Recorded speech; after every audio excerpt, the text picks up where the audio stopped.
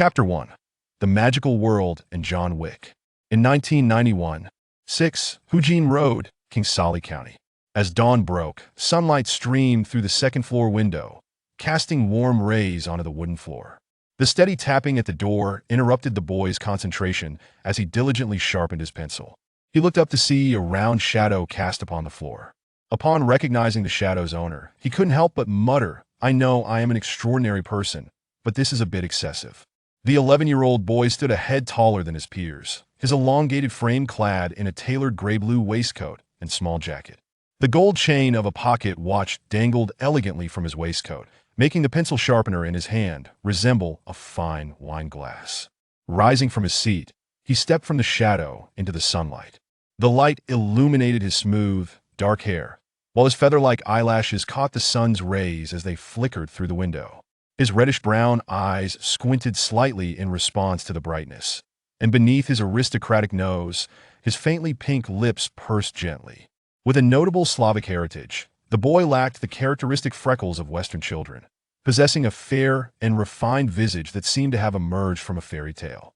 He arranged his pencils neatly upon the desk, his movements graceful, as if he were handling delicate pieces of art. John Wick gazed outside, where a persistent owl, pecking at his window, sought entry, clutching a letter in its beak. This peculiar sight set him into contemplation. While owls were not inherently unusual in this era after all, it wasn't the age of online communication. An owl delivering a letter was indeed curious. Upon closer inspection, he noticed the envelope was made of heavy parchment, inscribed in emerald green ink. While this was intriguing, the real puzzle lay in the wax seal at its center. It displayed a shield bearing a prominent H, surrounded by the figures of a lion, an eagle, a badger, and a serpent. Could it possibly be? From his name alone, it was clear John was a peace-loving individual, yet he harbored a hidden truth. Yes, he was a time traveler. From the moment he arrived in this world, he realized his life was anything but ordinary after all. He shared a name with the notorious John Wick, the relentless assassin renowned for avenging a dog by eliminating an entire gang. With such a name, it was fated that his life would be extraordinary. To prepare for this, he had specifically trained to use a pencil to eliminate 3 adversaries, honing his skills well beyond his peers, earning himself the infamous title of Pencil Killer. He felt confident that in any perilous situation, he could calmly draw a pencil and threaten his opponent into submission. However, he never imagined he was indeed in an extraordinary world that diverged from the ordinary. This realm boasted a cadre of wizards capable of erasing memories with a flick of their wands, effortlessly infiltrating minds to extract desired information. A society of humans endowed with supernatural abilities, including twisted, deranged wizards like Grindelwald and Voldemort. Am I to conclude that my pencil-killing technique is useless here? Regretfully, he glanced at the neatly arranged pencils, lamenting the years he dedicated to his training in a magical world. No matter how skilled a killer one might be, could they truly compete against wizards? For wizards, ailments and troubles could be easily remedied, and not to mention their elusive spells. Forget it, as Confucius once said, when in Rome, do as the Romans do. Since I'm here, I might as well make the best of it. After a moment of inward struggle, he reached out to open the window. The owl, having waited outside for quite some time, finally seized its chance to fly in, angrily tossing the letter into John's face before turning to leave, no longer caring about the usual demands for food. What an insufferable child, destined to become a Hogwarts freshman. How unfortunate. TSK, such rudeness. I wonder if these owls are raised by Hagrid. He must have the patience of a saint. John removed the letter and, while lamenting the quality of Hogwarts owl service, he opened the correspondence. Dear Mr. Wick, we are pleased to inform you that you have been accepted into Hogwarts School of Witchcraft and Wizardry. Enclosed is a list of required books and equipment. The term begins on September 1st. We await your owl with your reply by July 31st. Deputy Headmistress Minerva McGonagall. September 1 sta bit of time yet. Simultaneously, a voice echoed in his mind. Ding! A hidden corner of the world detected. Initiating quest series, Hogwarts. Indeed, the Golden Finger had arrived. As is customary for time travelers, John had his own special advantage. When he turned 5, he discovered a panel had suddenly appeared in his mind, an event that would eventually allow him to master the art of killing 3 with a single pencil by the age of 11. The panel was straightforward, serving only two purposes aside from assigning tasks: buffs and skill points. Buffs, as the name suggests, are akin to various enhancements found in games. Skill points allow for the elevation of skill levels. Both buffs and skill points can be acquired through the successful completion of random tasks. For instance, John's proficiency with short weapons had already reached level 7, enabling him to effortlessly defeat 3 grown men with nothing more than a pencil.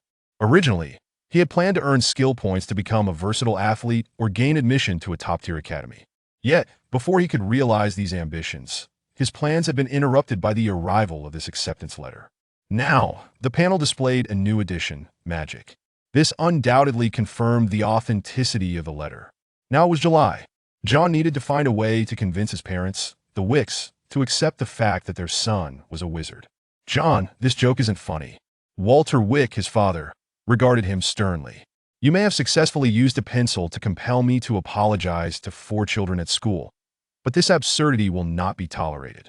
Walter Wick, John's father, was a quintessential figure of the British elite, with golden brown hair and reddish-brown eyes, a prominent nose, and impeccably tailored suits. In truth, John bore more resemblance to his mother, Mrs. Wick, who shared the same dark hair. This beauty, hailing from the land of bears, possessed a maturity that radiated from her very attire. As middle-class elites, the Wicks were skeptical of young John's claims. Mrs. Wick stood by her husband's side, clutching a gold-rimmed porcelain cup filled with coffee, her eyes reflecting a sense of resignation towards her son's tall tales. It was 3 people, and I wasn't joking, John countered.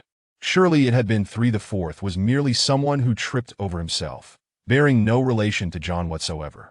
Is that so? The chubby one called Dudley doesn't seem to agree. He devoured the entire apology cake by himself. Honestly, I have no idea how he managed that. Walter looked at his son, half smiling, half amused. Realizing he was in a magical world, John began to feel increasingly uneasy. That hefty boy, Dudley, couldn't possibly be Harry Potter's cousin, could he? Eventually, after John argued his case persuasively, the Wicks remained skeptical but willing to give John a chance. And so, the days passed. John found himself affectionately nicknamed Little Wizard by the Wicks. However, news of this moniker somehow reached those who harbored animosity toward John, leading a group of them to band together to mock him. The result? John brandished a pencil, frightening them into retreating home to cry for their mothers. Chapter 2, Diagon Alley and the Giant. On July 30th, a firm knock echoed at the door of the Wick residence. Upon opening the door, a tall woman stood before them, clad in a deep green robe. Her stern expression framed by square spectacles, this unmistakable figure was none other than the Quidditch-loving deputy headmistress, Minerva McGonagall, professor at Hogwarts and head of Gryffindor House. McGonagall offered a polite nod before inquiring of the astonished John, Minerva McGonagall. "May I come in, John Wick?" The moment John laid eyes on a character from the pages of his book, he snapped back to reality, a radiant smile illuminating his face as he welcomed Professor McGonagall inside. The Wick couple, still in disbelief over their son's claims, exchanged glances, wondering if perhaps he had enlisted someone to act out a role. With skepticism lingering, they took their seats on the sofa while Professor McGonagall settled across from them. Ironically, the protagonist of the evening, John, transformed into a dutiful servant pouring tea. After they were seated, Watson spoke first. "So you are the teacher from Hogwarts?" His expression and tone conveyed unmistakable doubt, having encountered numerous parents like him. McGonagall remained unperturbed and graciously corrected his terminology, stating, "It is Hogwarts, to be precise, Professor." The couple turned to John in unison, their thoughts racing. Could it be that their son was not fabricating tales? John wore an innocent expression. Having already asserted the truth of his claims, Watson was not so easily swayed. Shifting his posture and leaning forward slightly, he gestured with both hands, questioning with skepticism, "So my son is a wizard? You lot extract dead people's fingernails and nail black cats to doorposts?" Such arrogant and dubious remarks were hardly courteous, prompting McGonagall to furrow her brow and respond sternly, "Mr. Wick, only dark wizards would resort to such vile acts. Hogwarts is a legitimate school of magic." "I apologize," Watson conceded, recognizing that his words had been excessive, yet the leap to belief remained a challenge, understanding the difficulty for Muggle families to accept the notion of a wizard. McGonagall drew her wand and waved it. Watson's teacup morphed into a mouse, scuttling up his sleeve, eliciting a terrified scream from him. For John, witnessing magic for the first time, particularly such advanced transfiguration, was exhilarating. Following this revelation, Watson was utterly convinced of John's assertions. After all, no mere trickster could transform a teacup into a mouse from across a table. After bidding farewell to McGonagall that day, Watson transformed into an inquisitive child, peppering John with questions. "John, turn the cup into a mouse." "John, make the broom sweep by itself." "John, can you fly on a broom?" John, finally exasperated, John resorted to a decisive measure, prompting Mrs. Wick to usher Watson out of the room. On July 31 estate, John prepared for his impending enrollment. This must be the place, he mused, standing before Charing Cross Road. The dingy, narrow pub stood in stark contrast to the grand bookstores and record shops flanking it. Yet, this conspicuous location went entirely unnoticed by passers-by, safeguarded by a muggle-repelling charm. For those familiar with Harry Potter, this was a well-known setting, the very place where Harry's dream began, and a necessary stop on the route to Diagon Alley. The shabby little pub bore a resounding name, the Leaky Cauldron. Before entering, the lovely Mrs. Wick expressed her concerns. "John, you are still a child, you cannot enter the pub." John confidently reassured her, "I promise I won't." After all, the environment was hardly appealing. Upon entering the Leaky Cauldron, the mingled sense of sweat and sour beer created an off-putting aroma that caused the Wick family to wrinkle their noses. They had thought the exterior was disheveled, but the interior was even more alarming. John found himself curious as to how these wizards tolerated such odors, especially one fellow swathed in a scarf. The place reeked of 100 different smells, with that individual contributing at least 60. The bald proprietor emerged from behind the bar and, upon seeing the family's attire, immediately grasped their situation. "Come over here, you lot are making me lose a few nuts just by standing there," he grumbled, revealing his disdain for their presence, which only served to reinforce Mrs. Wick's impression of wizards as rather rude. Guided by the proprietor, the family approached the entrance to Diagon Alley. The pub owner demonstrated how to access the entrance, saying, "Count 3 bricks above the trash can, then 2 to the side." As he tapped the wall, a doorway emerged where none had existed, unveiling the path to the magical world. "This is magic," John was awestruck. As if witnessing two worlds collide before his eyes. Even in the future, the memory would remain vividly etched in his mind. "Excuse me," coming through, a gruff voice interrupted from behind, turning to see an enormous figure towering at least 3 meters high. John noted the giant donned a massive moleskin coat, exuding an indescribable odor that was either beastly or the result of neglecting personal hygiene. Beside the giant stood a small boy, appearing malnourished, his oversized clothing accentuating his frailness. Round spectacles perched on his nose, framing striking green eyes. Upon noticing the lightning-shaped scar peeking from beneath the boy's hair, John instantly recognized him, having seen Harry Potter in his past life. Despite the passage of years, such a distinct pairing was impossible to forget. The boy who lived. "Hagrid and Harry," John muttered, while his parents stood speechless, overwhelmed by astonishment. The transformation of a teacup into a mouse had been miraculous enough, but Hagrid's extraordinary height left them thoroughly intimidated. As the duo of giant and boy strolled further away, John recalled his focus. While he yearned to approach them, this was clearly not the opportune moment. He still had a multitude of items to procure, but first, a visit to Gringotts for some currency exchange was in order. Skipping over the perplexing exchange rates at Gringotts, the Wick family's financial situation was relatively stable. Watson Wick was a manager at a company, while Mrs. Wick ran a beauty salon. They exchanged 2,000 for 400 galleons. John recalled the goblin's avaricious and cunning expression at the counter, leaving him with the impression that they had been swindled. Nevertheless, they now had funds for shopping. Ignoring Watson's incessant chatter, John focused on the galleons, eager to collect them for displaying to his friends. The family meandered through Diagon Alley, catching sight of dragon liver, stirring John's culinary instincts, igniting a desire to purchase it for a taste. However, to the Wick couple, it resembled a gruesome heap of bloody organs to be avoided at all costs. At flourish and blots. Watson nearly lost a finger to books on beasts. John diligently checked off the items on his list, acquiring all the required texts while also indulging in a few books about the magical world, his gaze lingering on the hefty Hogwarts, a history. At Madame Malkin's robes for all occasions, the stout and cheerful which expressed her delight in John's presence, exclaiming that he was a natural model, with every garment fitting him perfectly. After John departed, Harry arrived and encountered the spoiled Draco Malfoy. In the cauldron shop, John fervently dissuaded Watson from purchasing an automatic stirring cauldron, fearing it would create chaos at home. Watson insisted it could serve as a stew pot, but Mrs. Wick decisively quashed the idea, ultimately persuading Watson to abandon the notion. At the apothecary, the family observed peculiar items submerged in jars of liquid, prompting Mrs. Wick to shield her precious son's eyes. Watson's face twisted in disgust, feeling as if the bacon he had for breakfast was wriggling its way back up. In the end, the family hastily fled the apothecary. Chapter 3, Wands and Gifts. Ollivander's Wand Shop, crafting exquisite wands since 382 BC. At last, John arrived at the most exhilarating destination. If there was one item that epitomized the magical world in Harry Potter, it was undoubtedly the wand, essential for any wizard. Even Voldemort himself must comply in its presence. Ollivander's Wand Shop stood as the foremost supplier of magical weaponry in the wizarding realm. Unable to contain his excitement, John exclaimed, "No wonder Ollivander has been crafting wands since 382 BC, they are truly extraordinary." He then took it upon himself to advise Mrs. Wick to keep an eye on her overly curious husband. With eager steps, John entered the shop. The first sight that greeted him was not a person, but a towering stack of narrow boxes, each containing a wand. The already small shop felt even more cramped amid the sea of boxes, thick layers of dust suggesting that Ollivander seldom tidied up. As John surveyed the interior, Ollivander scrutinized him in turn. "Good afternoon," greeted Ollivander, emerging from the mountain of boxes with a warm smile. "Hello, I would like a wand, of course, everyone desires a wand." Ollivander smiled as he accepted John's words and stepped out from behind the counter. "Welcome, young Hogwarts student, what is your name?" "John Wick." "Excellent, Mr. Wick, may I inquire as to which hand you favor?" "My right, though my left is quite capable as well." John was ambidextrous, a skill honed over 2.5 years of practicing his pencil techniques to swiftly confront enemies on either side. "Then let us proceed with the left hand." After a moment of contemplation, John ultimately chose his left. Ollivander produced a measuring tape that appeared to be enchanted, measuring John with a serious demeanor that sparked an odd feeling within him. The old gentleman seemed less a purveyor of wands and more akin to a tailor. Wands are unique. It is not the wizard who chooses the wand, but rather the wand that chooses the wizard. Following the measurements, Ollivander returned to the counter, retrieving a paper box from the shelf. Upon opening it, a black wand lay within. Ollivander announced, "Made of willow and infused with unicorn hair. 7 3/4 inches, you must give it a try." With a heart full of anticipation, John grasped the wand, which was his very first dot. He swung it forcefully to the side, resulting in an explosive shattering of the wooden cabinet within the shop. Splinters flying everywhere. The immense power rendered John momentarily speechless. "It seems this is not the one, let us try another." Ollivander carefully reclaimed the wand and produced a mahogany wand. Upon John's attempt, the adjacent box erupted. "You are quite the discerning individual, try this one made of purple heart and dragon heartstring."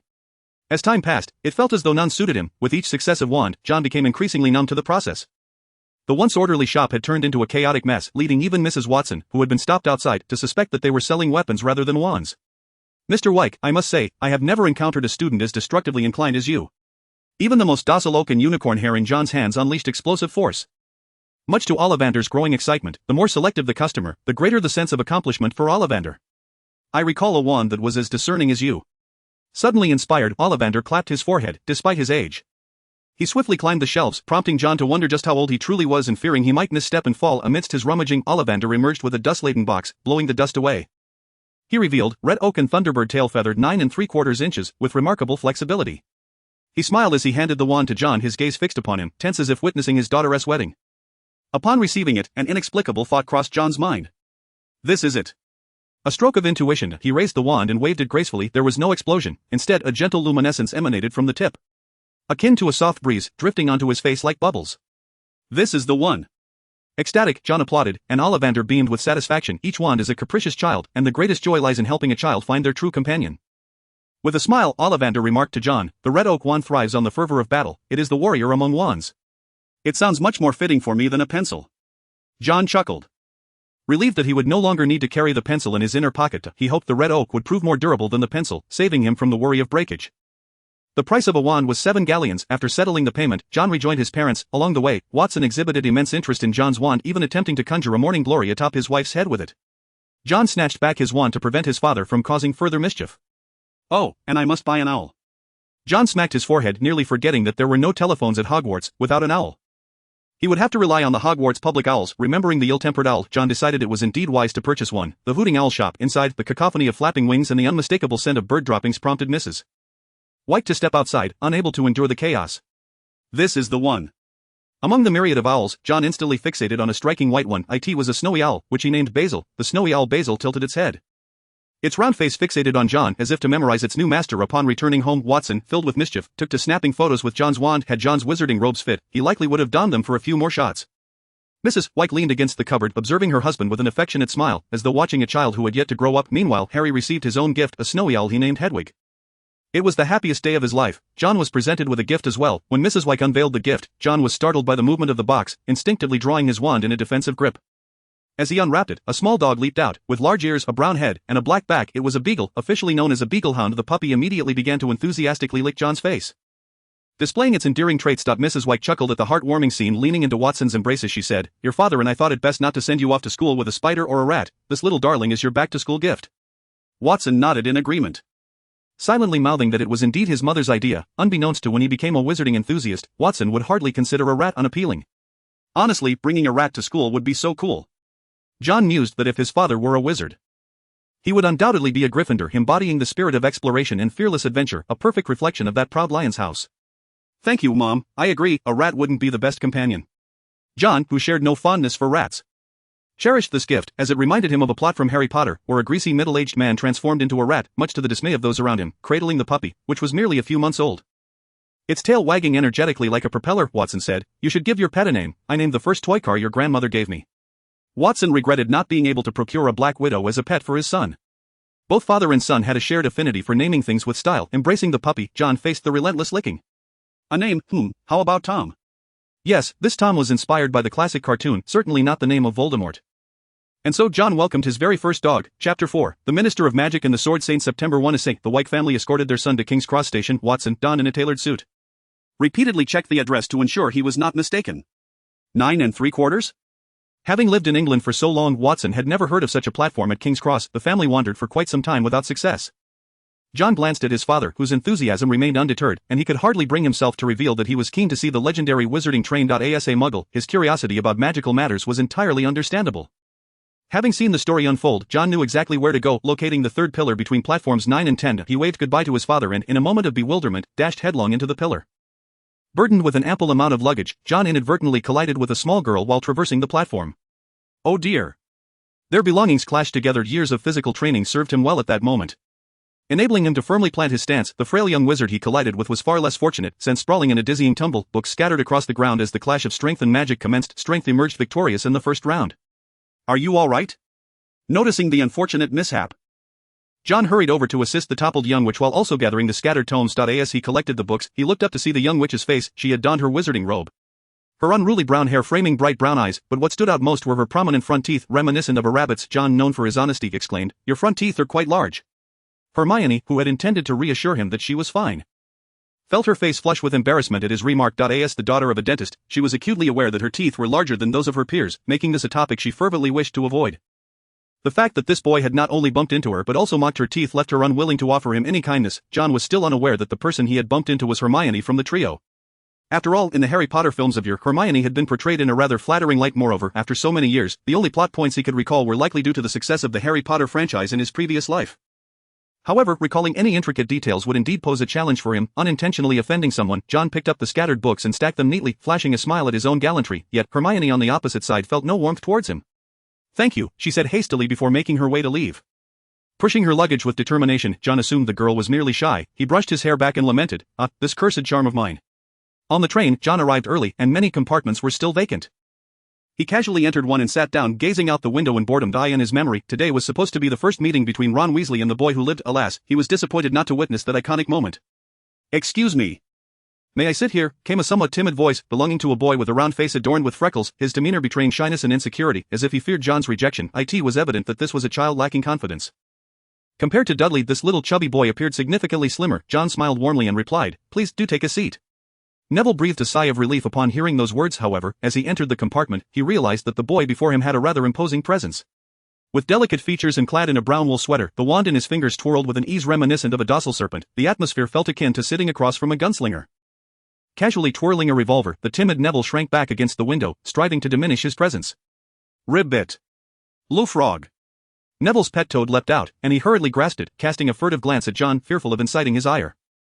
John, however, was fixated on the toad, which evoked a memory within him. A toad, I seem to recall someone in Harry Potter having such a pet. Among the few plotlines he remembered, aside from the trio, there were not many others that stood out. One name that undoubtedly lingered in his mind was that of the Swordmaster of Hogwarts. Thus, he extended his hand with a smile, introducing himself. "Hello, I am John Wick." I am Neville Longbottom," Neville stammered in response. Upon hearing the name, John silently acknowledged its significance. The future Swordmaster of Hogwarts, a true Gryffindor. Some claimed Neville was the true chosen one, a notion that had brainwashed countless individuals on the internet in his past life. John leaned towards the idea of dual saviors, as without Neville vanquishing the Horcruxes, Harry could not achieve victory. Conversely, without Harry's lightning bolt, Neville could only reap wrath from slaying the basilisk. Each was indispensable. Neville's inherent kindness would prevent him from killing Harry, the seventh Horcrux, even if he were aware of the truth. Thus, the notion of dual saviors seemed more plausible. Meanwhile, Neville, perceiving John's silence after mentioning his name, contemplated whether he should switch compartments. The Longbottom name did not hold a favorable reputation among pureblood families.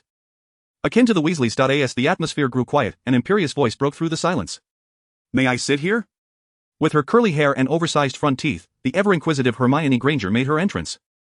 Thinking that an additional person might alleviate the pressure, Neville eagerly spoke up, "There is no one here." After uttering those words, he covertly glanced at John. Hermione slightly raised her chin, a habitual gesture of hers. As the top student in school, she had always been a favorite among teachers. However, upon sitting down, she noticed the dark-haired boy across from her, whom she had encountered earlier that morning, recalling his comment about her large front teeth. Her expression darkened. Initially, Neville had been pleased to have someone share the burden, but seeing Hermione's frown, he feared he had unwittingly committed another faux pas. The atmosphere fell silent once more. Ultimately, Hermione broke the silence, extending her hand towards Neville, her voice softening. "Hermione Granger." "Neville Longbottom," he replied, relieved. The oppressive silence had made him question his ability to endure until they reached school. John, too, realized the situation and introduced himself, "John Wick." It was then that he recognized that the girl he had commented on was none other than Hermione from the trio. Hermione, not one to hold a grudge for long, was inherently kind-hearted. Upon learning that Neville's parents were both wizards, her interest piqued. "So, can you do magic? Children from magical families must have encountered magic at an early age." Could you show me? Neville stammered, unable to find his words, while Hermione's mouth was a flurry of activity, resembling a sewing machine in constant motion. John, witnessing the scene, couldn't help but smile at the ever-curious Hermione, who relentlessly probed for information. Putting down his wand, he interjected to rescue Neville, saying, "Talent varies from person to person. For instance, my family is made up of muggles, yet I am a wizard." Upon hearing that John also hailed from a muggle family, Hermione felt a sense of familiarity and warmth. They began to discuss the wonders of the magical world, occasionally consulting Neville, the local resident, for insights. The atmosphere in the compartment lightened considerably, but after their conversation, Neville realized that his toad had mysteriously vanished. Hermione, ever helpful, volunteered to assist Neville in searching for his toad, inquiring if John would join them. John, feeling rather lethargic, contemplated whether to indulge in the chocolate frog he had just purchased, and waved his hand dismissively, saying, "I think I'll stay in the compartment to avoid others thinking it's unoccupied." Hermione found his reasoning sound and proceeded to lead Neville in search of his toad. Chapter 5, the trio's meeting in Hogwarts. The two had barely left when they returned after a while once the train had set off.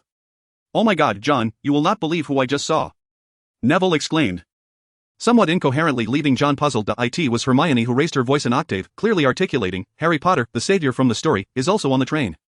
Recalling her earlier observation of the seemingly ordinary savior, Hermione proudly lifted her chin and declared, "The savior isn't anything extraordinary." Neville countered, "But my grandmother said Harry Potter defeated Voldemort and saved the wizarding world." The two began to argue. It was only then that John realized what he had missed. The epic meeting of the trio was unfolding in the compartment. A pang of regret washed over him for forgetting such an important moment. After several hours of travel, as night fell, they arrived at Hogwarts. Prompted by Hermione, John donned his school robe, which, complemented by his striking appearance, bestowed upon him an air of mystery. Before they had even disembarked, John spotted Hagrid's immense figure through the glass. Hagrid, holding a lantern, stood out distinctly against the darkness. As the young wizards disembarked, they marveled at Hagrid's size, while the older students departed in an orderly fashion under the guidance of their prefects. John noted that Harry was accompanied by a red-haired boy, whose distinctive hair made it evident he was a Weasley of the first years. Led by Hagrid, made their way towards Hogwarts. As they approached the Black Lake, John did not forget to remind Neville, "Neville, have you found your toad?"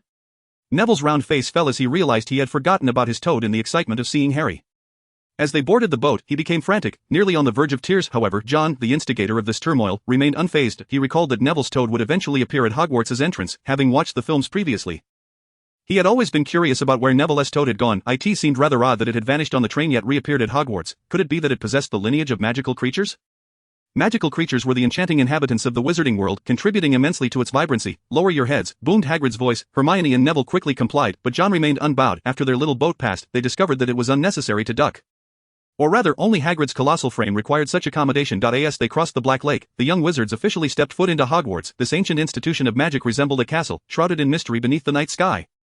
The young sorcerers trod upon the time-worn steps steeped in history. At the entrance, Professor McGonagall awaited them with a stern expression. Unlike their previous visit to the Wick household, this time McGonagall donned a black pointed hat, enhancing her air of authority. Nodding slightly at Hagrid, the unsmiling Professor McGonagall addressed the newcomers, "Welcome to Hogwarts. Ding, the Hogwarts phase task 1 has commenced. Complete the first year as a magical apprentice. Task reward, 1 magical blood, 2 arbitrary points. Note, triggering the corresponding task grants task rewards enhancement." As Professor McGonagall began to speak, John received a system notification. He allowed his mind to drift, his gaze becoming vacant as if he were daydreaming during class. Before him, a transparent panel appeared, as if inscribed on glass. This panel was rather unadorned, containing only 4 entries: Magic, Level 1, 0-100, Spell, Alohomora, Level 3, Skills, Short Weapon Proficiency, Level 7. Polearm Proficiency, Level 6, Heavy Weapon Proficiency, Level 3, Firearm Proficiency, Level 1, Enhancements, Fortitude, Swift Strike, Precision. John blinked his dry eyes. After returning home from Diagon Alley, he had dedicated a month to studying magic, successfully raising his unlocking charm to Level 3, and even acquiring an additional spell attribute. The Level 1 Alohomora could merely unlock simple door latches, while Level 2 could open locks, and by Level 3, he had managed to access the safe that his father had secretly hidden from his mother. Thanks to that, he had even touched the handgun within the safe, granting him Level 1 in firearms. Professor McGonagall was still introducing the 4 houses. John was already familiar with this information and paid little attention. Neville spotted Leaf on the staircase and joyfully shouted as he rushed out. This scene prompted a chorus of snickers from the young witches and wizards, causing Neville to awkwardly retreat to the group. After McGonagall turned to prepare for the sorting ceremony, the young Draco Malfoy, sporting a slicked-back hairstyle, began his tumultuous relationship with the savior, Harry Potter. It seems everything they said on the train was true. Harry Potter has indeed come to Hogwarts, accompanied by his steadfast lackeys Crabbe and Goyle. Malfoy stepped forward with pride, introducing himself to Harry Potter, Draco Malfoy. His demeanor exuded the arrogance and pride characteristic of a pure-blood aristocrat. These traits were precisely what Ron Weasley loathed, prompting him to stifle a laugh at Malfoy's ostentatious display. The sound was not loud, but just enough for Malfoy to hear. Malfoy turned to scrutinize Ron, knowing that the one who understood you best was often your most detested enemy. Recognizing Ron as a member of the Weasley family, Malfoy unreservedly mocked, "Red hair, hand-me-down robes, you must be a Weasley." Stung by this remark, Ron felt quite aggrieved. The Weasley family was rather large, with 7 children, and to save costs, he had to wear his brother's discarded garments. After ridiculing the Weasleys, Malfoy turned to Harry, attempting to draw him in. You will soon discover that certain wizarding families are inherently superior. Potter, no one wishes to befriend someone of questionable character. I can assist you. The fact that the proud Malfoy extended a hand of friendship indicated his genuine desire to befriend Harry. This statement caused John to furrow his brow. Although he had previously perceived Malfoy as merely arrogant, hearing it firsthand was quite irksome. His words belittled all wizards outside of pure blood status, inciting a strong impulse to deliver a punch to that haughty face. Yet, Malfoy evidently overlooked one crucial detail. Harry was friends with the Weasleys, and no one enjoys having their friends ridiculed in front of them. I believe I can discern right from wrong. Thank you. Harry firmly declined Malfoy's overture, leaving Malfoy somewhat humiliated. As the two engaged in a lingering gaze, John could no longer suppress a shake of his head. Little Malfoy, that is not how one makes friends. John discreetly stepped forward to join Neville. With Hermione following suit, Hermione assumed John was angered by Malfoy's remarks. After all, it would be unfortunate to resort to violence on the very first day of school, regardless of the setting. However, her concerns were somewhat unwarranted. Shortly after Malfoy's comments, Professor McGonagall returned to usher them in a line. The Great Hall of Hogwarts was adorned with a magical night sky, with hundreds of candles floating above, illuminating the space point. For long tables filled with students displayed garments in different colors representing the 4 houses: the red and gold of Gryffindor, the blue and bronze of Ravenclaw, the green and silver of Slytherin, and the yellow and black of Hufflepuff. 4 enormous funnels in the Great Hall symbolized the house points. Upperclassmen observed the newcomers, while Hermione incessantly chattered about Hogwarts, a history, causing John some vexation. It was no wonder that, in their earlier years, Ron and the others found Hermione somewhat off-putting. Being a child with a strong sense of pride, having a companion who constantly flaunted superior knowledge could easily provoke irritation. Fortunately, John was not a child and did not harbor any animosity towards Hermione. His attention was primarily drawn to the elderly man with a white beard, exuding warmth. He was not only the headmaster of Hogwarts but also the pinnacle of magical prowess, the most feared entity by 2 Dark Lords, the steadfast anchor of the magical world, and the one capable of summoning phoenixes, the White Wizard of the magical realm, Albus Dumbledore. John's curious gaze caught Dumbledore's attention, and the elder, never lacking in patience for his students, playfully winked at John. Chapter 6, Sorting in Fisticuffs. The subsequent events involved Dumbledore announcing a plot task and explicitly warning of dangers in the corridor on the right side of the 4th floor. John could not help but scoff internally, as it seemed a blatant invitation for the curious lions to venture forth. Following this was the sorting ceremony, with the steadfast Hannah Abbott taking the stage first, where the sorting hat designated her to Hufflepuff. When it was John's turn, Hermione had already been sorted into Gryffindor and was eagerly watching him. No one wished to be separated from their friends. John Wick. Professor McGonagall called out John's name, and he stepped forward. His sleek black hair and delicate features complemented the perfectly fitting wizarding robes. Young girls from foreign lands, unlike those in the Great Celestial Empire, were more precocious at this age. Whispering and blushing as they discussed the handsome boy. Upon arriving at the sorting hat, John noticed a spider laboring atop its brim, and he nearly recoiled in disgust. While he had developed a certain impression of wizards' disheveled appearances, this was rather excessive. Did Professor McGonagall not find it repulsive? As the hat was placed upon his head, a flustered voice emanated. What an impudent little wizard, just as arrogant as Slytherin. John felt embarrassed. Surprised that the sorting hat could discern his thoughts, curiously he inquired, is this legilimency? Legilimency, this little wizard knows of such advanced magic, but alas, that is not the case. As the hat, a relic of the original founder of Gryffindor, it certainly did not employ legilimency, rather, it utilized an even more advanced form. What a difficult choice. You possess courage and a spirit of exploration, coupled with diligence and a capacity for tolerance, shrewdness and ambition, along with a dedication to honor. This aspect aligns closely with Slytherin. The sorting hat muttered, evidently conflicted. John was taken aback. Wait a moment, you haven't mentioned intelligence at all. Is this implying that I am dim-witted? How outrageous. No, the critical issue is how I am associated with Slytherin. I am not a pureblood, and Slytherin is notorious for its pureblood elitism, making me a natural adversary. As for ambition, John felt unjustly accused. He merely aspired to become a wizard of Dumbledore's caliber. What was wrong with that? Would you dare claim you never dreamed of being a superhero in your childhood? At most, he wished to dominate a house, akin to becoming a class monitor, hardly a matter of ambition. This was slander, unequivocally slander. Regrettably, no matter how much he ruminated, the sorting hat ultimately deliberated and loudly proclaimed, Slytherin. What? John was stunned. A muggle-born individual like himself being sorted into Slytherin, who doesn't he know that Slytherin discriminates against anything less than pure blood? I can barely be considered a half-blood, at best a mudblood. To place me there is to invite bullying, the sorting hat coolly remarked. Fear not, young wizard, your honor will earn Slytherin's respect. I suspect you are retaliating for my disparaging remarks. John expressed his doubts. The sorting hat's decisions were absolute, a fact even Dumbledore could not alter. With no recourse, John trudged toward Slytherin, his steps heavy. At Gryffindor's table, Hermione and Neville cast worried glances at their friend. Ah, life is tough, he lamented. Unfortunately, the only remaining seat at Slytherin was next to Malfoy. Upon sitting down, Malfoy, noticing John's good looks and courteous demeanor, assumed he was another pureblood child. After all, in Malfoy's worldview, only purebloods could possess such elegance. He would never consider the Muggle side. As a scion of the Malfoy family, unwilling to settle for mediocrity, having an ally was advantageous for him, thus, he proudly extended his hand in friendship, declaring, Draco Malfoy, of the sacred 28 pureblood Malfoys. He raised his head haughtily. Regarding others with a condescending air like a peacock eager to display its plumage in courtship, John cast a glance and politely shook hands, calmly introducing himself, John Wick. Malfoy appreciated his perceptive demeanor, unlike that of Harry Potter. Though the latter was not one of the sacred 28 purebloods, Malfoy resolved to treat this classmate well due to his astute attitude. He thus inquired with pride, Are you pureblood or half-blood? John glanced at his proud countenance and replied nonchalantly, Neither. Malfoy's expression faltered, Neither? Did that mean he was entirely muggle-born? You are a mudblood. A term surfaced in Malfoy's mind, which he instinctively uttered. In the next moment, his jaw was struck and he found himself witnessing a whirlwind of chaos. The screams of Crabbe and Goyle filled the air, followed by a commotion throughout the school, culminating in Professor McGonagall's reprimands. On his first day at Hogwarts, Malfoy spent the night in the hospital wing. On the first Thursday of term, he sighed, life is always so full of uncertainties. Life, so fleeting. In the trophy room, John, with a cloth in hand, appeared as elegant as a waiter holding a pristine handkerchief. Diligently polishing a trophy adorned with James Potter's name, the watchful Filch averted his gaze in exasperation. After having struck the son of a board member on his very first day, it was already a generous act of leniency that John was permitted to continue polishing trophies here. Not to mention that he had jabbed a fork into Goyle's hand and had pressed the young wizard's head against the table in an intimate encounter, though provoked by Malfoy's earlier insults. His response had been rather severe. Slytherin's points were drastically reduced even before the term had truly begun, and Snape's face was as dark as thunderclouds. Were it not for Dumbledore's intercession, John would likely have been expelled. As punishment, John was required to polish trophies in the trophy room for 2 months. Consequently, his reputation spread like wildfire throughout Hogwarts. He was indeed the most conspicuous student of this term. Filch's cat, Mrs. Norris, licked her paw, her slender Maine Coon frame appearing alarmingly gaunt. John completed his day's work and waved at Mrs. Norris. Farewell, Mrs. Norris, I'll bring you some cat food tomorrow, you look rather thin. After exchanging pleasantries, John departed the trophy room before Filch could unleash his fury. Upon entering the Slytherin common room, John's presence silenced the conversations of the other young wizards. They regarded him with trepidation for his fierce display during the opening day, with whispers circulating that he had earned the moniker Bogeyman. His hair and fierce demeanor led to such a nickname, akin to that of a malevolent spirit. Reflecting their fear of him, John paid little mind to this. His actions had been deliberate. As a wizard from a Muggle family, if he wished to avoid becoming a target of Slytherin's bullying, he needed to establish his reputation. Clearly he had succeeded. The cost, however, was his solitude within Slytherin, though it was not without its advantages.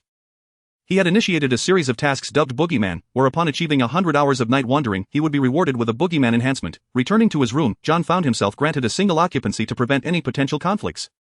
He was quite content with this arrangement, as it allowed him to care for his dog and maintain his fitness regimen. 3-month-old Tom, in his playful phase, bounded about the room, occasionally provoking the snowy owl. Basil, however, such antics often earned him a swift-winged reprimand, and he would soon settle down again. Upon his return, John's first task was to commence his workout. This had become his daily routine and a means of harnessing magical energy.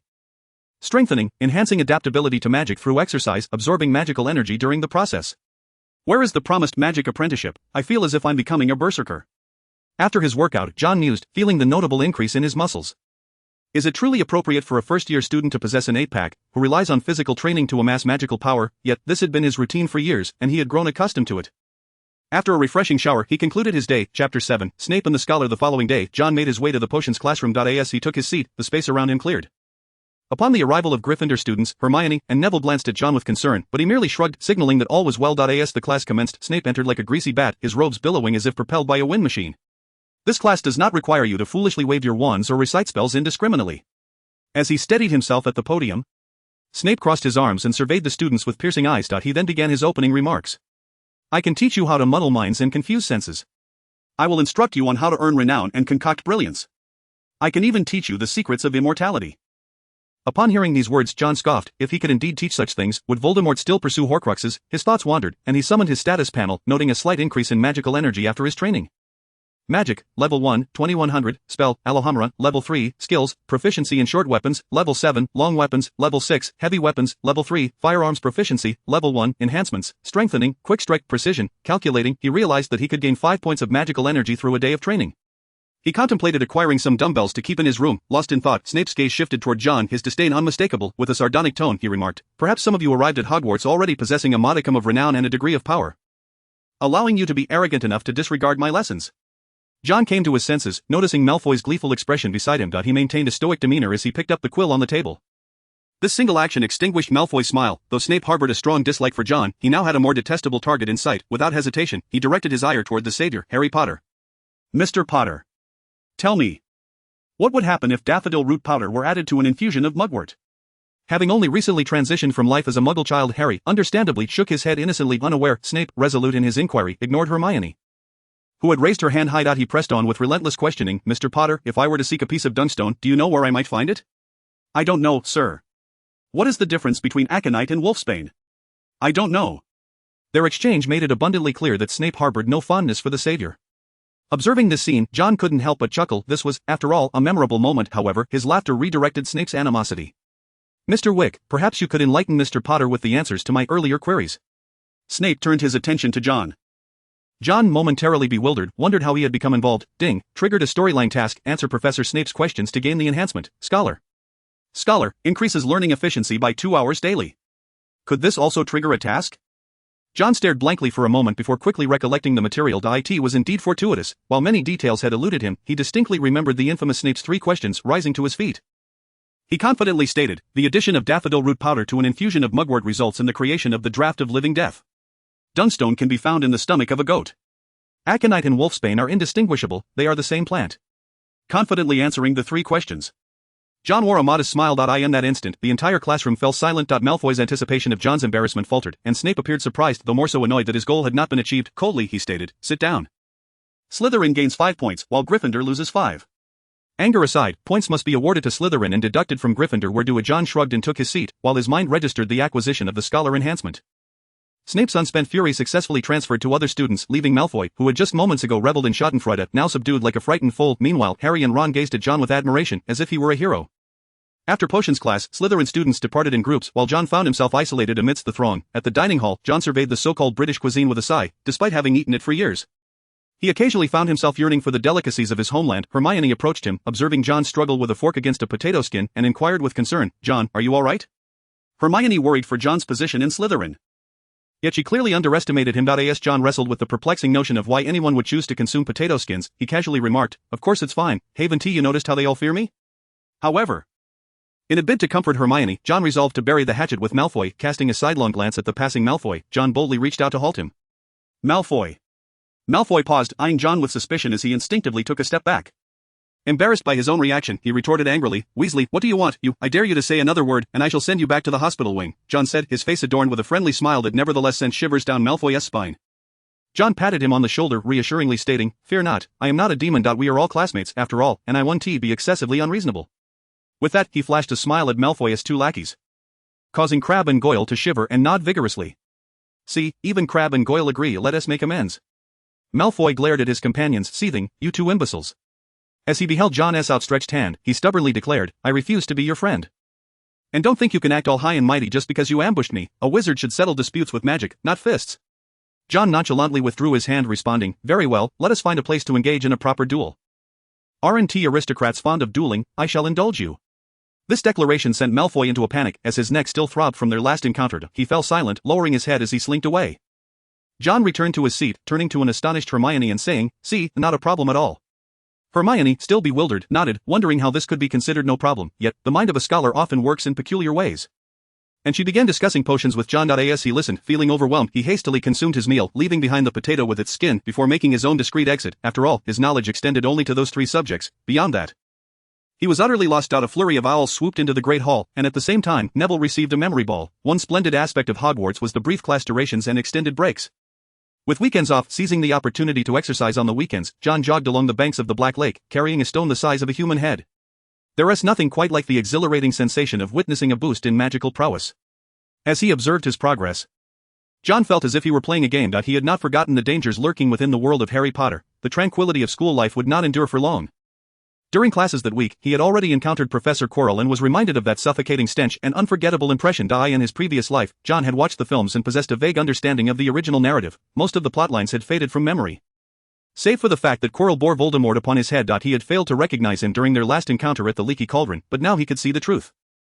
What remained unclear was how the fearsome Dark Lord could endure such a foul odor. His recollections were hazy, but he distinctly remembered Quirrell being ultimately possessed by Voldemort and subsequently defeated by Harry. John mused, this danger cannot be overlooked, I must hasten to bolster my strength. Reality was not a novel, and even a minor threat could prove fatal. Casting the stone aside and glancing at his soiled clothing, he pondered where he might procure some weighted training equipment. As the second week of classes commenced, the next memorable course in the magical world arrived. Flying Lessons, Chapter 8, Flying and Dueling. Old brooms lay at the feet of every young witch and wizard. Madam Hooch, dressed smartly, instructed each student with utmost caution, yet accidents still occurred. Neville, failing to maintain control, soared skyward, causing his memory ball to plummet. Although he attempted to cushion his fall, he ended up fracturing his arm. Madam Hooch, abandoning her teaching responsibilities, hurriedly escorted Neville to the hospital wing, leaving the two houses' young witches and wizards at a loss for words. Malfoy seized Neville's memory ball, intending to taunt Harry, only to unwittingly attract Professor McGonagall's attention, who discovered Harry's talent for seeking. John refrained from getting involved. He knew Harry was present, and he was still grappling with his broom after several attempts. John finally took to the skies. Hermione, wishing to dissuade him from emulating the two rule-breakers, found herself at a loss and could only stomp her feet in frustration. Though initially unsteady, John soon found his balance. Ding, gain skill. Pilot, increases broom flying speed and enhances control over the broom. Is this even possible? Once he stabilized, John began to soar freely. As Snape passed by and witnessed his performance, he scoffed derisively before turning away. Throughout history, flight has been an ability long coveted by humanity. Mastering the art of flying, John continued until the lesson concluded. Reluctant to descend during dinner, he encountered Malfoy, who, flanked by his two cronies, had shed his earlier timidity. With an air of arrogance, he proclaimed, "Weasley, are you not keen on dueling me? I hereby challenge you to a duel at 11:30 tonight in the trophy room." With that, Malfoy strutted away with his companions, reminiscent of a victorious rooster. John regarded him with bemusement, muttering, "Has this fool been listening to too many songs by Liang Jingru? Where does he find such courage? Did he not realize he was to clean the trophy room?" Grasping a bag of cat food sent by Mrs. Weasley, John made his customary way to the trophy room. Madame Purrs, seated by the entrance, meowed upon catching sight of John with her ruby-red eyes. Over time, John had become quite familiar with her, pouring out the cat food for her enjoyment. After he polished the trophies, Madame Purrs finished her meal. He scooped her up, producing a comb from his pocket to untangle her fur. She purred contentedly, relishing the attention. Filch was likely off chasing students, and knowing John wouldn't resort to deceit, he had grown accustomed to leaving John to clean the trophy room alone. "I'm merely curious about your intentions." Realizing Malfoy would not be foolish enough to challenge him, John prepared to observe whatever trickery Malfoy had in store. After all, he was merely being punished by cleaning and had no qualms about staying a little longer. At 11:30, instead of Malfoy, John was met with hushed whispers.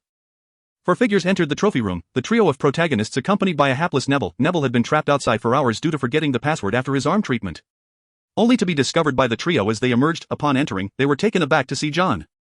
"What are you doing here?" John asked, bewildered. Harry, equally confused, replied, "Malfoy summoned us. Are you his accomplice?" John stared in disbelief at Harry's sudden wariness, retorting, "Do you really think Malfoy suffered through his first meal for nothing?" This reasoning rendered Harry speechless. The five of them exchanged incredulous glances, and as realization dawned, Harry exclaimed in anger, "We've been duped by Malfoy." Ron added indignantly, "That despicable Slytherin." "John, I'm not referring to you." Following the incident at the start of term, John's audacious display against three adversaries had earned him the singular distinction of being the only Slytherin favored by Gryffindor. Among the four houses, whenever they mentioned John Wick, the immediate reaction was disbelief. Surely the sorting hat must have malfunctioned. He was clearly a Gryffindor. Even the Gryffindor Lions shared this sentiment, with the Weasley twins convinced that the hat had been obscured by too much dust, prompting them to gather cleaning supplies to wash it. As they conversed, the unmistakable voice of Filch echoed from outside. John quickly grasped Malfoy's intentions. He sought to catch them in the act of wandering the castle at night. Harry, suddenly aware of the danger, shouted, "It's Filch, we must flee." Without a moment's hesitation, the four darted toward the exit, with Neville and Hermione each clutching one of John's hands, forcibly dragging him along. It seemed these two were not without reason for being placed in Gryffindor, the famed house of recklessness. Deprived of the opportunity to explain himself, John was transformed from an innocent party into a fugitive. Resigned, he followed their lead, offering a steadying hand to the nearly falling Neville to prevent his graceless tumble. As they sprinted, Filch pursued closely behind, the occasional meow of a cat serving as a reminder of his presence. John recognized it was Madame Purrs alerting him and couldn't help but grumble, all that cat food wasted. Having fed her so generously, it was disheartening to see Madame Purrs so readily betray him in a moment of crisis. Their escape led them from the trophy room to the vicinity of the charms classroom. After running such a distance, the four exhausted young witches and wizards leaned against the cold wall, panting heavily. Only John remained unfazed, his breathing steady. Strength versus magic. Round 2. Strength emerges victorious. Gasping for breath, Hermione reproached, "I told you so. Malfoy deceived you. Do you understand now? He never intended to duel. It was surely he who leaked the information to Filch," Harry realized. Though his pride prevented him from voicing it aloud, reluctantly, they decided to return to the Gryffindor common room, for if they were caught, expulsion would surely follow. Despicable Malfoy, Harry muttered under his breath. They wished to leave. Yet matters were seldom so straightforward. Suddenly, the classroom door creaked open, and Peeves the poltergeist, adorned in clownish attire, sprang forth. Upon spotting the group of young wizards, he let out a shrill, cackling scream. Harry's heart sank at the sight of Peeves, and he pleaded, "Peeves, please, you'll get us expelled." "I shall inform Filch, and he will have you all apprehended. It is for your own good," Peeves replied mischievously. Ron attempted to threaten him, but to no avail. In frustration, he swatted at Peeves. This action stirred the hornet's nest, prompting Peeves to scream loudly, thus attracting Filch's attention. John cast a glance at Peeves, irritation bubbling within him. It was no wonder Peeves was so universally loathed. He truly was deserving of a good thrashing. Upon recognizing John, Peeves recalled his fierce reputation for violence since arriving at Hogwarts, evoking a sense of dread akin to seeing a bloodied apparition. Once this is over, just wait and see what I'll do to Peeves, John declared. His thumb slicing across his throat as they passed the poltergeist. Peeves, oblivious to the gesture's meaning, continued his antics. They reached the end of the corridor, where a locked door barred their escape. I in despair. Ron lamented, this is it. Stand back, Alohomora. John exclaimed, producing his wand from his sleeve and casting the spell. With a satisfying click, the lock sprang open. They hurried inside, shutting the door behind them, pressing their ears against it to listen. Outside, Filch encountered Peeves, who gleefully taunted him, provoking a stream of furious curses from the irate caretaker board. John surveyed the room, but as he turned back, he was met with the sight of 3 enormous heads. The colossal bodies filled the entire chamber, 6 menacing eyes spinning about, now fixated upon them in astonishment. Swallowing hard, John's voice trembled slightly. Hermione, Harry, Ron, Neville, you might want to see this. At his words, the others turned to look. Equally frozen in place, Death was far more forgiving than Filch, who was decidedly more amiable in comparison. Without hesitation, John grasped the doorknob and flung the door open. Run, he shouted, jolting the stunned 4 into action. Dragging the trembling Neville along with him as the others hurriedly followed, with a resounding bang, the door slammed shut behind them. Chapter 9, Lessons in Magical Upgrades. They sprinted away, ignoring whether Filch was still in the corridor. Fortunately, luck was on their side. Filch had gone off to search elsewhere. They dashed back to the entrance of the Gryffindor common room, where the fat lady in her portrait raised an eyebrow and inquired, where have you all been? No time to explain. Just open the door, they gasped, drenched in sweat and glancing back anxiously, fearful that the monstrous creature might pursue them. Harry uttered the password, pig snout, eager to enter. Wait, John, aren't you a Slytherin? Just as they were about to step inside. Harry recalled John's house affiliation. At that moment, John remembered that he was not a Gryffindor, and thus could only watch as they entered the common room. After the door closed, he paid no heed to the fat lady's astonished reaction to a Slytherin mingling with Gryffindors. He turned and made his way back. On his return, he encountered Malfoy. Perhaps he wished to gauge the success of his scheme, but Malfoy was taken aback to find John attempting to turn back. He was intercepted by John, who swiftly cornered him against the wall, towering over him with an undeniable advantage. With a menacing glare, John addressed him, little Malfoy, you wouldn't want the headmaster to learn of your nocturnal escapades. Would you? Malfoy instinctively glanced around. The corridor was deserted, with only the 2 of them present, and his cronies Crabbe and Goyle were still nestled in their warm beds, sound asleep. What do you want? You're the one out at night, Malfoy stammered, intimidated by John's imposing presence. John smirked coldly. I'm not one to hold grudges. I usually settle scores immediately. What do you think I intend to do? Before Malfoy could comprehend the situation, John's right hand swiftly covered Malfoy's mouth to stifle his impending cries. With a flick of his left hand, his wand slid out from the cleverly modified sleeve. Did you know that aside from casting spells, wands are also made of remarkably sturdy materials? The wand danced before Malfoy's eyes, its tapered shape resembling a chopstick. It hovered ominously near Malfoy's eye, as if poised to stab him at any moment, causing Malfoy to tremble uncontrollably. Should keep your voice down, you wouldn't want Filch to overhear. There are plenty of instruments of punishment in his office. The devilish whisper echoed in Malfoy's ears, filling him with regret for having provoked such a lunatic. After a moment of intimidation, John clenched his fist and delivered a sharp blow to Malfoy's abdomen. The punch almost made Malfoy retch, leaving him curled up in the corridor. Remember, do not scheme against me in the future. John looked down at him from above, then turned to leave. After taking a few steps, he glanced back at Malfoy, still doubled over and incapacitated. His heart softened slightly. If Filch were to find him, Slytherin would undoubtedly lose points, and he had no desire for Slytherin to finish last again this year. Approaching, he helped Malfoy to his feet and earnestly advised, we are in the same house. There is no need for hostility. Malfoy, pale and trembling, clutched his stomach. He was far from resilient enough to withstand John's strike. John continued, logically, as fellow Slytherins, why can't we coexist peacefully? As long as you leave me be, I shall not provoke you either. Who knows, we might even become friends. To John, Malfoy was simply a spoiled child.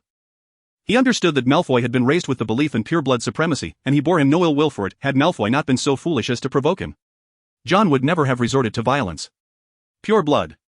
Arriving at a damp stone wall, John recited the password. The entrance to the Slytherin common room swung open, and he placed Malfoy on the sofa in the communal area.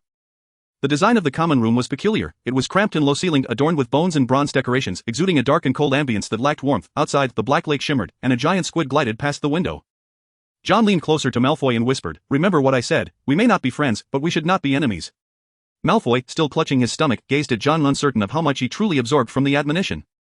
Waving his hand dismissively, John chose not to say anything further and turned to return to his own quarters. After a day filled with training, his magical power had reached 65, and he was nearing the threshold for an upgrade.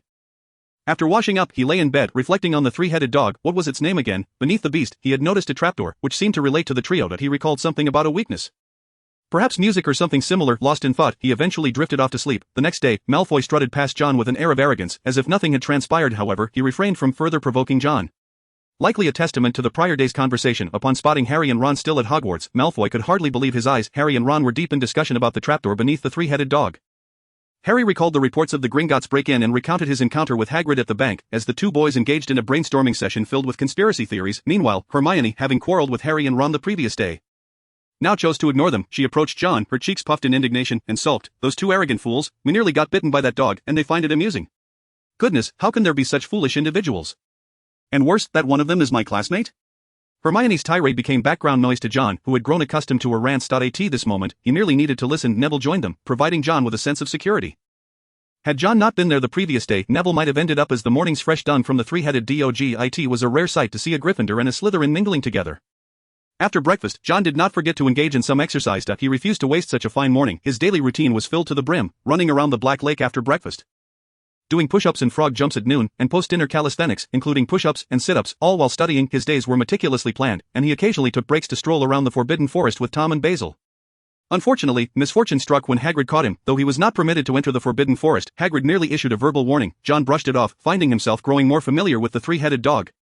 Fong, who had disgracefully succumbed to Thomas dog food. As John jogged along the banks of the Black Lake, he retrieved a towel to wipe the beads of sweat from his brow, his face illuminating with a radiant smile. At last, I've leveled up, now I can commence my spell training. With his magical prowess reaching level 2, he presently possessed but a solitary spell. However, practicing the unlocking charm seemed of little consequence. He yearned to learn new incantations. With the support of his scholarly abilities, John's capacity for learning was astonishing. Before the spell class commenced, he had mastered the levitation charm. Wielding his wand, he directed the spell at a leaf that lay before him. Wingardium Leviosa. He could feel some of his magical energy depleting as the leaf floated gracefully into the air under the influence of the charm. Magic, Level 2, 10-500, Spells, Alohomora, Level 3, Levitation Charm, Level 1, Skills, Proficiency in Short Weapons, Level 7, Proficiency in Polearms, Level 6, Proficiency in Heavy Weapons, Level 3, Proficiency in Firearms, Level 1, Enhancements, Stamina. Swift Attack, Precision, Scholar Pilot, Long Distance Runner. Though he was still at Level 1, the ability to levitate a leaf, albeit a trivial feat, brought a smile to John's face. Simultaneously, he entertained thoughts of the restricted section. Compared to the levitation charm, he found himself more intrigued by the electrocution charm, no, the concussion charm. If he were to venture into the restricted section, he could certainly attempt it over the next couple of months. Once his night exploration task was completed, the reward would grant him access. With a punishment looming over him, it seemed reasonable to tidy up the restricted section himself, did it not? Chapter 10, Transfiguration Class and the Tabby Cat. On Monday, there was a transfiguration class. Upon waking, John was first greeted by the enthusiastic tongue of his dog, Tom. Groggily, he stumbled to the table and poured a generous spoonful of dog food for Tom before heading off to brush his teeth and wash his face. Gazing into the mirror, John suddenly remembered, oh no, today is transfiguration class.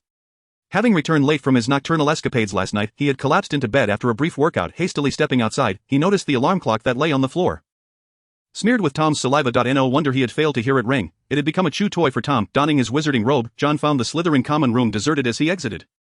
As he walked through the corridors, he envied the Weasley twins for their knack for shortcuts. Though John's physical abilities were commendable as well, arriving at the Great Hall, he still had time to grab a quick breakfast.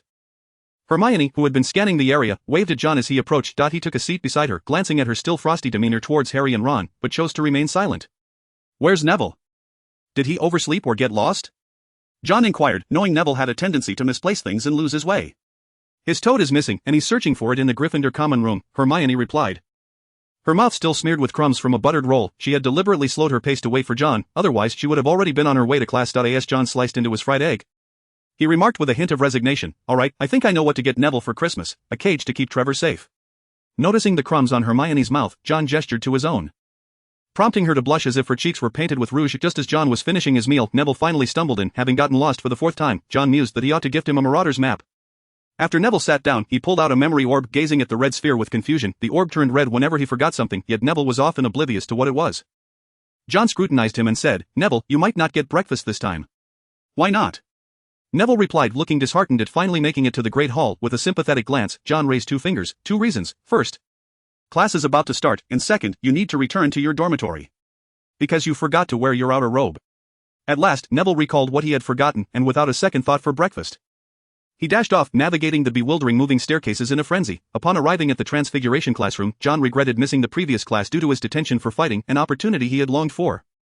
He was genuinely interested in Transfiguration, though the specifics were somewhat hazy in his memory. As he entered the classroom, the distinct green of Slytherin contrasted sharply with the red of Gryffindor, and he took a seat away from Hermione. Regardless of the setting, students always seemed to avoid the front rows. Most of the remaining seats were at the front, and John made his way to occupy one. Suddenly, his gaze fell upon a tabby cat perched on the podium, its unique markings resembling a pair of square spectacles. As a lover of all things fluffy, John felt a surge of affection. Although he vaguely recalled a narrative involving a cat, his body acted before his mind could catch up. Producing a cat treat intended for Madame Laura's feline, he approached the tabby cat with a smile, directly extending his hand. This action left both the young wizards from the 2 houses momentarily dumbfounded, and even the tabby cat seemed taken aback. Would you like to try a cat treat? John said, his tone unexpectedly reminiscent of a man luring a child. In response to his actions, he garnered a mix of awe and admiration from those present. Recovering from her surprise, the tabby cat leaped from the podium and transformed into a mature cat lady. Mr. Wick, I believe it is time for you to find a seat, rather than standing here like a statue. Professor McGonagall maintained her composed demeanor. Her square spectacles finally revealing the origins of the tabby cat's markings. John, somewhat dismayed, withdrew his hand as the memory of the cat's narrative resurfaced. Professor McGonagall's animagus form was indeed a uniquely patterned tabby cat. Dejectedly returning to his seat, John felt as though he had encountered a psychological setback. That he silently vowed to be more cautious in the future when petting cats, lest he inadvertently find himself face to face with a greasy old man. Hearing the stifled laughter, John turned to see Slytherin suddenly fall silent under his gaze. The young Gryffindors regarded him with admiration, while the so-called chosen one, Harry, looked on with his mouth agape, as if witnessing someone even more reckless than himself for the first time. Hermione lowered her head, suppressing laughter, yet her trembling brown curls betrayed her amusement, swaying like a little lion. Following this incident, the young wizards revised their impression of John, realizing that this boy possessed an endearing side. Transfiguration class involved transforming objects. Observing a paperclip box, John endeavored to transfigure it into a mouse. Regrettably, controlling the transformation proved challenging. After multiple attempts, he finally succeeded in casting the spell, though still at level 1. He managed to complete the transformation before class concluded. Gazing at the lifeless mouse before him, he noted how it paled in comparison to the cup Professor McGonagall had transformed during their first lesson. Slytherin earns 5 points. As the first student to complete the task, Professor McGonagall rewarded John with points. What John deemed an unsatisfactory outcome was met with satisfaction from Professor McGonagall. Given that he was a novice and had missed a class, his achievement was commendable. Due to the difficulty of the transformation, even the ever-knowledgeable Hermione failed to accomplish it. After class, as John began to leave, Hermione hurriedly caught up to him. How did you manage that? Her scholarly instincts kicked in, and she inquired relentlessly, clearly perturbed by her inability to transform. John, unable to reveal that he had an advantage, merely mentioned that he had witnessed Professor McGonagall's demonstration prior to enrollment. Fortunately, Hermione did not persist with her questioning for long. As they walked through the corridor, John's gaze fell upon a suit of armor. John, what are you looking at? Hermione paused to inquire. Behind him, a magically animated portrait also leaned, and curiosity etched upon its face. John stroked his chin thoughtfully and muttered, "This seems like a decent burden to carry." The animated portrait gasped, astonished at the notion that a young wizard would contemplate carrying a burden. John, always one to take action, fixated on the medieval armor, specifically the sword it held. Although the armor itself was a viable option for carrying weight, its size rendered it cumbersome and impractical. Conversely, the sword could easily be strapped to his back and used as a training implement when not running. "I'll retrieve the sword tonight." A glint of determination sparked in his eyes, causing the armor to tremble nervously. Hermione, aside from her time in the Gryffindor common room, often frequented the library. The ever-curious Hermione had an insatiable thirst for knowledge, except when it came to divination.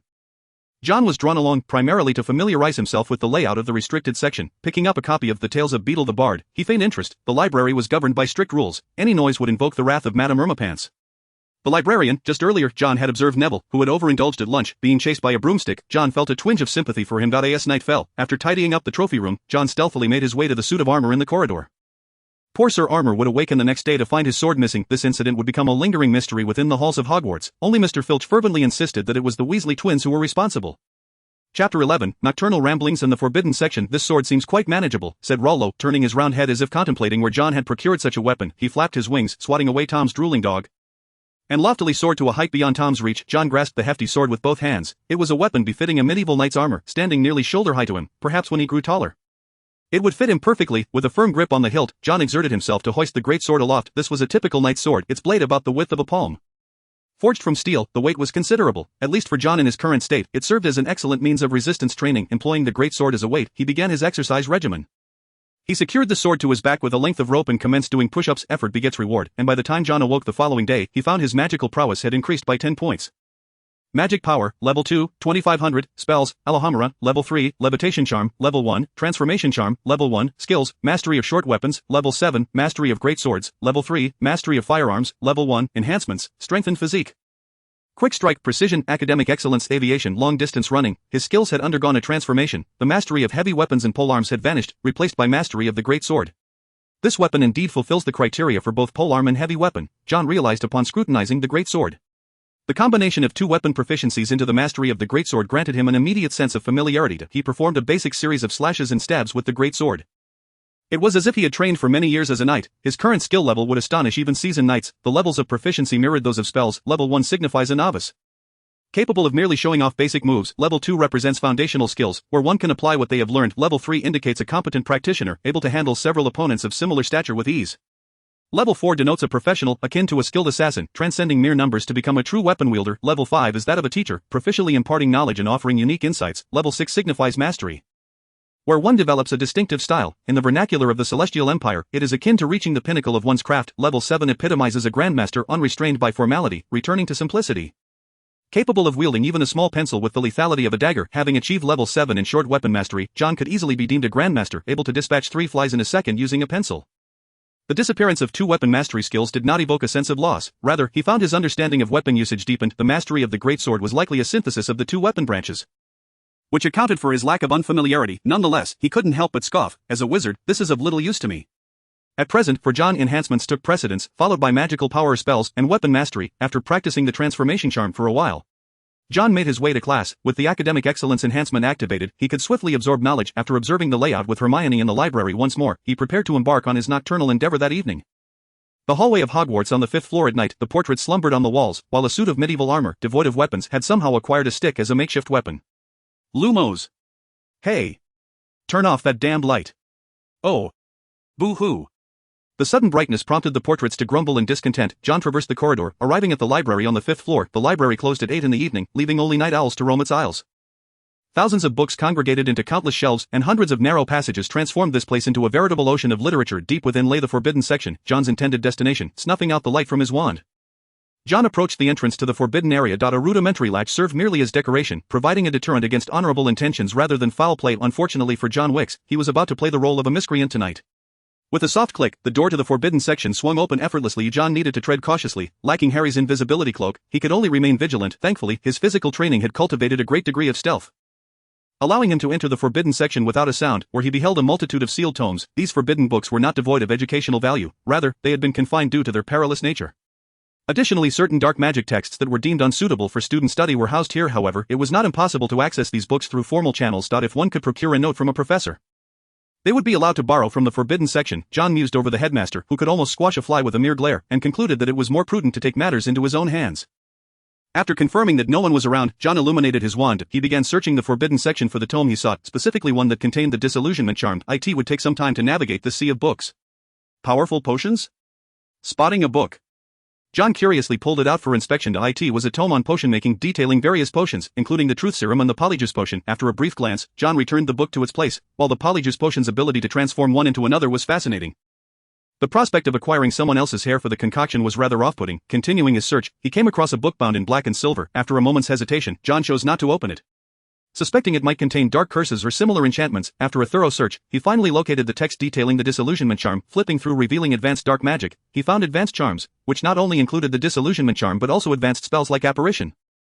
Clutching the book tightly, John prepared to leave. Just as he was about to exit the forbidden section, he paused, turning to glance at the peculiar book. Curiosity got the better of him. Tentatively, he withdrew the book and opened it. Filled with intrigue, John clasped his ears and hastily shut the book, but it was too late. The noise had attracted Filch's attention. Outside, the ever-vigilant Filch, patrolling for wayward students, sprinted toward the library. Despite his seemingly lackluster demeanor, he boasted a physique honed by years of labor. "I've found you," Filch called, brandishing his lantern, his hawkish nose twitching as if he were a hound on the scent. A cat's meow emanated from a distant bookshelf, and Filch's face lit up with excitement. He shared a telepathic connection with Madame Pants as he dashed toward the shelves. Just as Filch departed the library's entrance, John nonchalantly emerged from a nearby bookshelf. Striding out with confidence. As he left, he gave a thumbs up to Madame Pants, who was elegantly grooming her fur among the shelves. Indeed, no morsel of cat food was wasted. Their diversionary tactics were flawlessly executed. Upon returning to his dormitory, John eagerly commenced his practice. By the time he awoke the next morning, his eyes resembled those of a panda. After 3 consecutive days of rigorous training, he finally glimpsed the insignia indicating level 1 of the disillusionment charm. Hard work undoubtedly yields rewards. The following day, John observed 6 long-eared owls delivering slender packages to Harry Potter, inadvertently causing Harry's uneaten bacon to make intimate contact with the floor. Ding. Minerva McGonagall did not wish to converse with you and instead hurled a Firebolt 2000 in your direction. The savior was about to embark on his Quidditch endeavors. Accompanying the Firebolt 2000 was a letter from an older cat lady, summoning him to the Quidditch training session. Although Harry did not fully comprehend, he possessed an almost instinctual talent for flying. Unable to contain his inner joy, he shared the news with Ron. Ron, filled with envy, recalled that the best broomstick he had ever touched belonged to his brother Charlie Weasley during his Quidditch days. In comparison, that broomstick was akin to rubbish. Harry and Ron hurriedly departed the hall, eager to unwrap the package before their first class. Turning a corner, they encountered a familiar face. The savior came face to face with the nefarious Slytherin. Malfoy, as ever, was ready to taunt, no provoke. His lifelong adversary, John, munching on a bacon pie, merely cast a casual glance. Compared to the long-standing feud between Slytherin and Gryffindor, he was far more concerned with the pie's tough texture. suspecting it contained uncooked stones. Well then, how long do you intend to remain in a cold war with them? Regrettably setting aside his bacon pie, John found himself across from Hermione, who had already stolen glances at Harry and the others 3 times. Hermione, irate, declared, unless they apologize to me, they can forget it. That might take a while, John mused, considering that Harry and Ron had likely forgotten about Hermione altogether. Neville was once again fretting over his memory charm turning red, prompting John to remind him that it would be prudent to wear different trousers for charms class, as this was not a sleepover party. Chapter 12, The Twins in Quidditch. John garnered points from Professor Flitwick in class, successfully salvaging some semblance of dignity for Slytherin's bottomless funnel. Upon concluding a day of lessons, John roamed the castle restlessly. Every time he passed by the grand tapestry, he would walk back and forth 3 times, silently repeating to himself that he needed a room for training. Such behavior might seem peculiar, yet those familiar with the novel Harry Potter would find it familiar. Indeed, he was in search of the room of requirement. As he had mentioned before, his recollections were somewhat vague. He remembered that the entrance to the room of requirement lay opposite a large tapestry, though he could not quite recall the specifics of what the tapestry looked like.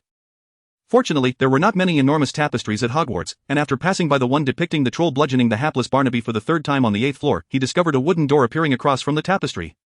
John pushed the door open and stepped inside, revealing a space designated for practicing spells. The humanoid targets, though somewhat aged, appeared sturdy, and as John entered, he frowned at the considerable amount of dust, as if it had not been cleaned in decades. With a flick of his wand, he cast the newly learned spell Scourgify to clear the dust from the room, allowing his brow to finally relax. The old humanoid targets remained robust, and in the corner lay a dark training wooden sword. Judging by its size, its former owner must have been quite strong. John hefted it and found it exceedingly heavy, even more so than a sword from the medieval armory, rendering him unable to wield it with his current strength. Nevertheless, he could now conduct spell training here. The equipment within could also serve for exercise, making it a veritable treasure trove. Currently lacking any offensive spells, John could only engage in some basic training. Through his relentless efforts to level up, his disillusionment charm ascended to level 2. With a wave of his wand, a layer of liquid-like substance enveloped him, gradually covering his entire form. He lifted his hand and observed it, appearing as if he had transformed into a mass of water. Upon closer inspection, one might discern a subtle difference from his surroundings. It resembles optical camouflage, he mused, satisfied with his understanding of the phenomenon. With the aid of the disillusionment charm, his upcoming nighttime escapades would be considerably more manageable. After concluding his training, he exited the room of requirement. It was now time for bed, and he made his way to the trophy room to tidy up the trophies.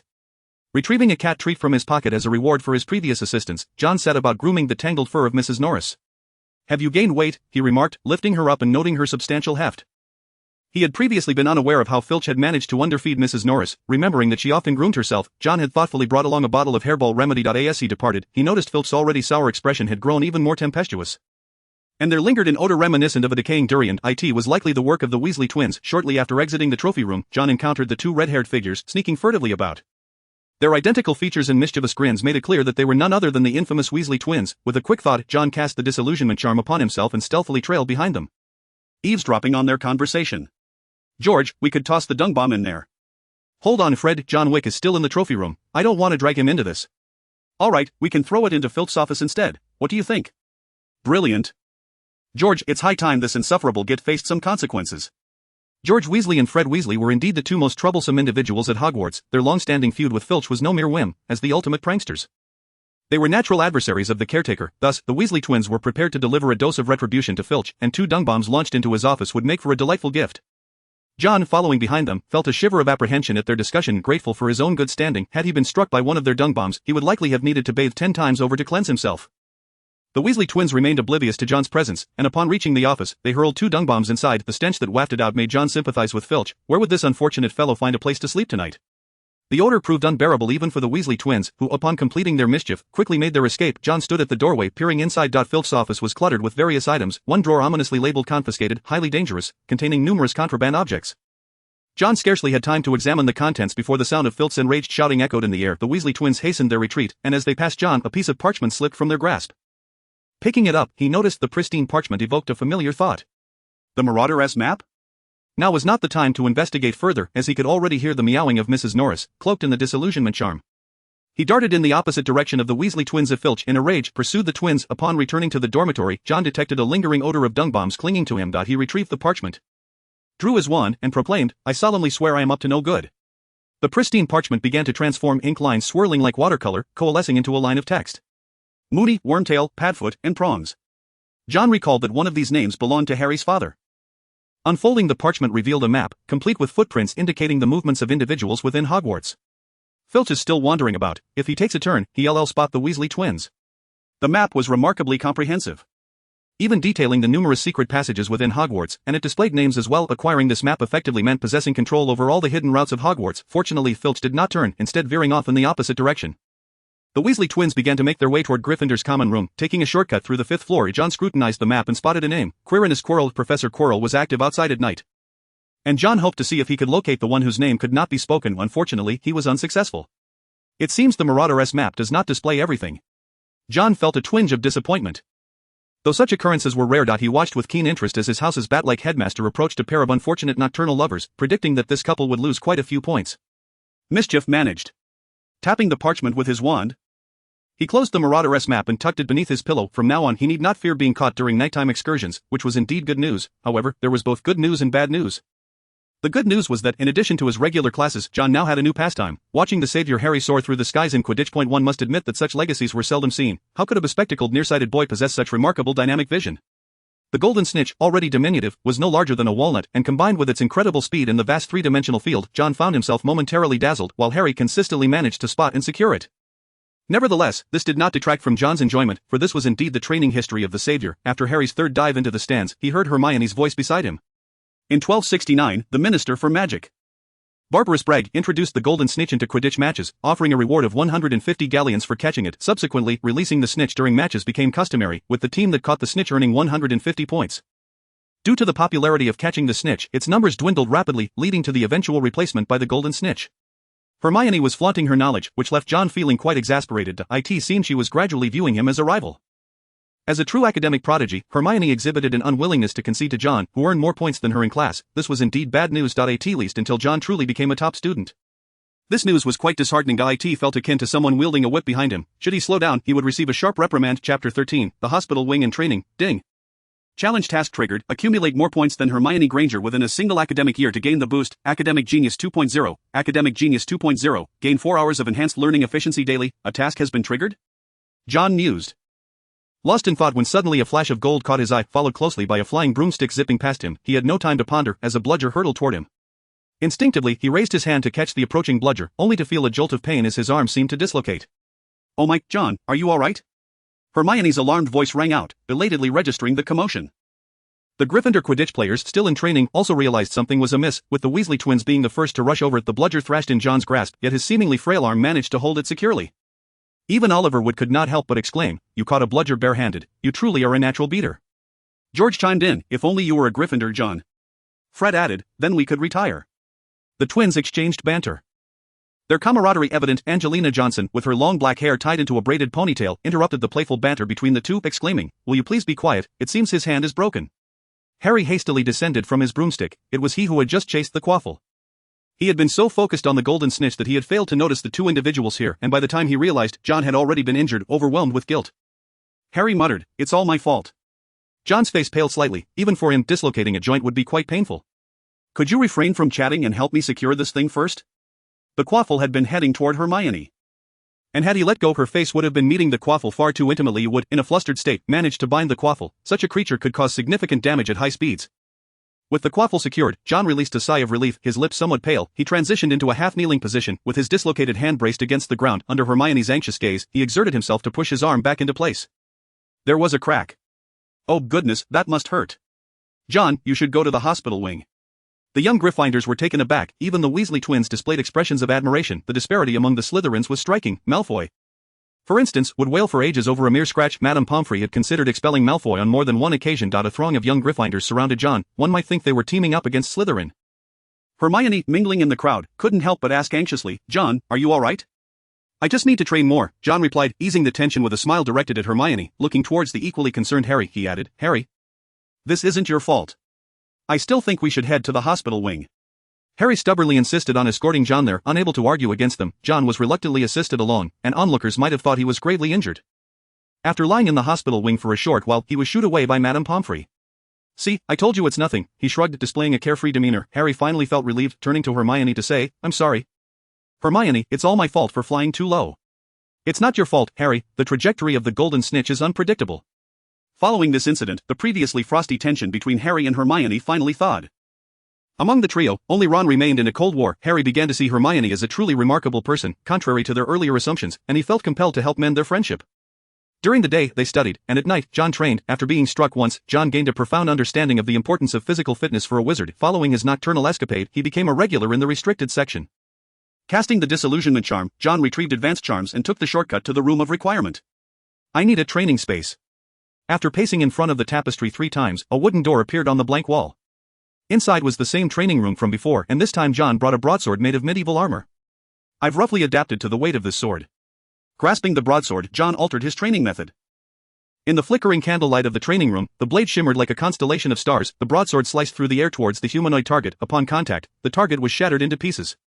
With each target destroyed, John swiftly shifted his focus to the next. This continued until the last target was obliterated, at which point all the fragments magically reformed. The targets had been enchanted with a restoration spell, allowing them to revert to their original state after being shattered, thus saving John considerable time. Ding gained enhancement. Sword dance, enhances the aesthetic and destructive power of sword-based attacks, with slightly sore hands. John set down the broadsword. With his current physique, he could distinctly feel an increase in his magical power after such a series of high-intensity exercises. In just one night, he had gained 15 points of magical power. If he persevered, he would soon be able to upgrade again without much delay. After his training, John did not relent. He initiated a second round of spell training. Through nearly exhausting efforts, his spellcasting skills saw significant improvement.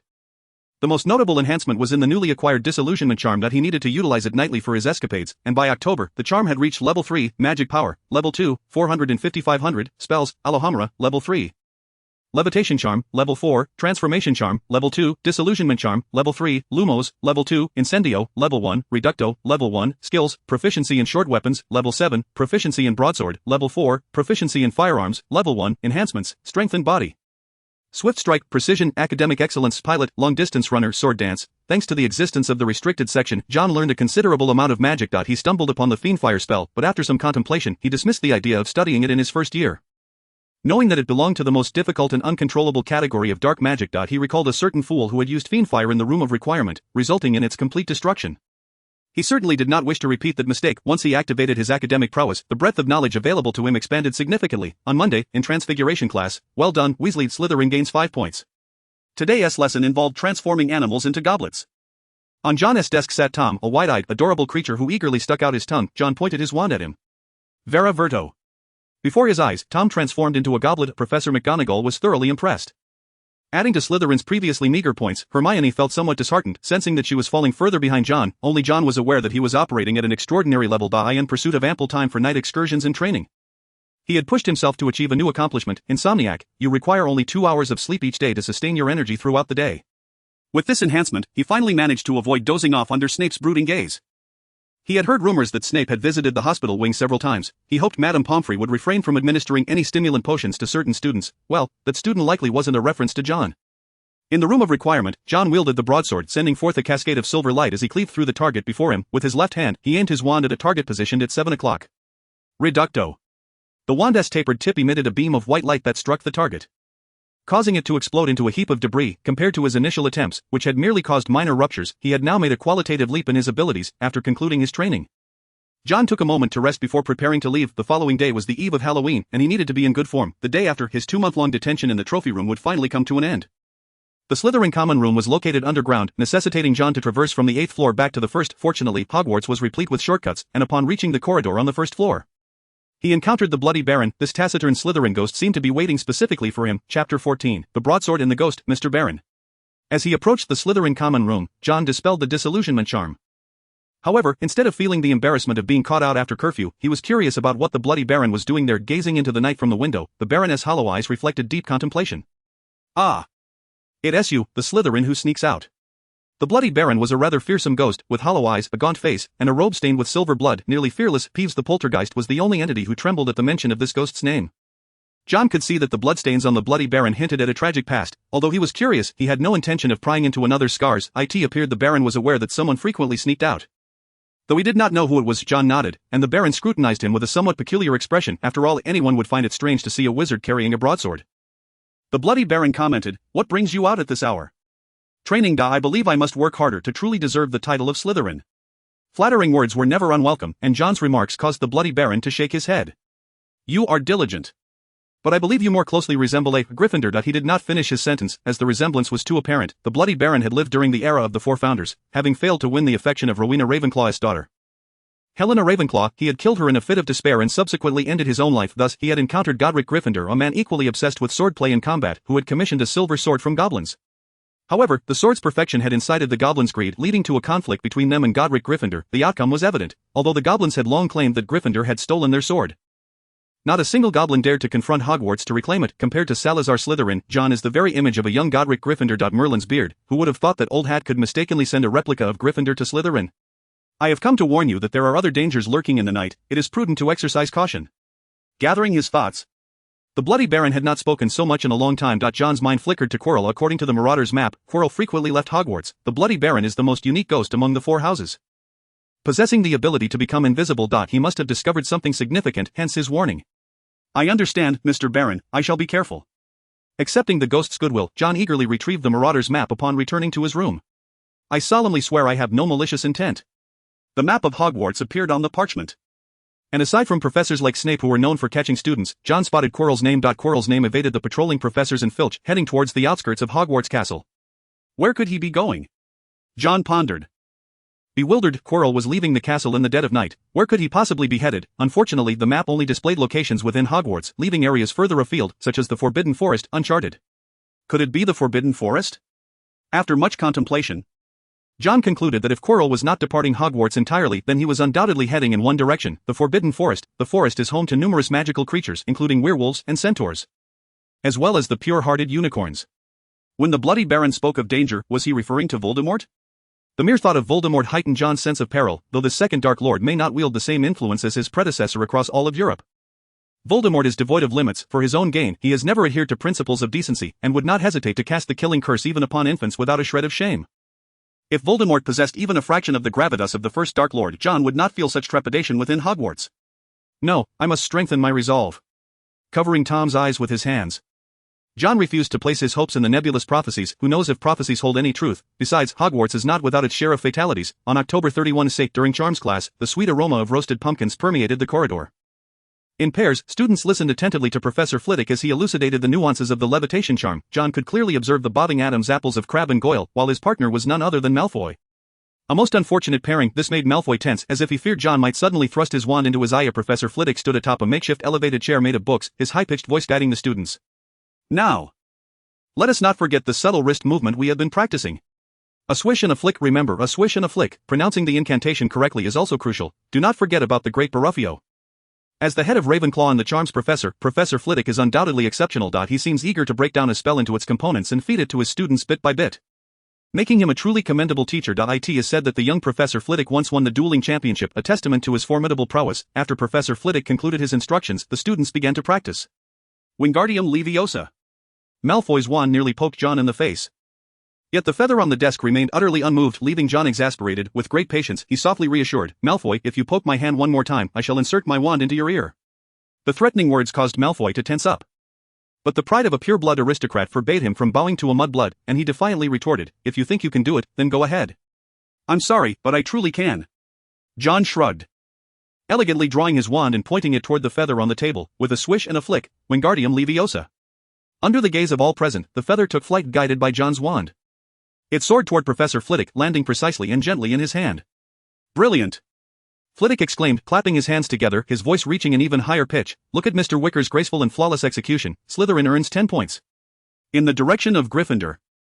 Hermione, who felt quite confident as she had practiced extensively, was paired with Ron. However, she found Ron's boisterous movements rather unbearable. Just as she was about to cast the correct incantation, John had already beaten her to it. Watching the feather's precise control, Hermione's spirit sank, and she found herself in need of an outlet for her emotions. Thus, Ron unfortunately faced the brunt of her frustration, resulting in his own mood plummeting. After class, amidst the bustling corridor, Ron complained to Harry, no wonder everyone can't stand her, she's a complete nightmare. Hermione overheard this, feeling even more aggrieved. She had been trying to help Ron, yet he dismissed her efforts. Feeling despondent, she did not wait for John and sought a place to cry her heart out. Navigating through the crowd, she bumped into Harry. Noticing her tear-streaked face, Harry, having revised his opinion of Hermione, felt that Ron's words were a bit excessive. I think she heard you, he said. Ron, seeing Hermione's sad expression, let his pride dictate. So what? She probably noticed. She doesn't have a single friend. Ron, you shouldn't say that, Harry said earnestly. With their mutual friend speaking up, Ron reluctantly hung his head and mumbled, all right, fine, she does have a friend, John is. Chapter 15, The Halloween Feast and the Troll. Harry wanted to take Ron to apologize to Hermione, but by the time their next class ended, there was still no sign of her. As they spent the entire afternoon without catching a glimpse of Hermione, Harry decided to set the matter aside. While heading to the Great Hall for the Halloween feast, Harry and Ron inadvertently overheard Hermione's roommate, Parvati Patil, discussing how Hermione had been crying in the girls' restroom. This made Ron quite uncomfortable, especially under Harry's urging, leading him to believe he may have truly erred. "Let's go apologize to her afterward," Ron suggested. He wasn't a bad kid, kindness still lingered within him. Harry nodded in agreement, and they planned to offer their apologies after the feast concluded. Upon entering the Great Hall, they were immediately captivated by the vibrant Halloween decorations. 1,000 bats flitted about the walls and ceiling, while another 1,000 swirled above the dining tables like low-hanging clouds. Hollowed-out pumpkins flickered with candlelight, casting a warm glow over tables laden with delectable dishes. John surveyed the scene before hurling a potato with its skin at Neville's head. "Neville, where's Hermione?" Neville, startled by the sudden impact, turned to see John and, after a moment of recollection, replied, "I heard Parvati Patil say that Hermione was crying in the girls' restroom and wouldn't let anyone comfort her." "Is that so? I should go find her, she wouldn't want to miss such a splendid feast." A sense of unease crept over John, recalling the Bloody Baron's words. He had a feeling something significant was about to occur. As if a plot was unfolding right there. Ding, locate Hermione to resolve the troll situation. Gain 1 random point. Bonus, Troll Slayer, increases damage dealt to colossal creatures. John paused, his expression shifting suddenly. He remembered that during the Halloween feast, a troll was rumored to have escaped. He certainly did not believe that Hermione, as a small witch, could handle a 12-foot-tall troll endowed with immense strength. Without further contemplation, John departed his seat. Dumbledore, savoring a slice of pumpkin cake, observed this scene, his wise eyes glinting beneath his half-moon spectacles, seemingly deep in thought. Shortly after John left, Quirrell, wrapped in a large scarf, rushed in. His face was pale with terror, and all eyes turned to him. Quirrell hastily approached Dumbledore's side, leaning heavily against the chair, gasping for breath as he stammered, "Troll, in the dungeon, thought you ought to know." His words came out in fragments, yet conveyed one clear message: there was a troll. After speaking, Quirrell collapsed to the floor. The hall erupted into chaos, and Dumbledore took charge, calming everyone and instructing the heads of houses to escort the students back to their dormitories. Harry and Ron found themselves among the throng, with Ron suspecting that Peeves had released the troll to cause mischief, but Harry suddenly recalled Hermione. "Oh no, Hermione doesn't know about the troll." Ron bit his lip, glancing at his older brother Percy, the prefect, and decisively declared, "All right, let's just make sure Percy doesn't see us." The two immediately crouched low to reduce their visibility and slipped away from the line. As they made their way toward the girls' restroom, Harry noticed Professor Snape heading up to the 4th floor. A seed of suspicion was planted deep within him, on the 1st floor, in the girls' restroom. Hermione was sobbing uncontrollably in a stall. Though she excelled in every aspect, she was still just a little girl, isolated by her classmates. She felt an overwhelming sadness and wept for quite some time, only to realize that she was beginning to feel better. Sniffling, she approached the sink, splashed water on her face, and noticed that her eyes were still slightly red. "Well, at least John won't hate me," she reassured herself. Grateful that she still had John as a friend. As she gazed into the mirror, lost in her thoughts, a knock at the door startled her. "Who's there?" she asked, her voice trembling. "Hermione, are you all right?" It was John. He had found the girls' restroom and, upon hearing that Hermione was safe inside, he breathed a sigh of relief. Just as he was about to urge Hermione to open the door, a foul stench wafted towards him.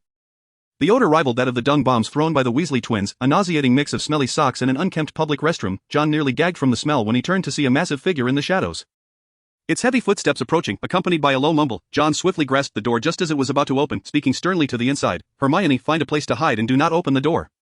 His eyes were fixed on the troll, a creature notorious for its lack of intelligence, yet he could not ignore the pressure exerted by this 12-foot behemoth with skin as tough as granite. Its underdeveloped head resembled a cocoa bean perched atop a stone, and it clutched a hefty club in its hand. John had no doubts about which would be more painful, a blow from this creature or a hit from a bludger. Today is going to be a tough battle. Taking a deep breath to steady himself, John braced for an encounter with this gargantuan entity, larger than Hagrid himself. The dim-witted troll scratched its head, seemingly confused by John's presence, but one should never assume such a creature is harmless. On the contrary, the troll was now exceedingly dangerous. John glanced at the advancing troll, feeling a surge of anxiety as he shifted his feet. "Come on, big guy, perhaps we should engage in a truly bloody battle." Licking his lips, a glint of ferocity sparked in John's eyes. With a flick of his wrist, his wand appeared in his hand, aimed at the troll as he cast Reducto. A beam of white light struck the troll, causing it to stagger back, a fist-sized mark appearing on its skin. This only served to enrage the troll further, which let out a roar and swung its club at John. John narrowly dodged as the club smashed through the restroom door, splintering it into pieces. "Ah!" Hermione's scream echoed, and as the troll turned to investigate, it was struck by John's next spell. "Come here," he shouted, retreating hastily. The troll, without a second thought, pursued him. John fought and retreated, drawing the troll away from the restroom.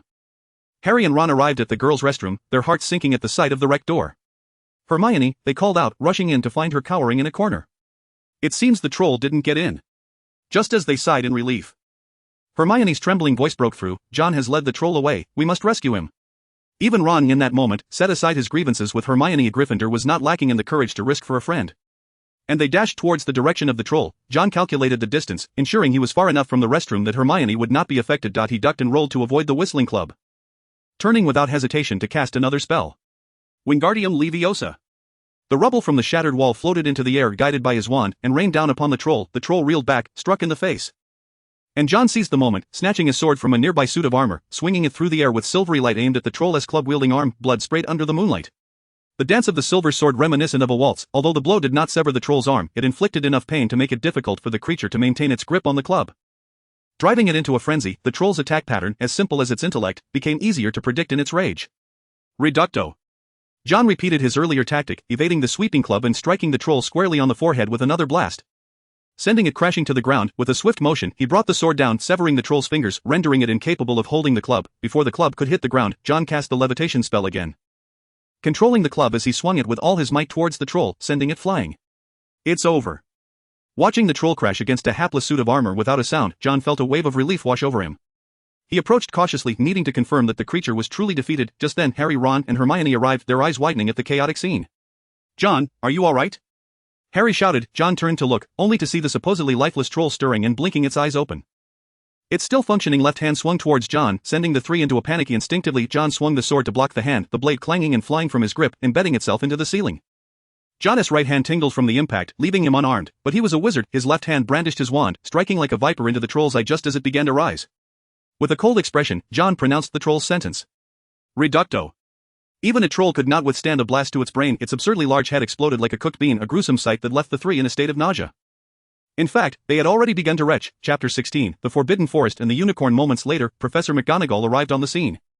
"How dare you? What kind of trickery is this?" Harry swore he had never seen Professor McGonagall so furious. Her lips were pale, and even her usually stern face flickered with surprise and relief, though more so with anger. Her gaze fell upon the three, who dared not meet her eyes, her voice icy with fury. "Why were you not in your dormitory?" The trio felt quite aggrieved. Especially Ron, who believed himself a hero for at least earning Gryffindor 50 points. However, McGonagall's expression made it clear that they were fortunate not to lose points today. Hermione, undeterred for her friends, stepped forward. "Please, Professor McGonagall, they were looking for me." Locking eyes with McGonagall, Hermione told her first lie to a teacher. "I came to confront the troll because I thought I could handle it alone, you know. Since I read about them and know a lot. If they hadn't found me, I would surely have perished. They couldn't get help in time. The troll was about to swallow me when John led it away. And Harry and Ron saved me." Hermione's selfless bravery surprised Harry and Ron, warming their hearts. No one disliked a friend who would shoulder all the blame, and even Ron, who sometimes had reservations about Hermione, set aside his grievances. McGonagall was pleased to see Hermione standing up for her friends. Friendship was indeed the noblest trait of Gryffindor, yet it was evident that the know-it-all had overlooked one crucial detail, despite her efforts to fabricate an excuse to take all the blame. McGonagall was no fool. "Are you saying John Wick killed the troll?" She surveyed the chaotic scene, noting the troll's severed fingers, blood splattered across the walls, and the sword embedded in the ceiling. Even McGonagall was taken aback. She did not believe that a young wizard could accomplish such a feat, at least not the three before her. Turning her gaze towards John, who feigned innocence, McGonagall tightened her pale lips in a serious line. "Mr. Wick, do you have anything to say?" "Ahem, Professor McGonagall, there's a reason for all this. Well, it was me." John braced himself to explain, but McGonagall's scrutinizing gaze made him reconsider his approach. "Good heavens, I can hardly believe that a wizard as young as you could kill a troll." McGonagall's disbelief was palpable as he admitted his involvement. Even an adult wizard would find it challenging to defeat a troll without special means, yet John had slain one in his first year, an astonishing feat indeed. "Well, Miss Granger, due to this incident, Gryffindor will lose 5 points. I am disappointed in you. If you are uninjured, you should return to Gryffindor Tower immediately. The students are enjoying the Halloween feast in their respective houses."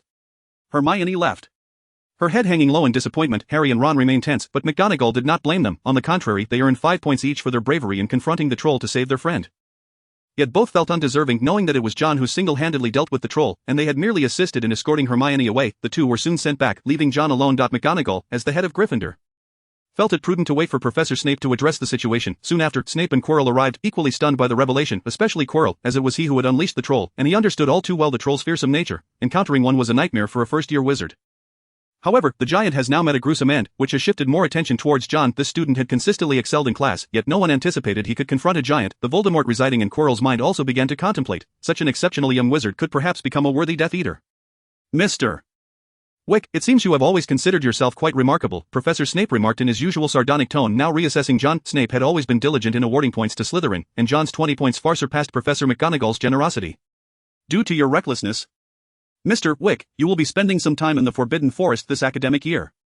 Just when John thought Snape was being unusually civil, those words darkened his expression. Had he learned of Quirrell's frequent excursions into the Forbidden Forest beforehand, John would have gladly accepted the punishment. After all, wandering at night could be perilous, but with a Dark Lord potentially roaming the forest, his enthusiasm diminished considerably. Unfortunately, he had no choice. Professor McGonagall needed to inform Dumbledore, and John was sent away. Just left the trophy room only to head to the Forbidden Forest again. What kind of situation is this? He muttered, not regretting it too much. Simply being awarded points felt like a small victory. He chose not to use them immediately, intending to wait until he reached a bottleneck. Should I learn Fiendfire, or focus on the Brainlock charm first?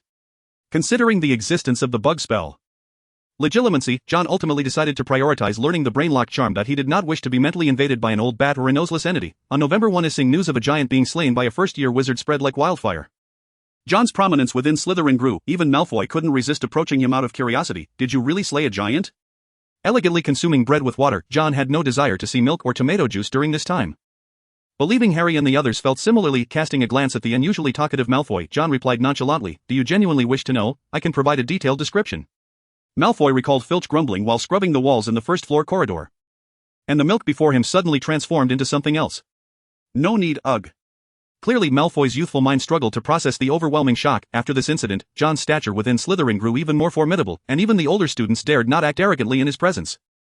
Disgusted, John shifted to another seat, only for the trio to approach him. "John, there's a Quidditch match tomorrow, will you come watch?" The trio had reconciled, and John had garnered the friendship of Harry and Ron. Harry, in particular, recalled where he had heard John's name. It was the very name that struck fear into his cousin Dudley. "Quidditch, I believe I shall attend, but before that, I must clarify my allegiance. I shall cheer for Slytherin." John saw no reason not to go. And Harry and Ron shared an awkward smile, momentarily forgetting he was a Slytherin, realizing that expecting John to root for Gryffindor was futile. Hermione, however, was more concerned about John's punishment, expressing her worries. "There are werewolves in the Forbidden Forest. I can't believe the school would allow a first year to patrol there." She was incensed, feeling that John, who had saved her, should not have to endure punishment. Harry's disdain for Snape grew as well, especially after he had stumbled upon Snape being bitten while heading to the 4th floor to retrieve the magical Quidditch ball. On this day, Slytherin and Gryffindor were not in the same classroom. As John prepared to leave after class, Malfoy could not contain himself and asked, "Wick, will you be cheering for Slytherin at the Quidditch match tomorrow?" To Malfoy, John seemed akin to a Gryffindor, and he feared he might root for them. John smiled at Malfoy and replied, "Of course, for eternal glory." Malfoy paused, muttering to himself, "For eternal glory." This statement shifted Malfoy's perception of John. Perhaps he could indeed be considered a Slytherin, forever chasing glory. That evening, John followed Hagrid, carrying a lantern. Hagrid's massive frame provided a sense of security, especially with the glimmering crossbow at hand. John knew that being struck by it would be no pleasant experience. Shortly after entering the Forbidden Forest, they heard a wailing sound. Hagrid's expression changed. That's the sound of a unicorn. Unicorn, an image of a white horse with a spiraled horn emerged in John's mind. The unicorn symbolized purity and was a protected species. Upon hearing the cry, Hagrid dashed toward the sound. His considerable bulk moved surprisingly swiftly. John's physical prowess paled in comparison, and while Hagrid sprinted effortlessly, John struggled to keep pace. They soon reached a clearing where they discovered the unicorn, its beautiful form writhing in agony, a ghastly wound marring its body, from which flowed silvery blood akin to mercury. "Be cautious as you approach," Hagrid warned. Gripping his crossbow tightly, prepared to act should the need arise, they approached the unicorn with utmost care, but upon seeing its condition, Hagrid could no longer bear to look. Oh no. He knelt, attempting to heal the unicorn. But the injury was far too severe. No one would harm a unicorn except for those reckless madmen. Hagrid's tone was heavy with sorrow. The wound was beyond saving. John's heart sank as well. The unicorn was a creature of purity, and even the beings within the Forbidden Forest would not attack it. A name flashed through his mind, Quirrell. His nightly departures from Hogwarts seemed increasingly suspicious, and with the unicorn now attacked, it was hard to dismiss the connection to Quirrell. "John, let us give her a proper burial," Hagrid suggested, and they accompanied the unicorn on its final journey. The unicorn gradually lost its vitality, its once vibrant eyes dimming as it collapsed. After burying the unicorn in the Forbidden Forest, Hagrid remained despondent. John empathized with him. Hagrid was a lover of magical creatures, and witnessing the unicorn's demise must have weighed heavily on his heart. "Hagrid, try to look on the bright side. We must remain vigilant," John encouraged. Inside Hagrid's hut, John tasted rock cakes, which had nearly sent him away. After John's comforting words, Hagrid's mood began to lift. This must be no ordinary occurrence. We must prevent it from happening again. John was aware that a second incident was likely, and he sounded the alarm to Hagrid. With renewed determination, Hagrid replied, "You're right, John. We must protect those little creatures." Little creatures. John mused that only Hagrid would refer to the beings of the Forbidden Forest in such a manner. After completing their patrol, John fed Fong. He did not return to the common room immediately. Instead, he headed to the library on the 5th floor. Skillfully navigating to the restricted section, John sought out information on the Brainlock charm. The sense of impending danger grew stronger, and mastering the Brainlock charm became urgent. He ventured to the room of requirement to study, and after a night of attempts, he finally succeeded in leveling up to level 1 under his academic mode. On the day of the Quidditch match, John arrived in the Great Hall, munching on toast, while Hermione coaxed Harry like an elder sister.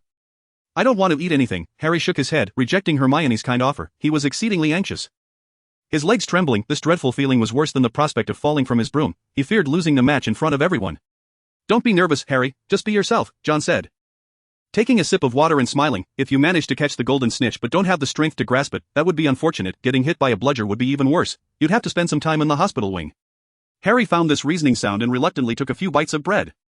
Not wanting to endure Professor Pomfrey's nagging, the Hogwarts prodigy Seamus Finnegan curiously asked John, "Are you going to watch the match, John? Watch us take down Slytherin." I am Slytherin." "Sorry, that's not what I meant," Seamus stammered. And John assured him he understood. It was perplexing how Gryffindor students instinctively perceived John as one of their own. Malfoy approached, flanked by two cronies, and upon seeing Gryffindor and the loathsome Potter, he scoffed. "Wick, I'll show you to the Quidditch pitch. You probably don't know the way." He exuded a sense of misguided benevolence. Considering he was indeed headed to cheer for Slytherin, John decided to join him. After they departed, Ron gaped in disbelief, exclaiming, "Did I just see that right? Malfoy actually invited John." Harry mirrored his astonishment. "I want to say you must be mistaken, but I saw it too. Shima has simply resorted to conspiracy theories." Declaring with unwavering conviction, it must be John who cast the Confundus charm on Malfoy, Hermione felt that the Gryffindors were being somewhat extreme, scrunching her nose as she said, "John has always performed admirably. He has already contributed nearly 200 points to Slytherin. Admirably performed?" The Gryffindor cubs exchanged bewildered glances. Was beating Malfoy at the start of the term considered admirable? They were perplexed. Quidditch, undeniably the most exhilarating sport in the magical realm, nearly prevented John from finding a spot in the vast stadium. "See? Only this young master can secure such a prime position here," Malfoy boasted, as if it were not John who had just pulled him back from the brink of tumbling down the stairs.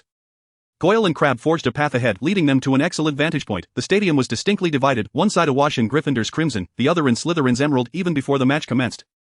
The spectators were on the verge of conflict, with Madame Hooch's silver whistle piercing the air. The Quidditch match officially commenced. The commentator was Lee Jordan from Gryffindor, with Professor McGonagall, an ardent Quidditch enthusiast, at his side. When Gryffindor scored, he nearly leapt from his seat in exuberance, while Slytherin's goals were met with little more than a lackluster remark. This blatant favoritism was something John could not help but comment on. It was astonishing that no one found it amiss.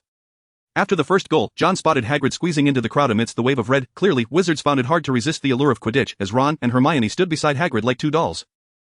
The match was fiercely contested, primarily due to the numerous fouls. John had already heard no fewer than 5 or 6 roars of foul from the stands. Unfortunately, Quidditch lacked the concept of a red card. Suddenly, John noticed Harry's broomstick erratically bobbing up and down, as if he had consumed some dubious potion. He instinctively glanced at Malfoy, who was gleefully reveling in Potter's misfortune. "True enough, Malfoy lacks the skill," John muttered. Though Malfoy did not catch his words, after a moment's observation, Harry's broom finally steadied. Just then, John witnessed their headmaster's robes catch fire. Upon rising, he accidentally elbowed Quirrell in the face. That must hurt, surprisingly. Their headmaster was quite adept. That elbow strike nearly left Quirrell dazed. John watched as Quirrell's head collided violently with the seat behind him, leaving him dazed for several minutes. Once recovered, Harry spotted the golden snitch and soared in pursuit. Diving towards the ground before crashing down, the spectators watched as he covered his mouth, expelling the golden snitch. Lee Jordan promptly announced that Harry had caught the snitch, thus concluding the match with a score of 170-60 in favor of Gryffindor. John felt a pang of regret as he remarked, "We are in dire need of a competent seeker." With Harry's exceptional flying skills and the enhanced Nimbus 2000, Slytherin's seeker seemed quite ineffectual. Malfoy nodded in agreement, momentarily realizing how closely he had become allied with John Wick before departing. Simultaneously, Malfoy planted a seed of ambition within himself, vowing to become Slytherin's seeker and thoroughly trounce Potter. The broomstick's erratic behavior struck John as suspicious. As for whether their headmaster was involved, John could only conclude that Snape was indeed a model citizen. After all, the love-struck Snape would never harm Lily's child. He even suspected that if Harry were a girl, Snape might have opted for a career in nurturing. This was a man who dared to betray Voldemort for the sake of his unrequited love. Forget about that massive dog, forget what it guards. This concerns Professor Dumbledore and Nicholas Flamel. "Ah, so this involves someone named Nicholas Flamel, does it?" Hagrid's frustrated and agitated voice mingled with Harry's inquisitive tone. After watching the match, John stood at the door, contemplating whether to enter now, casting a glance at the dog treats he had brought. He decided he could wait, but the gluttonous Fong likely could not. He could already hear Fong's drooling. He wondered how that massive dog could have come to recognize Tom as its master for the sake of food. After knocking and entering, he found Hagrid visibly angry and sulking, along with the trio inside. And there were the rock cakes on the table. Hopefully, Hermione's dentist father could remedy their dental woes. Chapter 18, Speculations in Quirrell, I swear.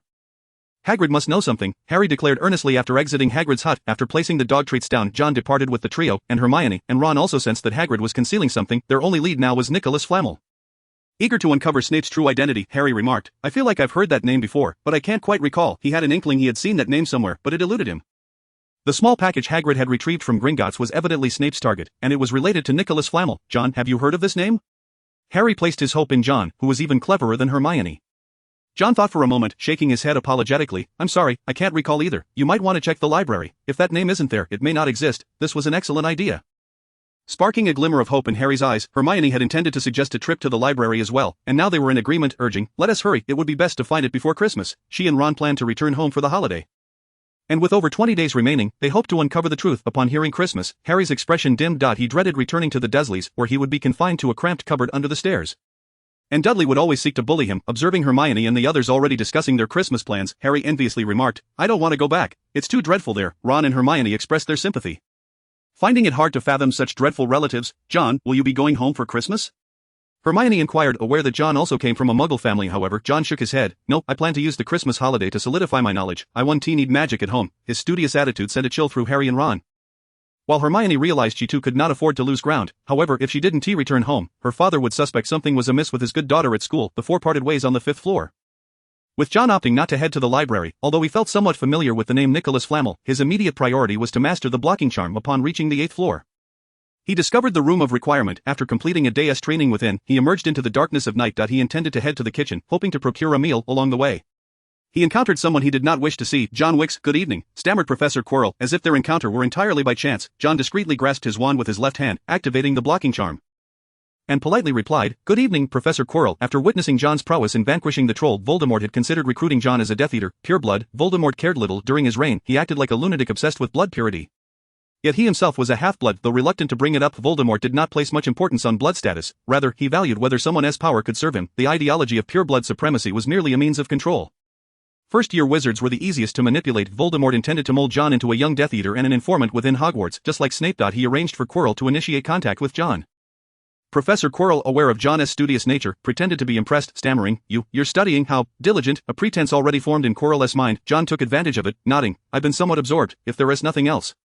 I am off to dinner. He had no desire to linger with Quirrell, who knew when Voldemort might emerge. John aimed to depart swiftly, but Quirrell had other intentions. How very studious. Perhaps you would be interested in the knowledge within the restricted section. The restricted section?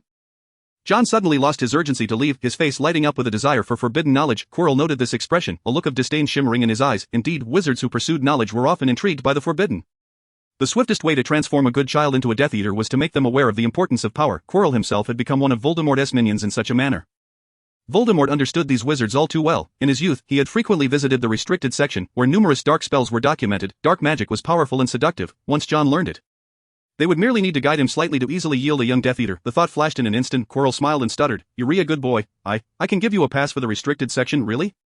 I've wanted to check it out for ages.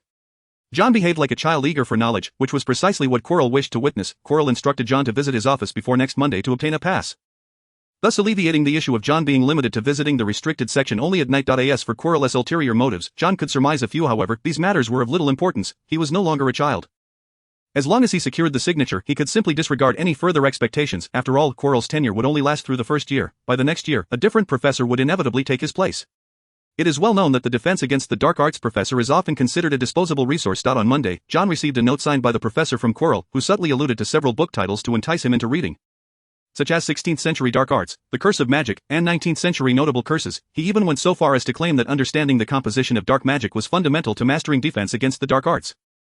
John merely chuckled to himself. If he were to believe such nonsense, he would be quite foolish. Although he feigned great interest, once he arrived at the library, his demeanor swiftly changed. Upon entering the library, he encountered the trio researching Nicholas Flamel, yet he chose not to disrupt them. Presenting the professor's note to Madame Pants allowed John to proceed unimpeded into the restricted section. The tomes within were predominantly esoteric, and even with his scholarly prowess activated, he found them somewhat taxing. Still lacking in knowledge, my foundation is too fragile, he mused. His attention was suddenly captured by a volume titled The Art of Fairy Forging. He was reminded of the Sword of Gryffindor, which was crafted by fairies at the behest of Godric Gryffindor himself. Though his current combat style was reminiscent of Gryffindor's, his weaponry was decidedly inferior. Last time he faced a troll, he struggled with medieval armor's weaponry, as magical creatures often possessed remarkable defenses. A fire dragon, for instance, boasted scales with extraordinarily high magical resistance. Perhaps I could forge a weapon of my own, John thought, his eyes alight with fervor. Owning a personal weapon would undoubtedly be ideal.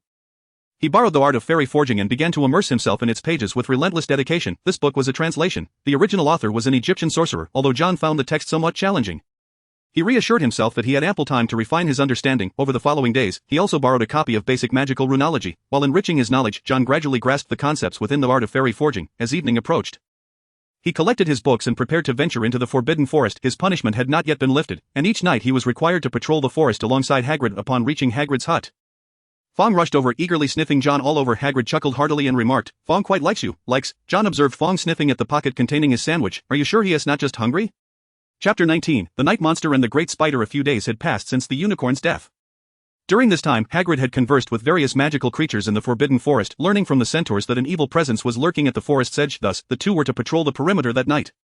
John had gradually begun to keep pace with Hagrid, while Fong sprinted ahead. Though large in size, the dog possessed a timid nature, even less bold than Ron. While patrolling, a spider the size of a human head appeared before John, causing him to grip his wand tightly, ready to cast Reducio. "What a massive spider!" he exclaimed. "Wait, that's a descendant of Aragog," Hagrid shouted, halting John just in time. To John's astonishment, Hagrid seemed to communicate with the spider. "Aragog is looking for me." Aragog was a friend of Hagrid's, having been raised by him in his youth, but after Hagrid's troubles, he had fled into the Forbidden Forest and become an enormous spider. John nodded numbly. Hagrid truly had a remarkable sense of calm. If Ron were to encounter such a creature, he would likely perish on the spot. Following the spider, they made their way to a cave, although John had already seen numerous spiders before entering. Once inside, he was overwhelmed by a wave of goosebumps. Countless spiders swarmed around them, and those the size of human heads seemed diminutive in comparison. Hundreds of spiders stood as tall as a person. Gulp. "Hagrid, are you sure they're friendly?" John stammered, nervously inching closer to Hagrid. Hagrid's imposing figure offered a sense of security, but only in the outside world, not within the spider's lair. "Rest assured, these spiders are Aragog's children. They will not harm you," Hagrid proclaimed confidently.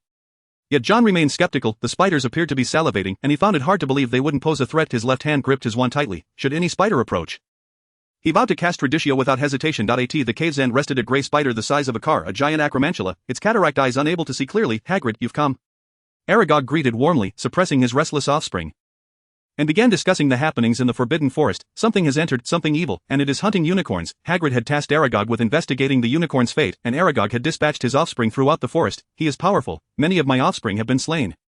He moves like a wraith, elusive and dangerous. The Acromantula clan feasts on humans," and while Aragog had restrained his offspring for Hagrid's sake, they were not to be trifled with. The intruder had single-handedly dispatched several Acromantulas, demonstrating strength rivaling that of an Auror. Although they had encountered the foe, Aragog could not detain him. Hagrid's mood darkened with this revelation. It confirmed John's suspicions that the evil being had not abandoned its pursuit of unicorns. "The blood of a unicorn holds curses, yet it can also sustain a dying individual. I understand, Aragog," Hagrid said, preparing to depart after bidding farewell to his friend. However, the surrounding Acromantulas began to close in. "Aragog?" Hagrid looked at his friend in confusion. Aragog apologized. "I am sorry, Hagrid. I instructed my offspring not to harm you, but they are defenseless against others. This is bad." Hagrid realized that bringing John along had been a grave mistake. "John, we must leave." He swiftly lifted John. His massive form resembling a human truck. Spiders blocked their path, which Hagrid barreled through with a rare meal in sight. The spiders were reluctant to let them escape. John, refusing to hold back, drew his wand and aimed at a nearby Acromantula, casting a spell, Reducio. The white light struck the spider, knocking it back and drawing blood, though it did not kill it. "Nice spell," Hagrid remarked approvingly. Despite Hagrid's large stature, he was surprisingly agile. John, being carried by Hagrid, was spared the need to evade and could focus solely on casting spells. Incendio. He unleashed a torrent of flames, igniting a spider, Wingardium Leviosa. A fallen branch flew backward, striking another spider. As John continued to bombard the creatures, he felt his magical energy waning. In a moment of quick thinking, he grasped a rock and hurled it at a spider. Ding! Magic level up successful. Current magic level 3. John felt a warm surge within him, restoring his magical energy. A spider the size of a small cart emerged before him, and he aimed his wand again, Reducio. This time, the white light expanded significantly, far larger than before upon contact with the Acromantula. Its body fractured and shattered, the spell's potency having doubled. John turned to face the pursuing spiders, launching spells with Hagrid's assistance until they successfully escaped the spider den. Once outside, Hagrid expressed his regret. "I'm sorry, John. I thought Aragog could keep them in check." Although Aragog had indeed been able to control them in the past, he was now too old, perhaps nearing his final years. The younger spiders no longer heeded his commands. "It's all right, Hagrid, but in the future, it's best not to take anyone else there," John replied, having narrowly escaped. Had it been anyone else without Hagrid's help, they would likely have become a meal. Hagrid shared the sentiment. The two continued their patrol in the Forbidden Forest for a short while before concluding their evening's work. Back at Hagrid's hut, John filled Fong's bowl with a generous portion of dog food. The large dog had dashed about the spider den with great speed and was undoubtedly exhausted. After bidding Hagrid farewell, John returned to Hogwarts. He opened the Marauder's map, finding that Professor Quirrell was absent from his office. Ding! Gain ability, Night Stalker. Conceal oneself in darkness, enhancing stealth and visibility with increased damage from hidden attacks. Having completed 100 hours of night wandering, John extinguished his wand's light. Blinking a few times to adjust to the darkness, the once pitch-black corridor gradually became clearer in his eyes. Although it did not reach the clarity of daylight, he could now read comfortably in complete darkness. This certainly makes things much more convenient. With the night demon trait, John found it exceedingly difficult to be detected even while traversing the corridors without employing the disillusionment charm. Upon invoking the charm, he could achieve the effect of invisibility. In the days that followed, John frequently encountered Chilo by what seemed like mere coincidence. Although Chilo initially displayed a lack of interest in teaching, he showed an extraordinary level of care for John in private. He continuously hinted that John could approach him with any concerns, subtly suggesting that he possessed considerable expertise in dark magic. Each time, John feigned ignorance, resembling a bookish scholar, yet he harbored his own thoughts regarding dark magic. After all, spells like fiendfire were incredibly potent, a feat difficult to replicate among ordinary magic. Eventually, he broached the subject of learning fiendfire with Chilo, who readily agreed. Although Chilo himself was not particularly adept at this spell, one must not forget that he had the backing of the second Dark Lord. In a scenario where Chilo ostensibly instructed John while Voldemort discreetly guided him, John finally mastered fiendfire. However, he was cautious and refrained from experimenting, for fiendfire was the most uncontrollable of spells once ignited. It could not be extinguished. At this juncture, Chilo ceased his pretenses. Having previously alluded to Voldemort, he now directly discussed matters concerning the Dark Lord. John understood the implications and chose to navigate the conversation with evasive remarks, occasionally expressing a tacit approval of Voldemort's ideologies. Amidst this incessant chiding, December quietly arrived. During potions class, after enduring a session under Snape's brooding gaze, the students engaged in lively discussions regarding their Christmas plans.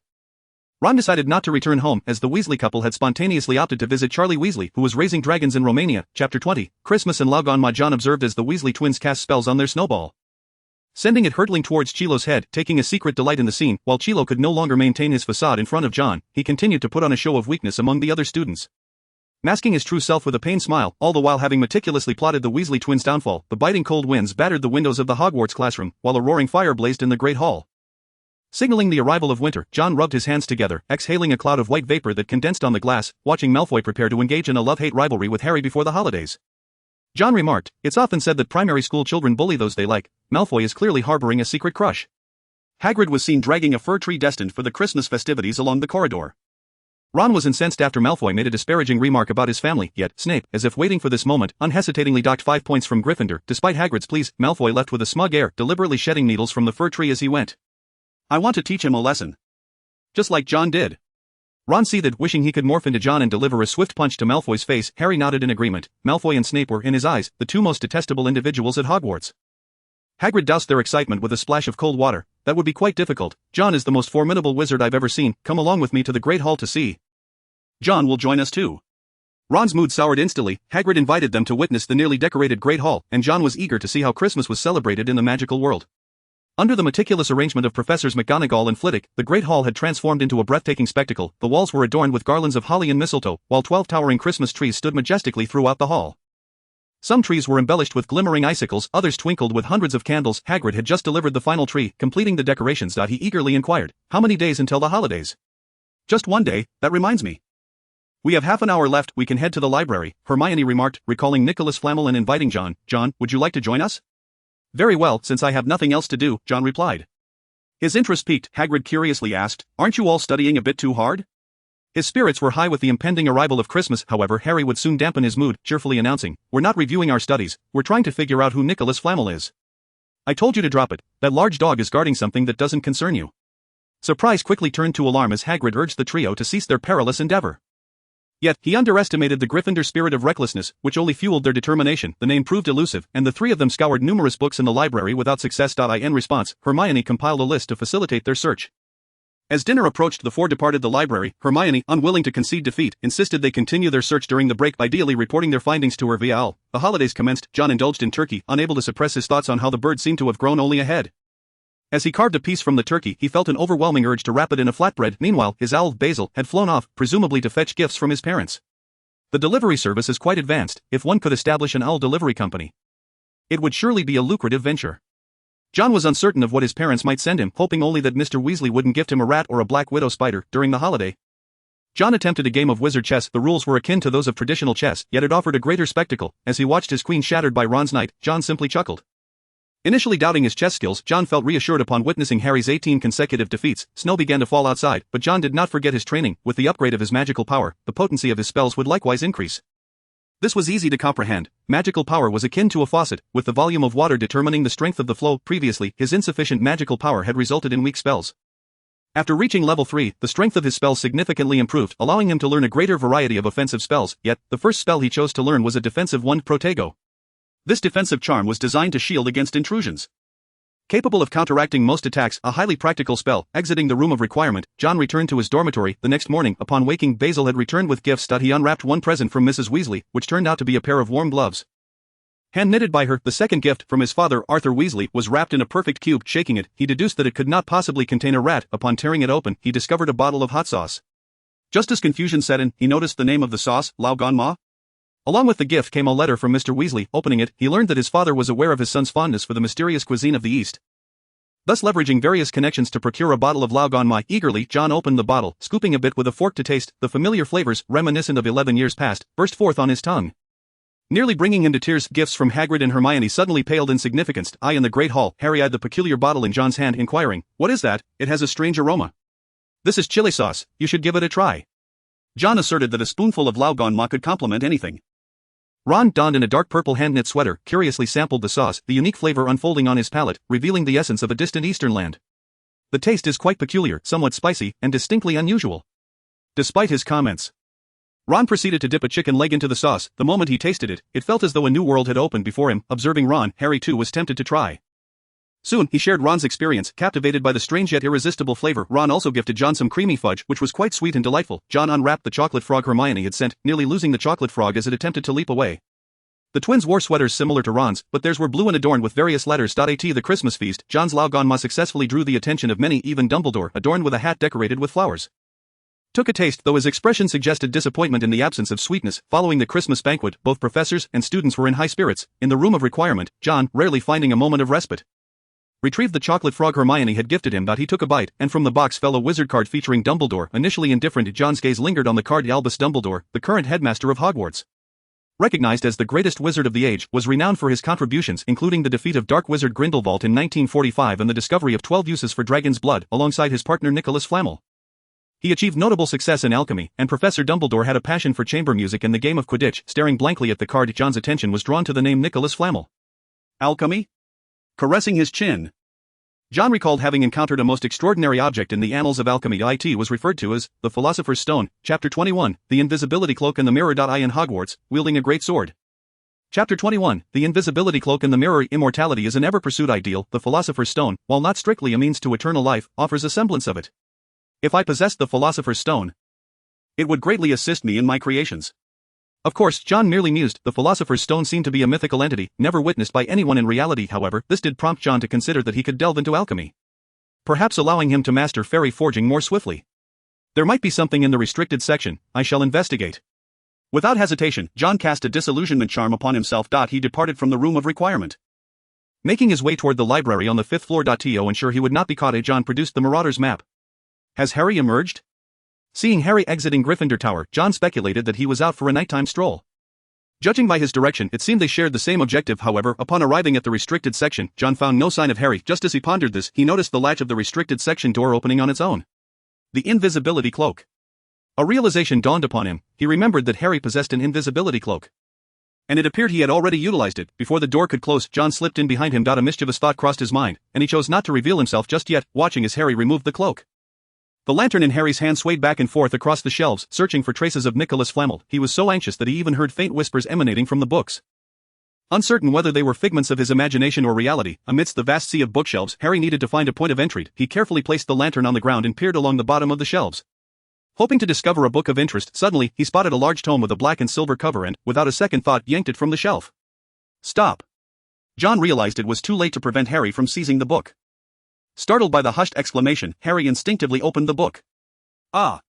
A piercing, blood-curdling scream shattered the silence. The entire book seemed to wail, causing Harry's ears to throb painfully as he slammed it shut. Yet, it was too late. The scream persisted, and in his panic, Harry stumbled backward, knocking over the lantern. In his frantic state, he paid no heed to the voice he had just heard. He returned the book to the shelf, donned the invisibility cloak, and fled. Hearing the commotion, Filch approached with fury in his eyes. Just as Harry slipped beneath his outstretched arms. In a wild dash, Harry lost his sense of direction. Without the lantern, he could no longer discern his whereabouts. Eventually, he came to an abrupt halt before a towering suit of armor, the sound of Filch reporting echoing in his ears. As Snape and Filch approached around the corner, Harry could only retreat step by step.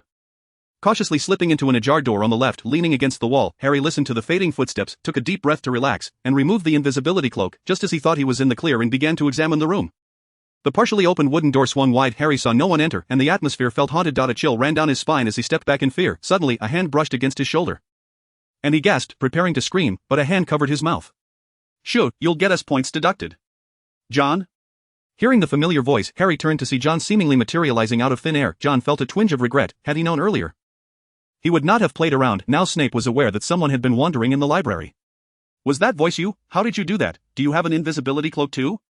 Harry's rapid-fire questions revealed his astonishment. John, feeling somewhat overwhelmed, sought to shift the conversation. Shall we take a look around this place? I've never been here before. At this suggestion, Harry began to notice their surroundings. It appeared to be an abandoned classroom. With many desks and chairs stacked against the walls, casting dark shadows, there was also an overturned wastebasket, and on the wall directly across from them stood an incongruous object. John, too, noticed the mirror. It was an imposing piece. Nearly reaching the ceiling, its ornate golden frame was supported by 2 clawed feet, and at the top, there was an inscription. John read aloud, Aristrala eharui tobi kafru atiangwos. A most peculiar mirror indeed. As a Gryffindor, Harry approached without fear. The next moment, he stood before the mirror, terror-stricken. What's wrong? John inquired, not understanding. Harry's breathing grew rapid, and the color drained from his face. There are so many people in the mirror. At least a dozen, all standing behind me. Harry's words left John momentarily stunned as he leaned in for a closer look, and nothing was there. Wait, John observed a banquet of sumptuous Chinese delicacies appearing beside him in the mirror. His eyes widening in disbelief, rubbing his eyes, John looked again, and he found himself indulging in the feast. Not only that, but the reflection of John in the mirror wore a magnificent wizard's robe. Looking to be in his 20s, wielding a wand that symbolized power, and adorned with a first-class medal of the Order of Merlin, memories of the mirror's narrative resurfaced, and John muttered to himself, the Mirror of Ariste? He recalled that this mirror did not appear until the end. Why was it manifesting now? John. I believe they are my family. Harry gazed into the mirror, where a beautiful, gentle woman stood behind him, her eyes filled with love. Beside her was a bespectacled man with messy black hair, reminiscent of Harry's own. Harry felt certain they were his parents, and not just them, but other relatives, all sharing his striking green eyes. These were the very figures Harry yearned for, and he gazed at the mirror with an insatiable longing. As if wishing to step through and reunite with his family. Observing Harry's trance-like state, John pulled him away from the mirror. We should leave, Filch will return. Though reluctant, Harry acquiesced. He donned the invisibility cloak and gestured for John to join him. To which John smiled enigmatically and replied, I need not. With a gentle wave of his wand, John vanished before Harry's eyes. Uncertain, Harry tentatively called out, John, are you still there? Of course. The familiar voice responded, and as Harry reached out, he felt John's face. Be careful, you almost poked my eye. At this, Harry sheepishly withdrew his hand. Before exiting the room, John paused to glance at the mirror, where he thought he saw a silver-haired figure. But it vanished upon blinking. Dumbledore? Convinced he had not been mistaken, John suddenly realized that this object had been placed there by Dumbledore. If that were the case, then Harry would likely be safe. Parting ways with Harry at the staircase, John ventured into the restricted section, retrieving an ancient tome on alchemy, the supreme alchemy, to bring back to his dormitory. However, after only a brief perusal, he felt dizzy. The content was exceedingly profound. Akin to fairy forging, requiring a substantial foundation. One cannot bite off more than one can chew. I must start from the ground up. Placing the book beneath his pillow, John opened the Marauder's map. Noticing Quirrell making his way outside Hogwarts, John hesitated, contemplating whether to follow. After deliberation, he decided against it. Setting aside Voldemort, Quirrell himself was not someone he could confront, unless he caught him off guard. The disparity in their magical prowess was too great. Moreover, John lacked any offensive spells akin to the Killing Curse, and if his identity were discovered, he would be in grave danger. The Christmas holiday was not yet over. During this period, John made several trips to the library, amassing a considerable collection of foundational alchemy texts. He ardently sought to expand his knowledge, yet it still felt insufficient. However, within one of the ancient alchemy tomes, he discovered a reference to Nicholas Flamel. Nicholas Flamel, the sole known creator of the Philosopher's Stone. Upon reading this, John's thoughts surged. He remembered that the Philosopher's Stone was what Harry had been guarding during his first year. This object could save John a significant amount of time, granting him immediate access to the pinnacle of alchemical mastery. The Philosopher's Stone. As he traced the accounts of the stone, the notion of immortality flickered through his mind, only to swiftly dissipate. He recalled that immortality bore considerable drawbacks, eroding emotions and, more importantly, rendering the body exceedingly fragile. Such a form of immortality was worse than death for John. Perhaps I should inform Harry and the others. They had nearly given up hope in recent days. Chapter 22, Dumbledore and the Agreement. I in the Great Hall. You should have woken me. I wanted to see your parents. Ron complained angrily, upset that Harry had discovered the mirror alone the previous day. Harry replied, you can come tonight, I still want to show you that mirror. Two individuals were fervently engaged in a discussion regarding the enchanted mirror, to the extent that they almost forgot about Nicholas Flamel. John, with turkey nestled between slices of toasted bread, was on the verge of indulging in his sandwich when Harry interjected, John is here too, but I haven't seen his family. Setting down his sandwich, John replied with a hint of seriousness, Harry, that mirror is not meant to unveil our families, rather, it reflects the deepest desires of our hearts. You should not become overly obsessed. Ron, with curiosity, inquired, what did you see? John? Me? Reflecting on the scene he had witnessed the previous day, John smacked his lips and stated, I saw a table laden with food. Both Ron and Harry were momentarily at a loss, having expected John to envision something else. After all, With his love for learning, one would think he would see books. Nevertheless, Harry dismissed John's words, his yearning to visit the mirror only intensifying. He craved affection so deeply the most potent magic woven from maternal love could not fill the void within him, more than being a savior. He longed for the companionship of his parents. John, unconcerned whether Harry absorbed his advice, felt content that he had spoken his piece. With Dumbledore present, even Voldemort could not harm Harry and his friends. After finishing his meal, John recalled Nicholas Flamel and retrieved a chocolate frog wizard card from his pocket, offering it to Harry. "What is this?" Harry questioned, puzzled by John's gesture. John smiled mysteriously. "Perhaps the answers are not as profound as one might imagine. You must learn to observe the world around you." This cryptic remark left the two boys bewildered. Yet Harry accepted the card. With his thoughts consumed by the mirror of Erist, Harry hastily stuffed the card into his pocket, likely forgetting about it for some time. This mattered little to John, who had already made his way to the library. Under the watchful eye of Madame Pants, he stacked numerous tomes on alchemy onto the table. His diligent demeanor even brought a smile to Professor McGonagall. The only drawback being that he was not a Gryffindor student. After 2 hours of intensive study, bolstered by the knowledge of a top student, John managed to accumulate some foundational theories of alchemy. Once the study session concluded, he set aside the towering pile of books and rubbed his tired eyes. Relying solely on these theories is still too challenging. Before him lay a beginner's guide to ancient runic and simple alchemy. These were merely the basics. Enough to leave one's mind reeling. However, thanks to this, John was now ready to engage in practical alchemy. According to goblin metallurgy, the equation of runes combined with alchemy equated to goblin forging, although the formula was straightforward. Achieving success required countless trials. Venturing to the room of requirement on the 8th floor, John sought a new location. "I need a place to create." After pacing back and forth 3 times before a large tapestry, a wooden door materialized on the blank wall. Upon entering, he found a room filled with numerous cauldrons. The shelves along the walls were lined with empty bottles, some containing materials from magical creatures. John flexed his fingers, realizing he needed to replenish his supplies. Much like wand-making, magical creatures held significant value in the hands of a wizard. Given John's financial constraints, purchasing them was out of the question. But he had a friend well-versed in materials, whom he could approach for assistance, the following day. "Here you go, John. What do you need the blast-ended Scroot's rear end for?" In Hagrid's hut, Hagrid, as the keeper of keys and grounds, interacted daily with magical creatures, amassing a treasure trove of materials over the years. Yet Hagrid seemed oblivious to this fact. Sitting atop a mountain of riches without awareness, John was one of the few students who shared a good rapport with Hagrid. Bonded by their shared adventure into Aragog's lair, upon hearing John's request for materials, Hagrid immediately gathered a hefty collection. As John accepted the materials, he nearly toppled over, despite Hagrid's ease in handling them. The pile was surprisingly heavy. The blast-ended Scroot, a magical creature bred at Hogwarts, was likely a hybrid of a human-headed, lion-bodied, scorpion-tailed beast and a fire crab. Only Hagrid could procure such a vast quantity of rear ends, which John intended to use as materials for his first foray into alchemy. "I'm studying alchemy, Hagrid. After all, who knows these creatures better than you?" Hagrid beamed at this acknowledgement, and John politely declined Hagrid's offer of rock cakes. Burdened with a basket full of blast-ended Scroot rears, John struggled back to the room of requirement to commence his crafting. He was so absorbed in his work that he lost track of time, even missing dinner. Upon exiting the room of requirement, John found his nose dusted with soot. Just as he was about to head back, he paused on the 5th floor and noticed the door to the mirror slightly ajar. He realized that Harry was inside. "He is still obsessed," John sighed, changing his mind about returning to the dormitory and heading toward the left room. As he neared the entrance, John heard voices within.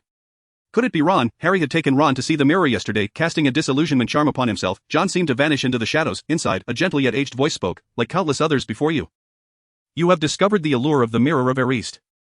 I didn't know it was called that, sir. But I suspect you now understand its magic, do you not? It showed me my family. Harry conversed with Dumbledore, learning that the mirror, just as John had described, revealed one's deepest desires. Dumbledore seized this opportunity to impart wisdom to Harry, informing him that the mirror would be relocated. Although Harry felt a twinge of reluctance, he obediently donned the invisibility cloak and returned to his dormitory for the night. "Professor Dumbledore, what did you see when you gazed into the mirror?"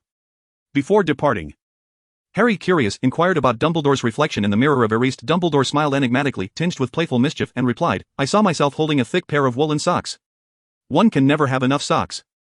Harry found this response somewhat dismissive, yet not entirely devoid of truth. After all, John had merely seen a table full of food. Perhaps both he and Dumbledore were wise individuals. As Dumbledore watched Harry depart, he remained in the room, a warm smile gracing his features as he addressed the empty air. "Perhaps I should speak to you face to face, Mr. Weasley." Well, John realized how naive it was to think he could evade the attention of the greatest wizard of the century. Stepping out of the shadows, he lifted the disillusionment charm, his form gradually becoming visible as if he had materialized from thin air. "Excellent disillusionment charm. It seems you have learned much in the restricted section," Dumbledore complimented. John felt a twinge of embarrassment, his heart racing at being caught in a rule-breaking act, especially by the headmaster of Hogwarts. Dumbledore chuckled. "No need to worry. I believe Professor Quirrell signed your note." "Did he not?" He winked playfully, appearing far from the demeanor of an elderly man. John understood that Dumbledore did not summon him without reason. He had intended to leave when Dumbledore called him back. As expected, Dumbledore regarded John with kind eyes that sparkled with perceptiveness, asking, "Mr. Weasley, what did you see in the mirror?" John's body tensed instinctively and he activated his mental shielding as he truthfully replied, "Food, lots of food. And me becoming powerful."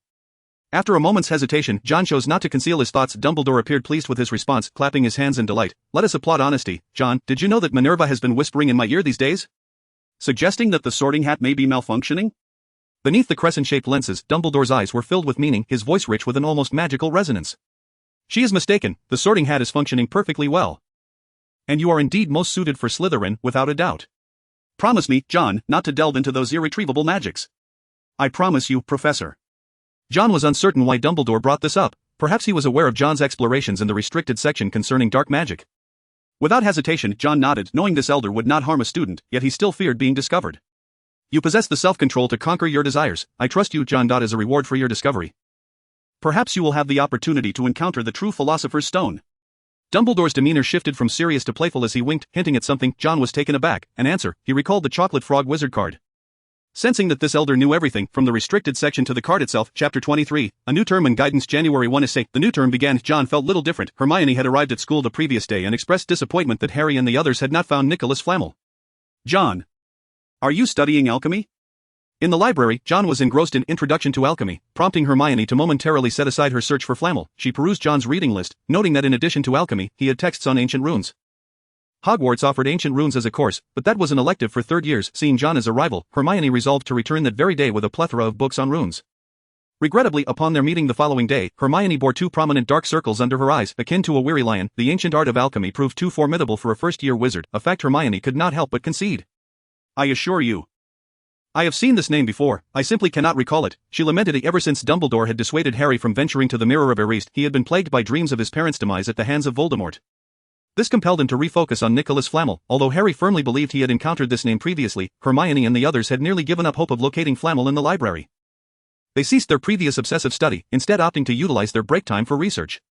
"I remember having seen it." Harry began to doubt whether he had indeed seen it at all. They gathered to discuss this, while John, not far off, retrieved A Beginner's Guide to Ancient Runes, alternating between reading about alchemy and runes to stave off fatigue. "Wick, what are you looking at? Are you planning to learn how to sell trinkets like the Weasley twins?" Malfoy, no longer able to ignore John since their Quidditch match, observed with growing interest. Upon seeing John's interest in alchemy, he instinctively assumed John aimed to profit like the Weasley twins. "Just tinkering with a few small things. Alchemy is a complex discipline. Are you familiar with the Sword of Gryffindor?" John closed the book in his hand, his expression growing distant. Malfoy asked, "What is that?" "A legendary silver sword that Gryffindor had forged by goblins. Only a true Gryffindor can find it. However, that is unimportant. The sorting hat is also a product of alchemy." After much arduous effort, John finally illuminated his skill in runes, signifying his foundational grasp of the subject. Now, he only needed to illuminate alchemy to commence forging with goblins. Yet, this process proved challenging. After exhausting the blast-ended squirts he had acquired from Hagrid, he still had not succeeded. Malfoy nodded in a semblance of understanding. As a member of the Malfoy family, he lacked for magical implements. He merely found it curious that John, from a Muggle background, faced such difficulties and needed to craft his own items. That evening, astronomy class beckoned. The students convened in the astronomy tower, where Professor Aurora Sinistra elucidated the position of Sagittarius. After the day's lessons, John encountered Quirrell, who handed him a note. Defense against the Dark Arts classroom. Upon opening the note, he found only a location. Reluctantly, John knew he must go, fearing Quirrell's suspicion if he declined, and thus set aside his alchemical studies. In the defense against the Dark Arts classroom, Quirrell, feeling that this diligent student was edging into darkness, began to shed his fade. Originally, Quirrell was a wizard of considerable skill. Had he not aligned himself with Voldemort, he would not have needed to masquerade as an incompetent professor. "Very well, John Wick, it seems you have chosen the right path." Quirrell was pleased to see John arrive at night. Indeed, knowledge proved to be the greatest forbidden fruit, having tasted the power of dark magic. Even the diligent John Wick began to fall. Professor Quirrell, upon entering the defense against the dark arts classroom, John felt an intrusive prickling as if someone were probing his mind. It was legilimency. Attempting to delve into his thoughts, swiftly, he employed the mental occlusion charm. Since the new term began, he had raised his skill in this charm to level 2, but it still felt insufficient. He allocated points to enhance his mental occlusion, elevating it to level 3. At this stage, he was proficient enough to confront a fragmented remnant of Voldemort's soul. Displaying an expression of excitement, John resembled a disciple utterly captivated by knowledge. The fragment of Voldemort that intruded upon John's mind was satisfied. Now, John would become the most loyal Death Eater with a mere word from Voldemort. Cultivating an informant within Hogwarts, Voldemort was generous with his knowledge. Through Quirrell's guidance, John learned much. As a powerful wizard himself, Voldemort's knowledge was vast. Under his tutelage, many of John's previously obscure concepts became clear. In the days that followed, John attended classes by day and pursued his studies in the classroom by night. This diligence resulted in rapid improvement, culminating in his successful mastery of the Fiendfire spell, Magic, Level 3, 30-1500, Spells, Alhamra, Level 3, Levitation Charm, Level 4, Transfiguration, Level 2, Disillusionment Charm, Level 3. Lumos, Level 2, Fiendfire, Level 3, Bone-Breaking Curse, Level 3, Fiendfire, Level 2, Shield Charm, Level 2, Skills, Proficiency in Short Weapons, Level 7, Greatsword Proficiency, Level 4, Proficiency in Firearms, Level 1, Runes Proficiency, Level 1. Alchemy Proficiency, Level 1, Enhancements, Stamina, Quick Strike, Precision, Academic Excellence, Pilot, Long Distance Runner, Sword Dance, Giant Slayer, Night Demon. Although his magical power had not increased significantly, his understanding of spells had improved considerably. The most notable news was that his alchemy proficiency had also been illuminated.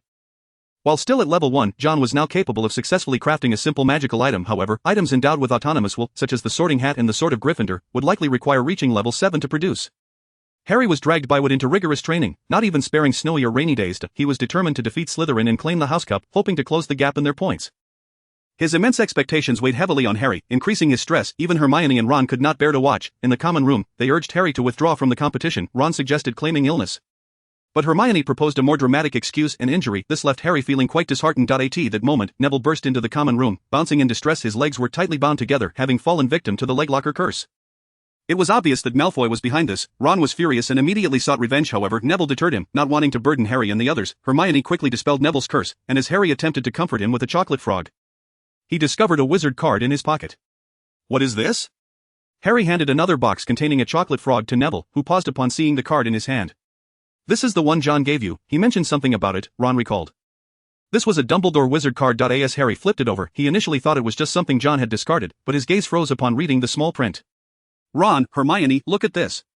Harry gasped, his voice trembling slightly. Ron and Hermione leaned in, equally taken aback by the sudden revelation. "Productive collaboration with partner Nicholas Flamel in the field of alchemy." "I knew it, I have indeed seen this name before," Harry exclaimed with excitement. A crucial step had finally emerged after a prolonged period of stagnation. The trio was particularly animated, with Hermione leaping in delight. Suddenly, Hermione recalled something. Glancing at the mention of alchemy, she stated, "No wonder John was poring over alchemy books, he must have known all along."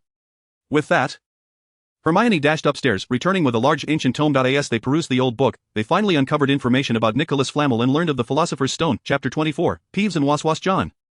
Hermione approached, fuming, accompanied by Harry and Ron. Leaving John somewhat bewildered, with her voice raised in irritation, Hermione declared, "Do you know about Nicholas Flamel?"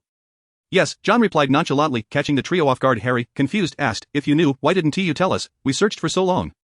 John responded with surprise, "I did mention it. You must have only just discovered the wizard card now?"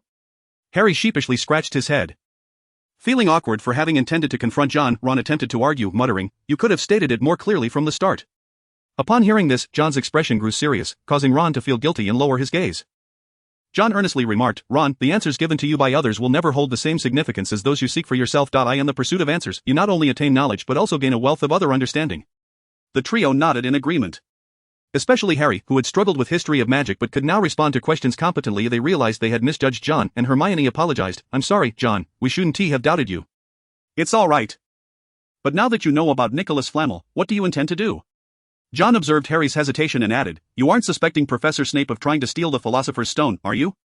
Caught off guard by John's insight, Harry chuckled awkwardly. After all, it was rather inappropriate to accuse their head of house of being a thief. John sighed, stating, "The Philosopher's Stone isn't quite what you think. Indeed, it is the pinnacle of alchemical achievement, capable of producing the elixir of life, but it merely offers theoretical immortality. The depletion of the physical body and the erosion of emotions, each aspect diminishes with the passage of time. Professor Snape is a master of potions. He is acutely aware of these flaws and is certainly not lacking in wealth. What reason could he possibly have for stealing the Philosopher's Stone?" His words were irrefutable. Leaving Harry momentarily speechless, Ron pondered for a moment before suggesting, "Perhaps it is for the Dark Lord."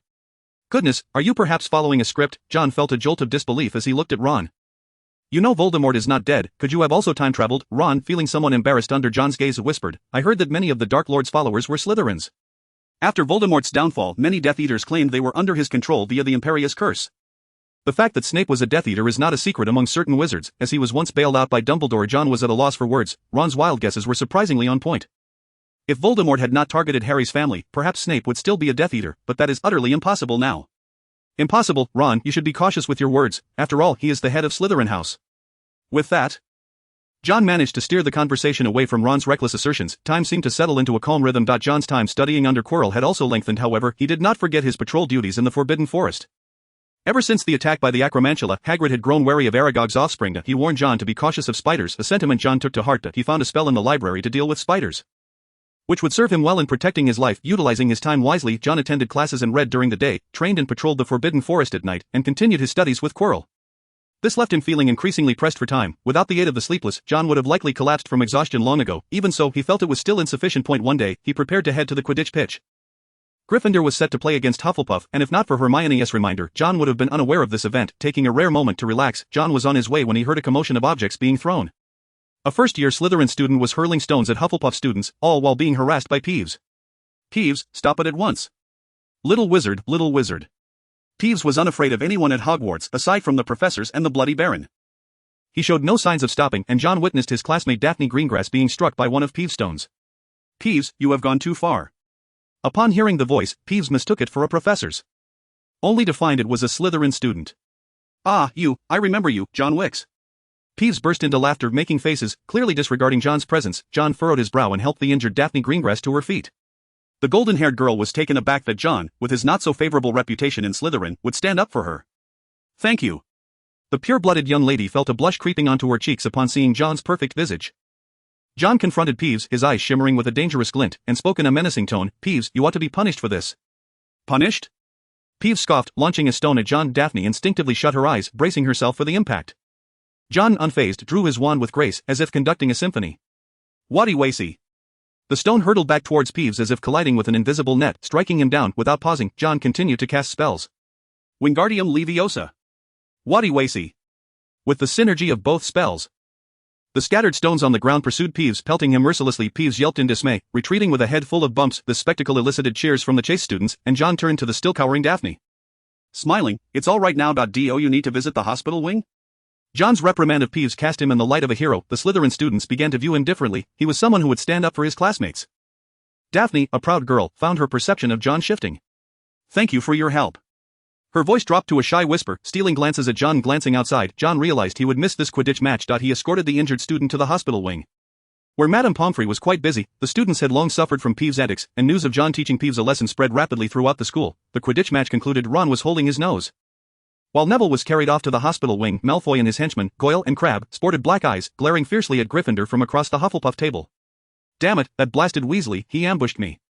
Malfoy seethed with anger. During the match, he had clashed with Ron, resulting in a brawl that included Neville and Goyle. As for Harry, he had vanished after the celebrations. However, this did not diminish Malfoy's animosity toward Gryffindor. John shook his head in disbelief, stating, Malfoy, you lost even with a 3-on-2 advantage. This remark caused Malfoy's face to flush with rage as he retorted, if wands were allowed, I could take on 12 Weasleys in Longbottom. Believing his words was an act of folly. Closing his book, John noted that night had fully descended. He too had to head to the room of requirement for training before patrolling the Forbidden Forest. The Gryffindor celebrations had also shifted locations. They likely understood that the Slytherins were eager for another fight and chose to return to Gryffindor Tower. Fred and George were sneakily making their way to the kitchen to pilfer some cake, and John chose not to expose them. After all, if one spoke kindly to the house elves, they would likely be willing to provide cake for the esteemed wizards. At the entrance to the room of requirement, John encountered a returning Harry. Harry declared confidently, John, it was Snape. I saw it with my own eyes. He threatened Professor Quirrell in the Forbidden Forest. Chapter 25, Hagrid and the Dragon Egg. Snape, threatening Quirrell, you must be mistaken. Harry, you need to take responsibility for what you say. John's expression grew serious, making Harry realize he was not jesting. You are currently accusing a Hogwarts professor, the head of Slytherin House. If you lack evidence, you could be expelled. Of course, the notion of expulsion was just a casual remark. Given Harry's numerous transgressions at Hogwarts, one could fill an entire common room with them, yet Dumbledore had never imposed any penalties on him. Harry, oblivious to this, felt a pang of guilt, yet he had witnessed it firsthand, nodding vigorously, I swear, John, I would never lie to you. Uncertain of himself, Harry felt compelled to inform John, although John held Snape in high regard. He was often met with disdain, and he felt it was wrong for John to remain in the dark. Seeing Harry's earnestness, John sighed, very well, I believe you, but I will need to investigate. With the exams approaching, you should focus on your studies. Harry felt elated that John believed him. He felt he had done a good deed and left the previous gloom behind as he headed to the Gryffindor common room. However, he did not ponder why John was on the 8th floor, as the Slytherin common room was not located there. In the room of requirement, John cautiously dipped a quill into ink and inscribed a runic symbol on the rear of a blast-ended scrut. He was just one stroke away from completion, his brows furrowed in concentration as he gently traced the surface of the creature. A runic resembling a bent arm was etched onto the scrut's rear. Just one more step. A smile of satisfaction graced John's face as he took out his wand, tapped the desk, and cleared his throat. Pointing his wand at the runic inscription, magical energy surged from the wand's tip into the scrut. That began to glow, and just as John believed success was imminent, The light transformed into a cloud of black smoke, causing the script to explode, scattering fragments across the cauldron. Having anticipated this, John had cast a shield charm on himself, but he still felt a twinge of disappointment as the spell dissipated. Still not successful, it seems that relying solely on level 1 magic is too challenging for enchanting. His earlier attempt to enchant the blast-ended script had evidently failed. John speculated that the ink used for the runes might be at fault, pondering aloud, must it be the blood of magical creatures? Alchemy has always been intertwined with potion making, and John realized that he could only acquire quality materials from 2 places, the Forbidden Forest or his headmaster's office. Considering the difficulty of both, John decided it would be more prudent to seek Hagrid's assistance. After all, if he were to accidentally stumble upon Snape brewing a polyjuice potion, he might just become one of the fortunate few to sample it. The taste would surely be less than pleasant. Before heading out, John returned the books he had finished to the library. The library, however resourceful Miss Hermione Granger has entered into what one might call a Spartan mode. Meticulously outlining an extensive revision schedule that seems poised to overwhelm her classmates, not daring to disturb her during this intense period. Harry and Ron have resigned themselves to being mere companions in her scholarly endeavors. While Neville, too, finds no escape from her relentless study sessions. Upon the arrival of John, Harry and Ron's expressions light up as though they have spotted a savior. "John, over here!" Neville exclaims excitedly, only to be promptly pursued by a floating feather duster. "You are studying here?" John inquires. A hint of surprise in his voice. While he is not astonished to find Hermione here, the sight of the other 3 resembles that of eunuchs attending to an emperor's studies. "By the way, I haven't thanked you yet, John. The gift you gave me is incredibly useful." Neville finally manages to keep quiet, having evaded the duster's wrath that he refers to the pet cage John gifted him for Christmas, which has kept Trevor safe and sound ever since. "I'm glad you like it," John replies, placing his book down and sitting before them, perplexed. Did Nicholas Flamel not uncover the secret? It's Hermione. She has devised an exhaustive revision plan. Goodness, I'd rather face a troll than endure this. Ron laments loudly, only to invoke another round of duster attacks. Harry nods vigorously in agreement, exclaiming, "We have decades until the exams." Hermione, furrowing her brow, retorts indignantly, "Decades? We have less than 10 weeks left." "Look, John has started revising too," she points out. John, feeling somewhat sheepish at being singled out, acknowledges that he has not been studying in the conventional sense, as his reading material pertains solely to alchemical subjects, rendering it utterly irrelevant for the impending exams. However, this reminds him of his task to keep Hermione's fervor in check. Observing her buried beneath a mountain of books, John feels the weight of pressure intensifying.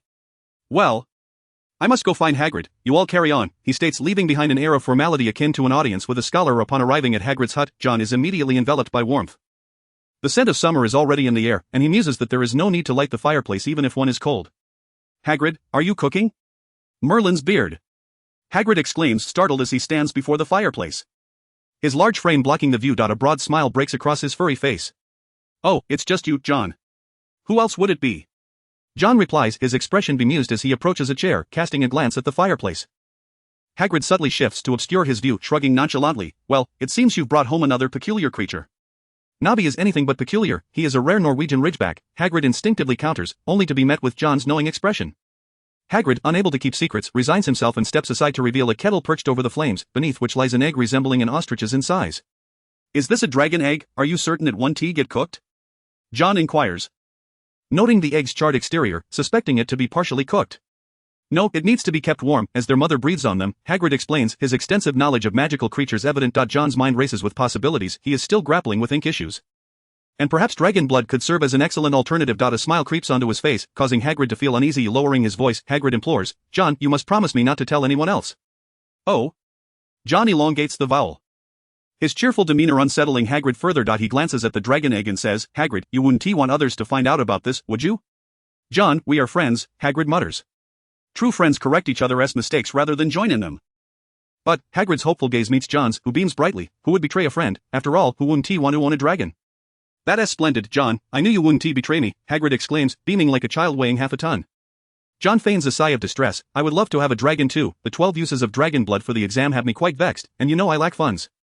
"Don't worry, John, once Nobby grows up, you'll get dragon blood for free." Hagrid is generous with his friends. John departs with a smile after acquiring a bounty of blast-ended script tales shortly after his departure. Hagrid heads to the library in search of more books on dragons and unexpectedly encounters the trio deep in their studies. The ensuing events are predictable. They, like John, discover the dragon egg. Yet they vow to keep the secret for the sake of their friend. Chapter 26, The Unforgivable and Coercion. In herbology class, Professor Pomona Sprout is explaining the characteristics of the devil's snare. A seemingly fearsome creature that is, in truth, quite timid in the light. As John listens, he diligently jots down notes on alchemy. After several trials, he found that pigeon feathers were inadequate for writing on blast-ended script tales. And after experimenting with various options, he crafted a stylus from silver and basilisk feather. Having procured the blood of magical creatures from the Forbidden Forest, he successfully completed his first alchemical project, a bracelet adorned with ceramic pieces resembling blast-ended squirt tails. While not particularly potent, it serves as a one-time protective charm that can cast the shield charm in times of danger. This marks his initial foray into alchemy, with more powerful dragon blood at his disposal. He may soon reach higher levels of mastery. He allows his thoughts to drift, occasionally nodding to appear engrossed. Meanwhile, the trio is embroiled in their own dilemma. Should we tell John it's a dragon? Ron argues. Convinced of the coolness factor, Hermione, ever the pragmatist, frowns. Ron, have you forgotten what we promised Hagrid? The fewer people who know about the dragon, the better, she reasons, believing it wouldn't bode well for John. During breakfast, Hedwig delivers a note from Hagrid informing them that the dragon egg is on the verge of hatching. This rare occurrence compels the trio to want to witness it, so much so that Hermione becomes distracted in class. Harry, surprised by her statement, responds, I thought you would definitely tell John. I mean, you and he are quite close. Undoubtedly, among the trio, Hermione shares the strongest bond with John, which explains Harry's astonishment, were he in her position. He would have been unable to resist sharing the news with Ron. It's illegal. The law prohibiting the keeping of dragons was passed during the Wizarding Congress of 1709. John's situation in Slytherin is already precarious, if he gets points deducted. It would worsen, Hermione argues with sound logic, prompting Harry to abandon the idea of sharing with John. However, they fail to realize that John has also received a note eager to obtain dragon blood for his experiments. John is determined not to miss out. He glances over at Malfoy, who wears a mischievous grin, and wonders if the boy has mistaken a potion for a beverage. Malfoy, why are you smiling so strangely? Weasley. You would never guess what that foolish Potter has done. This time, I will ensure he is expelled, Malfoy retorts, his pale face contorting into an even more abstract expression as his eyes dart toward the trio. His demeanor suggests he has uncovered some compromising information about them. John shrugs. After all, this isn't the first time Malfoy has made such claims. During the morning break, John discreetly makes his way to Hagrid's hut. Fully aware that dragons are illegal, cloaked in a disillusionment charm, he approaches the hut. Upon arrival, he finds the trio gathered around the table, entirely oblivious to his presence. Only Fong lifts his head, sniffing the air. Crack, a deep fissure appears on the surface of the dragon egg, and something within stirs. The delightful sound of cracking captures their attention. Hagrid, as excited as a child, urges everyone to draw closer to the table. Holding their breath in anticipation. At last, under the collective gaze, the dragon Nabi successfully hatches from its shell. Admittedly, it is not the most aesthetically pleasing creature, far from John's imagination, but that is of little concern, after all. He is merely interested in its blood. With spiky wings and a slender black body, its long snout features white nostrils. Horn-like bumps adorn its head, and its orange-red eyes bulge outward. Nabi sneezes, sending a plume of fire from its nostrils. Hagrid transforms into a doting mother, lifting Nabi and showering it with praise. Isn't he beautiful? Although Hagrid boasts, Nabi exhibits a fierce temperament, promptly biting Hagrid's finger. John surmises that a less robust individual might have lost a bit of flesh in such an encounter. How splendid! Too bad John missed it. Harry and Ron muse, their excitement palpable as they fantasize about the prospect of raising a dragon. Hermione's curiosity regarding the growth rate of the Norwegian Ridgeback intensified. John felt that the moment had come to dispel the invisibility charm, yet just before doing so, he noticed someone peering in from outside. Maintaining his composure, John paused his movements and approached the window, where he spotted that little rascal Malfoy sneaking a look. Just as Hagrid was about to respond to Hermione's inquiry, he too noticed the window, his complexion paling dramatically upon realizing he had been spotted by the towering giant. Malfoy hastily turned and fled. Despite Hagrid's attempt to pursue, it was already too late. This left Hagrid dumbfounded, while Harry leaned closer to the window, recognizing the familiar slicked-back head. This is it, it's Malfoy. He's definitely going to report us, Harry vowed. Convinced that Malfoy had seen the baby dragon. As Malfoy ran away, he could hardly contain his gleeful smile, muttering to himself, Haha, Potter, you're finished, I'll make sure you get expelled. As he walked down the corridor, he was abruptly yanked into a room by an unseen force. Malfoy, terrified, opened his mouth to scream. John lifted the invisibility charm, covering Malfoy's mouth with one hand while signaling for silence with the other. What are you doing here, Weasley? Setting aside the mudblood issue, John felt quite pleased with the nearly 200 points he had added to Slytherin's score. Although Malfoy was frightened that John might strike him again, he feigned bravery. John executed a swift maneuver, pinning Malfoy against the corner, and spoke in a calm yet firm tone. Malfoy, I hope you can promise me one thing. Do not disclose today's events to the professors. Today's events? You know about that giant dragon too? Malfoy's eyes darted, realizing the truth. John did not deny it, merely nodding in affirmation. I implore you to keep this from the professors, at least for a while. Why should I agree to that? Malfoy snapped. Regaining his arrogant demeanor, John thought to himself, if you spill the beans, my dragoness blood is as good as ruined. He promptly retorted, currently, we are not far behind Gryffindor in points. If you inform the professors, they will deduct points from Slytherin along with yours. This argument held some weight, catching Malfoy off guard. If he were to inform the professors, there was a chance that Hagrid, being the oaf he was, might expose John, causing Slytherin's hard-won advantage to vanish. More unbearable than losing the house cup would be losing to Gryffindor. After a moment of contemplation, Malfoy reluctantly nodded, saying, fine, I'll hold off for a while. I'm not doing this for you, but for the sake of the house cup. This somewhat agreeable attitude shifted John's perception of him, and he broke into a smile, extending his hand for a handshake. To eternal glory, I trust you won't regret today's events. as Malfoy shook John's hand for the second time. He pondered that John had not resorted to threats of violence, indicating he might not be such a bad person after all, perhaps befriending John, even as a noble pureblood with an ordinary wizard, would not be such a terrible thing. The two reached a tacit understanding, but this development left Harry, Ron, and Hermione somewhat uneasy. Although Malfoy had not reported them, he continued to watch them daily with a malicious grin, instilling a sense of dread in the trio, who felt that at any moment an aura from the Ministry of Magic could arrive to apprehend them for their dragon-rearing escapades. Hermione had assured Harry and Ron that the Ministry would not arrest them simply for having seen a dragon. Yet their imaginations ran wild regardless. After a week of deliberation, they agreed with Hagrid to send Norbert away. Coincidentally, Ron's brother Charlie Weasley was raising dragons in Romania, and they wrote to him. Receiving a prompt reply, once again, John found himself facing Quirrell, feeling somewhat anxious. On Quirrell's desk sat a caged insect, and he smiled as he announced today's lesson, a thorough introduction to the realm of dark magic. Specifically the unforgivable curses. Should John pass this trial, he would be fully recognized as one of their own. Conversely, should he fail, he would become a target for Voldemort. This implied a path devoid of choice. He would either wield the unforgivable curses or become Voldemort's priority target. With the Cruciatus curse looming over him, this was a coercion, a compulsion to choose, voluntary or involuntary? Look at this lovely little creature, Quirrell said, holding the long-jointed insect, a look of sheer delight on his face. John felt a shiver run down his spine. As Quirrell caressed the creature, a wicked smile crossed his lips. John, my good boy, now please tell me the names of the 3 unforgivable curses. Glancing at the wand in Quirrell's hand, John pondered for a moment before responding, the Killing Curse, the Cruciatus Curse, and the Imperious Curse. Good boy, Quirrell praised. He then pointed his wand at the insect. Now let me teach you these supreme curses. Imperious. A flash of light. And the insect became utterly obedient in his grasp. Quirrell's eyes glimmered with an eerie light as he explained, the Cruciatus Curse, a spell that compels obedience, even to the point of death. Under his control. The insect leapt into a nearby basin of water, showing no signs of struggle even as it faced drowning. Then emerged, scuttling toward a candle, allowing the flames to scorch its joints without resistance. John absorbed this chilling spectacle, feeling an icy dread. The Cruciatus Curse was far more insidious than mere brainwashing, capable of seizing control of an individual in an instant. Come back. He summoned the insect back to his palm. Then Quirrell aimed his wand once more, casting the second spell. Crucio. The insect shrieked, and although its expression was hidden, it was evident that it was in excruciating agony. The wretched wails echoed throughout the classroom. While John's countenance darkened, his body racked with discomfort. In stark contrast, Quirrell reveled in the sound.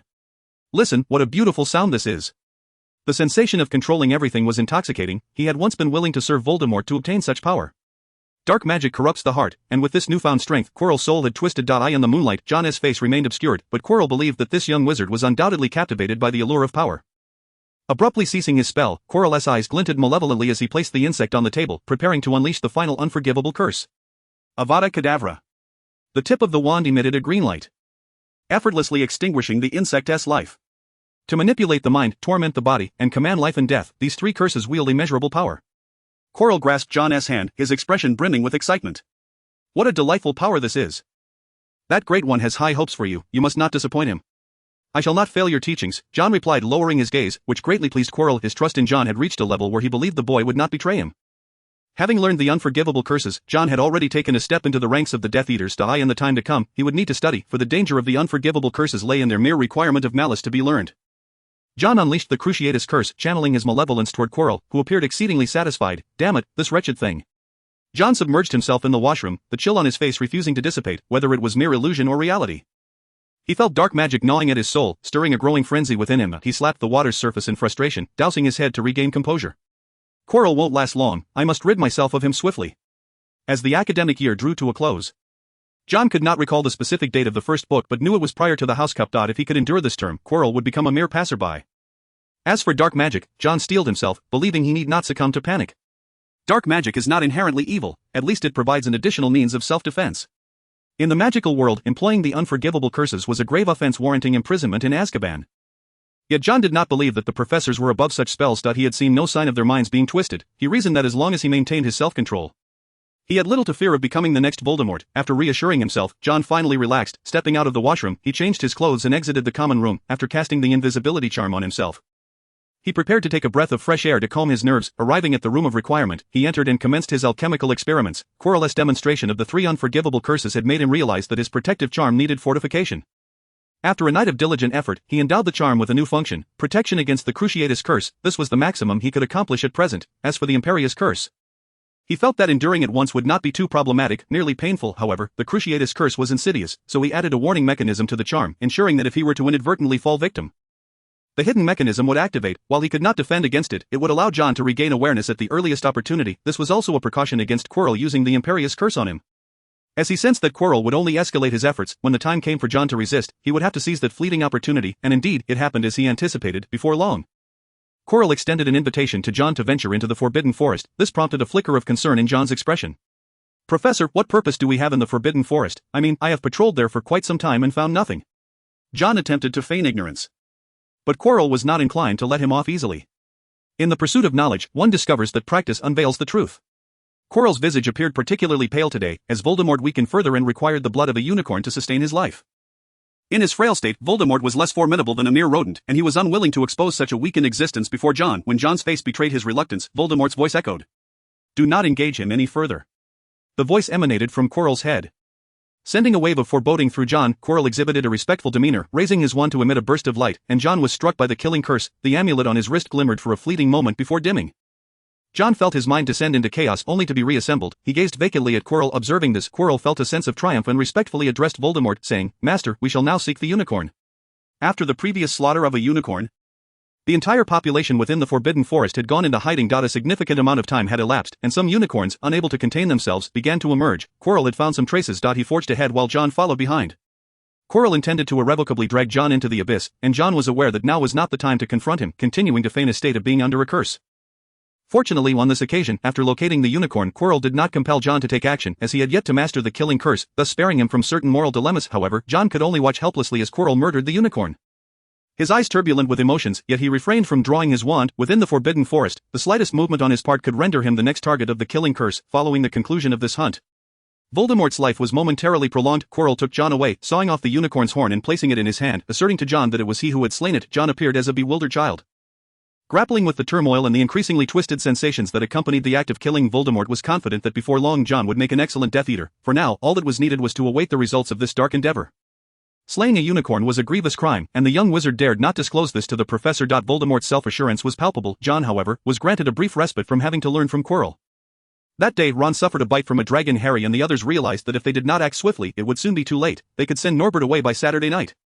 Upon returning, John promptly crafted himself a new protective amulet. Luckily, he had prepared for this encounter, otherwise, he might have fallen victim to Quirrell's treachery. On Saturday, John procured additional materials from Hagrid, and this time, he had conceived a new idea. The unicorn's horn has already begun to change. Gazing at the foul-smelling horn, John's brow furrowed. This unicorn had been slaughtered, and the curse upon its horn was considerable.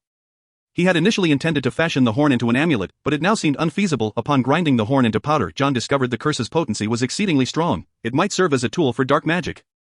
On his return journey, John also visited Hagrid's hut. Hagrid was nearly in tears, for that very night, Norbert was to be sent away. Upon arrival, John observed Norbert, now several times larger, and deemed the decision quite rational. If they waited any longer, Norbert could grow to the size of the hut. "John, this is the dragon blood I promised you. I hope you treat it well." Reminiscing about the past, Hagrid handed John a vial of dragon blood. "I assure you," John replied. Taking the vial, which still radiated warmth, likely a trait of the dragon, it seemed that this small vial would pose no challenge for Norbert, who appeared lively and vigorous, after parting ways with Hagrid. John conducted tests in the room of requirement. By combining the dragon blood with a blast-ended scrut, he successfully inscribed his first runes. As he caressed the newly enchanted amulet, excitement surged within him. After days of trepidation, he had finally reaped the rewards. As for the operation to send Norbert away that night, he chose not to participate, as he had prior commitments with Malfoy and preferred to avoid unnecessary conflict. The following morning, Gryffindor awoke to find that their point tally had mysteriously dropped by 150 points, leaving them utterly bewildered at what had seemed like a sure victory over Slytherin. Upon further inquiry, they learned that their so-called saviors, Harry Potter, Hermione, and Neville, had been caught wandering the school at night. This turn of events transformed the trio from celebrated heroes into the most despised individuals. In stark contrast, Malfoy, who had also contributed to the loss of 20 points for his house, enjoyed a vastly different fate, as his audacious act of turning in the trio had successfully reversed Gryffindor's chances. "Harry Potter, our hero Slytherin thanks you for your assistance," Malfoy taunted, causing Harry to grip his quill tightly, yearning to deliver a punch to that smug face. John believed it prudent to avoid engaging in such confrontations, as despite Hermione and Neville also losing points, their notoriety played a significant role. Harry bore the brunt of the animosity, and John could only conclude that fame was a double-edged sword, granting advantages while simultaneously burdening one with expectations. Clearly Harry had fallen short of Gryffindor's hopes. They had no choice but to immerse themselves in their studies, hoping that through learning, they might forget the pain. Damn Snape, always meddling. Quirrell's expression darkened. He had once again been threatened by Snape. This former Death Eater had now become an insufferable nuisance, and with their master failing once more, they needed to return to the Forbidden Forest. John was summoned once again, concealing his amulet discreetly within his sleeve. John's expression was conflicted as he pondered whether to continue his lessons with Quirrell. Sensing John's hesitation, Quirrell grew increasingly impatient. Perhaps only by truly slaying a pure life will he fully become a Death Eater. The killing curse gripped John, and Quirrell prepared to compel him to murder a unicorn. They made their way toward the Forbidden Forest. Quirrell failed to notice a glint of determination in John's eyes as he subtly gestured towards the corridor. A bird and a dog, hidden within the shadows, darted off in opposite directions. You wish to control me? I shall see how many lives you possess. John was not one to be manipulated. While he could not claim Voldemort's life, he could certainly cause some inconvenience. He surmised that a unicorn's life might draw the professor's attention, though he was uncertain whether Quirrell would meet an early demise, with a cold gleam in his eyes. A fleeting smile graced John's lips before vanishing without a trace. In the Forbidden Forest, poor Harry, Hermione, and Neville were subjected to punishment, forced to patrol its depths. The once arrogant Malfoy now appeared pale, fearing for his life amidst the ominous shadows of the forest. He feared that the towering Hagrid harbored resentment towards him for his betrayal, and he suspected Hagrid might seize this opportunity to feed him to a werewolf. In truth, his suspicion was not unfounded. Hagrid had little patience for the boy who had reported him. Entering here is the work of servants, not students. Malfoy protested loudly. Hagrid retorted gruffly, that's how Hogwarts operates, you must contribute. Or you may as well leave. With that, Hagrid turned to the other three, who were equally anxious, and quietly warned, the Forbidden Forest is exceedingly perilous, you must be cautious. John is unwell today, otherwise you might not feel so tense with a friend by your side. John is sick? Hermione inquired, genuinely concerned for her friend. Hagrid pondered for a moment before replying, I cannot say for certain, perhaps he was injured during alchemy. Though he stated this, his gaze drifted toward Fong, who was chewing on some dog food, seemingly just given to him. Hagrid led the four into the Forbidden Forest to patrol, where they soon discovered the blood of a unicorn. This is the third one. Last week, a new unicorn death had been uncovered, and Hagrid's spirits were somber. To facilitate their search, they split into two groups. Malfoy, convinced that Hagrid sought to do him harm, refused to accompany him, leaving Hagrid no choice but to pair Malfoy with Neville near Fong. Amidst the heavy atmosphere, Hagrid's team soon spotted someone signaling for help with red sparks. Upon arrival, they found the bothersome Malfoy tormenting Neville, prompting Neville to signal for assistance. Frustrated, Hagrid ordered Harry to switch places with Neville. Ensuring that Harry would no longer be subjected to Malfoy's antics, Harry felt a surge of anxiety. The dark and forbidden forest was fraught with dangers. John entered the Forbidden Forest, where Quirrell cloaked himself to remain hidden. They pursued a unicorn ethereal in its beauty, yet it was relentlessly attacked. John, finish it. Quirrell commanded. John raised his hand and cast a spell, sending forth a beam of light that veered off course, landing before the unicorn and stirring up dust, causing it to flee swiftly. Damn you, you foolish imbecile! Quirrell erupted in frustration. This marks the fourth attempt. Aside from the initial, lackluster sleep curse cast by John that startled the unicorn, every subsequent assault has proven ineffectual. Were it not for the knowledge that John had been ensnared by his own soul-stealing spell, one might genuinely believe he was intentionally causing chaos. In truth, John was indeed here to wreak havoc. Casting a glance at the increasingly weary unicorn, his anxiety mounted. Could it be that Bowl failed to deliver the message, or perhaps the professors do not trust me? A heavy weight settled in John's heart, for this was indeed a dire outcome. He had dispatched Bowl and Tom to deliver messages to several professors, hoping to orchestrate a plan to eliminate Quirrell. This blight upon their midst, however, their attempts seemed to vanish into thin air. And as the unicorn drew ever nearer, John's internal struggle intensified. Was he truly to slay the unicorn? After Quirrell struck the unicorn down once more, blood flowed from the creature's wounds. Quirrell's breath quickened, seized the opportunity. Hearing this, John stepped forward, his wand aimed at the unicorn. He beheld the sorrowful humanity reflected in the unicorn's eyes and pressed his lips together in anguish. Meanwhile, Quirrell urged him on. Hurry, use the spell you were most familiar with to finish it off. His body was too frail, without the unicorn's blood he would perish, as Voldemort drained his life force. Had it not been for the necessity of bringing down this wretched Death Eater, he would have dispatched the unicorn long ago, with a newfound resolve. John unleashed a torrent of flames from his wand. Incendio! The fire erupted uncontrollably, igniting the surrounding flora and voraciously consuming everything in its path. Fool! Quirrell had not anticipated John's folly in casting such a reckless spell. In a fit of rage, he hurled John aside and dashed towards the unicorn, and the flames engulfed everything but the unicorn itself. Quirrell still required the unicorn to prolong his life, and without a moment's thought, he approached the unicorn, eager to drain its blood. Just then, a crimson light shot forth, and he nimbly evaded it. The professors had arrived. Chapter 29, The Battle in the Forbidden Forest. Poor child, he has fallen victim to the soul-stealing curse. John had initially intended to backstab Quirrell, but upon hearing the approaching voices, he instantly feigned the effects of the curse. Professor Sprout hurried to John's side, her heart aching at the sight of him. Professor McGonagall resembled an enraged lion, her lips pale from exertion, for harming a Hogwarts student was a line she could not abide crossing. Her wand blazed with light as she advanced, raising her hand to transform a nearby tree into a lion that lunged at Quirrell. You shall pay for this. Never doubt an enraged professor, especially one who was an animagus. Quirrell sought to retaliate, but McGonagall, now in the form of a tabby cat, skillfully evaded him, leaping forth with claws that left deep gashes on his cloak, transforming back to her human form. McGonagall lifted her wand once more, targeting Quirrell. Stupefy! Quirrell was struck and sent flying, and McGonagall sought to pursue him. The commotion drew the attention of patrolling young wizards. Professor McGonagall? Harry exclaimed, and McGonagall internally cursed her luck. In a state of heightened urgency, she shouted, "Hide, Potter!" Quirrell, who should have been rendered unconscious, slithered through the air like a serpent, agilely approaching Harry. Just as McGonagall launched another attack, Quirrell veered away, disappearing into the depths of the Forbidden Forest. What on earth is happening? Hagrid had also arrived. The flames roaring uncontrollably with the combined efforts of Professor McGonagall and the arriving Professor Flitwick, they managed to extinguish the fire. Nevertheless, the battle had been perilous. Hermione anxiously glanced at Harry, relieved to see he was uninjured.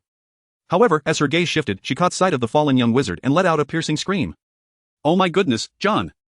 Without a second thought for her own safety, Hermione rushed to Professor Sprout's side. Her voice trembling as she asked, "He will be all right, won't he?" Professor Sprout, the head of Hufflepuff House, was a stout and kindly witch. Upon hearing Hermione's plea, she gently stroked John's head. "He has been cursed with the soul-stealing spell. We must get him to the hospital wing." The unforgivable curse? The very mention of the soul-stealing curse sent a shiver through Hermione. Harry and Neville soon joined them, and even Malfoy remained, disbelief etched across his face. Professor McGonagall's expression was grave. Someone had infiltrated Hogwarts and harmed a student using the soul-stealing curse. Professor Flitwick exclaimed in outrage, "Damnable scoundrel!" The centaurs, disturbed by the commotion, approached one young centaur with platinum hair and the body of a silver-maned horse. Hagrid, esteemed professors, Firenze arrived on the scene, taken aback by the unfolding events. Centaurs possess the ability to predict the future by observing the stars, yet what transpired here was beyond his expectations. "Hagrid, take them back and ensure Mr. Wick is transported to the hospital wing. We must conduct a thorough search of this area." McGonagall assigned the task. And Hagrid scooped up John while the trembling young wizards followed closely. A Firenze trailed behind, engaging Harry in conversation about the enigmatic stars. The group made their way out of the Forbidden Forest. And John gradually felt a sense of relief. Surely 3 professors will be sufficient to deal with Quirrell, provided they can locate him. John felt a surge of joy. It seemed he would be spared from Quirrell's presence for a while.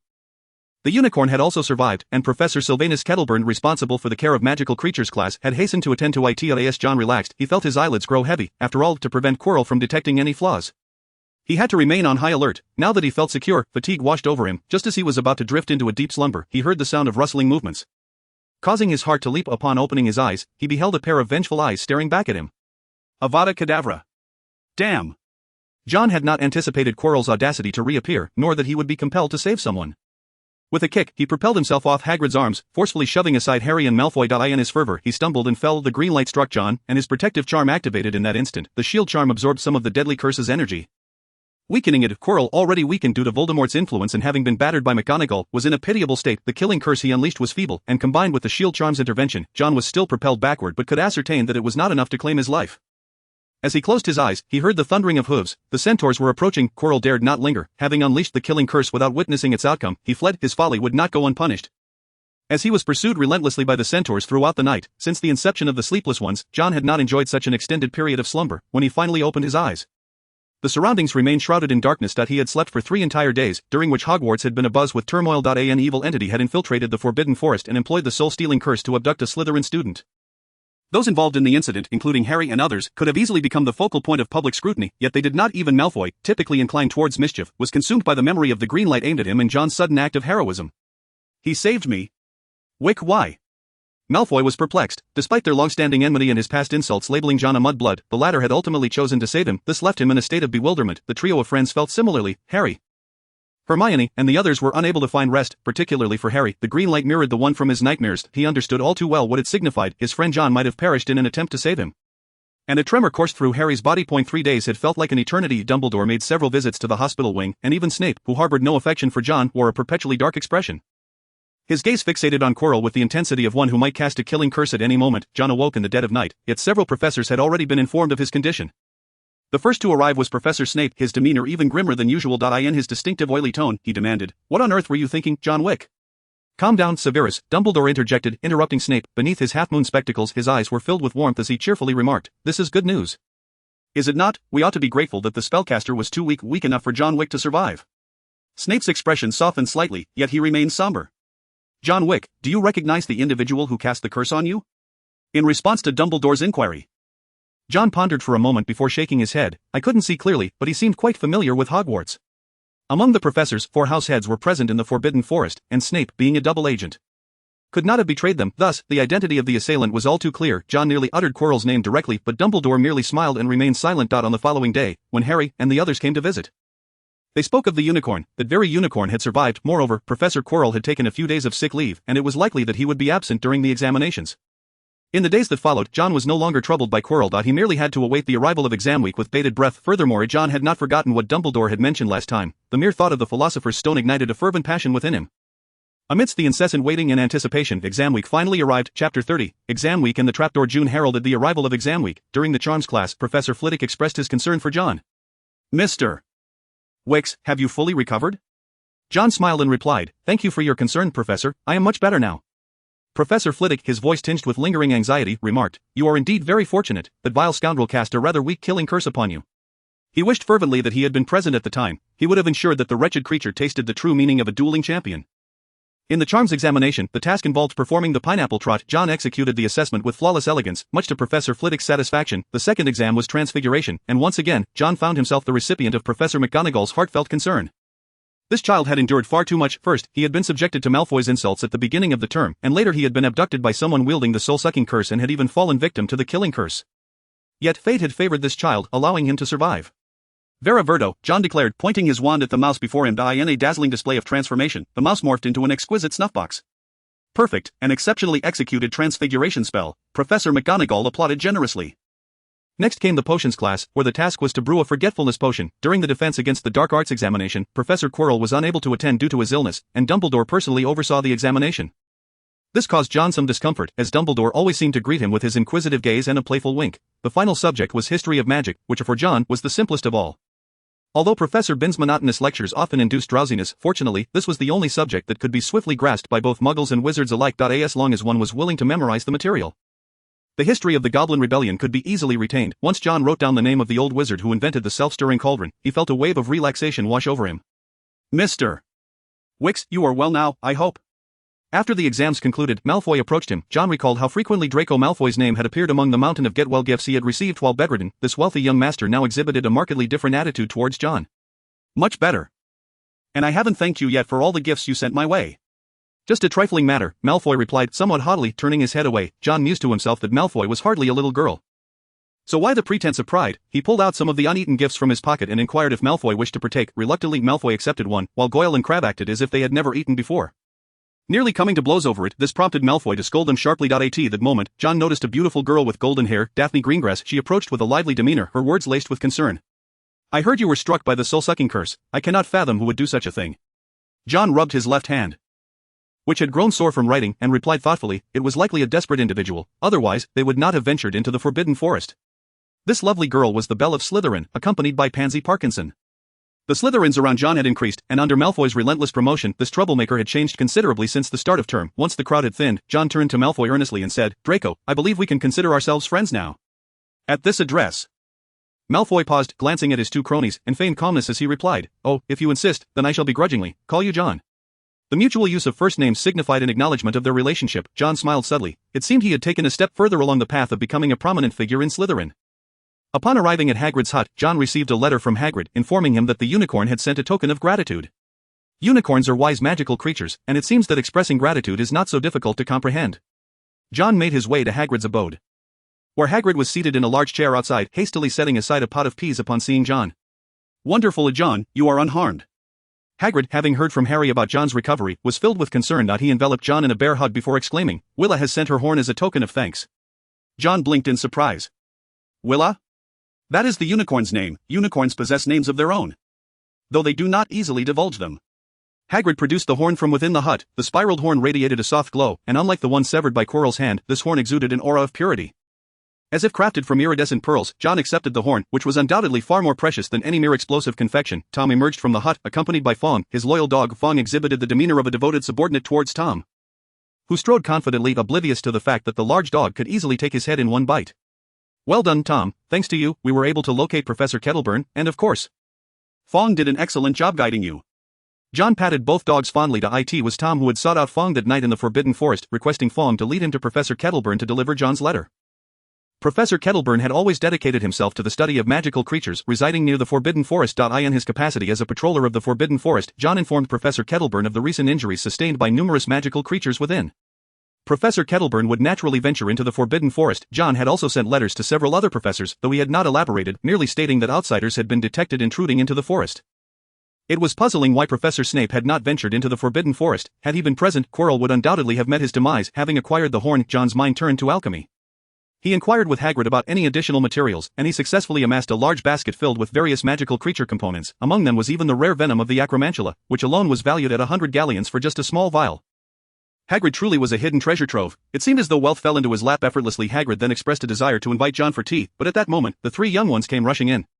Hagrid, I have a question to ask you, they panted, their faces flushed from the exertion. Harry hurriedly asked, do you remember the night you won at cards against Norbert? What did the stranger you played with look like? Hagrid, perplexed, replied somewhat absent-mindedly, I don't know, he wouldn't take off his cloak. Seeing the astonished expressions on the three young faces, he elaborated, the Hog's Head Inn always attracts some rather peculiar characters, that fellow was likely a dragon dealer. And I never truly got a good look at his face, as he wore a hood. Harry's heart raced, his instincts told him he was getting closer to the truth. What did you talk about? Did you mention Hogwarts? Hagrid furrowed his brow, straining to recall. I might have mentioned it. Oh yes, he asked what I did, and I said I was the gamekeeper here. He kept buying me drinks. He wanted to know if I was capable of handling a dragon. I told him I could manage even a flobberworm, so a dragon would be no trouble at all. Reflecting on the drinks he had consumed, Hagrid seemed somewhat nostalgic. The mention of a dragon only confirmed Harry's suspicions that this individual was intent on stealing the Philosopher's Stone. Hagrid, in his exuberance, had also divulged that the flobberworm enjoyed music, further solidifying the stranger's identity. By the time the three young ones realized the implications, it was too late, and they turned to flee. Hagrid, feeling a mix of regret and alarm, was met by John as he stepped out of the hut, exclaiming, Hagrid, perhaps you should try to keep your mouth in check. John, thank goodness you are here, I need your help. Hagrid cast a pleading look at John, who with great effort hoisted the basket of materials and said, very well. But I must first return these to my dormitory. If John's instincts were correct, the three young ones were already scheming how to access the trapdoor. Should they attempt to enter, they would likely confront Voldemort. And John had no desire to engage in an unprepared battle. Instead of heading to the dormitory, he made his way to the room of requirement, where he began crafting a protective amulet from the vast assortment of materials he had gathered. After all, he possessed the Marauder's map, allowing him to monitor the movements of the trio at any moment. As night fell, the three young ones began to stir. John glanced at the half-finished amulet and quickened his pace. Eventually, after the trio had entered the fourth floor for some time, John completed the amulet. Donning it, he filled his pockets with potions, resolute in his determination. Even if he could not defeat Voldemort, he would ensure he would be poisoned. Equipped with his formidable sword, he was poised for action. Upon reaching the corridor on the right side of the fourth floor, he found it ajar. The three-headed creature, known as the Lue, lay in wait with a predatory gaze. John cast aside a music box, and the Lue succumbed to slumber, allowing John to step through the secret panel. Chapter 31, Violence and Obstacles. The music box from Naui has proven useful. The delicate melody emanating from the music box was a cherished gift from Naui during Christmas. Aware of Lue's fondness for music, John had made a special trip to his dormitory to retrieve it. The music box flies in. Upon entering the secret panel, John summoned the music box back to him with a spell. This was a treasured gift from Naui, and John wished to prevent it from being damaged by the awakening Lue. Chime, challenge task activated. Clear the chamber containing the magical stone, gain 2 points. Enhancement, night. As John stepped into the room, he triggered a challenge task. Free falling through the secret panel, he spotted writhing tendrils below, resembling tentacles. Reducio. A beam of white light pierced through the tendrils, just before landing. He cast a levitation spell upon himself. Descending gently, looking up, he saw the shattered tendrils writhing to seal the opening, and upon closer inspection, he recognized the devil's snare. Is this to prevent falls? Stroking his chin, John speculated that only the benevolent Professor Sprout could devise such an obstacle. Little did she know that someone would breach it with such brute force. The devil's snare thrived in damp, dark conditions, and beneath it lay a stone corridor, the sole path forward. As he traversed the corridor, John began to hear rustling and clinking noises, akin to a swarm of insects flapping their wings. At the corridor's end, he found a brilliantly lit room with a lofty vaulted ceiling where countless birds glimmering like gemstones flitted about. It was a flock of winged keys. On the opposite side of the room stood a heavy wooden door with a keyhole. John contemplated the nearby flying broomstick and remarked, this challenge likely requires finding a matching key. Gazing at the multitude of keys, he mused that by the time he located one, Harry would probably have emerged. Thus, he resolved to adopt a different approach. John unsheathed his sword and approached the wooden door, attempting to unlock it with a spell, but to no avail. In that case, I'll simply break it down. Gripping the sword with both hands, he swung it down upon the door. The weight of his sword, coupled with his expertise, sent it splintering in all directions. On his 10th strike, the door finally succumbed and crashed to the ground. With the sword resting on his shoulder, John stepped through the threshold. The second room was shrouded in darkness. John blinked, adjusting to the sudden absence of light. As he ventured further inside, illumination erupted, revealing a colossal chessboard. Standing at its edge, he observed the black and white pieces arrayed on the board. They resembled wizards' chess pieces, with a wooden door situated behind the white pieces. Ron? At that moment, he noticed a red-haired figure sprawled outside the chessboard. A wave of dread washed over John. Could something have happened? Calling out several times yielded no response, prompting him to approach. However, the white pieces on the board drew their weapons and barred his path. John's expression darkened as he coldly declared, either step aside, or I'll shatter you to pass. Clearly the white pieces were unwilling to yield. John, undeterred, brandished his wand and unleashed an attack. Reducio. The foremost soldier was obliterated by the white light. Stirring the hornet's nest, the white pieces sprang into action, and John cast a disillusionment charm on himself, becoming invisible before them. The wary white pieces were momentarily confused, allowing John to spark a flurry of destruction with his sword. With his wand in one hand and sword in the other, John melded into the shadows, relentlessly decimating the white pieces. As the shattered pieces attempted to regenerate, John's expression hardened. The advanced transfiguration at play was likely Professor McGonagall's handiwork. Recover? Let's see how you fare when all are entangled together. With a flourish of his wand, the dismembered white pieces levitated and coalesced. He set his sights on the White King, clearly the linchpin of the challenge. Leaping into action, he executed a powerful downward strike, cleaving the White King in two from above. The white pieces halted their movements, and John grimaced at the sight of his somewhat deformed sword. This weapon is still lacking. Having vanquished the pieces, he hurried to Ron's side and shook him gently, finally rousing him from unconsciousness. Ron, are you all right? Ron appeared dazed, recalling only his self-sacrifice that allowed Harry to seize the White King, after which he had been knocked out. Upon hearing John's voice, he opened his eyes, startled to find nothing around him, and let out a scream. It's me, Ron, are you all right? John dispelled the disillusionment charm, offering his concern. I'm fine, just a bit dizzy, John. What are you doing here? Realizing something was amiss, Ron stared at John in disbelief. John shrugged casually and replied, Hagrid was worried about your safety, so he sent me to check on you. Well, that explanation was somewhat acceptable. Ron felt lightheaded as he stood, wobbling slightly before nearly toppling over. Just as John contemplated escorting Ron back, Hermione burst through another door. Ron, she exclaimed, spotting John standing beside Ron, momentarily taken aback. Hermione, where's Harry? Harry has moved on to the final challenge. John, how did you end up here? John recounted his reasons once more, glancing toward the door ahead. Upon noticing his movement, Hermione remarked, Harry has already passed through. The antidote for the fifth challenge has been exhausted. With no antidote left, Hermione's worries were futile. They could only proceed to see if they could find Dumbledore and bring him back. Fire! John instinctively reached into his pocket, which contained several vials of potions. As luck would have it, one vial of fireproof potion was precisely what he needed, crafted from dragon's blood in the powerful potions class. Just one vial would suffice to get him through. You two should exit according to plan. I will go assist Harry. With that, John disregarded Hermione's astonishment and stepped through the door behind the white pieces. Upon entering, he was immediately assaulted by a foul stench. This odor was all too familiar, reminiscent of a certain formidable creature he had previously encountered. However, this time the scent was even more overwhelming, causing John's eyes to water. Through his blurred vision, he discerned a colossal creature lying on the ground. This giant was even larger than the last, its head adorned with a massive lump, indicating it had been unconscious for some time. Just as John thought he could avoid another confrontation, the seemingly dormant giant unexpectedly opened its eyes. Chime, defeat the second giant. Gain 1 point enhancement. Giant Slayer, significantly increases damage to colossal creatures, instills fear in large beings, triggering a task. John's eyes narrowed. The massive giant was stirring, prompting John to cast a disillusionment charm on himself. Before the giant could fully awaken, he maneuvered to its rear. The lump on its head clearly indicated its weak point. Aiming carefully, he unleashed a powerful reducio. The unfortunate giant, just rising, was sent hurtling backward, this time sustaining a ghastly gash on its head, from which blood flowed profusely, pooling on the ground to form a small stream. Simultaneously, the system notified him of task completion. His brutish method of overcoming the challenge would likely have even Dumbledore scratching his head in disbelief. Approaching the final door, John pushed it open. Before him loomed a barrier of purple flames, prompting him to retrieve the fireproof potion and prepare to drink it. Suddenly, he paused, his gaze vacant as he summoned the interface. Magic level 3, 105, 1500, spells, Alohomora, level 3, levitation charm, level 4, transfiguration charm, level 2, disillusionment charm, level 3, lumos, level 2, fiendfire, level 3, reducto, level 3, incendio, level 2, skills, short weapon mastery, level 7. Greatsword mastery, level 4, firearms mastery, level 1, unarmed mastery, level 1, alchemy mastery, level 1, enhancements, fortitude, swift strike, precision, scholar, pilot, long distance runner, sword dance, night demon, giant slayer. My disillusionment charm faltered before Dumbledore last time. I must not be careless this time. Resolute. John focused on the disillusionment charm, adding his newly acquired points to it. The level of the charm increased, reaching level 4. Chapter 32, Voldemort and Backstab. Having completed all preparations, John felt a sense of satisfaction. He cast another disillusionment charm upon himself. With the charm now at level 4, it rivaled that of the Department of Magical Law Enforcement's Aurors. After downing the fireproof potion, John stepped into the flames.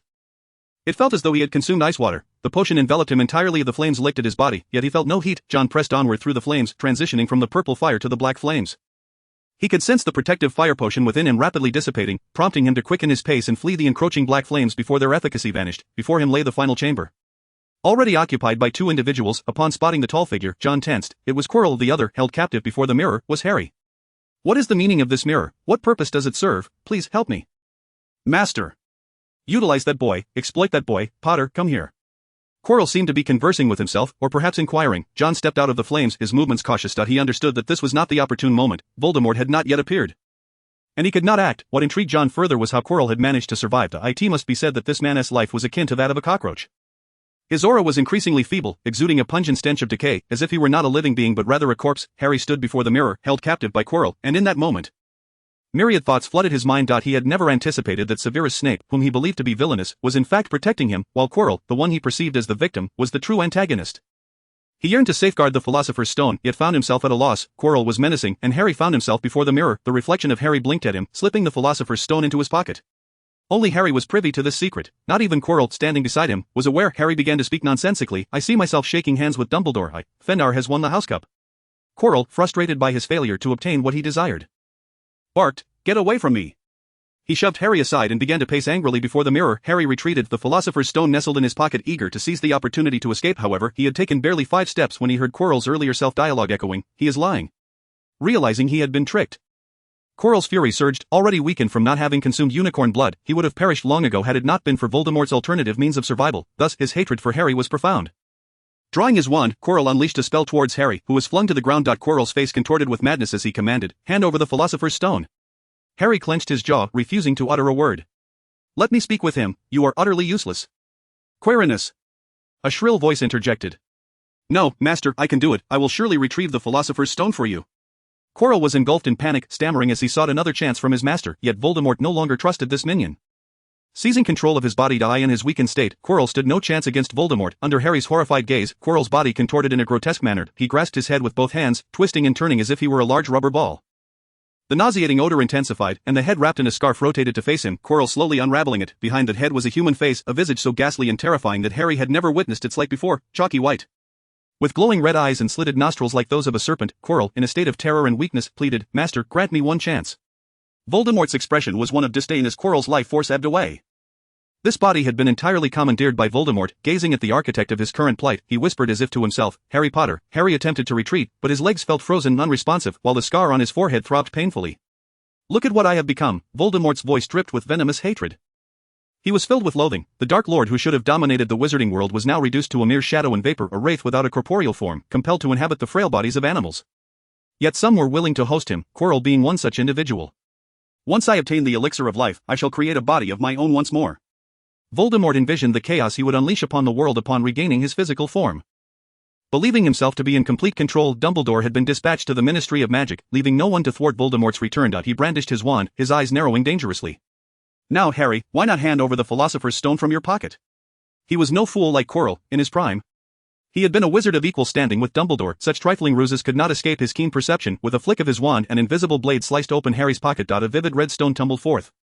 And as Harry reached to retrieve it, he found himself ensnared by the transformed straps controlled by Voldemort. As Voldemort grasped the coveted object, he let out a chilling laugh, his gaze fixed upon Harry, the one he despised, stepping upon the very shadow of the great Dark Lord, a hypocritical charlatan. He yearned to torment this child, this so-called savior of the world. "Look at you, child. Your parents were once so brave. And I have always admired courage. I was the first to slay your father. He fought valiantly, refusing to yield. Your mother, she need not have died, yet she sacrificed everything to protect you, a most foolish act." Harry felt the pain from his forehead intensify. Memories of his childhood flashing before him, the green light and the suffocating laughter. "No, Voldemort, I will defeat you," he shouted defiantly. Voldemort smirked coldly, pressing his wand against Harry's scar. "Behold this scar, the lie of the savior. Do you truly consider yourself a savior?" The wand moved over the scar, eliciting a pained wail from Harry. Voldemort's smile twisted grotesquely as he sensed his own body swiftly deteriorating. The soul of Quirrell had departed, leaving the body to decay. Voldemort lifted the Philosopher's Stone above his head, its crimson glow illuminating the chamber as he raised his wand, preparing to end Harry's life. Harry's breath quickened, his eyes were fixed on Voldemort, wondering if this was truly the end. "Child, does the magic your mother left you still remain?" Before he could act, Voldemort recalled a scene from 12 years prior. Hesitating momentarily, he reached out, touching Harry's frail body, which began to bubble and swell. With that magic present, Voldemort found himself unable to harm Harry, a fact that filled him with bitter resentment. Voldemort regretted allowing Quirrell to perish prematurely. Having secured the Philosopher's Stone, he understood it was time to depart before Dumbledore returned. "Do not leave!" Harry shouted in vain, but Voldemort continued his deliberate march towards the exit. Harry growled, a sense of powerlessness swelling within him. Just as Voldemort was about to make his escape, John, who had been hidden in stillness, sprang into action. Voldemort was but an arm's length away from John. This distance was all John needed to strike decisively. He swung his greatsword, a dazzling arc of silver light. He had delivered a backstab. "What is this?" Voldemort realized too late. John's sword struck without hesitation towards the hand that clutched the Philosopher's Stone. An arm flew away, devoid of blood, rapidly withering. "Come forth!" Voldemort's remaining hand waved his wand, sending a green light shooting towards John. Anticipating this, John deftly rolled aside and lunged forward, wielding his sword like a windmill. Severing Voldemort's other hand, drawing his wand, John prepared for his final strike, aiming at Voldemort's chest as a brilliant white light erupted from the wand. Voldemort's frail body disintegrated in an instant, and John collapsed onto the ground. Fortunately, he is currently no match for the Forbidden Forest. John's performance appeared effortless, yet it had drained him significantly, and especially the evasion of that green light had illuminated his mistakes. Had Voldemort's body been in better condition, had he not relaxed his guard, believing victory was assured, that moment could have cost him dearly. Thankfully, John's relentless training had imbued him with an instinct for survival. After resting for a moment, John glanced at the struggling Harry. Though Voldemort was dead, the magic still lingered. He approached and retrieved the Philosopher's Stone. From Harry's perspective, it appeared as though he were battling a ghost. In an instant, Voldemort's arms had been severed, followed by the explosion of his body. Still in disbelief, Harry watched as the Philosopher's Stone began to levitate. "Is it you, Professor Dumbledore?" Harry gazed hopefully at the stone's location. Just as John was about to speak, the deceased Voldemort coalesced into a swirl of black smoke, manifesting a ghastly visage that hurtled towards Harry. "Stop!" Without a moment's thought, John hurled his weapon at the smoke in an attempt to obstruct it. However, the smoke was insubstantial. The flying sword passed through it, and the smoke enveloped Harry. A piercing scream reverberated in Harry's ears, his mind blanking out before he succumbed to unconsciousness. When John approached, the black smoke had already dissipated. He called out Harry's name several times, but received no response. "Is he unconscious?" he pondered anxiously as he gazed at Harry with urgency. John slapped the Savior's face a few times, but still saw no reaction. He then retrieved an assortment of potions, preparing to test each one on him. "I believe Harry Potter is merely in a state of shock." A rich, aged voice resonated, and John looked up to find Dumbledore had appeared, seemingly just returned from outside. "John Wick, I think it is time for you to dispel your invisibility charm." At his reminder, John suddenly remembered he was still cloaked. Once he lifted the charm, he revealed himself, scratching his head in embarrassment as he said, "Professor Dumbledore." Dumbledore's eyes twinkled with approval as he remarked, "It seems you have chosen the right path, unclouded by the allure of power." A knowing look flashed in John's eyes. Indeed, the old man was aware of his studies with Coarrelt. It appeared that everything was under Dumbledore's control, and perhaps he had never truly left the school, rendering John's actions somewhat redundant. He respectfully replied, "It is all due to the school's guidance." Unbeknownst to John, Dumbledore had hurried back upon learning that someone had entered the chamber housing the Philosopher's Stone. Had John not arrived in time, Voldemort might have succeeded. Dumbledore picked up Harry and, with a wave of his hand, dispelled the flames. "Let us take Harry to the hospital wing. Poor Harry. I wonder if he will make it in time for the Quidditch match against Ravenclaw." John nodded in agreement. But as they were about to leave, he blinked, realizing he still held the Philosopher's Stone. Noticing Dumbledore's apparent lack of awareness, John hesitated for a moment before speaking. "Professor, what shall we do with the Philosopher's Stone?" Dumbledore paused, a smile gracing his face as he replied, "I am pleased to see you are an honest child. Do you remember our agreement? I believe my old friend Nicholas Flamel would not mind his stone being used by a young wizard for a time." Nicholas Flamel. John's eyes widened in astonishment, his expression akin to that of a niffler that had just lost a coin. June 9th. 3 days had passed since the event, yet John's spirits remained unsteady. Mix dragon's blood with damp earth, and scrape some powder from the edge with a silver knife. The bright red stone lay upon the table as John prepared to brew a protective charm using dragon's blood and various ingredients. Under his meticulous craftsmanship, a badge adorned with stars encircling a wand gradually took shape. He produced a quill made from snowy owl feathers, capped with silver, and began to inscribe upon it, etching the name Niven. Just one final step. Wiping the sweat from his brow, John placed the badges into the cauldron to soak. He tossed the Philosopher's Stone into the mixture and stirred, watching as the liquid transformed from red to black, finally settling into clarity. He retrieved the badges and the stone, the badges shimmering with what appeared to be flowing starlight. He pinned one to his chest, imbued with 3 spells to withstand 3 instances of harm, plus 6 vacant slots for future enchantments. Allowing the badges to sense one another, having crafted a total of 9, John stored away the remaining 8. Glancing at the larger cauldron nearby, he opened it slightly. The molten silver inside was nearly ready. After successively adding dragon's blood and the remaining unicorn horn, John sealed it and awaited complete dissolution. He poured the silver into the prepared mold, the sizzling sound resonating as it met the cold. Once thoroughly cooled, he tapped the mold open to reveal a gleaming silver sword within. He tossed the cooled sword back into the cauldron, along with the Philosopher's Stone. John watched anxiously as changes occurred within the cauldron. "I sold everything I could to gather this bit of mithril. It cannot fail," as he anxiously observed. The cauldron's tumult settled. He opened it with high hopes, only to freeze at the sight within. "It's a failure." The sword had transformed into gold, a result of the Philosopher's Stone's transmutation powers. Yet John had no desire for gold. He sought to elevate the sword's quality. Disappointment flashed across his face as he sighed. Even with the Philosopher's Stone, crafting a sword of Gryffindor's caliber is still too challenging. Extracting the golden sword, John contemplated selling it for some coin. He glanced at the time. The end-of-year feast had begun. He reluctantly packed away his things, tucking the Philosopher's Stone into his pocket as he exited the room of requirement. Today was exceptionally lively inside the Great Hall. Harry had just emerged from the hospital wing, but upon learning that his absence had led to a loss against Ravenclaw, he felt somewhat dejected. Slytherin's green and silver decorations adorned the hall. They had won the House Cup for the 7th consecutive year. John took a seat at the Slytherin table, casting a glance at Malfoy's smug demeanor, then surveying the fact that Gryffindor lagged behind Slytherin by a full 160 points, had it not been for Malfoy. The outcome might have been different. Dumbledore began his speech, and when he mentioned Slytherin's first-place victory, the hall erupted in thunderous cheers and stomping, with John contributing his share. Indeed, well done, Slytherin. Dumbledore nodded in agreement. And just as everyone expected him to declare the victor, he shifted his tone. However, recent events must also be taken into account. The hall fell silent, Slytherin sensing something awry, while Malfoy's grin faded. Dumbledore cleared his throat. I still have some final points to distribute. Let me see. Yes. First, Mr. Ron Weasley for playing a brilliant game of chess. I award Gryffindor House 50 points. Second, Miss Hermione Granger for her calm logical reasoning in the face of flames. I award Gryffindor House 50 points. Third, Mr. Harry Potter for exhibiting remarkable bravery and extraordinary courage. I award Gryffindor House 60 points. A reversal. A stunning turnaround. Gryffindor, previously trailing, suddenly equalized with Slytherin, the trio's contributions eliciting a raucous uproar throughout Hogwarts. Dumbledore raised a hand to signal for silence, smiling as he spoke. There are many forms of courage. To confront an enemy requires extraordinary bravery, yet to stand firm in one's principles before friends also demands great courage. Therefore, I award Mr. Neville Longbottom 10 points. An explosion, a complete explosion. Slytherin erupted in discontent, while the other houses celebrated as if they might overturn Hogwarts itself. Malfoy, clutching a goblet, nearly smashed it against Crabbe's head in disbelief.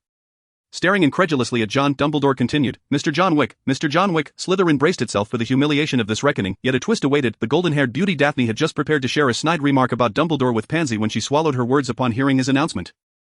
Malfoy nearly dropped his goblet in astonishment, gazing at John in disbelief. Dumbledore continued, Mr. John Wick, possessing extraordinary intuition and keen observation, uncovered the identity of that individual, rescued a unicorn in the Forbidden Forest, and selflessly saved Harry Potter and Draco Malfoy. He risked his own safety to rescue the endangered Harry Potter, defeating that individual and safeguarding Hogwarts. His spirit of self-sacrifice for his friends is truly moving. For this, I award Slytherin an additional 80 points. A reversal. At that moment, John Wick became the hero of Slytherin. And unlike the earlier uproar, the other three houses stared at him in stunned silence, as if seeing this troublemaker for the first time. The focus shifted to his defeat of that individual, even if Quirrell had performed poorly in defense against the dark arts. It did not change the fact that he was a professor. This meant John had bested a teacher. Fantastic.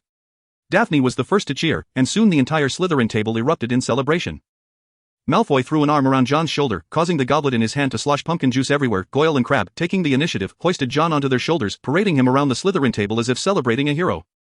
No one was foolish enough to bring up John's Muggle heritage. They had embraced him as one of their own. John accepted the pumpkin juice from Daphne, and under the watchful gaze of Slytherin, raised his goblet high. To eternal glory.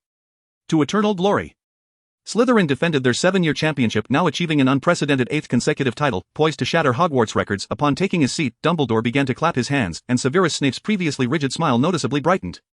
Surrounded by green and silver, the other houses commenced their participation in the end-of-year festivities. Among the trio, Ron scratched his face and remarked, I don't know why, but losing to John doesn't bother me at all. Hermione, though not entirely resistant, felt the presence of that insufferable Malfoy from Slytherin, yet she also had John's friends around. After a year of hard work, she still hadn't surpassed John upon learning that John had saved him.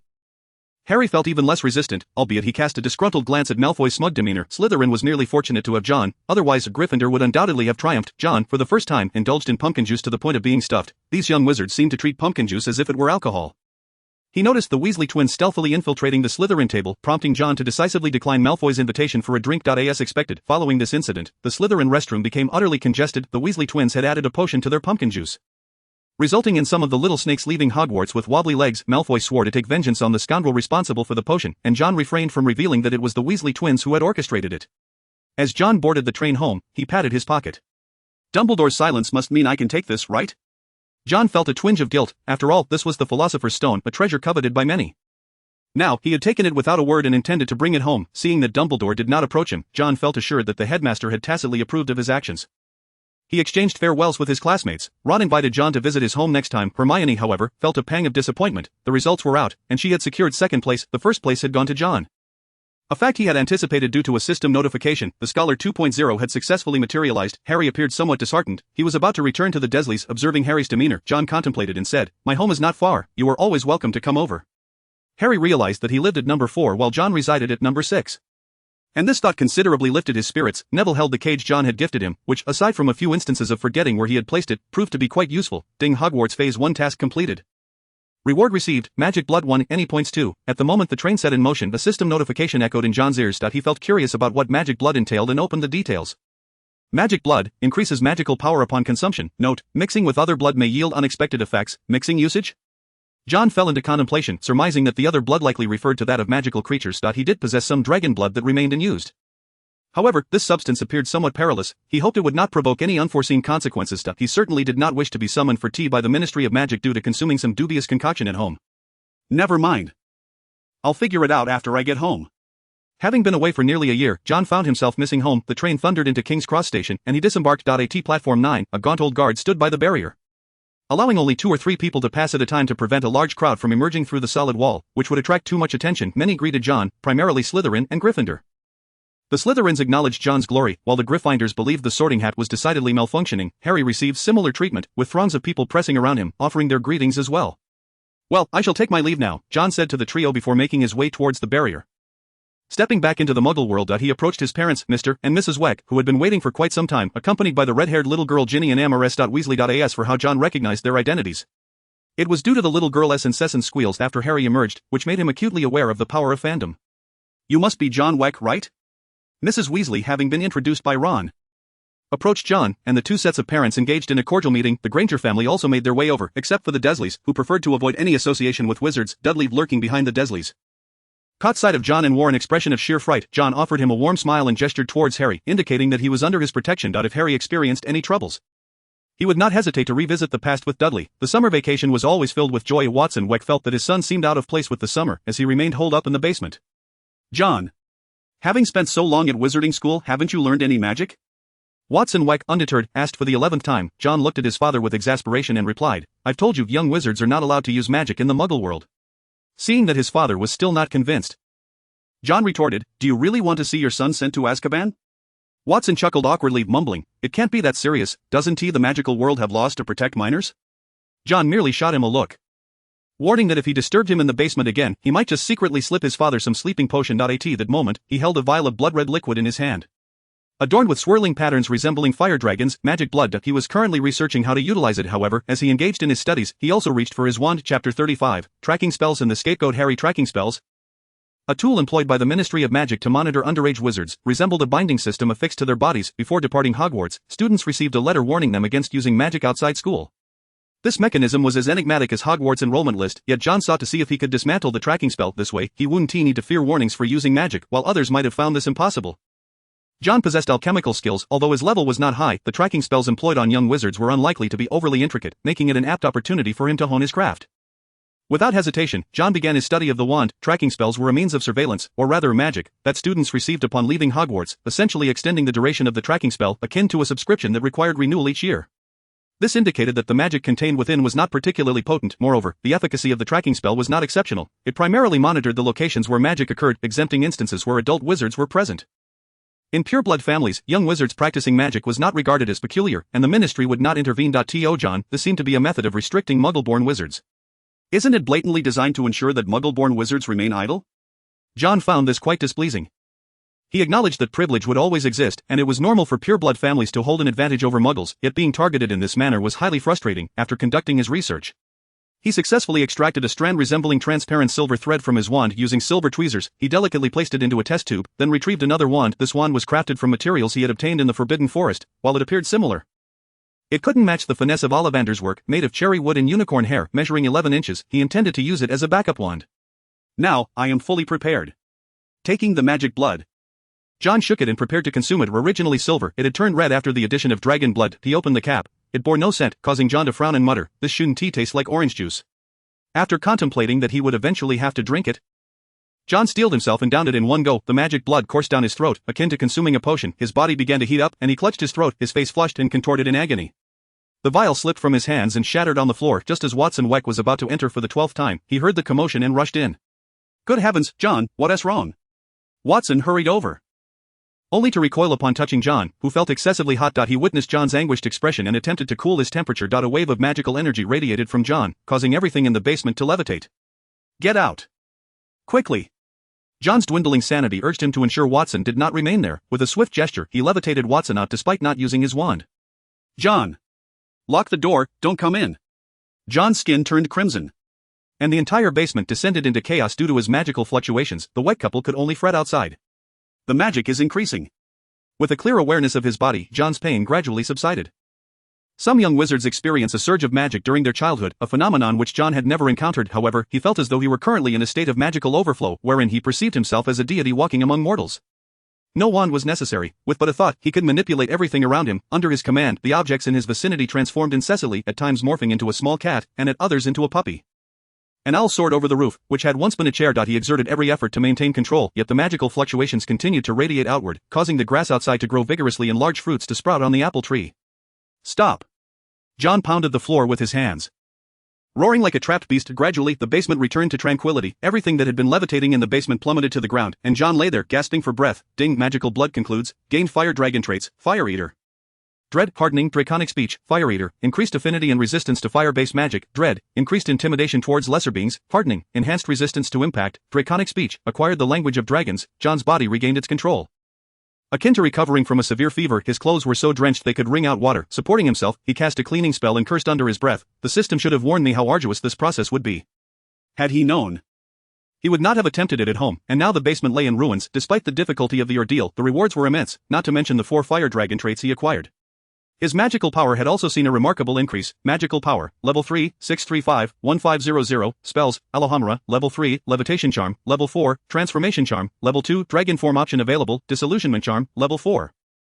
Lumos, level 2, conflagration, level 4, shatter, level 3, fiendfire, level 3, mind shielding charm, level 3, skills, proficiency in short weapons, level 7, greatsword mastery, level 4, proficiency in firearms, level 1, rune mastery, level 1.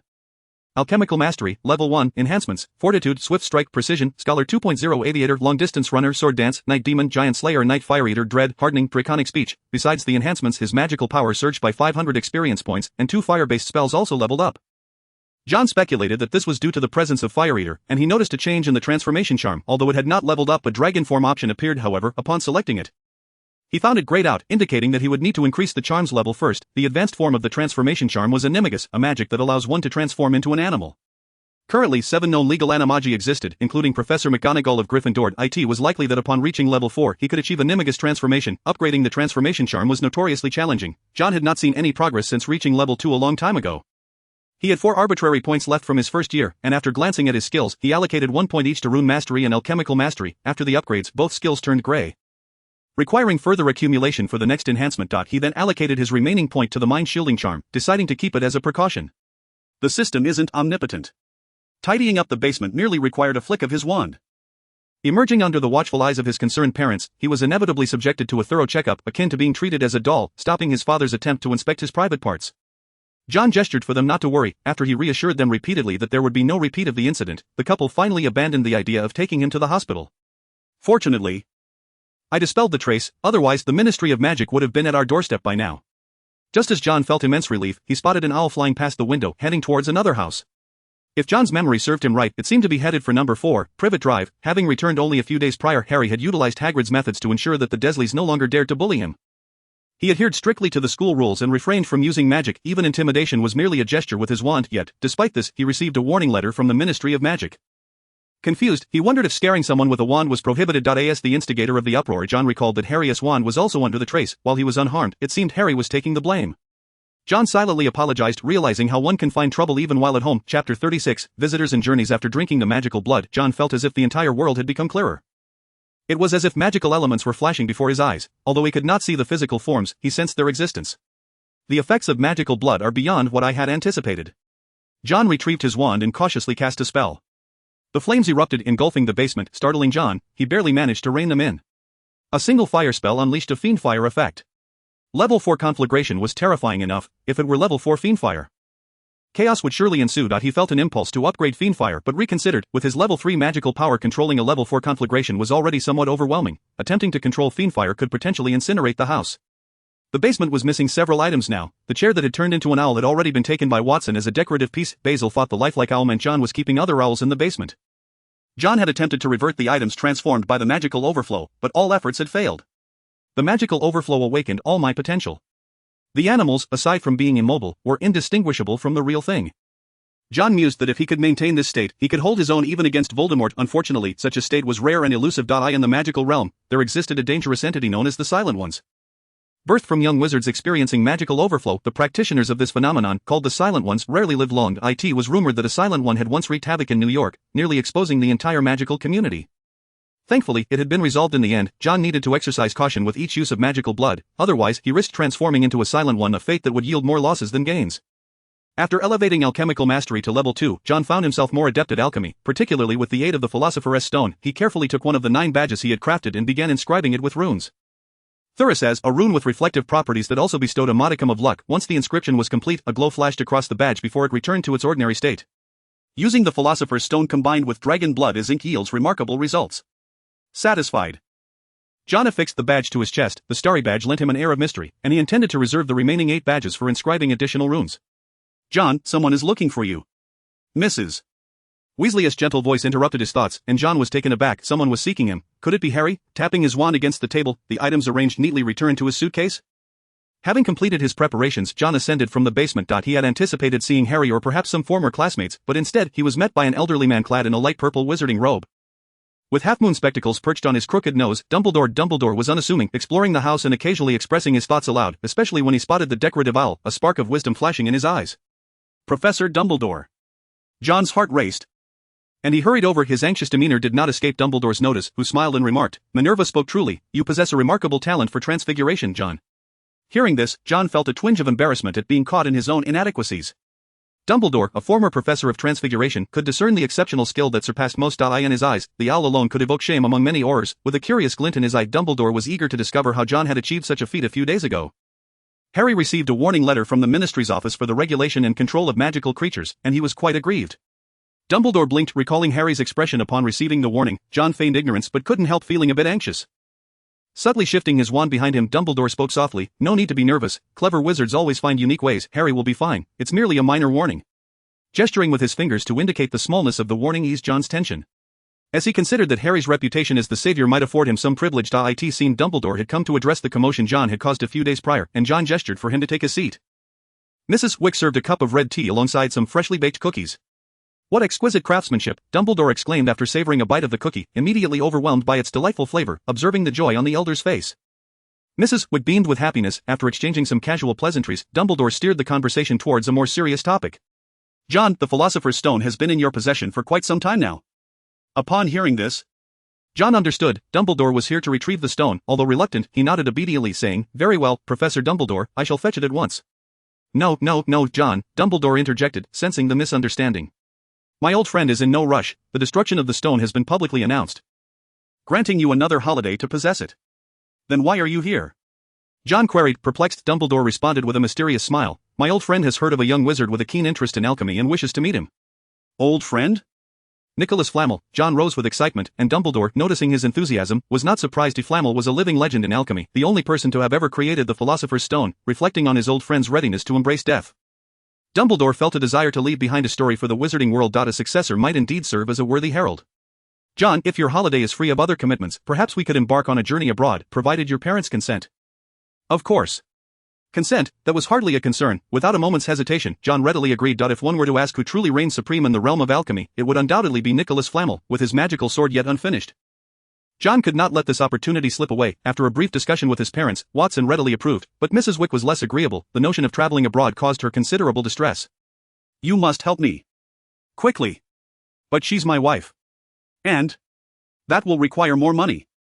Ultimately, after a silent exchange of glances with Watson, John promised to procure some bubblegum super bubble and chocolate frogs for him, along with a letter sent to his friends via bowl, and various requests for Tom's performance at the gathering. Mrs. Wick relented, with the stipulation that John must write home weekly.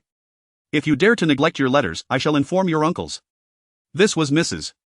Wick's threat, and the mere thought of those uncles sent shivers down John's spine. Mrs. Wick was of Slavic descent, and her brothers were the sort to wrestle bears in the winter, bare-chested, when John visited his grandfather's home at the age of 5. He witnessed his uncle subduing a brown bear with ease. To amuse their nephew, they had even planned to take John hunting in the mountains, but were scolded by Mrs. Wick, who likely saved him from becoming a seasoned hunter. After agreeing on a time with Dumbledore, John returned to the basement to gather his belongings. There was not much to pack, but he handled the Philosopher's Stone and materials with care. After playing a frisbee game with Tom, John noticed Dumbledore had changed into a different outfit. Dumbledore, feeling whimsical, wished to experience a Muggle cruise. What else could John do? It seemed the opportunity to venture abroad would have to wait. Chapter 37, Beauxbatons and the exchange student crossing the English Channel. The cruise ship arrived in France, nestled amidst the Pyrenees. The Beauxbatons Academy of Magic stood as a magical oasis, a realm crafted by enchantment. Should you inquire among British wizards as to the finest magical institution in the world, they would unequivocally proclaim Hogwarts. Conversely, if you were to ask French wizards, they would scoff, asserting that Beauxbatons was the true pinnacle of magical education. The splendid and romantic castle, beloved by the French, was enveloped by gardens and fountains conjured through magic. As a gentle breeze caressed the flowers, one might hear woodland fairies singing within the gardens. "Professor, what brings us here?" John inquired, somewhat disheartened, as Dumbledore had mentioned seeking Nicholas Flamel. Instead, they had first visited the Paris Opera House to enjoy a moving opera, followed by a trip to a ladies' hat shop where Dumbledore purchased a charming hat for himself. Now, they had arrived at Beauxbatons Castle, the magical school of France. Dumbledore offered John a subtle smile, remarking, "John, while the pursuit of knowledge should never wane, we must remember that we are currently on holiday." As they entered the grand gates of Beauxbatons, the garden revealed a towering woman who resembled a female version of Hagrid. "Dumbledore," she greeted, her voice resonating with authority. Olym Maxim, the current headmistress of Beauxbatons, possessed an olive complexion, large dark, and expressive eyes, and hair elegantly swept back adorned in a flowing black satin garment and numerous opulent opals. She resembled a grand matron. Dumbledore approached and gracefully kissed her hand. Despite her imposing stature, she exuded an air of elegance. "Madam Maxim, I am immensely grateful for your agreement to allow my student to visit." Dumbledore, tall in stature, still appeared diminutive before Madame Maxim. Upon hearing his words, she cast a glance at John, towering above him. Speaking in English with a hint of a French accent, she replied, "Dumbledore, Nicholas Flamel is a member of the Beauxbatons board. His requests are not to be denied." Dumbledore smiled, and the two seemed to be engaged in a silent game of charades, leaving John utterly perplexed. At that moment, Madame Maxim approached John, her gaze appraising his well-fitted suit, revealing a hint of satisfaction. "Now, you may require some alterations." With a flick of her wand, she gently tapped John, and he felt a transformation. Looking down, he discovered his attire had morphed into a light blue robe emblazoned with a pattern of 2 golden wands crossing, each adorned with 3 twinkling stars. Stunned by the sudden change, John was momentarily bewildered. Clearing his throat, Dumbledore brought John back to reality. "John Wick, from this moment forth, you shall spend your holiday at Beauxbatons as a temporary exchange student from Hogwarts." The elderly man, who relished overly sweet treats, wore a conspiratorial smile. It dawned on John that he had been duped by this old wizard. What had been promised as a search for Nicholas Flamel had instead turned him into an exchange student. "Oh no! I've become a substitute!" John exclaimed mentally, fearing Dumbledore had discovered his dabbling in dark magic and intended to expel him from Hogwarts. Was it truly so drastic? He had instinctively overlooked the word temporary mentioned by Dumbledore and now felt a wave of panic. "Professor, if there is any dissatisfaction with my conduct, please do not hesitate to express it," John pleaded. On the verge of despair, Dumbledore winked, placing a reassuring hand on John's shoulder, and mysteriously remarked, "John, every magical institution is steeped in mystery. You may uncover and explore its wonders through your keen observational skills. You may also relish the gardens and fountains of Beauxbatons. My old friend holds them in high regard." His words seemed to hint at something unspoken, as Dumbledore softly assured, "Rest assured, Hogwarts will not expel a young wizard for his curiosity about magic." With that, John felt a sense of relief wash over him. No longer fearing expulsion, he was led by Madame Maxim into Beauxbatons, where he would embark on a 2-month journey as an exchange student. It was unlikely that Madame Maxim could personally guide a student, even one sent by the greatest wizard of the century. Fortunately, there was a student available to assist him temporarily. Her name was Fleur Delacour, a stunning young woman 3 years his senior. With an ethereal grace, Fleur appeared almost otherworldly. Her lithe figure emanated elegance, and she glided across the ground as if floating, surrounded by a faint silver glow. Her silver hair cascaded down to her waist, complemented by striking blue eyes and a dazzlingly bright smile. When she approached John, he was momentarily spellbound. Scouring his mind for an appropriate description, he could only think of one phrase: she is simply dazzling. Like she has been enhanced by magic.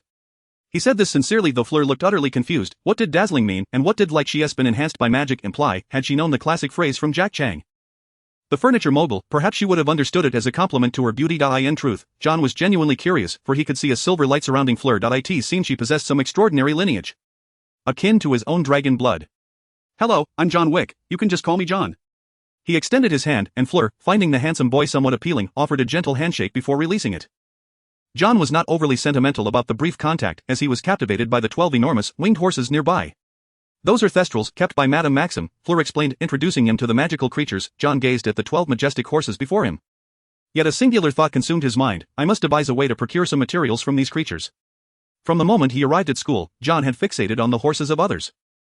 Should Madame Maxime become aware of his reckless entanglement, it was likely that not even Nicholas Flamel himself could persuade her to allow this fellow into the institution. Dumbledore's words weighed heavily on John's mind, and an idea sparked within him. Hogwarts boasted a room that granted wishes. As a counterpart to it, Beauxbatons was unlikely to lack such a place. Furthermore, with Nicholas Flamel serving as a board member of Beauxbatons and having once been a student there, John recalled Dumbledore's mention of seeking out Flamel. He did not believe Dumbledore would renege on his word. Flamel was either within Beauxbatons or something related to him was hidden here.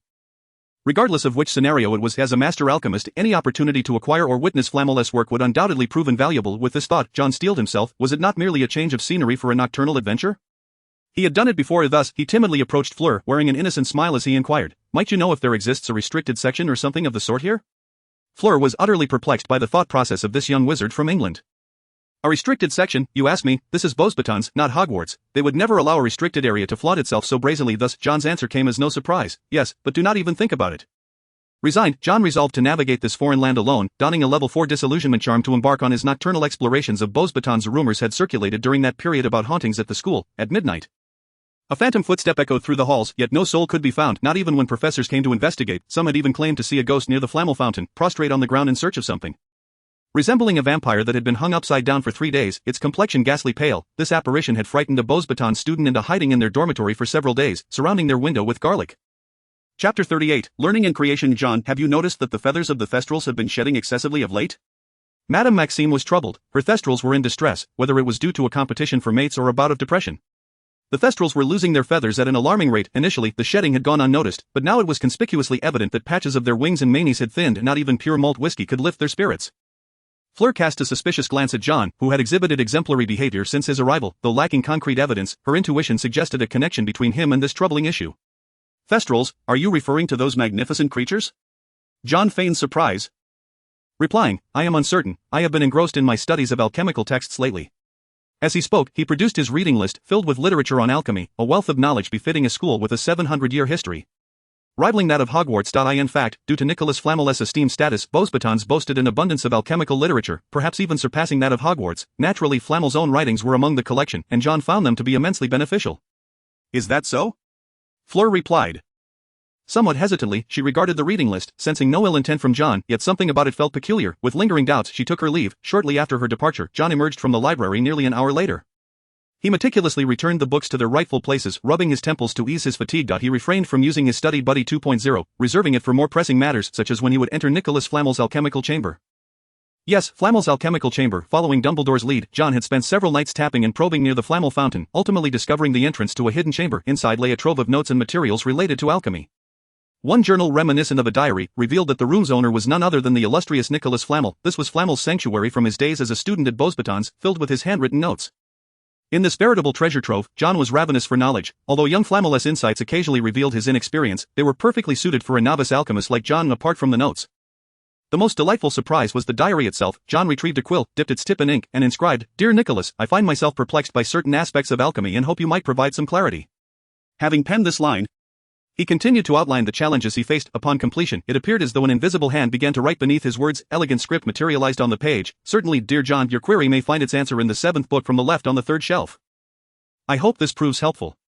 Upon reading the response, John swiftly rose and made his way to the indicated shelf. There, he discovered notes on how to achieve the sublimation of a substance. Overjoyed, he remembered to express his gratitude in the diary. Writing, "Thank you, Nicholas, you have been immensely helpful." "You are most welcome," the diary replied, revealing yet another astonishing discovery for John. This was an extraordinary diary, aptly dubbed Nicholas's Encyclopedia. It contained Flamel's alchemical insights, serving as an intelligent index of sorts. Such artifacts that retain the emotional essence of their original owner are not unheard of. Portraits on the walls of Hogwarts serve a similar purpose, while they may lack significant functionality. They preserve fragments of their subject's character and wisdom. However, Nicholas's encyclopedia far surpassed mere portraits. John felt as though Flamel resided within its pages, yet reason reminded him that such a notion was impossible.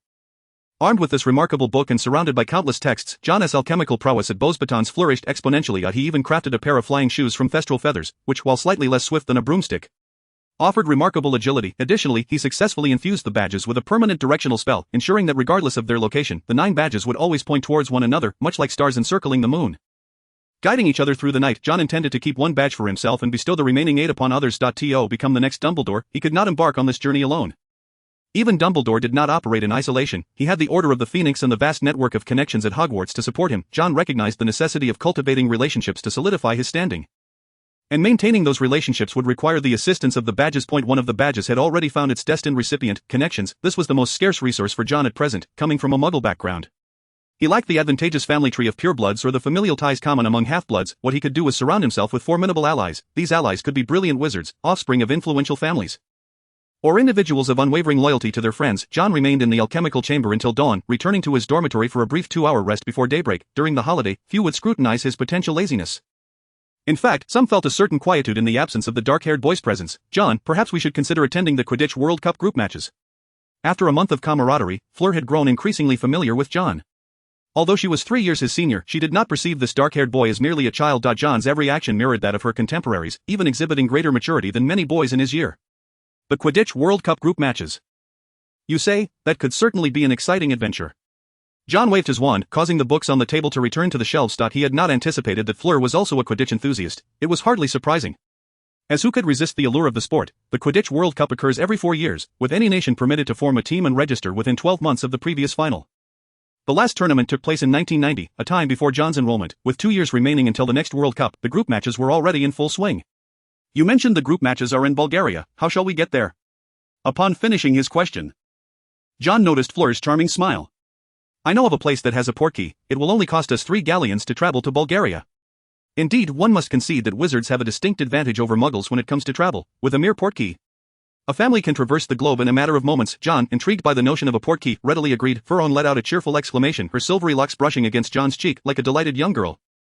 She excitedly exclaimed, I've longed to embark on a journey without the company of adults. The vivacity of this girl made John feel that perhaps he could forge a wonderful friendship with a Gryffindor student. They carried no belongings, using the Floo powder to arrive at the hidden alley in Paris, which served as a wizarding shopping district akin to Diagon Alley. Under Fleuron's guidance, they meandered through winding paths until they finally discovered the elusive portkey tucked away in a corner of a plaza. The portkey's guardian was a scruffy man donning a fisherman's hat and an untidy brown trench coat. His unkempt beard and occasional belches, accompanied by a strong smell of alcohol, led one to suspect he might have spent the night in a barrel of spirits. John quietly leaned towards Fleuron and whispered, Are you sure he's reliable and won't toss us into the wilderness? Fleuron, feeling a twinge of uncertainty, stubbornly replied, Probably, maybe, I doubt it. Chapter 39, The Portkey and the Hungarian Horntail. The drunken man belched towards the two, extending his hand with a glazed expression, and declared, 3 galleons, and you'll be on your way. With the mindset of having come this far, John and Fleuron paid the fee and grasped the object that resembled a freshly discarded shoe. Hand in hand to avoid losing each other, John felt a strange tug at his navel upon touching the portkey, a force pulling him forward with irresistible momentum. His feet lifted off the ground, and as clarity returned to his vision, he found himself and Fleuron in free fall. They crashed heavily to the ground. John rubbed his aching waist and, upon rising, surveyed their surroundings, remarking, This place hardly seems suited for a Quidditch match. I must kill that wretched fraud.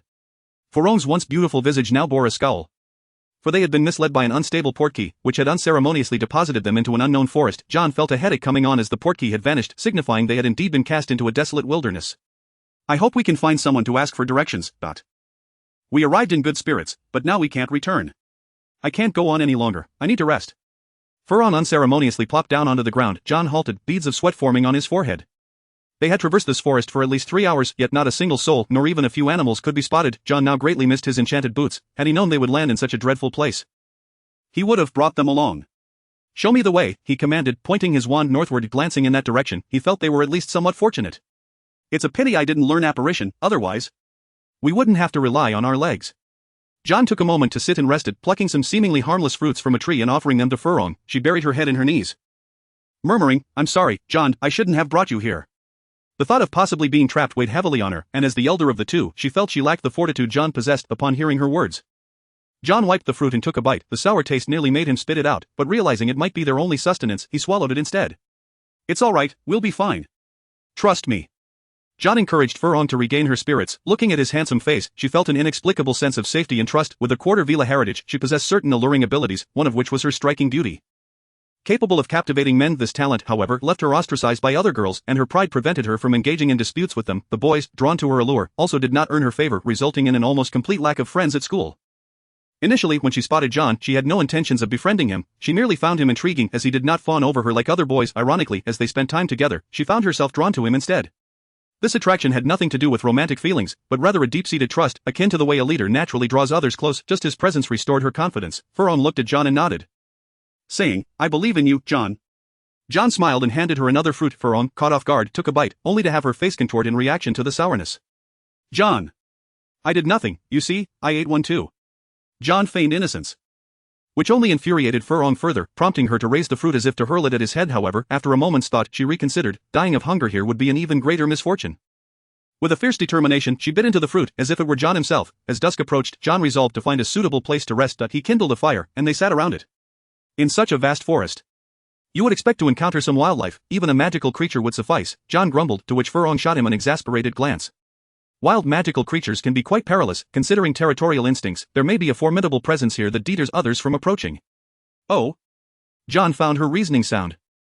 Magical creatures indeed maintain territorial awareness. Any intruders typically face fierce battles, however, after such an extensive trek. If there were such creatures, they ought to have appeared by now. The prolonged absence led him to ponder whether the magical creature might be nocturnal.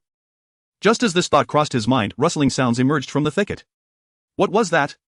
Furong, on edge, instinctively drew her wand, while John glanced at his empty pockets. When we return, I must acquire an undetectable extension charm. The undetectable extension charm is an incredibly useful spell.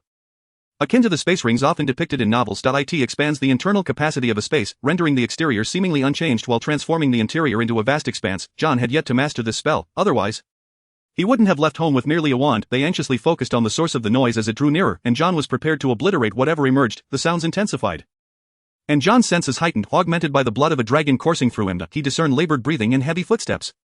Is it a person? John thought, sensing that it likely was. Moreover, this individual appeared injured, presumably fleeing from some danger. He held his wand poised, ready for any eventuality, for encountering a person in the wild could prove more perilous than facing magical creatures. Finally, from the underbrush, a figure emerged. Halt! Furong shouted, her voice taut with tension. The figure resembled a boy of similar age to John, clad in a blood-red robe that suggested it was a school uniform. His pallid complexion made Furong momentarily mistake him for a vampire. With dark hair and a prominent nose, had it not been for the golden eyes partially obscured by disheveled locks, Furong might have unleashed her attack. The newcomer seemed equally startled to find two student-like wizards before him, likely assuming that those brazen enough to light a fire in such a place were either aurors or fugitives. Run, he shouted, as a ball of fire descended from the sky, igniting the surrounding foliage. Furong gasped in horror at the sight of a massive Hungarian horntail swooping down, exhaling flames from its gaping maw. Ambush, offense, death. John stared in disbelief at the Hungarian horntail, as if he could hear it speaking. Suddenly recalling his own draconic affinity, he waved his wand, casting a levitation charm to rescue the wizard from the flames. Though this act saved a life, it simultaneously drew the Hungarian horntail's ire. We must flee. Furong finally understood why no other creatures dared to venture close. The Hungarian horntail was among the most fearsome of fire-breathing dragons. John immediately turned and sprinted, the sounds of the enraged dragon's voice echoing behind them. Wizards, sleeping, ambush, no honor, sore backside. Hearing the dragon's words, John cast a peculiar glance at the fleeing wizard. This audacious fellow had dared to strike the dragon while it slumbered. And of all places, he had targeted its rear. It was no wonder the Hungarian horntail was furious. Had he been caught off guard during slumber, he would have ensured the intruder's departure was far from painless. Chapter 40, the dragon speaker in Edgar. It chased, he ran, and there was no escape for him. John quickened his pace. It was once said that when encountering a grizzly bear, one need not outrun the bear, merely the companion beside them. Clearly, among the three accompanying wizards, John was the youngest yet possessed the greatest stamina. He easily outpaced the blood-robed wizard. At the rear, the blood-robed wizard clenched his teeth as the Hungarian horntail bared its fangs. With a mighty roar, a colossal fireball erupted from the creature's maw. Log, fly. The blood-robed wizard waved his wand, summoning a log to shield himself. Just as the fireball was about to strike, the fireball collided with the log, incinerating it instantly into charred remnants, leaving a narrow escape route for him. He pivoted, halting in his tracks, a fierce expression etched upon his face. Rain of bullets. Debris erupted from the ground, hurtling towards the Hungarian horntail, which became further enraged. The attacks barely grazed its hardened scales yet provoked its ire. Frustrated by the ineffectiveness of his assault, the blood-robed wizard launched another attack, but before he could initiate it, a massive boulder, caught by the horntail's tail, was sent crashing towards him. John turned to glance, realizing the blood-robed wizard was indeed reckless. During her frantic sprint, Furong stumbled, feeling the ground tremble beneath her. Turning to look, she saw the boulder tumbling toward them. Shatter! A beam of white light struck the boulder, disintegrating it, with shards grazing Furong's cheek. After John's intervention, his expression shifted. The Hungarian horntail was already diving towards them. The blood-robed wizard continued his assault, but the horntail's scaly armor was impenetrable, rendering his efforts futile. As the creature descended, the blood-robed wizard could only evade its lethal strike. Armor of protection. John positioned himself before Furong, conjuring a shield that radiated white light. The horntail's spiked tail swept through the air, effortlessly severing trees in its path. Splintered wood and stones hurtled towards the shield, causing John to sink into the earth. Yet, this was not the end. Under the moonlight, the horntail let out a deafening roar. Its black scales gleamed with an iron-like luster, resembling a lizard. With yellow eyes and bronze-hued horns, it bore spikes of similar coloration on its tail. This behemoth, towering at 50 feet, unleashed a torrent of dragonfire, engulfing the trio. Die, die, die. John continuously cast iron armor spells to defend against the flames, while Furong quickly regained her footing and brandished her wand. Frostfire spell. The flames that enveloped them diminished in intensity as the three struggled against the fiery onslaught. Enough! A glint of ferocity flashed in John's eyes, and in that fleeting moment, he was unaware that his pupils had transformed into slits. Upon uttering those words, the Hungarian horntail paused momentarily. The relentless stream of dragonfire ceased, and the creature craned its neck, surveying its surroundings. Furong, still shaken, gasped, "What were you just saying?" John had spoken in the dragon tongue, a sound akin to mimicking a dragon's roar to others. The blood-robed wizard also halted his attacks, turning to regard John with determined strides. John approached, oblivious to the fact that the horntail had not connected the diminutive figure before it with the prior utterance. "We mean no offense," John reiterated in the dragon tongue. At last, the horntail acknowledged him, its yellow, lantern-like eyes filled with astonishment. How do you speak the dragon tongue?" The creature looked down upon John, who took a deep breath, his eyes morphing into the slitted pupils of a fire dragon, emanating an intimidating pressure. "I am John Wick, and we have inadvertently wandered into your domain, with no intention of causing you distress." As John conversed with the horntail, he lowered his wand to demonstrate goodwill. "You are a speaker of the dragon tongue."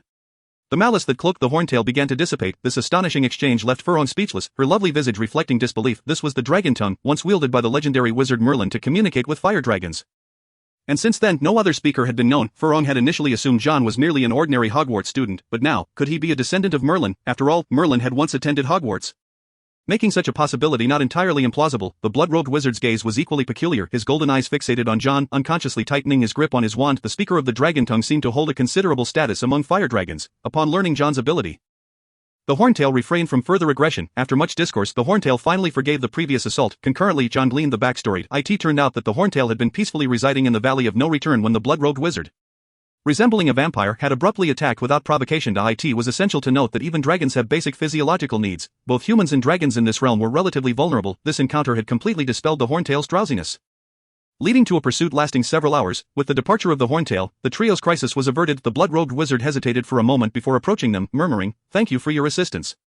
"Humph, had it not been for you, we wouldn't have been dragged into this mess," Furong retorted with a huff. The blood-robed wizard shot her a glance, sneering, "I never invited you into this."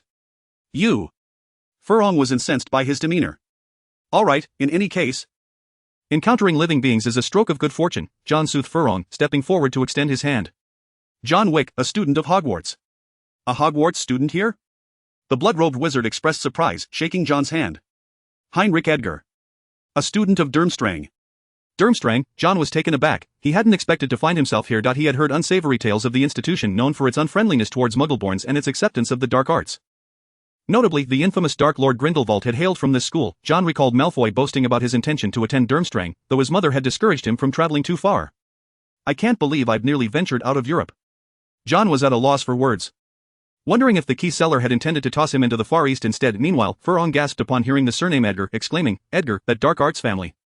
Few families would brazenly flaunt their affiliation with dark arts. Yet the Edgars did just that. Each member was notoriously deranged, often seeking to challenge the strong. There had been an Edgar who once issued a challenge to Grindelwald, only to be defeated and subsequently become Grindelwald's loyal subordinate. Thus, the Edgars were known as the subordinates of the strong. Only those sufficiently powerful could conquer an Edgar to serve them. Chapter 41, Duel in Durmstrang. Fond of challenges, John's realization dawned. No wonder Heinrich had recklessly provoked a fire dragon. After the three introduced themselves, John understood his location, Scandinavia, where Durmstrang was also situated. "Heinrich, could you assist us in leaving this place?" John inquired. Heinrich regarded John with an intense gaze. His delicate features and pale complexion reminded John of Malfoy. Heinrich then unexpectedly complimented, "You are quite formidable." "Ah, thank you for the compliment," John modestly replied. However, Heinrich's intent was different. He removed his right glove and tossed it at John's feet, declaring, "I challenge you to a duel." "A duel?"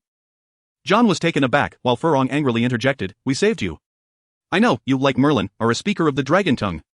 Heinrich's unwavering gaze bore into John as he emphasized, "Defeat me, and I shall reveal how to return." Furong leaned closer to John, whispering, "He seems to have set his sights on you." Whether it was mere perception or not, John sensed a hint of schadenfreude in Furong's tone. With a smile, she appeared to relish the idea of avenging her earlier humiliation. Of course, she had no fear of John's potential failure. His prowess against the fire dragon had already been evident. However, attracting Heinrich's attention was no trivial matter. He was a notorious madman. Should John refuse the challenge, it was likely Heinrich would condemn them to wander here indefinitely. Reluctantly, John agreed to the duel. He recalled Professor Flitwick, the diminutive but champion of the dueling tournament. John and Heinrich stood back to back, wands in hand, walking away from one another. They began to count, and upon reaching 10, both unleashed their spells simultaneously. John's speed was unmatched. He was bolstered by a swift offensive, unleashing a devastating blow with unparalleled ferocity. Heinrich, however, was not slow to react. He conjured a protective ironclad charm, swiftly countering the assault. The two engaged in a dazzling exchange of spells, their movements reminiscent of seasoned duelists rather than mere students. Their wands served as elegant swords, radiating light as they struck. John deftly evaded a minor jinx and raised his hand to cast his most powerful spell. Simultaneously, Heinrich unleashed his signature attack, Incendio X2, two torrents of flame colliding to form a sea of fire. John's fourth-level fire spell met its match, yet he remained confident in his superiority. The orange-yellow flames engulfed Heinrich, and just as they threatened to consume him, John minimized the force of his shattering curse, striking Heinrich directly You are defeated, he declared, refraining from further aggression, his left hand hanging loosely while his right rested at his waist. Heinrich rose silently, retrieving his wand, and acknowledged, "You are indeed formidable, I have lost." His acceptance was straightforward and crisp, prompting a subtle smile from John, who felt assured he could now leave. "I can guide you to the exit towards Durmstrang, where a network of portkeys is available." After a moment's contemplation, John acquiesced to the proposal, though he recalled that Durmstrang was not particularly welcoming to Muggleborns. "Surely they won't recognize me," he mused. "If I say nothing, who would know?" With Heinrich leading the way, John and Fleur made their way to Durmstrang. Finally finding a route of escape, exiting the Valley of No Return, they traversed a mountain path. Unlike John's earlier misadventure, Heinrich emerged from the valley to find a carriage awaiting them. "Young Master Heinrich."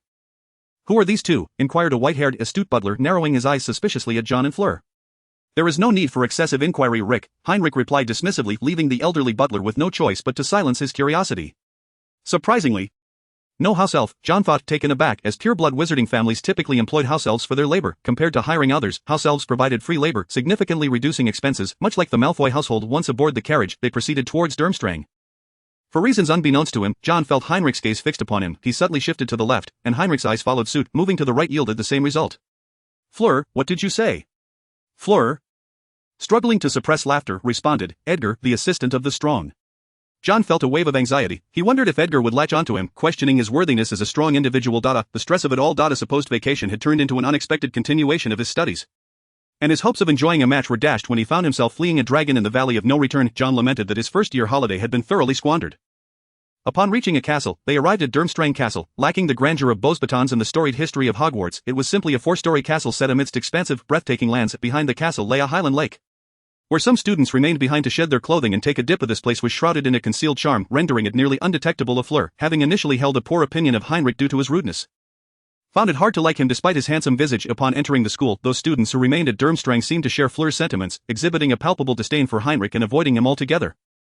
Even turning a blind eye to the two newcomers, this shared experience softened Fleur's dislike for Heinrich. Approaching a fireplace, Heinrich spoke. "John, you can pass through here to reach Hogsmeade." "Thank you, Heinrich, when you have the chance. Do visit Hogwarts, I will ensure you have a delightful time," John replied, his spirits lifted at the prospect of returning home. Surprisingly, Heinrich nodded vigorously, his deep, somewhat hoarse voice replying, "I will come." John sensed an unusual enthusiasm in his reaction. Leaving him with the impression that they might indeed cross paths again, he bid farewell to Heinrich with a handshake before stepping into the fireplace with Fleur, igniting the green flames to depart. After navigating through several portkeys from Durmstrang to Hogsmeade, John and Fleur finally returned to Beauxbatons, utterly exhausted from their ordeal. Yet this shared experience had deepened their bond. In the days that followed, John spent time in the alchemy room, where Fleur occasionally baked cookies for him. After indulging, John felt a wave of contentment, suspecting that some charm of enchantment had been woven into the treats. One day, emerging from the alchemy room, he stretched, his body cracking from stiffness. "At this rate, I won't forge my sword, my body will give out first." He resolved to go for a morning jog before catching up on sleep. Upon returning to his dormitory after his run, he discovered an envelope waiting for him. Opening it, he realized it was a letter from Dumbledore. "Dear John, I hope you are enjoying your holiday. I apologize for interrupting your break, but I have a small request that I hope you can fulfill." "To Montmorency Street?" John mused, setting the letter down. It seemed this was to be his fourth stop. After a brief nap, John utilized flue powder to travel to Paris. Montmorency Street is one of the oldest streets in Paris. As John walked along the street, an unsettling feeling washed over him. It seemed someone was watching him. This sensation was far from unfounded. Subtly using the reflection in a nearby window, he glimpsed a man trailing behind him. Perhaps viewing a young wizard as no significant threat, the man appeared rather nonchalant. John scoffed inwardly. Did he truly believe he could easily manipulate him? Quietly quickening his pace, he turned a corner, the man following closely. "Gone?" The man, having turned the corner, was taken aback to find John had vanished. Stupefied. Before he could react, a spell struck him squarely in the chest. John dismissed his disillusionment charm, revealing himself as he dragged the unconscious man away. Chapter 42, Death Eaters and the Teacher. He secured the man in a corner, binding him tightly. John confiscated the man's wand, carelessly tossing it aside before proceeding to explore Montmorency Street. His gaze was drawn to a house that exuded an air of ancient history. Surrounded by a charming garden, yet seemingly ignored by passers-by, after a brief contemplation, he decided to investigate further. Knocking on the door yielded no response. Just as he pondered whether to sneak inside, the door creaked open. An elderly man, frail and silver-haired, appeared, his face lighting up with surprise upon seeing John. "You have finally arrived. Please come in for a cup of tea. I believe the tea leaves are in the cupboard." As he spoke, the old man ushered John inside, muttering to himself as if his memory were fading. "Please wait, I must find my book." Upon entering, John observed an array of curiosities, numerous silver artifacts scattered across the table, some resembling tweezers, others silver chopsticks. As John settled in, a teapot leapt up with a tea canister popping open as leaves danced into it. The teapot wobbled, producing a stream of water that magically filled a tea. As it swayed, The water and tea leaves blended, resulting in a freshly brewed pot of red tea. John was astonished. The teapot bore the unmistakable marks of alchemy. The old man was busy rummaging through stacks of books, placing them haphazardly on the floor and table before cramming them into a tote bag. Despite the apparent volume of books, the bag showed no signs of strain, indicating the use of the undetectable extension charm. After completing his tasks, the old man stood with satisfaction before approaching John. "I apologize for the wait. These items have been stored for so long that I sometimes forget where I put them." The old man extended his hand for a handshake. John, noting his tremors, carefully met his grip. The moment their hands touched, the old man's skin felt as fragile as long-stored cookies, prompting a pained gasp from him. Alarmed, John feared he had been too rough. "It's quite all right," the old man reassured him, observing John's concern. "Greetings, John Wick. My name is Nicholas Flamel." The long-admired Nicholas Flamel stood before him, though he appeared far from well. In John's eyes, the man was teetering on the brink of collapse. "I had intended to teach you in person, but the events of this past year have delayed me considerably. However, my journal informs me that you possess great talent." Nicholas handed John a tote filled with books, his face adorned with a smile. This journal, crafted by Nicholas himself, not only contained projections of his younger self but also facilitated remote communication with Nicholas Flamel. These tomes were bestowed upon John by Nicholas Flamel, containing a collection of notes and reflections left behind after his attainment of immortality. After a brief moment of contemplation, John inquired, "Is it because of the Philosopher's Stone?" He was no fool. Nicholas Flamel now seemed to be imparting his final words given Dumbledore's prior declaration regarding the destruction of the Philosopher's Stone. It was evident that Flamel was preparing to conclude his long life. Shaking his head with a smile, Flamel replied, "My dear child, every soul must eventually face death, were it not for your presence. The Philosopher's Stone would have been destroyed long ago in June."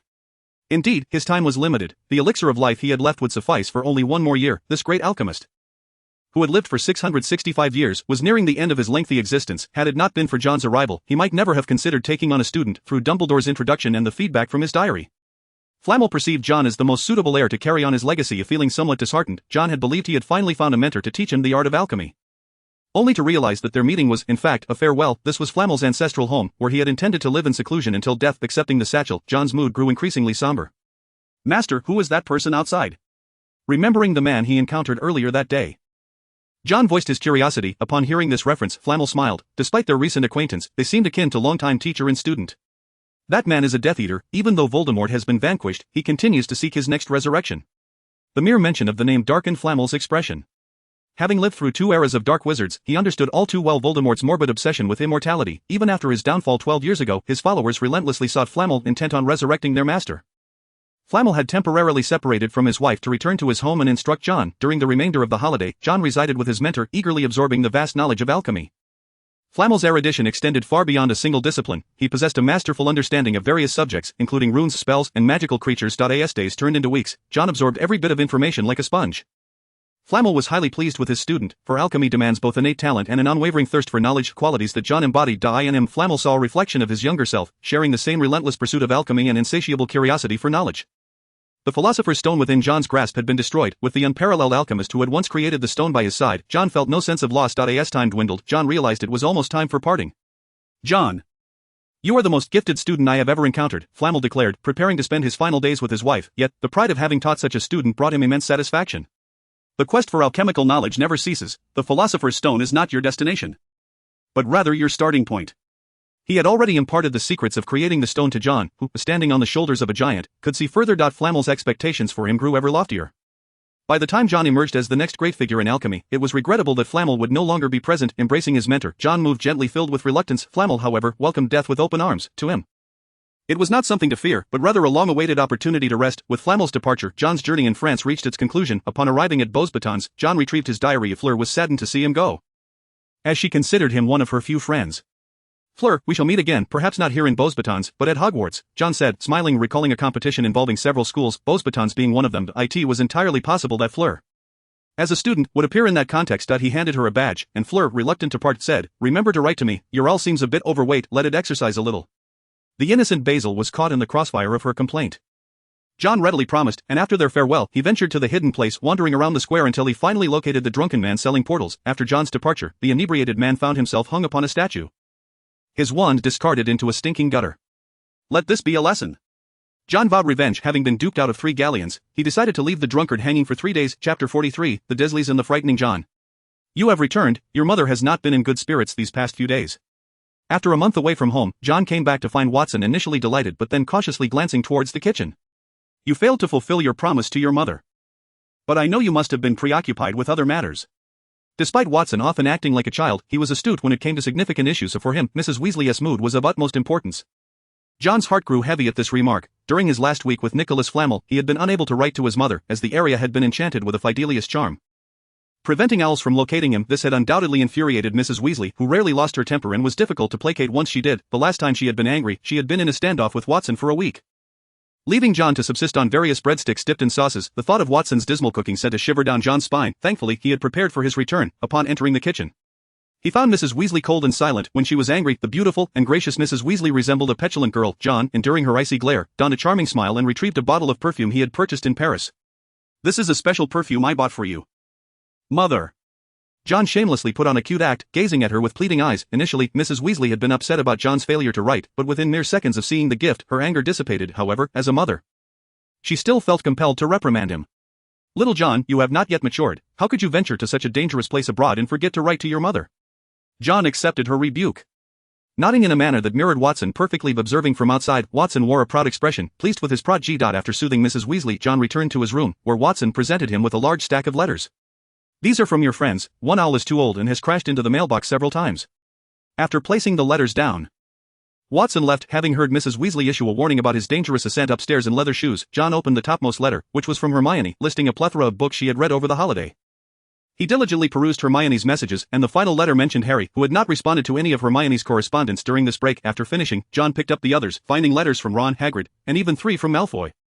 He opened them all one by one, noting that besides Malfoy's, the others inquired about Harry, expressing concern over their unanswered letters. Could Harry have been captured by the Ministry of Magic? John recalled the day his own magic had gone awry. Beginning to worry if Harry had indeed been apprehended. After all, he had taken the blame for his actions, and John resolved to investigate what had transpired. Concealing his unicorn hair wand at home, John descended the stairs, and through charm, he obtained a freshly baked apple pie from Mrs. Weasley. Finding a box, he packed it up and arrived at number 4, Privet Drive, knocking on the door. "Who is it?" Coincidentally, it was a small, plump boy who answered. Dudley caught the scent of the apple pie and rushed to open the door before his mother could intervene, expecting a delightful surprise to make up for the ruined feast from days prior. He was met with an overwhelming shock. "You, John Weasley!" Dudley screamed, his lungs proving remarkably strong. The initially curious Petunia Disley soon emerged. Having heard her son's exclamation, she recognized John as the boy who had appeared at King's Cross with Harry and his wizarding friends. Harry's uncle, Vernon Dursley, also came out, a portly man in his 40s with a full beard, his neck seemingly non-existent. Upon seeing John, Vernon's expression soured, and he bellowed, "How dare you lot come to my house?" Since the ministry had delivered a warning letter to Harry days prior, Vernon was now aware that these young wizards could not use magic outside of school, thus he had no fear of John and was shouting to expel him from the premises. "Mr. Dursley, I believe you are mistaken," John replied with a polite smile. "I currently identify as the child of the resident at No. 6 Juniper Lane, which makes me the offspring of your neighbor here to knock upon your door." His words momentarily stunned Vernon, and John continued unabashedly, "Surely Mr. Dursley would not lack the most basic courtesy to dismiss a neighbor bearing gifts?"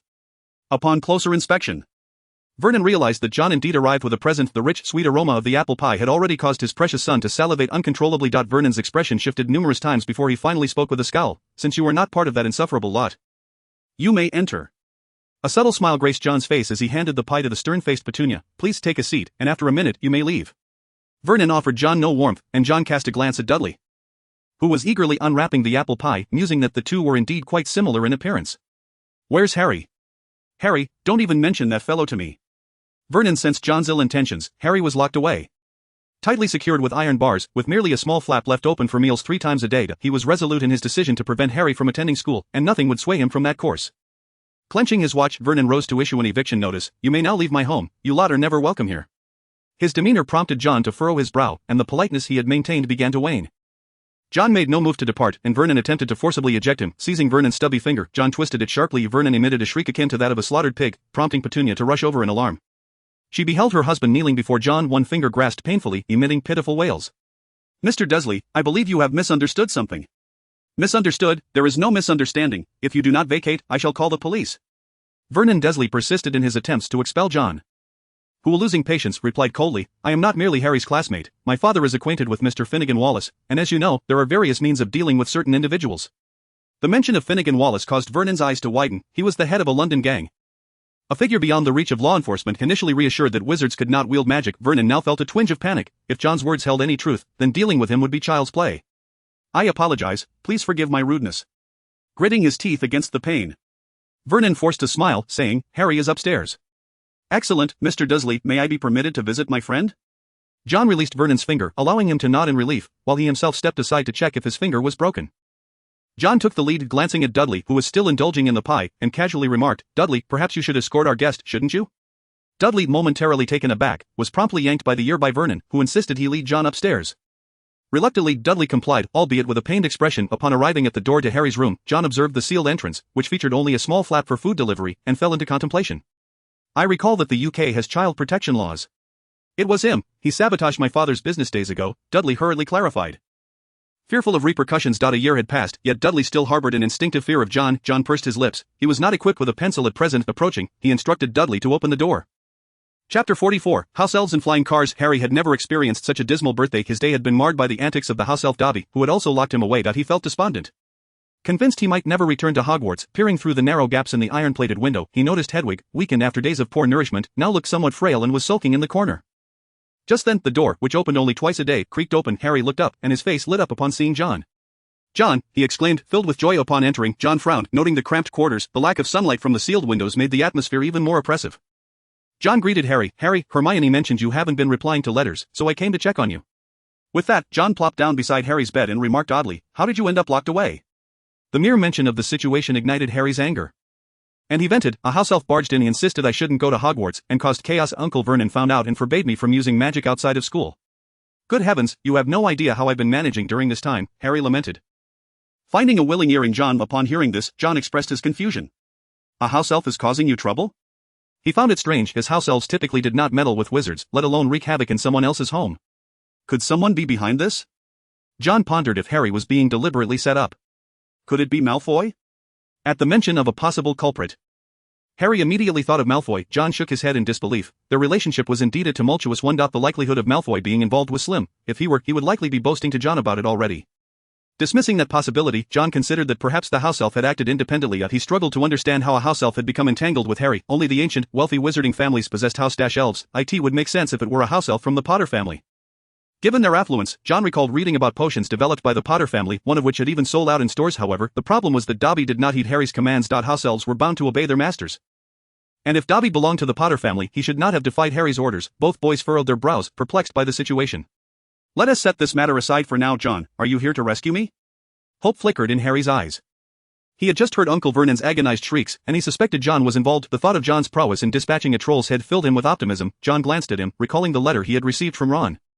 He shook his head. "Unfortunately, I will be rescuing you, but not myself." "Who then?"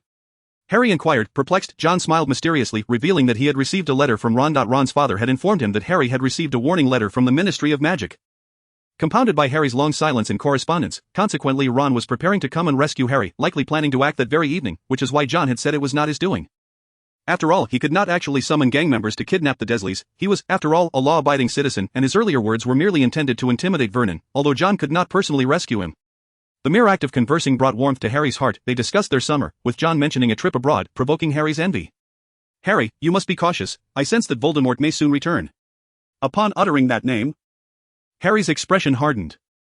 "I encountered a Death Eater in France, albeit just one, which indicates that his influence has not been entirely eradicated. You must remain vigilant. Perhaps the house elf's warnings were not without merit." John recalled the plot only vaguely. He could not quite remember what had transpired during Harry's second year. Only that critical clues lay within a chamber in a washroom. He warned Harry to remain alert. "Understood, John. I'm grateful for your visit. I wish my belongings were here so I could study." Harry recognized the need to apply himself.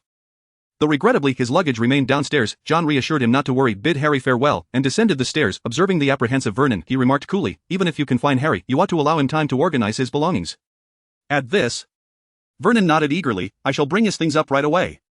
His fear of this young wizard, who was of the same age as Harry, was palpable. Even if the boy could not perform magic outside, he could still summon a gang to disturb his peace. He merely wished to expedite John's departure from their home. Harry's belongings were soon transported upstairs, and Harry remained oblivious to how John had managed to make Vernon so compliant. If John could command Vernon's obedience, why not simply have him release Harry? These questions perplexed Harry. While John stepped out of the Dursley residence, he cast a glance back at the Dursleys as they watched him leave. Nodding gently. To be frank, he did not harbor the level of animosity toward them he initially expected. As a Muggle family, their willingness to raise Harry, a wizard, was commendable. As night fell, John heard the rumble of approaching cars. He resided in the attic, and upon opening the window, he beheld a turquoise car soaring through the air. The vehicle glided past the Dursleys' window, where John discerned 3 heads adorned with vibrant red hair within. It was all too evident that this was none other than the Weasley family. John stroked his chin thoughtfully and remarked, "This car has been ingeniously modified from a Muggle vehicle through the art of magic, an impressive feat of alchemy." It seemed unlikely that this flying car was the handiwork of the Weasley twins. As they had yet to attain such proficiency in the craft of alchemy, John recalled Ron mentioning that his father was the head of the Department for the Regulation and Control of Magical Creatures, which prohibited the misuse of Muggle artifacts. He appeared to be the most probable creator of this remarkable vehicle. How intriguing. Ron even invited me to his home. Perhaps I shall find the time to visit and exchange insights on alchemy. John watched as the occupants of the car hoisted Harry aboard. Due to John's influence, Harry's belongings were left behind in the room, and the group departed in the flying vehicle. The following day, Vernon Desley awoke to the sight of the window ajar, unleashing a furious roar. He suspected John had orchestrated the incident. Believing a gang had come to dismantle his window in the dead of night, this left him restless for days, while Dudley found himself confined at home, fearing that his precious son might become a liability. Dudley endured much distress, deprived of opportunities to bully other children, yet all of this was of no concern to John, who was preoccupied with penning a letter to an individual named Ben Abbott.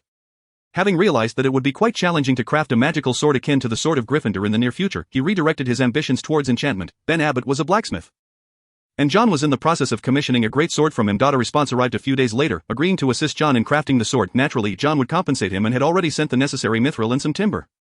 In just 2 weeks, he anticipated receiving a brand new sword. The book list for the second year arrived, and upon glancing at it, John found himself momentarily taken aback. Besides textbooks such as Standard Book of Spells, the remaining titles appeared rather unconventional, resembling novels: A Walk with the Ghouls, A Vacation with Witches, Traveling with Giants, among others. John recalled that Hermione's book list had included some of these titles, and he remembered her remarking on the captivating content, recommending that he take a look. Could it be that Hermione possesses prophetic abilities? Pondering this for a moment, John decided to set the thought aside. In the basement, he established an alchemy chamber and spent this time concocting various items, perhaps to sell at a later date. Although his family could be considered middle class, they could hardly withstand the considerable expenses of alchemy. John resolved to become self-sufficient and sought a partner with whom he could collaborate to create items for sale. This partner had to be a professional, as John's creations were not mere prank artifacts like those of the Weasley twins, but genuine magical items with lethal potential. However, as he contemplated this, he realized that no such experts were present in his vicinity. Perhaps a trip to Diagon Alley could yield better prospects. Chapter 45, Nocturne Alley and the Thief. Good morning, TT. John scooped up the cat that had been rubbing against his ankle, feeling immense satisfaction as he cradled the fluffy creature. TT meowed in response, and 3 more cats emerged, encircling John's feet. He produced a can of cat food he had brought along, while Tom, somewhat disgruntled, wagged his tail in circles, lamenting the absence of their promised walk in favor of feeding cats instead. An elderly lady approached with a cane, and upon noticing her, John greeted, "Good morning, Mrs. Fig." Arabella Fig smiled upon seeing John. Unbeknownst to anyone, the seemingly unremarkable old woman was a member of the Order of the Phoenix. She was a squib, and Dumbledore had requested her to keep an eye on Harry. 6 months prior, her list of charges had expanded to include the young John Wick. Dumbledore himself had come to learn about this student. Mrs. Fig held a favorable impression of John, as he always took the time to care for her cats. His fondness for fluffy creatures was akin to Dumbledore's love for sweets, which ultimately led Dumbledore to resolve that John should temporarily possess the Philosopher's Stone. John remained unaware that he might owe a debt of gratitude to the elderly lady before him, as he affectionately petted the 4 kittens. Outside cats are preferable, they don't unexpectedly transform into elderly cat ladies. Having indulged his fondness for fluff, John was about to depart when he sensed that someone was observing him. Being watched? His first instinct was to assume it was a Death Eater, but he quickly dismissed the notion. The last Death Eater he encountered was searching for Nicholas Flamel, and he did not believe anyone would travel such a distance merely to observe him. He was not the savior Harry Potter. He held no value for Death Eaters, maintaining a composed demeanor. He rose, and Tom ceased his circling. After bidding farewell to Mrs. Fig, John jogged away. Disappeared? Upon leaving Privet Drive, John noticed the sensation of being watched had vanished. Puzzled, he continued his morning jog the next day, only to feel that same gaze return. This time, he saw clearly that it was a figure enveloped in rags, resembling someone suffering from a skin ailment. Once he exited Privet Drive, the figure did not follow. Could it be monitoring Harry? John wondered. But considering Harry had long since departed, he deemed it improbable. His curiosity grew, and on the 3rd day while running, he accidentally dropped something from his pocket. The rag-wrapped figure saw the object glint in the sunlight and immediately rushed over to retrieve it. It was a gold galleon, and the figure's face lit up with delight. Fortune never seems to run dry. After pocketing the galleon, the figure did not pursue John any further. That evening, John donned the disillusionment charm and stepped outside. He held a piece of parchment, not the Marauder's map, but a simple sheet with a lone arrow that shifted as he moved. Eventually, he entered a modest house that was almost barren, containing only a fireplace and a hastily constructed tent. Approaching the fireplace, which was connected to the Floo network, he thought, let me guess, heading to Diagon Alley. Grabbing a handful of Floo powder, John called out the name of Diagon Alley. A swirl of green flames engulfed him, and in the next moment, he emerged from another fireplace, smudged with soot. Brushing off the black ash, he found himself inside a shop in Diagon Alley. If I can't find that fellow, I might as well explore. With this thought, John recast the disillusionment charm and stepped outside. The streets of Diagon Alley were growing sparse in the evening, and he held in his hand the self-made map for navigation, following the arrow on the map. He noticed the crowds diminishing further. The remaining individuals had donned cloaks to obscure their identities, and some appeared to be engaged in secretive transactions. It was likely not anything legal. Nocturne Alley? Unbeknownst to him, John had wandered into Nocturne Alley, a stark contrast to the bustling Diagon Alley. This place was rife with illicit dealings, and the figure that had been surveilling John was now involved in a transaction of sorts. You are far too greedy. Do you have any idea how much effort it took for me to acquire this? The individual, now cloaked, shouted angrily at a shopkeeper. The shopkeeper merely glanced at him, replying with a mocking tone, "What effort? This is nothing more than a simple spyglass. Mundungus Fletcher, your standards for theft are plummeting." The man named Mundungus Fletcher, who had been watching John, stormed out in frustration, yet he dared not rob the leaky cauldron, knowing full well the consequences. He could only leave the alley, intending to head to the leaky cauldron to drown his sorrows and perhaps find a foolish mark to exploit for profit. What a wretched day. Dumbledore has me keeping an eye on that kid, leaving me no time to steal. Harry Potter is one thing, but what makes that kid so special? Mundungus muttered bitterly. He felt that his time spent watching was better spent earning some coin. Before he could set his plan into motion, as he passed a narrow alley in Nocturne, he suddenly felt a wand pressed against his lower back. Don't move. If you wish to have a hole opened in your stomach, just pretend I never spoke. Mundungus's legs trembled in fear as he stammered, "Stay calm, I still have a few galleons on me that you can take." Cursing his bad luck for being on the receiving end of a robbery, he attempted to grasp his wand to escape, only to find it yanked from his waistband. Disarmed, he realized he was in a dire situation. John pulled him into a shadowy corner of the alley and whispered threateningly, "It seems you are not being entirely honest." Mundungus chuckled nervously, "No. Absolutely not, I was merely a bit too frightened." "Ha!" John scoffed at his words, deliberately lowering his voice, leaving Mundungus uncertain of John's identity. At that moment, John understood who had sent him to watch over him. It was none other than Dumbledore. He pondered that it was likely for his own protection. John had encountered a Death Eater in France. Perhaps that was why he had requested those monitoring Harry to keep an eye on him as well. John's own conjecture was quite astute. He had transformed significantly and was now the heir to the knowledge legacy of Nicholas Flamel. Setting aside what the future might hold, merely the experimental manuscripts of Nicholas Flamel were enough to drive some ill-intentioned individuals to madness. Now that he was certain the individual was not a Death Eater, John had no intention of resolving matters with him. However, a spark of inspiration struck him, and he considered that he could perhaps utilize this person to establish a trade in Nocturne Alley. Just as Montague felt that he might meet his end on the streets that day, John said, "Would you like to earn some money, Montague Flitch?" Earning money? Montague was taken aback to discover that someone was offering payment for a robbery. He could not fathom the other man's intentions, but he understood that refusing might lead to dire consequences. "I have a few items that I need you to help me dispose of. After selling them, we can split the profits 80-20. Although not all of John's items were lethal, a portion had been crafted during his studies of dark magic. Such items would not be accepted in Diagon Alley and could only be sold in Nocturne Alley. You only need to respond with a yes or no. I shall not force your hand."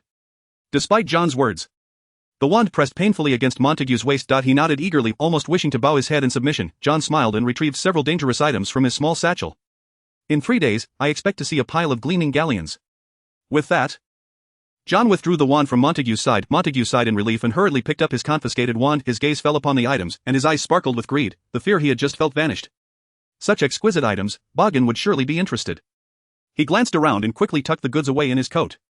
John observed this entire exchange without leaving. He watched Montague turn and return to Borgin and Burke's. When Montague emerged again, he was holding a significant amount of galleons. After a moment of hesitation, he divided the galleons into 2 portions, contemplating whether he might hide a little. Just as this thought crossed his mind, he felt that familiar sharp pain at his waist. Terrified, he hastily set the money down.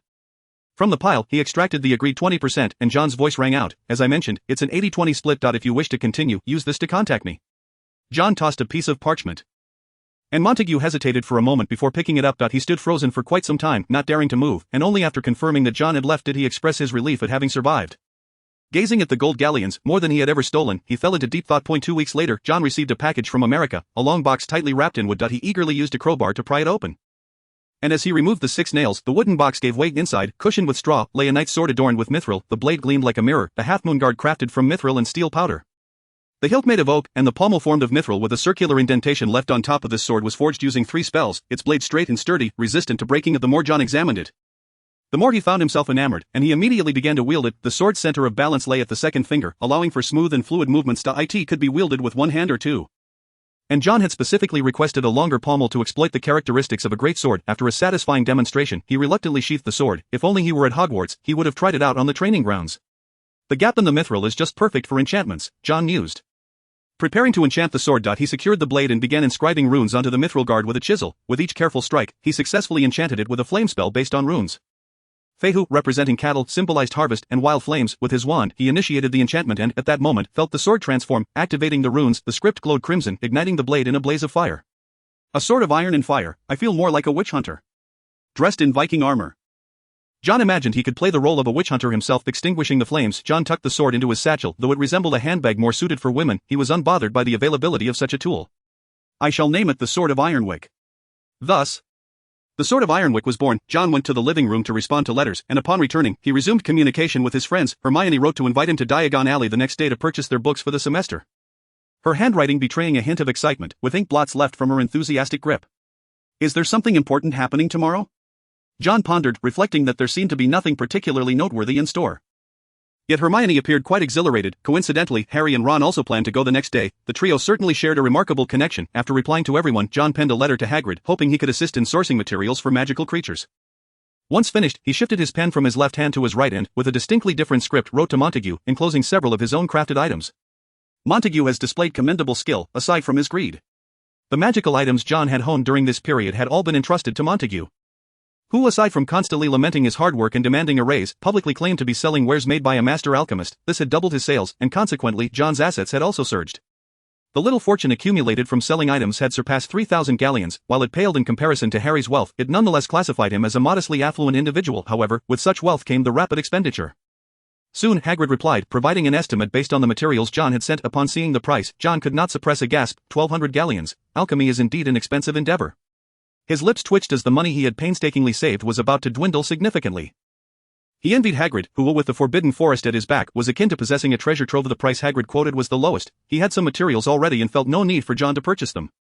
Were John to rely solely on buying, he would likely have to expend most of his funds. Tomorrow, I shall visit Gringotts to withdraw money and purchase books. Expenditures were on his mind as he contemplated galleons. Realizing that, after accounting for alchemical costs, the profits would be meager. After informing his parents of his trip to London, Watson eagerly opened the safe, preparing to acquire some peculiar items. Observing his father preparing to exchange galleons with the goblins at Gringotts, John promptly intervened. Under Watson's bewildered gaze, he placed a handful of galleons on the table. While other children pay tuition, you will earn money. Watson's eyes sparkled with excitement. Truly, John's son had the remarkable ability to support the family at such a young age. John merely smiled. Come to me for an exchange, I shall give you a discount. The implication was clear, money still needed to be spent. Watson's smile faltered. It seemed only fair that his brother was calculating. But why did this also apply to his father? John understood that unless he set some limits, his father would likely return from Diagon Alley with a plethora of unnecessary items. To prevent Mrs. Wick's blood pressure from skyrocketing, John pressed upon Watson's small fortune. Originally, John had utilized family funds for school, but this shift transformed it into Watson's personal affair, forcing him to reluctantly dip into his own savings. The next day, the three of them drove to the Leaky Cauldron, and compared to their previous visit, the atmosphere was less foul, likely due to Quirrell's absence. John navigated easily to the back door of the pub. Once in Diagon Alley, he planned to visit Gringotts first to deposit his money. After setting aside the funds needed for materials and textbooks, he deposited the rest into Gringotts, which elicited smiles from the goblins. Despite their greedy nature, it must be acknowledged that Gringotts' security system was indeed effective. After passing through a security waterfall, John discreetly collected some water. This water could wash away magical traces, and he intended to study it in hopes of replicating the effect. Upon exiting Gringotts, John encountered Malfoy. Malfoy was accompanied by a man with a similarly pale, pointed face, whom John surmised to be Malfoy's father. The two were headed in the direction of Knockturn Alley. With Malfoy's father already prepared to squander his galleons, even Mrs. Wick had been taken along. Since John was also headed to Knockturn Alley, he cast a disillusionment charm and trailed behind the Malfoy duo. Along the way, John overheard Malfoy incessantly grumbling about Harry, which even caused his father, Lucius Malfoy, to display signs of impatience. You've mentioned it at least 10 times already. Mr. Malfoy shot an exasperated glance at his son, effectively silencing him. Comrade Malfoy truly harbors profound affection for Harry. Witnessing this, John was filled with emotion as he followed the two individuals to the antique shop Borgin and Burke's, where Mundungus had once ventured. Without entering, John changed direction and proceeded to a nearby residence. Mundungus had been living quite comfortably of late. Aside from his surveillance of the children, he no longer needed to resort to thievery, merely awaiting the Daily Mail. Consequently, he had exchanged his tattered suit for a more suitable ensemble. Good heavens, I now look just like a businessman. Preening before the mirror, Mundungus caught sight of his door swinging open out of the corner of his eye. Startled, he drew his wand and barked, "Who goes there? Step forward at once." Mundungus, do you now dare to brandish your wand at me? The low, gravelly voice sent a chill down Mundungus's spine, prompting him to hastily drop his wand and clasp his hands in humility, saying, "My lord Johnny, I meant no offense, I merely thought a burglar had entered." Poof. Johnny Silverhand was the identity John assumed before Mundungus. He had never revealed his true visage. Finding a seat and glancing around, he remarked, "This is the establishment you have acquired. It appears you've spent quite a fortune." No, no, no, my lord Johnny, you cannot fathom. For 500 galleons, this is indeed the best location. Mundungus felt somewhat aggrieved. For he was genuinely not deceiving John this time. He had toiled tremendously to secure this place, though modest in size, its location was quite advantageous. Very well, you had best expedite the renovations. Mundungus, conducting business is far more fulfilling than thievery. John was merely admonishing Mundungus, aware that retail alone would not yield substantial profits, thus encouraging him to acquire a storefront to establish a Johnny Silverhand specialty shop. Mundungus had begun to relish a life free from the need for constant evasion, and he was naturally reluctant to let such a good existence slip away. He promptly assured that he would see to the place. Afterward, he awaited John's next instructions, only to find silence. This Lord Johnny Silverhand had a proclivity for departing without notice. Chapter 47, Adults and Children. Mundungus commenced renovations, contemplating that perhaps under the tutelage of this Lord Johnny Silverhand, he might ascend to a status akin to that of the proprietors of Boggart and Burke's. Observing that Mundungus had not spoken out of turn, John finally departed. Upon exiting the shop, John made his way towards Knockturn Alley. He spotted the Malfoy father and son emerging from Boggart and Burke's, evidently having sold their wares. Just as John was about to leave, he noticed a familiar figure emerging from the shop. Harry? John paused. Bewildered by Harry's presence in Knockturn Alley, Harry, newly arrived in Knockturn Alley, was thoroughly frightened. He had seen a shop across from Boggart and Burke selling shriveled heads, and a large cage was teeming with dark, crawling spiders. Two ragged wizards were whispering furtively to Harry, sending shivers down his spine. He fled down the street, adjusting his glasses as they slipped from his face. The wizards here took an interest in the intruding child, and John, trailing behind, observed wizards stealthily approaching Harry. An elderly witch seized Harry's hand, revealing moss-covered teeth, her smile unsettling. Lost your way, dear? Harry took a cautious step back, the chill emanating from the old witch palpable, while she clutched a plate containing what appeared to be dead nails. Terrified, his heart raced, and the old witch drew nearer. I'm quite all right, thank you, I merely wish to leave. Harry resisted the old witch's advance. Seeing this, John stepped forward just as the old witch became aggressive, even attempting to share her macabre offering with Harry. Harry, what are you doing here? The sudden voice startled the old witch, who turned to find the handsome John, her sinister smile replaced by an eerie grin. Meanwhile, John's eyes narrowed dangerously. In the instant the old witch turned, his left hand struck out like a serpent, shattering her plate. The old witch let out a shriek, about to retaliate, only to find John's wand aimed at her eye. Get lost, or I shall make you blind. John's icy voice sent a shiver down the old witch's spine. At that moment, a tall figure pushed through the crowd toward them. Harry! John, what are you doing here? Hagrid, upon spotting the old witch, erupted in a tirade. Get away, you wretched creature. He forcefully pulled Harry away, and the old witch, intimidated by John's earlier threat, dared not obstruct them. Exiting Knockturn Alley, Harry beheld the familiar white marble of Gringotts. Hagrid guided the two into Diagon Alley, assisting Harry in brushing off the soot covering him. Upon learning that Harry had inadvertently wandered into the alley, Hagrid could only express that Harry had been rather careless. John, what are you doing here as well? Hagrid was perplexed by John's presence in Knockturn Alley. John naturally refrained from disclosing his business endeavors, smiling as he replied, I was merely seeking some intriguing alchemical materials. That is far too dangerous, you could have simply told me. Hagrid grumbled. He had also come to procure materials for John, but had simultaneously intended to purchase some potion to repel the flesh-eating slug. It was this dual purpose that had delayed him. Had John not appeared, he shuddered to think what might have transpired had the old witch taken Harry. Thank you. John, you saved me again. Harry expressed his heartfelt gratitude. John shrugged, maintaining that he had merely happened upon the situation. John, you have no idea, I'm now residing with the Weasleys, and it's wonderful. Remembering that he had lost track of the Weasley family, Harry hurried off to find them. Harry, why haven't you written back? I apologize, Hagrid, I encountered some trouble. Hagrid then began to recount how Harry had failed to respond to his letters, prompting Harry to share the tale of his confinement by the Dursleys. Infuriated, Hagrid roared that he would confront the Dursleys. Harry, come here. As they passed Gringotts, Hermione was standing on the steps, rushing down to greet them, her brown fluffy hair trailing behind her. What happened to your glasses? John, you're here too, splendid, and Hagrid, how wonderful to see you all. Hermione beamed, revealing her large front teeth, having just exited Gringotts. Did you visit Gringotts? I'll go there after I find the Weasleys, Harry replied.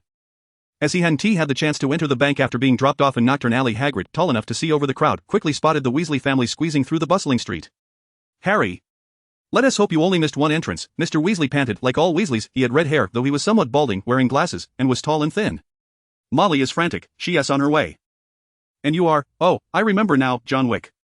Ron, noticing John, grew curious about Harry's whereabouts. Hagrid, with a stern expression, interjected, Knockturn Alley. That is fantastic, the Weasley twins exclaimed in unison. Ron expressed envy, as his family never allowed the children to visit Knockturn Alley. Not at all fantastic, were it not for John. Harry could have been taken.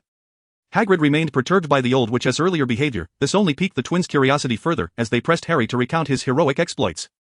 Harry, oh dear, I'm so relieved you're unharmed. Mrs.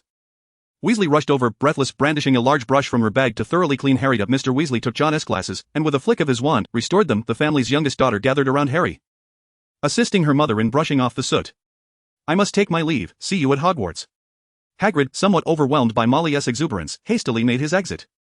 "Oh, John, thank you so much, you're such a good friend." Grateful for John's timely intervention, Molly felt an even greater fondness for the handsome boy. Even Ginny approached to express her thanks, while John modestly claimed he had merely chanced upon the situation. However, Molly soon treated John as if he were one of her own children, her warm demeanor making him slightly uncomfortable. "Ahem, I've already been to Gringotts, I'll just wait for you outside." John sought an excuse to extricate himself as they prepared to enter the bank. After waiting outside Gringotts for a while, John soon saw Mr. Weasley and Hermione's father emerging arm in arm. They were to reconvene at Flourish and Blotts in an hour, while Molly intended to take Ginny to buy clothes first. The four strolled along the winding cobblestone streets. "John, you've traveled abroad, how enviable." Ron, learning of John's trip to France, expressed his desire to go as well. "Where in France did you go?" "Paris." Hermione recalled John mentioning his travels in his letters but had not inquired further. John pondered before replying, "I did visit Paris. There is a drunken man selling door keys in a hidden locale who gave me a faulty key, leading to a rather harrowing chase with a fire dragon." "Ha ha. John, you're quite the humorist." Ron laughed heartily, assuming John was merely jesting. Even Harry and Hermione were taken aback by John's remarkable sense of humor. Unaware that it was indeed genuine, John felt a sense of helplessness. As no one believed him when he spoke the truth, the four of them meandered through various places in Diagon Alley, eventually arriving at Flourish and Blotts an hour later. The store was already teeming with people, and a massive banner was hung from the upper windows proclaiming, "Gilderoy Lockhart?" Harry found the name oddly familiar. Hermione, however, let out a cheer, exclaiming, "We can meet him in person. I mean, nearly all the books on our list are written by him." Upon seeing the long, crowded queue, John felt a twinge of unease. He spotted Draco Malfoy. The trio was dispersed by the throng, but John, with his exceptional physique, made his way to the second floor, observing Malfoy's grimace while Harry was busy taking pictures with Lockhart. John couldn't help but remark, "Seriously, you're envious of this?" He leaned in, his expression one of disbelief. Malfoy, startled, nearly lost his balance, but John managed to catch him just in time. "Look at that Harry Potter, his ego is practically soaring to the heavens," Malfoy grumbled, clearly displeased by Harry's spotlight. Unaware that Harry felt utterly mortified. Chapter 48, The Hospital. And Neville, noticing Malfoy's envious demeanor, John shrugged and prepared to purchase some books. However, when he finally located the volumes he sought, he witnessed Mr. Weasley and Mr. Malfoy embroiled in a heated altercation. The Weasley twins were vocally cheering their father on, and had it not been for Malfoy's inability to match the entire Weasley clan's strength, he might have charged in as well. "What on earth is happening here?" John observed as Mr. Weasley raised a copy of The Complete Guide to Poisonous Plants and struck Malfoy, leaving him with a blackened eye. Hagrid intervened, separating the two men, while Mr. Malfoy spat out threats, tossing the book into Ginny's cauldron. They seemed to have some restraint, knowing better than to use magic. Despite the apparent ferocity of their scuffle, neither party resorted to magic, both wary of attracting the Ministry's attention, as a magical dispute would carry far graver implications than a mere brawl. "Goodness, is this a fight?" exclaimed Hermione, suddenly recalling that her son might still need to buy books. When she arrived, she found the floor littered with scattered volumes. While Mrs. Weasley anxiously searched for her son, John observed Mr. Weasley being chastised by Molly as if he were a child himself, having completed his purchases. He bid farewell to Harry and the others. As he took his leave, John noticed an old book resembling a diary in Ginny's cauldron, reflecting on the Weasley family's penchant for second-hand items. He dismissed it from his mind. Being the son of Muggles, John could not use Floo-powder to depart. The family remained in London for a day longer before returning home. Upon arriving home, John began preparing his materials. The supplies Hagrid had procured for him arrived over the following days. "These books are indeed captivating," John remarked, closing the volume authored by Gilderoy Lockhart. The tales within were enthralling. Particularly, some narratives concealed intriguing magical principles that John thoroughly absorbed. Could this upcoming defense against the dark arts professor be truly capable? Given Lockhart's dazzling stories, it seemed that he had a wealth of experience and could potentially be a commendable teacher. "This has piqued my interest," John mused, placing the book on his desk and retrieving a vial of dragon tooth powder. This substance, derived from the teeth of fire-breathing dragons, possessed a mild toxicity. He mixed the dragon tooth powder with other ingredients to create a viscous liquid, which he applied to the blade of his wand. After evenly coating it, the wand darkened slightly, only to regain a mirrored sheen after some time. Coating it with dragon tooth powder for anti-magic properties, I wonder how effective it will be in practice. By fortifying his wand, John ensured that it could inflict damage upon magical creatures, even penetrating their scales. He ran his fingers along the blade, appreciating its sharpness and resilience. After storing the wand away, he noticed a significant number of letters from Rolla. Some were correspondence he had sent to various alchemical masters, while others were replies from experts in the field of potion making. These were the fruits of his diligent efforts over the holiday. As he had reached out to numerous specialists with inquiries and problem-solving propositions, even consulting potion experts, this was all part of his strategy to build a network, as having mentors in the magical world was invaluable. Nicholas Flamel had advised him on the importance of engaging with others rather than isolating himself. It must be said that John's status as a Hogwarts student afforded him considerable advantages, as many of these experts were alumni of the esteemed institution, eager to assist their fellow students. Dear John, your proposal regarding the improvement of the Wolfsbane potion has intrigued me greatly. I hope to meet you in person, Damo Alex Belby. The Wolfsbane potion. Is it? That certainly warrants a visit. Damo Alex Belby, a graduate of Hogwarts, was currently researching the Wolfsbane potion, which John found fascinating. He remembered that the potion allowed werewolves to retain their sanity after transformation. With a sense of compassion for the plight of werewolves, John had shared some of his thoughts, not anticipating such a strong response. Belby wished to meet him personally at St. Mungo's Hospital for Magical Maladies and Injuries. After considering the opportunity to expand his connections, John set the letter down and picked up the final envelope. Upon opening it, his expression turned somber. The LeMay couple had passed away. They had refrained from summoning John. Wishing him to remember them as they were in life rather than in death, John felt a profound sorrow at the loss of such a wonderful mentor. There was no funeral, no grand ceremony. Only the witness of a friend, Dumbledore. Arriving at St. Mungo's, John noted that it was not located within Diagon Alley but rather in a red brick department store called Tawny's Limited. Entering the hospital, John informed the lifeless mannequin in the department store window before proceeding inside. He ascended to the second floor, where he encountered a hapless wizard who had been bitten by a werewolf. Next to him, a gaunt man was meticulously documenting the man's suffering. This was Damo Alex Belby. Observing the various reactions following a werewolf bite, John leaned in for a closer look. The man was in agony, his wound bandaged with a mixture of white willow and silver. Silver cannot heal werewolf bites, however. White willow provides sufficient sustenance for the patient to endure the initial pain. Damo Alex Belby continued taking notes when he heard a voice and turned to face John. Who are you? He initially perceived John as just another child. And his impatience was evident as he replied, I'm rather busy at the moment, please leave. However, John smiled at the remark. John Wick, a pleasure to meet you, Damo Alex Belby. John Wick? Damo Alex Belby paused, gazing at John in disbelief. You are the student who wrote to me? He had expected a seventh-year student. Someone capable of identifying aspects he had overlooked, and was astonished to find such talent in someone who appeared to be in their third or fourth year. Forgive my earlier oversight, Mr. Wick. Damo Alex Belby's demeanor shifted. Becoming exceptionally cordial, he invited John to tour his estate, which John readily accepted. After a brief observation of the unfortunate wizard, John arranged for further correspondence with Damo Alex Belby before exiting the second floor. While in the hospital, he spotted a familiar figure and exclaimed, Neville? The despondent Neville turned at the sound of John's voice. John, are you ill? What brings you here? Neville looked anxious, fearing for his friend's health. John shook his head, indicating he was fine, but Neville's presence puzzled him. What are you doing here? I'm visiting my parents, Neville replied, his expression forlorn. John understood that his parents were likely unwell, since they had crossed paths. John accompanied Neville to the fifth floor, where the curse damage department was located. There, he encountered Neville's parents, the exceptional Auror couple. They had been tormented by Death Eaters, ultimately succumbing to madness and unable to recognize their own child. Seeing the scene, tears streamed down Neville's face, and John sighed softly, placing a comforting hand on his shoulder. The atrocities committed by Voldemort and his minions were too numerous to count. Eventually, they departed the hospital. And as John bid farewell to Neville, he noticed Neville's grandmother waiting for her grandson. The elderly woman appeared stern, yet she patiently awaited Neville's return. John nodded in acknowledgement, and Neville's grandmother returned the gesture. After leaving the hospital, John returned home to prepare for other matters. He recalled that the Wolfsbane potion had made its debut during Harry Potter's third year, when it was brewed by Snape. It seemed that it had yet to be released, and his memory of the details was scant, though he vaguely recalled that the primary component was monkshood, a highly toxic substance that most would hesitate to employ on others. A few days later, John shared his hypothesis with Damo Alex Belby via letter, and after a while, he received a response. It worked. Chapter 49, The Wolf Venom Potion and the Transaction. Within the confines of the Belby Manor stands a structure reminiscent of the Roman Colosseum. At its center lies a formidable iron cage from which the moonlight gradually breaks free from the shrouding clouds. Tonight is a full moon, and the man inside the cage writhes in excruciating agony. He curls up within the confines, his body convulsing as his hair grows rapidly. Behold this grotesque creature, it is neither wolf nor man, declares Damo Alex Belby, brandishing an ornate cane, while an enchanted quill dutifully chronicles his every word in action. The transformation process will take half a minute. And you shall witness this momentous event that deserves a place in history. There is a tremor of excitement in Damo Alex's voice. The development of the wolf venom potion promises to be a monumental shift. No longer driven by the pursuit of wealth, he, as a master potion maker, lacks for nothing financially. Instead, he is more fervently in quest of renown. Should the wolf venom potion succeed, he would assuredly earn at least a second-class medal, an honor for a wizard and a pursuit worthy of a scholar.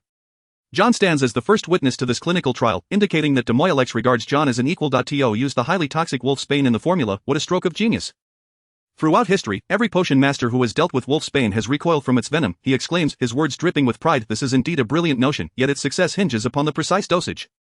After rendering 2 werewolves partially paralyzed and 3 into vegetative states, the delicate balance seems as elusive as a golden snitch. It was John who uncovered this critical insight, otherwise, there would likely be several corpses of werewolves buried beneath the manor. This task posed little difficulty for John, as he possessed a sharpness akin to a fire drake's tongue, and with an almost ethereal sensitivity to magic, he could discern the toxicity of a potion merely through the touch of his fingers. As half a minute elapsed under the watchful eyes of the two, the man, bitten by a werewolf a year prior, fully transforms into a bipedal werewolf, yet this newly formed creature appears somewhat bewildered. Demoilex rapped his cane against the iron bars and called out, "Shelby, do you understand my words?" Initially, the werewolf is dazed, but as moments pass, clarity replaces the former brutish haze in his eyes. He nods, pointing to his mouth, and struggles to articulate a single word, "Can." The wolf venom potion has triumphed. Demoilex can hardly contain his jubilation, and John too wears a smile, though he seeks further confirmation. Approaching the cage, he implores, "Lord Demoilex Belby, please open the cage." "What?" Demoilex, taken aback, gazes incredulously at John. "Are you jesting, even with the wolf venom potion? We cannot fully trust these wretched beings." His words are steeped in blatant disdain, reflective of the plight of all werewolves. They are scorned by the entire magical world, even if they did not willingly become werewolves. Many are mere victims. Only when we can conclusively prove that werewolves can maintain their sanity shall we consider this a success, John insists. "Open the cage. Were it not for your success with the wolf venom potion? I might have thought you mad," Demoilex mutters under his breath, begrudgingly complying with John's unyielding stance. With a tap of his cane on the ground, the iron door of the cage creaks open. The werewolf pushes the door ajar and steps out, prompting Demoilex to draw his wand, barking, "Get back in, you filthy creature." Yet John advances rather than retreats, his steps resolute, his left hand poised to draw his wand at a moment's notice. He approaches the werewolf, whose transformation has rendered him towering and fearsome. John stretches out his arms and softly speaks, "Shelby, let me see that you are truly aware." Demoilex erupts in expletives. "This is madness. You intend to embrace a werewolf?" At this, Shelby, too, finds the notion astonishing, cautiously inching closer to John. In a shocking display, as though cradling a fragile piece of art, he envelopes John in an embrace, much to Demoilex's horror. "I must admit, the wolf's fur is rather prickly," John quips. Exhaling a sigh of relief, his motivation transcends mere scientific inquiry. He yearns to ascertain whether werewolves can indeed retain their faculties. The reason for the wizarding world's rejection of werewolves lies in their propensity for destruction and slaughter under the full moon. If they can be controlled, they would represent a formidable amalgamation of armor and flesh, a super animagus. Should such power be harnessed to form a legion, it would serve as a devastating weapon. He gazes at the astonished Demoilex, who stands with his wand dropped to the ground, and chuckles, "Demoilex, we shall be immortalized in the annals of magical history. We have transformed a species. Glory, this is the very essence of Demoilex's desires." And upon hearing John's proclamation, he beams with delight. John pats Shelby's arm, noting the sharp claws that could effortlessly rend flesh. "Shelby, perhaps we could become friends. Thank you for your sacrifice for the wolf venom potion." "It is my honor," Shelby replies, having endured relentless discrimination since his transformation. His former colleagues now shun him, leaving him no choice but to accept the role of a test subject, though he has not fully returned to his former self. Retaining his sanity is a significant achievement. He harbors gratitude towards the two who developed the potion, especially John. In John's eyes, he does not see the condescension and disdain that Demoilex exhibits, but rather a genuine respect for a patient and an equal. After a year of enduring countless glances of scorn, a simple, unremarkable greeting could inspire someone to sacrifice their life for you, particularly John's willingness to embrace him rather than point a wand in his direction. Stands out. The full moon persists as the two continue to observe Shelby, until the moon above vanishes. Shelby gradually reverts to his original form. Success. For an entire night, Shelby displayed no irrational behavior, heralding the triumph of the wolf venom potion. John clenches his fist, while Demoilex sheds his clothing and runs through the manor in celebration, presenting Shelby with a set of garments. John extends his hand and smiles. "Are you interested in securing a job for yourself? With a monthly salary of 100 galleons? John seeks a reliable bodyguard for his shop in Nocturne Alley, and Shelby appears to be an excellent candidate, with his steely blue eyes, deep-set features, and gaunt cheeks. He exudes a wolf-like aura, inspiring a sense of scrutiny and pressure under his gaze. This demeanor is rooted in Shelby's previous profession as an Auror, after being bitten by a werewolf during a mission. He lost his job and fell into destitution, the drastic change in his life leaving him worn and haggard. Upon hearing John's offer, Shelby finds it hard to believe. "I would be honored to accept this position, though the salary pales in comparison to that of an Auror. It is a substantial amount for a werewolf." He has come to regard John, his boss, with newfound respect. Undeterred by age, John extends his hand, smiling, "John Wick, but I would prefer if you call me Johnny Silverhand once you're in the shop. The fellow running the place is a thief. You might keep an eye on him." Shelby takes his hand, a shadow of a smile breaking through his somber expression. "Tommy Shelby, I believe that is my forte." Their partnership blossoms. And upon Demoilex's return from his naked escapade, he too finds camaraderie with John, though he yearns to claim sole credit. John's contribution is undeniable. In response to Demoilex's aspirations, John shakes his head and beams. "Demoilex.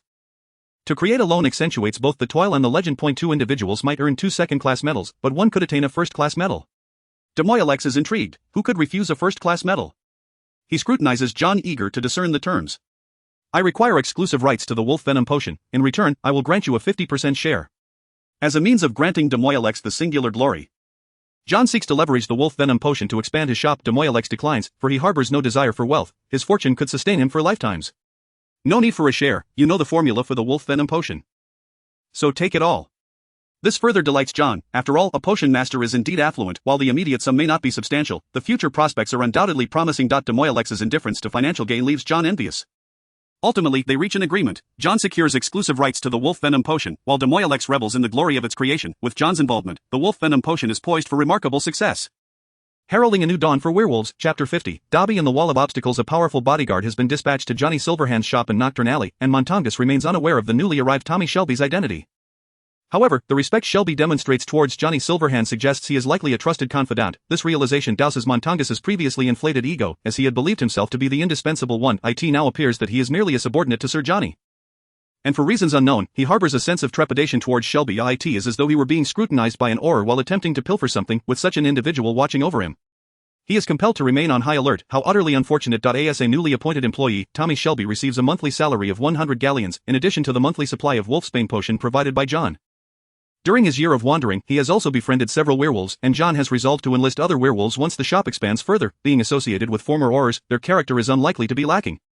A notion John is quite aware of. The silver-handed Johnny's shop opened a few days ago. Although business is still modest, earning 200 galleons per day is certainly achievable, once more people become aware of this establishment. The venture will only flourish, especially when the first-class medal of Damar Alex is awarded. The reputation of his wolfsbane potion will spread, attracting more werewolves to make purchases. A standard wolfsbane potion is priced at 30 galleons. Effectively suppressing the bloodlust during transformation into a werewolf, the superior potion is offered at 80 galleons, allowing one to recognize their relatives and remain in a single location during the transformation. The top-tier potion, priced at 150 galleons, enables one to transform without losing the ability to use magic, retaining their consciousness. These three variations of the wolfsbane potion not only fulfill the basic needs of werewolves but also aid them in overcoming their marginalized status. The most advanced potion is labor-intensive to brew, as it requires meticulous effort to ensure that the transformation retains the individual's original attributes. John provides Shelby with this premium potion, ensuring that Shelby is willing to risk his life for him. As the school year approaches, Harry's residence in the Dursleys' home has rendered John somewhat isolated. Now, aside from counting the gleaming galleons, he finds himself dispensing them. Money is perpetually insufficient, and alchemy is notoriously expensive. Nonetheless, progress is going smoothly. He has inscribed the second runic inscription on the sword of Gryffindor and crafted a magical circuit for it. By activating this circuit, one can utilize the sword's magic without drawing upon John's own magical reserves. Of course, the magic generated by these circuits requires time to recharge. Aside from addressing urgent situations, they are of limited utility. One day, while practicing magic, John found his transfiguration skills stagnant, igniting an impulse to elevate his proficiency at any cost. Should I perhaps read more books on transfiguration? He has long coveted the dragon form, estimating that he would need to reach level 4 to unlock it, thus he reluctantly set that thought aside. Has someone intruded? John furrowed his brow, for he had set up a perceptive magical device in the basement that would alert him to any intrusions. Pointing his wand towards a corner of the basement, John coldly declared, "Did you think I wouldn't notice you?" A pair of large tennis ball-sized green eyes stared back at him, accompanied by bat-like ears drooping backward. Without hesitation, John acted, casting a transfiguration spell that turned the desk in the corner into strips of fabric, securely wrapping around the intruder. A house elf? Once the situation was resolved, John was taken aback. "Ah," the house elf shrieked, "Dobby has come to see John Wick. A friend of Harry Potter." Dobby struggled to break free, but the fabric held him tightly, muffling his cries. "Dobby, the house elf?" John recalled Harry's grievances and said sternly, "Who sent you? Are you trying to extract information about Harry's whereabouts from me?" "No. No, Dobby wishes for John Wick to protect Harry Potter." Upon uttering these words, Dobby realized he had nearly divulged his master's secrets. He sought to punish himself but was firmly bound. Desperately, he began banging his head against the wall, muttering, "Bad Dobby, bad Dobby. Stop it." John felt a headache coming on and maneuvered the fabric to bind Dobby's head as well. With his wand still raised, John approached Dobby, his expression serious, and inquired, "You say Harry will face danger, how do you know this?" At that moment, John noticed the terror etched on Dobby's face. Yearning to harm himself yet unable to do so, feeling exasperated, he opted for a different approach. "What kind of danger are you referring to?" "A conspiracy. A dreadfully perilous conspiracy. The most terrifying events shall unfold at Hogwarts." Dobby screamed, prompting John to release the spell that caused Dobby to tumble to the ground. "Then why do you seek me to protect Harry?" Lowering his wand, John fixed his gaze on the intruding house elf. Dobby, sniffling, replied, "Dobby has heard that John Wick is a powerful wizard. He has protected Harry Potter." I admit to having protected Harry before, but powerful wizard is a bit much." John's lips twitched slightly. "Who spread such rumors?" "He was merely a novice with level 3 magical ability." Glancing at Dobby, he said resignedly, "If you truly wish to protect Harry, you must tell me the name of the mastermind behind this conspiracy."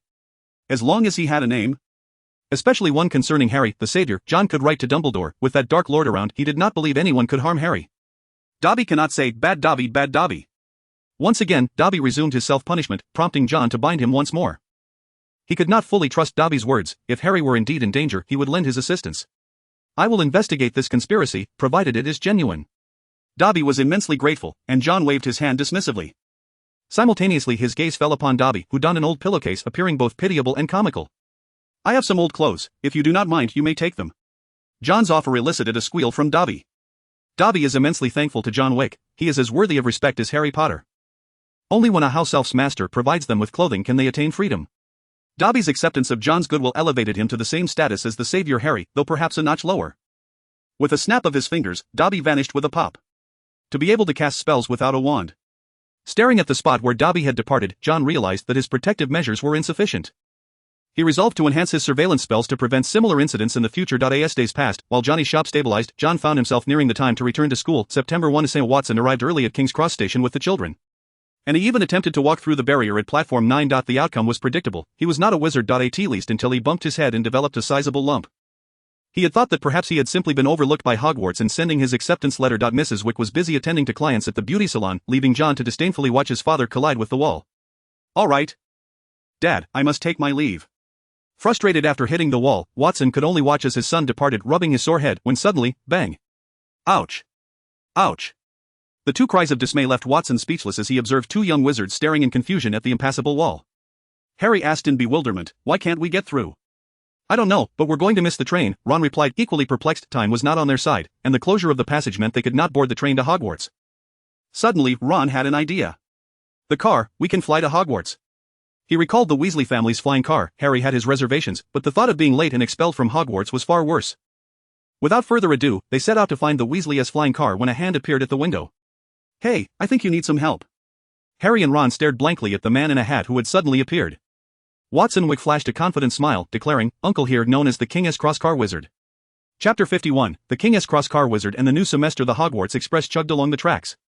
Harry and the others are not on the train. Hermione searched every carriage but found no sign of Harry and Ron. At this, John set down the chocolate frog he had been about to eat, pondering whether they might have missed the train. Perhaps they missed the train, it's not a big deal. If they write a letter to the school, they will send someone to fetch them.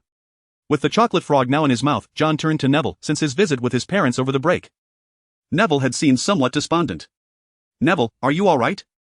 John inquired. Neville hesitated before nodding. I'm fine, John. That is good to hear, would you like some toffee? He handed Neville a piece of toffee, reflecting on the curse that had afflicted Neville's parents. The unforgivable curse. He recalled having used the Cruciatus curse himself and concluded it was best to avoid such things. Lost in thought, John's gaze drifted outside. He spotted a small black dot growing closer, and he blinked in astonishment. He rubbed his eyes, questioning the reality of what he was seeing, seeking confirmation. A familiar flying car sped past the Hogwarts Express, weaving through at high velocity, with anguished screams emanating from within. Mr. Wick, you've gone the wrong way. Not that way, that's a nosedive.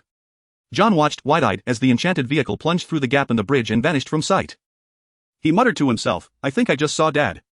If his eyes had not deceived him, that car had contained three individuals, Harry, Ron, and his own father. Watson Wick. A look of disbelief crossed John's face. He never anticipated his father would be audacious enough to engage in such reckless flying. Did he truly believe that this contraption operated like an ordinary automobile? All I can do is pray that Harry and Ron will emerge unscathed. John clasped his hands together in prayer. Leaving Hermione perplexed. What, the Canary Wharf car god? I forgot to mention, there are more boats than cars there. Casting a glance at the somewhat restless Hermione, John kindly chose to overlook the earlier incident. Don't worry. Hermione, Harry, and the others will be fine. He silently added a qualifier in his heart, probably. Thank you, John. Hermione realized her nerves had gotten the better of her. Surely Harry and Ron wouldn't be foolish enough not to send a letter to the school. Would they? Harry and Ron, meanwhile, were regretting ever trusting the seemingly reliable adult. John!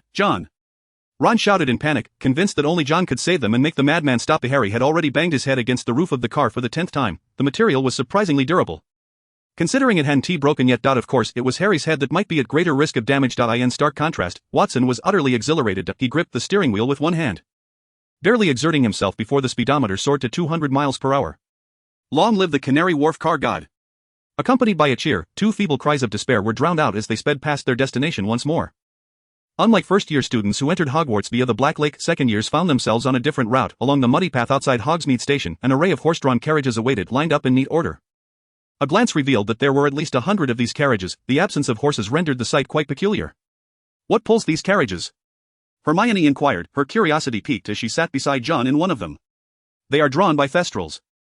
A magical creature, John replied, his gaze fixed on the thestrals leading the carriage. He recalled that these beings could only be seen by those who had faced death. Could it be Quirrell? He remembered witnessing Quirrell being overpowered by Voldemort. And suddenly it all clicked. Each carriage could accommodate 4 individuals, and after Neville boarded, a blonde girl hastily claimed the spot beside John, beating Ernie Macmillan to it. "Hi John, long time no see." Though she attempted to appear nonchalant.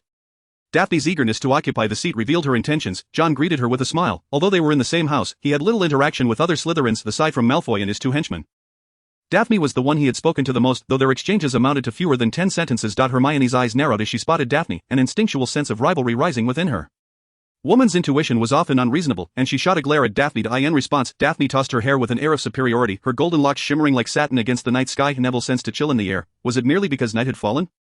The inside of the carriage was dim and carried a faint smell of mildew and straw. Once all the students were seated, the 100 carriages formed a line, progressing along the muddy path toward Hogwarts. The Thestrals pulled the carriages forward, and as they neared the main entrance, John noticed wingboars flanking the grand doors. Entering through the main gates, the carriages ascended the slope, ultimately arriving at the stone steps beside the oak doors of Hogwarts Castle. Students disembarked here, soon followed by first-year newcomers arriving on the black boats. Still, Hermione had yet to catch sight of Harry and Ron, and John's presence at the Slytherin table left her feeling uneasy. At the Slytherin table, Malfoy had intended to sit beside John, but Daphne swiftly seized the spot next to him. "That's my seat." Malfoy expressed his displeasure, to which Daphne shot him a disdainful glance. Her eyes clearly communicating, "Back off." "Ahem, perhaps a different seat would provide a better view," he suggested, recalling Daphne's equally prestigious pureblood lineage. He swore he was merely being courteous. Malfoy shifted his position to sit across from John, who remarked, "Draco, you've grown taller." "Really, I feel like I've grown quite a bit. How much taller?" Malfoy was genuinely pleased by this observation. To be honest, he had always felt his height didn't quite match his imposing aura. He believed if only he were as tall as John, he could easily overshadow the insufferable scar-headed Potter. John extended his hand to illustrate a considerable height difference, then reconsidered and reduced it to the height of 2 fingers. Stating, "About this much." On another note, John had also grown, by about 2 fingers worth. Nevertheless, Malfoy was elated, and he eagerly shared his grand plans for the semester. "My father has promised to donate a set of Firebolt 2001s to the team, once I become the Seeker. We'll surely outplay Potter." Such unbridled extravagance, Malfoy's generous gesture would undoubtedly elevate the Slytherin team to dominance. What surprised John even more was how smoothly Malfoy had navigated the backdoor dealings. "Honestly, with your skills, it hardly seems necessary to resort to such tactics in second year." To be fair, Malfoy was quite a good flyer. Although he paled in comparison to Harry, he was still among the best of the rest. John's compliment pleased Malfoy immensely. He agreed, but unfortunately, Mr. Malfoy had a rather inflated opinion of himself. As the sorting ceremony commenced, John immediately spotted Ginny Weasley, her bright red hair unmistakable. Snape was nowhere to be found. And John surmised he was off hunting for Harry and the others. After all, who else could provoke Professor Snape to take matters into his own hands? John would soon learn the answer. As Snape entered the Great Hall with a stormy expression. "John Wick, come with me." Even from a distance, Malfoy could sense the oppressive atmosphere emanating from their housemaster, prompting him to whisper anxiously, "What did you do?" "I've never seen Professor Snape this furious. Please don't let us lose points." John pondered for a moment, realizing he hadn't done anything wrong. He had been perfectly well behaved. "I'm not sure, I'll find out." Under Daphne's worried gaze, John left the Great Hall. He was summoned to Professor Snape's office, a place filled with numerous jars containing either valuable potion ingredients or biological specimens. There, John spotted his father. Well, he now understood where he had inadvertently offended Professor Snape. While other sons might cause their fathers trouble, here it was the father who had landed his son in hot water. John couldn't help but facepalm, gazing into Snape's murderous glare. Convinced there was still a chance to salvage the situation. Chapter 52, Punishment and the Flying Boots. "I trust this incident won't result in any loss of points for me?" John inquired earnestly. Only to darken Snape's already grim countenance further. "John Wick, your muggle father illegally intruded into Hogwarts and damaged a particularly rare whomping willow." Snape's lips twitched, as if incredulous at the thought of a muggle piloting a flying car. He forcefully opened the Daily Prophet, a mocking expression on his face as he declared, "And 6 or 7 muggles witnessed an old car flying over the post office." This breach of the statute of secrecy was serious business. And Watson Wick's intrusion into Hogwarts was a flagrant violation of school regulations. Upon hearing this, John felt the gravity of the situation sink in. Even Professor McGonagall and Dumbledore had been alerted. Harry and Ron shivered in trepidation, while their father, Watson, finally realized he might have done something that could jeopardize his son. "Professor, if there's an issue directed at me, don't punish the children," Watson declared. Exuding an air of righteousness that made Harry and Ron view him as a remarkably reliable adult, Professor McGonagall arrived, her expression grave as she raised her wand. Harry feared she might transform him into a mute snuffbox. However, she merely ignited the fireplace and instructed everyone to take a seat. "Explain yourself," she commanded. McGonagall's expression resembled that of someone who had caught them out during a nighttime escapade, and Harry and Ron sensed they might still salvage their situation. "It's not our fault, the wall at the station wouldn't let us in," they explained. Detailing the wall's malfunction. McGonagall's lips turned pale as she coldly remarked, "Why didn't you send an owl to inform us? I'm sure you must have an owl, right?" Harry opened his mouth. Suddenly recalling that he could have done just that. McGonagall glanced at Watson Wick, her mouth slightly agape but ultimately remaining silent. This was a matter for the students' parents, and it was Dumbledore's responsibility to address it. When Dumbledore arrived, his usual smile was absent as he addressed Watson Wick. I regret that our reunion occurs under such unfortunate circumstances, Mr. Wick. It's all my fault, Professor Dumbledore, Watson replied, feeling utterly ashamed. He sighed. I hope this won't adversely affect my child. Will it? Mr. Wick, were you a student, I would certainly write to your parents. However, for now, I shall arrange for someone to escort you home, hoping you will refrain from mentioning this incident to others. This is indeed good news. At least Watson need not endure the application of a memory charm. The news regarding a muggle piloting a flying car into Hogwarts must also be kept under wraps. Dumbledore turned to John and quietly remarked, John. As a form of punishment, you are to take good care of the Whomping Willow until it recovers.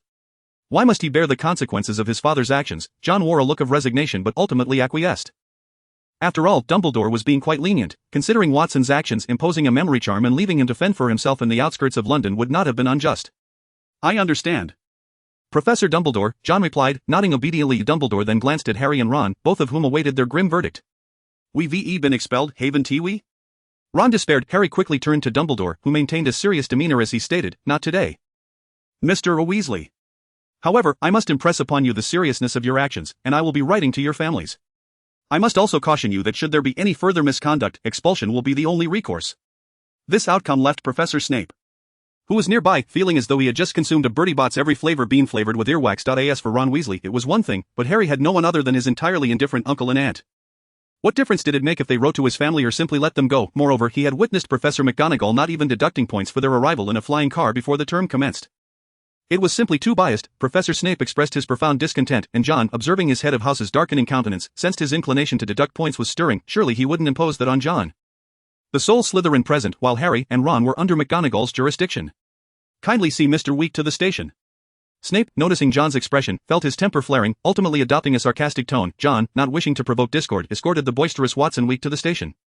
Upon arrival, Hagrid was waiting and waved eagerly upon seeing John. Hagrid, I appreciate your help, John said, feeling relieved to see him. He sincerely added, if my father becomes too loud, feel free to knock him out. Thank you.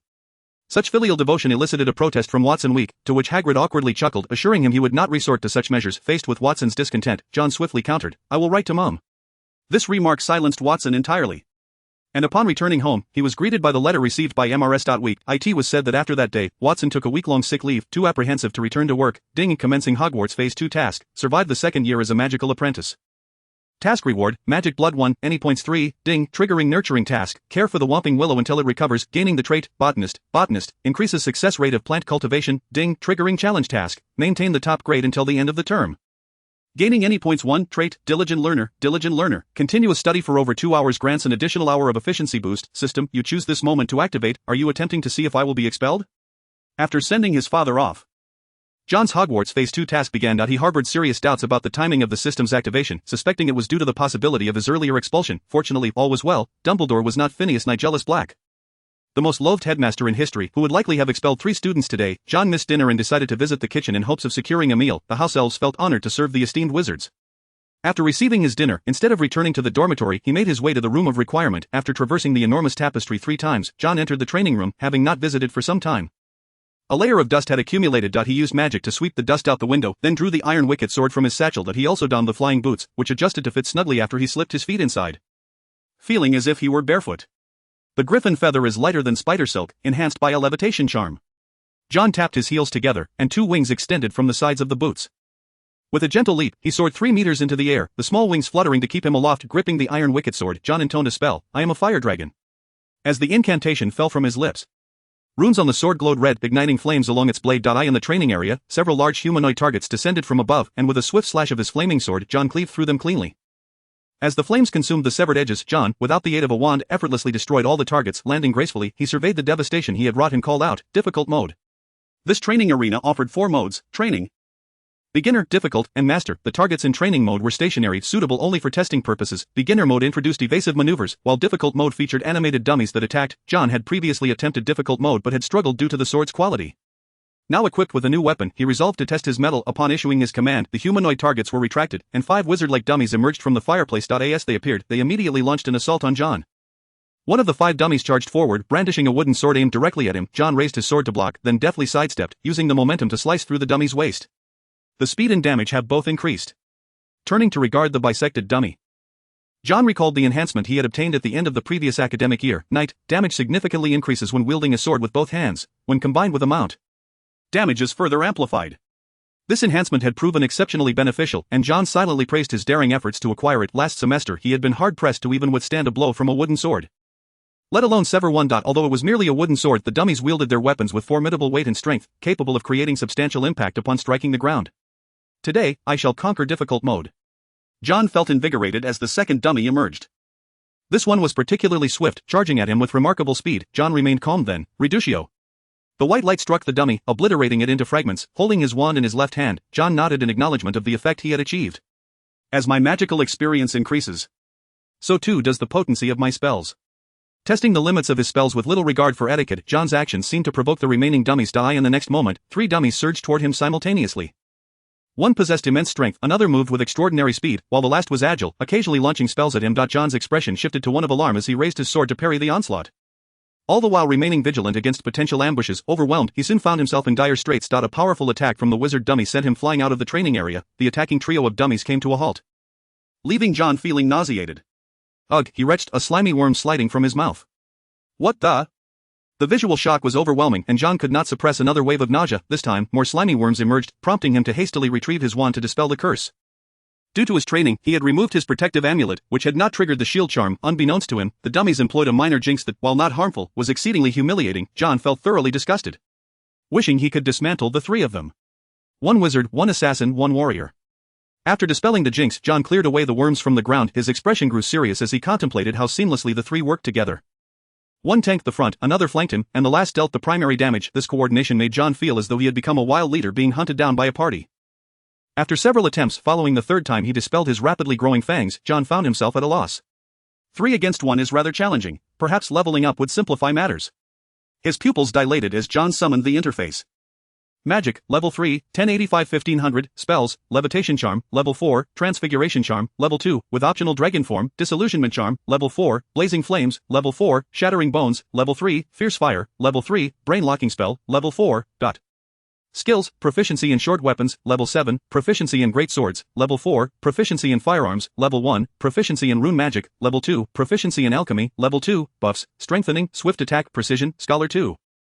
0 pilot, long distance running, sword dance, night demon, giant slayer, night fire eater, intimidation, hardening, dragon tongue. The proficiency in great swords had always remained at level 4, while sufficient, it felt somewhat inadequate against this trio. John contemplated whether to level up, but he had only a single point left to allocate. Should he choose to use it, he would have to wait until the next task was completed to earn more. Never mind, there isn't much danger to be encountered at Hogwarts for now.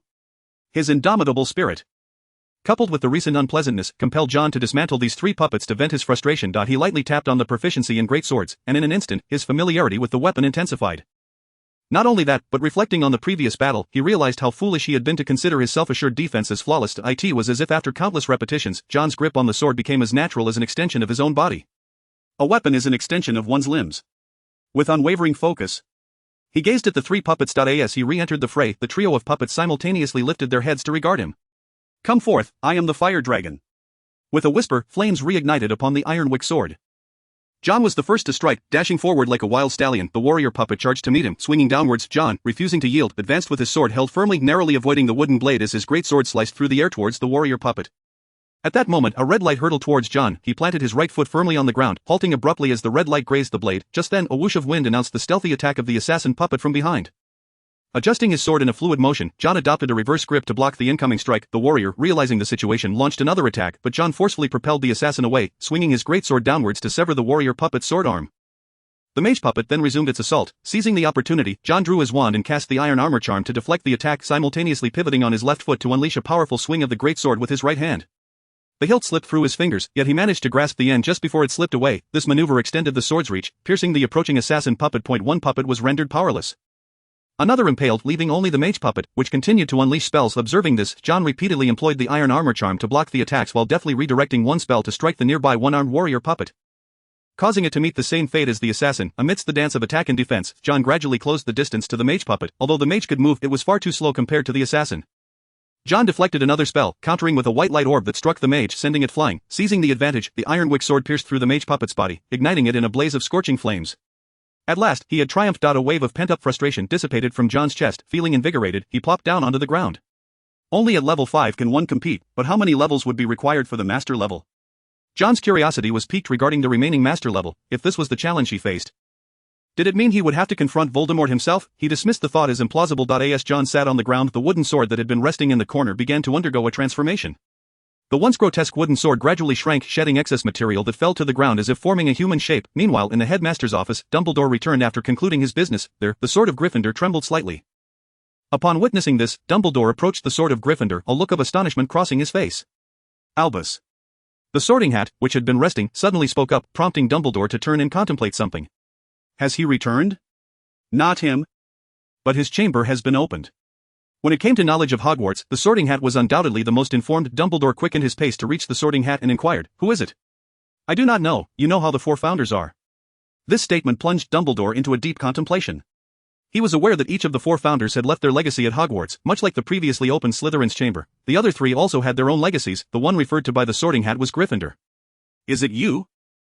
Harry, in Gryffindor's chamber?" Dumbledore's first thought was of Harry, for he believed the chamber could only be opened to the recognized successor, and the savior, Harry Potter, would undoubtedly be the most promising candidate. The sword of Gryffindor ceased its trembling. And Dumbledore fell into a reverie. Could it be that you too sensed the approaching danger? After sufficient rest, John prepared to return. Arising, he turned to retrieve the sword he had impaled into one of the puppets.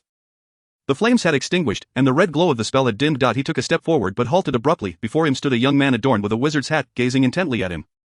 In that instant, John felt as though he were being scrutinized by a lion. Chapter 54, The Trial of Legacy and Roaring Faith. The man had flowing red hair cascading over his shoulders, a handsome visage, and a beard adorning his chin. His skin resembled wooden shavings, clinging to his body like a wooden figure. Alarm bells rang in John's mind. He silently tightened his grip on the sword, his left hand poised to unleash a spell with his wand. "Who are you?" The last shard of peeling would have fixed itself to the man's face, transforming the once massive wooden sword into a slender wand. The man opened his eyes, which shone brightly, and his first words were, "You must be a Gryffindor, right?" I am from Slytherin." "Slytherin?" The man looked perplexed as he regarded John, who held a great sword in his right hand and a wand in his left. This was clearly his own style of attack. How could John claim to be from Slytherin? Godric Gryffindor let out a hearty laugh. "Do not deceive me. You have defeated the trial I left behind. And my hat would never allow you to enter Slytherin." He was confident that this was merely a jest from the young wizard, but John detected something amiss. "Your hat, the Sorting Hat?" John cautiously inquired. "May I ask who you are?" "Godric Gryffindor, if you prefer. You may also call me the old headmaster." Appearing to be in the prime of his life, Gryffindor instinctively reached for his beard, only to remember that this form was crafted to resemble his youth, prompting him to halt. "The four founders?" John's shock was palpable. "You may call me that as well. This is the chamber I left behind. What do you think? Quite useful, isn't it? How is Gryffindor faring now? Has the House Cup been won against Slytherin?" Gryffindor still assumed John was a student of his house. Upon recalling his old friend Salazar Slytherin, he let out a contemptuous snort. It seemed that the animosity between Gryffindor and Slytherin had deep roots, existing since the founding of the school. Noticing Gryffindor's evident disdain for Slytherin, John discreetly gestured toward the green on his robes, saying, "I truly am from Slytherin. Do not believe me, just look." The striking green and silver upon his wizard's robe appeared glaringly bright, causing Gryffindor to be taken aback. "Goodness, is my hat malfunctioning? How could it possibly have placed you in Slytherin?" Not just Gryffindor's young lions, but even Gryffindor himself was beginning to seriously question whether his hat was experiencing issues. John was at a loss for words, offering only an awkward smile. The realization that a student emerging from the trial was not from Gryffindor left Godric Gryffindor feeling somewhat unsettled. Nevertheless, the chamber he had left behind was intended to be open to all students, aimed at seeking an outstanding successor. While this successor was from Slytherin, he had no choice but to accept it begrudgingly. "Very well, you have passed the trial and earned the right to inherit my legacy." With a gentle flick of his wand, the fallen puppets returned to normal and walked into the fireplace, while two chairs materialized from thin air. He took a seat in one of the chairs, his wand resembling a branch in his hand. "Provided you complete the next trial I set forth, I shall grant you the power you seek." John silently took a seat across from him. After a moment's hesitation, he inquired, "May I ask, if I accept your trial, will I be expelled from Slytherin?" Gryffindor dismissed the concern, saying, "Being expelled would not be a bad thing. After all, pureblood families generally do not lack for money. By the way, Headmaster Gryffindor, I am a Muggleborn." Gryffindor was taken aback. Being from Slytherin was one thing, but being Muggleborn was another. What on earth had Hogwarts experienced during his absence that allowed a Muggleborn to enter Slytherin? Feeling overwhelmed by the influx of information, Gryffindor realized he needed to process this. And the more he thought, the more wrong it seemed. Could it be that Gryffindor and Slytherin swapped names? He glanced at John again, increasingly convinced that this might indeed be the case. Originally, Godric Gryffindor embodied the essence of a spirited youth. He and Salazar Slytherin represented contrasting temperaments. One was bold and adventurous, while the other was calm and yearning for mastery over magic. Despite their opposing natures, they were the best of friends. And even when they eventually parted ways, it was done amicably. Godric Gryffindor, choosing to set aside his thoughts, proclaimed, "Rest assured, my legacy will be evident to the entire school. You shall not be expelled." "All right," John replied. Feeling reassured at the prospect of not facing expulsion, although the legacy was enticing, he feared that expulsion would spell disaster once Voldemort returned. The trials consist of 3 challenges: the bird in the woods, the lion on the mountain, and the sword of the brave. "During the trials, I shall observe your performance," Gryffindor stated, preparing to wave his wand. John raised his hand to interrupt him. Apologetically, he said, "I'm terribly sorry, Professor Gryffindor, but I might not be able to proceed now. It is nearly curfew." Gryffindor held his breath in frustration, having prepared himself for the task only to be stood up by John. "Then let us reschedule," he finally exhaled after a prolonged silence. "Thank you, Professor Gryffindor," John replied, bowing slightly as he took his leave, startled by the sudden mention of the trials. Ding, challenge task initiated, Gryffindor Legacy Phase 1, Bird in the Woods, reward, any .1 enhancement, Woodland Flyer. Currently, John bore no protective charms, and unprepared as he was, he did not wish to take unnecessary risks. Caution and prudence were the keys to longevity. Upon returning to his dormitory, John resolved to recuperate his energy before attempting the trials anew. The following day, John arrived at the Great Hall, where a sumptuous breakfast awaited him, featuring porridge, pickled herring, bread, eggs, and salted meats, although consuming pickled herring in the morning evoked a peculiar sensation akin to eating snail rice noodles with plain porridge. John's stomach had long since grown accustomed to such fare. As he savored his bread with porridge, a blonde girl took a seat beside him. Daphne gazed at John's handsome profile and inexplicably chuckled, seemingly casual. She remarked, "John, did you know our defense against the dark arts professor is Gilderoy Lockhart? My mother absolutely adores him." John took a sip of porridge, accompanying it with a piece of salted meat, and replied nonchalantly, "I've read his books, they are indeed well written, though I'm unsure about his teaching abilities. The school seemed to rotate a new defense against the dark arts instructor every year, resulting in a disparity in students' proficiency in the subject." John pondered the school's stubbornness. Couldn't they simply change the title to something like Dark Arts Countermeasures? What did it matter if Voldemort cursed the position of defense against the dark arts teacher?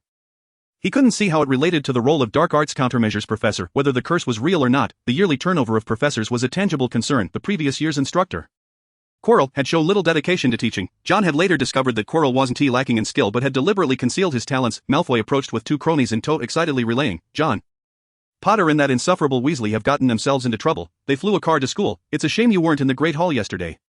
News traveled swiftly, and that night, Gryffindor celebrated Harry's reckless antics.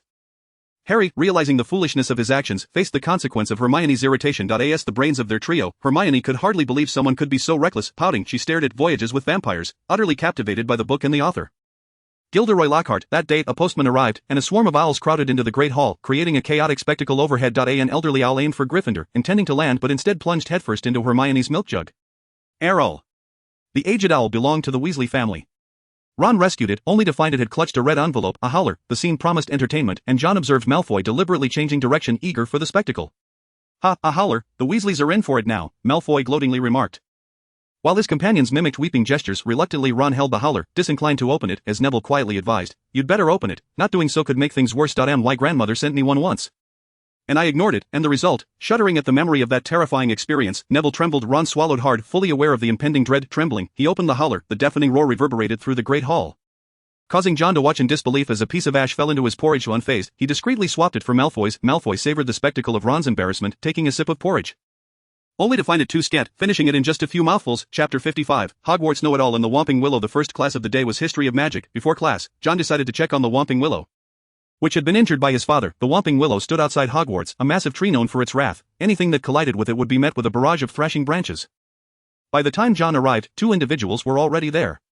"Did I ever tell you about the time I encountered a Whomping Willow during my travels? You just need to stop. You'll only provoke it. Fear not. For I am Gilderoy Lockhart, holder of the 3rd-class Merlin Medal and possessor of the most charming smile." Smack. "Why is it not working?" Silence. John observed the self-proclaimed expert, the new defense against the dark arts professor. As he waved his wand and incited the fury of the willow, the herbology professor, Sprout, was inadvertently caught in the chaos as the willow sent her flying. At that moment, Sprout harbored a desire to throttle Lockhart. The once Ravenclaw student who had become a notorious buffoon. With a scowl, Sprout could not fathom why Dumbledore had brought this embarrassment back to teach. "It's all right, Professor Sprout. I have traveled with trolls. Such injuries are mere trifles."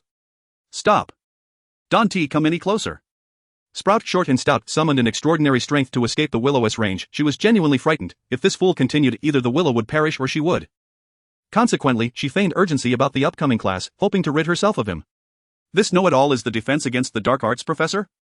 Having witnessed Lockhart's incompetence firsthand, John fell into contemplation. Even if the defense against the dark arts professor is a seasonal hire, surely they could have found someone better? Reflecting on the books he had read by Lockhart, John began to seriously question whether this Lockhart was indeed the same person. Are there ghostwriters in the magical world? Seeds of doubt began to take root in John's mind. After the two departed, he approached the Whomping Willow. He had seen a secret passage beneath the tree on the Marauder's map, but how to approach it was another matter. The willow was notoriously aggressive, its branches once towering now drooped ominously, a clear sign of his father's handiwork. As John drew closer, a branch swung toward him. He skillfully dodged, noting the tree's fierce demeanor. So lively and reactive, perhaps it could be used to create protective charms with unexpected effects. As he watched the willow thrash about, John contemplated the injured area, strategizing on how to collect a sample. As for treating the willow, sustaining minor injuries seemed entirely normal. With his left hand, he drew his wand and then unsheathed his sword. Petrificus totalis. The flailing branches froze in place. Seizing the opportunity, John activated his flying boots and leaped up to retrieve a piece from the broken branch. Having completed his task, he activated the flying boots to escape, as the willow resumed its fury, thrashing its branches in a chaotic dance. All right, I'm not here to harm you, just trying to help. John reassured himself, feeling the willow was rather stingy. It was a massive tree, surely a small piece wouldn't hurt. Waving goodbye, he tucked the branch into his satchel and departed without leaving a trace. He believed that addressing the willow's injuries was a matter best left to a specialist, such as Professor Sprout. With class time approaching, John confidently navigated Hogwarts' secret passages, unperturbed. Just a second before History of Magic commenced, he stepped into the classroom. Professor Binns, who had forgotten to take his body when he fell asleep, had become a ghost. His lessons were tedious, devoid of any liveliness, much like his ancient lifeless visage, inducing drowsiness among the students. Even John struggled to stay awake, pretending to follow along in History of Magic while discreetly studying his alchemy notes. After enduring History of Magic, the afternoon brought defense against the dark arts. During lunch, Ron cursed his broken wand. My mother always said Lockhart was a brave wizard. Unlike the eagerly anticipatory Daphne, John recalled a scene from the morning that left him devoid of any expectations for the defense against the dark arts class. He picked up a skinned potato and meticulously peeled it, then popped it into his mouth. Malfoy was not present, having previously mocked Harry this morning. Harry had been caught by Lockhart, leading to yet another bout of self-promotion, which incited a wave of jealousy in young Malfoy. Daphne had forgotten to bring her mother's newly acquired book, Meet the Wizard, for Lockhart to sign, and she went back to fetch it. Hermione approached, clutching Lockhart's work, her cheeks tinged with a delicate blush, brimming with excitement as she remarked, I wonder what exhilarating lesson Professor Lockhart will conjure up, perhaps as adventurous as those recounted in his books. That might be a bit challenging. John hesitated to reveal the truth, observing Hermione's infatuated demeanor. He feared she would be utterly disheartened upon learning the reality. In the past, Hermione would have certainly grasped the implication of John's words, but at present, she remained entranced by Lockhart. John found this quite amusing. If this scene were captured, it would serve as a scandalous revelation when Hermione ascended to the position of Minister of Magic. Meanwhile, Harry found himself in a predicament, not only due to Malfoy's incessant belittling but also because of Lockhart's arrival, which added to his discomfort. Colin Creevey, a first-year Gryffindor student and an ardent admirer of Harry Potter, was snapping photos of Harry with his camera. When Lockhart approached, he insisted on posing for a picture with both of them, much to Harry's chagrin. As the afternoon class bell rang, Lockhart confidently tucked Harry under his arm and led him away, leaving Ron and Hermione behind. The new defense against the dark arts professor seemed to revel in the attention he garnered. John had just finished his last potato and made his way to Ron, who was still fuming from Malfoy's recent taunts. Ron, don't take it to heart. By the way, I heard your wand is broken. Upon hearing John's words, Ron dejectedly produced his wand, which was snapped in two. Examining it closely, John noted that the core was still intact, a glimmer of good news. After all, it was the result of his father's handiwork, and as a son, John felt compelled to salvage it. After contemplating for a moment, he suggested, I happen to be learning wand making. Perhaps I could assist you in repairing it. Really? That would be fantastic. Thank you, John, Ron exclaimed with delight, knowing that if Mrs. Weasley learned he had broken his wand, she would undoubtedly send him a scolding letter. His relief felt akin to that of a savior. Class is about to begin. I'll help you fix it once I gather the necessary materials.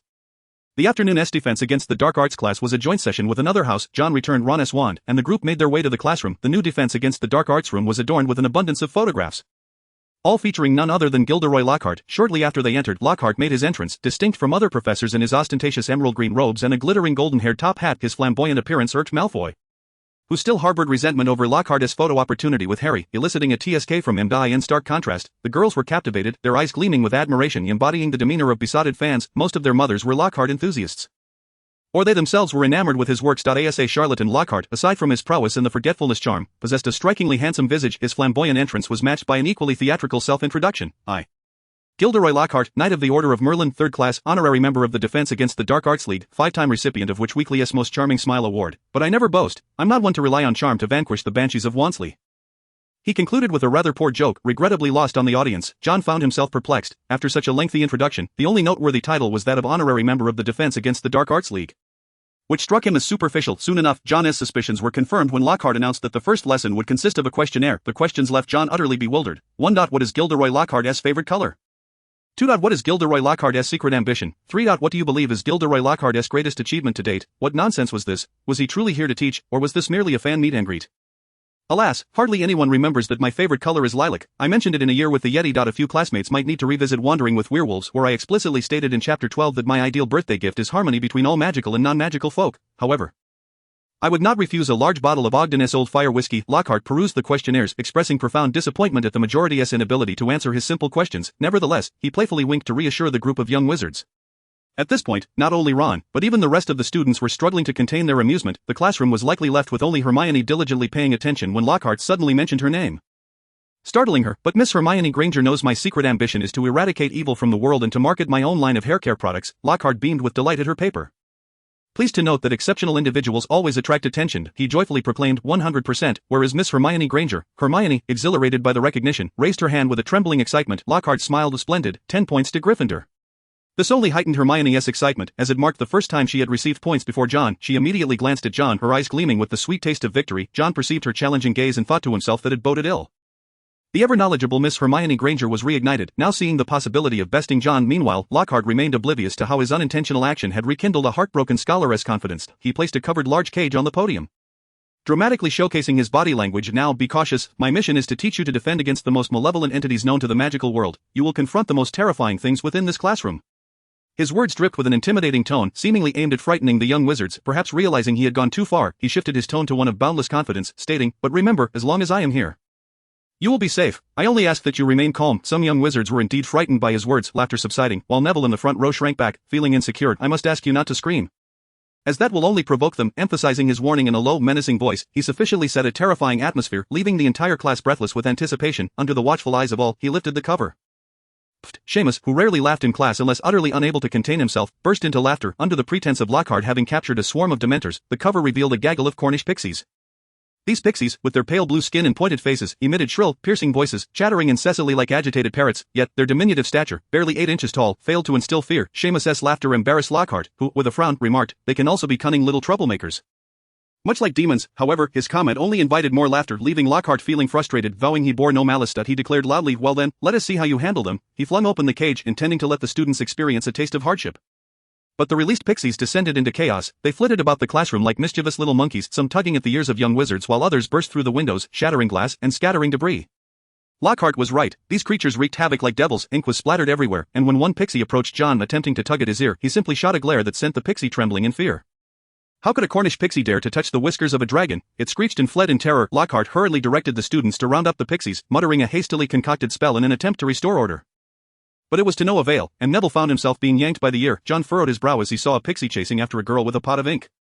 Enough. In the midst of the chaos, John rose to his feet. With a commanding voice, he unleashed his dragoness aura, immobilizing the troublesome pixies on the spot. Lockhart felt as if he had encountered a fire dragon.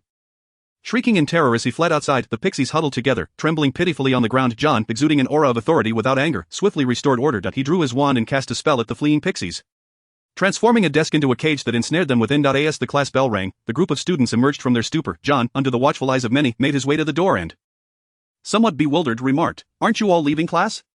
"Oh, right." The students, now coming to their senses, exhibited varying reactions. Daphne stared intently at John, while Malfoy closed his gaping mouth. Cheers erupted from the Slytherin house. To them, John had effectively salvaged the lesson. "Cool. That was incredible," exclaimed Simon from Gryffindor. "Did you all see that?" John's mere words scared the house elf into inaction. He felt like a raging dragon just now. It was absolutely terrifying. Harry concurred, despite having never witnessed an adult dragon. In an instant, he imagined encountering a fully grown Norwegian Ridgeback. Ron, still shaken, expressed his fear, not only of John but also of Lockhart's dreadful teaching skills. "I never want to attend Lockhart's class again. It's a nightmare." Hermione attempted to defend her idol. Perhaps he merely intended to provide us with a practical opportunity. Right? The more she spoke, the less conviction she had, prompting Ron to retort, "Practical?" He was scared off. Harry added, "I think it was John who frightened him away." Among the trio, two held strong opinions against Lockhart, and Hermione began to ponder whether she had misplaced her admiration. Ron even questioned the authenticity of Lockhart's written works. Intimidation proves effective against lesser magical creatures, John bellowed, successfully immobilizing the house elf, demonstrating an exceptional efficacy. He contemplated using intimidation as a collective petrification charm, a skill derived from his innate lineage. By exerting pressure based on his own strength, he had seemingly acquired yet another remarkable ability. The afternoon's lessons concluded in a flurry of chaos. John proceeded to the herbology greenhouse, fetching 2 large buckets of dragon dung to tend to the whomping willow. Since Dumbledore had entrusted him with its care until its recovery, John complied without pretense. Upon reaching the whomping willow, he refrained from immediately using his wand to subdue it. Instead, he unleashed his intimidation, commanding, "Stop." Even before he entered the willow's range, it flailed its branches as if deeply offended. Unable to approach, John resorted to using the petrification charm to immobilize the creature. "It seems my intimidation is insufficient to subdue the whomping willow," he mused. It was, after all, an excessively aggressive plant. His intimidation likely had the opposite effect. He scattered the dragon dung around the willow, knowing it would benefit the plant. Once he stepped back, the willow's thrashing subsided. He nodded to himself, satisfied that he had fulfilled his duty. Back in the dormitory, John fashioned the branches of the whomping willow into a vigilance amulet, which would alert him if danger approached. This amulet was even more sensitive than the blast-ended scrutes, capable of sensing even the slightest malevolence. "Now I can attempt the challenge," he thought. Recalling the trial of the forest bird, equipping himself thoroughly, John packed his bag with potions, including antidotes and fire-resistant brews. Once fully prepared, he made his way to the request room on the 8th floor. After silently repeating training ground 3 times in his mind, a door appeared before him. Upon entering, he found Gryffindor already waiting. John nodded and declared, "I am ready. Commence the trial." With a flick of his wand, the request room transformed dramatically. The training ground was enveloped by burgeoning vegetation, and trees shot up from the ground. The metamorphosis continued for a while, and when it finally ceased, John found himself in an expansive forest. It was his first realization that the request room possessed such capabilities. Had he not witnessed it firsthand, he might have thought he had been transported into the Forbidden Forest. Chapter 57. The forest bird and the mountain lion. Gryffindor perched comfortably on a tree nearby. Reclining as he said, "In this forest resides a golden bird known as the golden snidget. Your task is to locate it." "Are you certain it's here?" John surveyed the vast forest that resembled the Forbidden Forest. "Where even finding a person would be a challenge, let alone a creature the size of a golden snidget." With a half smile, Gryffindor replied, "Of course it's here. However, I advise you to find it before nightfall, otherwise other things may appear after dark." With that, Gryffindor wore an expression of amusement, and John decided to begin his search. He stepped forward, venturing into the forest. The golden snidget was known for its remarkable speed, making it as elusive as the golden snitch in Quidditch. Finding the snitch was already a headache, and John felt as if he were searching for a needle in a haystack. After wandering for quite some time without sighting the snidget, he raised his wand and aimed it at a tree, casting a spell. Reducio! The white light struck the tree, causing it to explode, and the loud noise startled a flock of birds into flight. John scrutinized the flurry, but there was no golden glow among them. "In that case, let us escalate things." Acting decisively, John donned his flying boots and took to the air, launching explosions in all directions. The successive reductor curses detonated on the ground, causing the forest to tremble. The Gryffindor was taken aback by John's approach, surprised that someone would choose such a direct method to search for the golden snidget. Yet, upon reflection, John's strategy was indeed sound. The golden snidget, being a sensitive bird, would evade danger long before it approached. Thus, while John's method appeared reckless, it was in fact quite astute. A clever wizard, who immediately grasped the most efficient tactic. "Yet you are still too young," Gryffindor remarked with a smirk. "This method is certainly convenient, but it consumes a tremendous amount of magical energy. You won't be able to sustain it for long." "A human bombardier?" Gryffindor prepared to witness John's folly. However, after a while, as John's magical reserves began to dwindle, he retrieved his bag and pulled out a potion of restoration. Gulp, gulp, gulp. Downing it in one go, John's magical energy began to replenish, and he immediately resumed the barrage. This maneuver left Gryffindor dumbfounded. "I can't believe you have any left," he muttered in disbelief, convinced that even with potions, there must be a limit. As John continued to consume bottle after bottle of restorative potion, Gryffindor grew increasingly perplexed. Wasn't he supposed to be a muggle-born? How does he have more potions than ancient pureblood families? John downed at least a dozen restorative potions, leaving the forest in ruins. Finally, after finishing another potion, a flash of golden light darted out from the trees. With his vision enhanced by dragon blood, John locked onto the golden figure and, without hesitation, activated his flying boots to pursue it. The golden snidget flew with astonishing speed, skillfully dodging through the trees and maintaining its distance. After hours of chasing, John had yet to catch it, and as darkness approached, peculiar cries echoed through the forest. A creature resembling a feathered dragon, with bird-like plumage and running on 2 legs, burst forth. Seeing this, John drew his wand and aimed at the creature. Unleashing an attack, the white light struck the beast, sending it flying. But soon more of these creatures emerged, undeterred even after taking a reductor curse. Bird-shaped man-eating creatures. Recognizing what they were, John unleashed a powerful attack to carve a path, seizing the opportunity. He soared higher, but the golden snidget had become a mere speck on the horizon. Petrificus totalis. Aiming at the location of the snidget, John continuously cast spells. The golden snidget was too agile. Even riding the finest broomstick might not suffice to catch it, let alone with the interference of numerous man-eating birds. John's mind raced as he released a fire spell into the woods. The flames engulfed one tree, then another, and a third. The fire spread, causing the man-eating birds to screech and flutter in panic. Some were suffocated by the thick smoke, plummeting to the ground. With the distractions eliminated, John flew at maximum speed. Adjusting his flying boots to their highest setting, he propelled himself forward through the thick smoke and flames.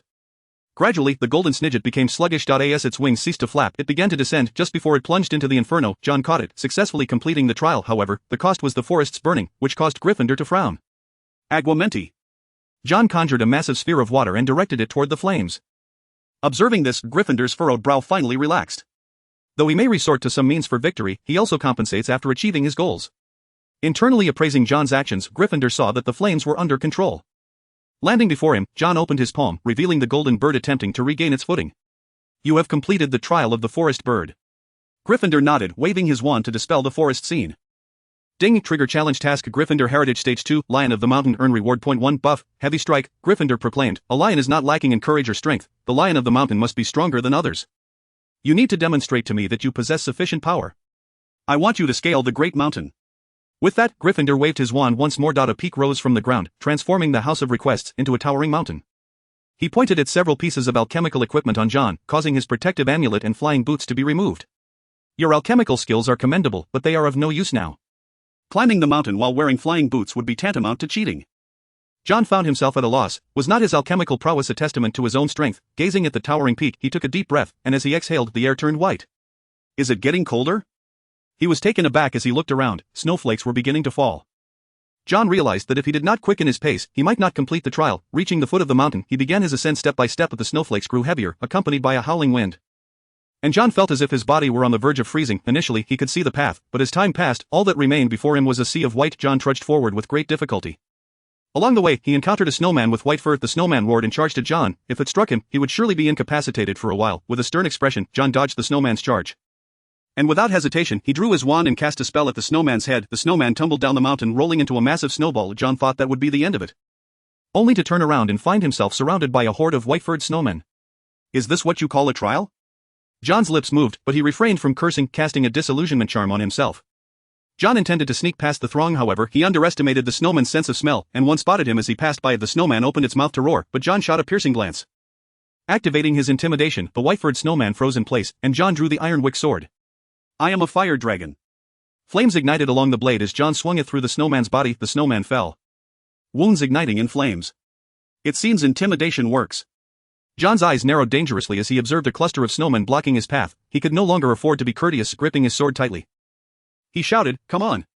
Intimidation activated, causing all snowmen within his sight to freeze in place. As he continued to slash with the Iron Wick sword, the snowmen's numbers visibly dwindled. By the end, no snowman stood beside John. He tightened his grip on the sword and strode towards the mountain summit. Gryffindor watched this unfold, and as John reached the top of the wind and snow ceased, Gryffindor awaited him there, with only one final trial remaining. The Swords Champion. Ding! Trigger challenge task. Gryffindor Heritage Stage 3, Swords Champion. Earn reward point 1 buff, Seeker. The great mountain vanished, and they returned to the original training ground. Gryffindor stood to the side, applauding, and said, I did not expect you to truly reach this point. This is the final trial. Face the Master Mode. Master Mode. John looked at Gryffindor, uncertain of the outcome given his current strength against Master Mode. Nevertheless, he was confident that he could easily overcome the difficulties presented in the previous modes. Gryffindor returned all the alchemical equipment to John. With the protective amulet's assistance, overcoming Master Mode seemed possible. Simultaneously, Master Mode was initiated. John anticipated encountering puppets or the like, but instead saw Gryffindor stepping into the center of the training ground. Come forth. Gryffindor beckoned to Johnny. John was taken aback. The opponent in Master Mode was Gryffindor? He felt as though he had stumbled into a trap, sinking into despair. Even though he was far more powerful than he had been in his first year, he did not believe he could contend with one of Hogwarts' 4 founders. Moreover, this particular founder was the most skilled duelist among the 4. However, having persevered through 2 trials, he could not afford to falter now. With heavy steps, John approached the training ground. Gryffindor stood there, wielding nothing more than a branch-like wand, and chuckled softly. I admire your courage. Rest assured, I am but a shadow of my former self. Gryffindor was genuinely pleased with John, for it took true bravery to confront formidable foes. Listening to Gryffindor's comforting words, John felt somewhat skeptical, yet it also presented him with an opportunity. Please wait a moment. John retrieved a small bag, rummaging through it to produce a potion of enhancement. Before Gryffindor's eyes, he downed the potion. Gryffindor regarded this act with indifference, considering it overly cautious for a battle. But what could a young wizard drink? In the following half-minute, Gryffindor watched as John consumed bottle after bottle of potions. Had John been able to brew Felix Felicis, he might have downed that as well. A fireproof potion, enhancement potion, recovery potion, every potion that could bolster his strength was consumed by John. I am ready. Now filled with power. John gripped his sword in one hand and his wand in the other. Gazing at Gryffindor, John felt as if he were staring into a mirror. A smile crept onto Gryffindor's lips as he raised his wand to his chest, stating with a grin, I hope your teacher instructed you well in the art of dueling. The customary salute before a duel was indispensable. After all, he had dueled before. John similarly raised his wand to his chest, and the two exchanged formalities before turning to walk away. As they counted to 10, John spun around, only to be met with a flash of red light before his eyes. The protective amulet activated instantly, and the shield charm deflected the attack. Cold sweat broke out on John's back. It was too fast. An interesting little object, Gryffindor remarked, launching another assault, demonstrating to John what it meant to be a master duelist. Despite being but a fraction of his former self, Gryffindor's extensive experience still posed a formidable challenge for John. As the protective amulet activated once more, John realized he could not afford to be on the defensive. He began to counterattack, white and red lights intertwining and flashing. I am a fire dragon. Flames engulfed the sword as John cleaved through the incoming red light, his wand deflecting the next attack. Coordinating his movements, he grew increasingly adept. Gryffindor narrowed his eyes, casting spells that detonated after being deflected by John's wand, shattering the training ground. The splintered tables morphed into a large club, hurtling toward John's back. Reacting too slowly, John triggered the protective amulet, but was still sent flying. Gryffindor seized the opportunity. Rain of blasts, autumnal objects within the training area transformed into a flurry of small birds, rushing toward John. John turned and unleashed a fire spell to block them, yet several birds still managed to strike him. Pain shot through his shoulder, but John gritted his teeth and persevered with his left hand. He cast a shattering spell toward Gryffindor, only for it to be effortlessly countered. Gryffindor retaliated by transfiguring two chairs into lions that lunged at John. As John rolled to evade, he swung his greatsword, continually dodging while Gryffindor remained stationary. Pay attention to your footwork and the rhythm of your spells, Gryffindor instructed while attacking, and John, upon hearing this, cast the shield charm to defend while adjusting his offensive rhythm.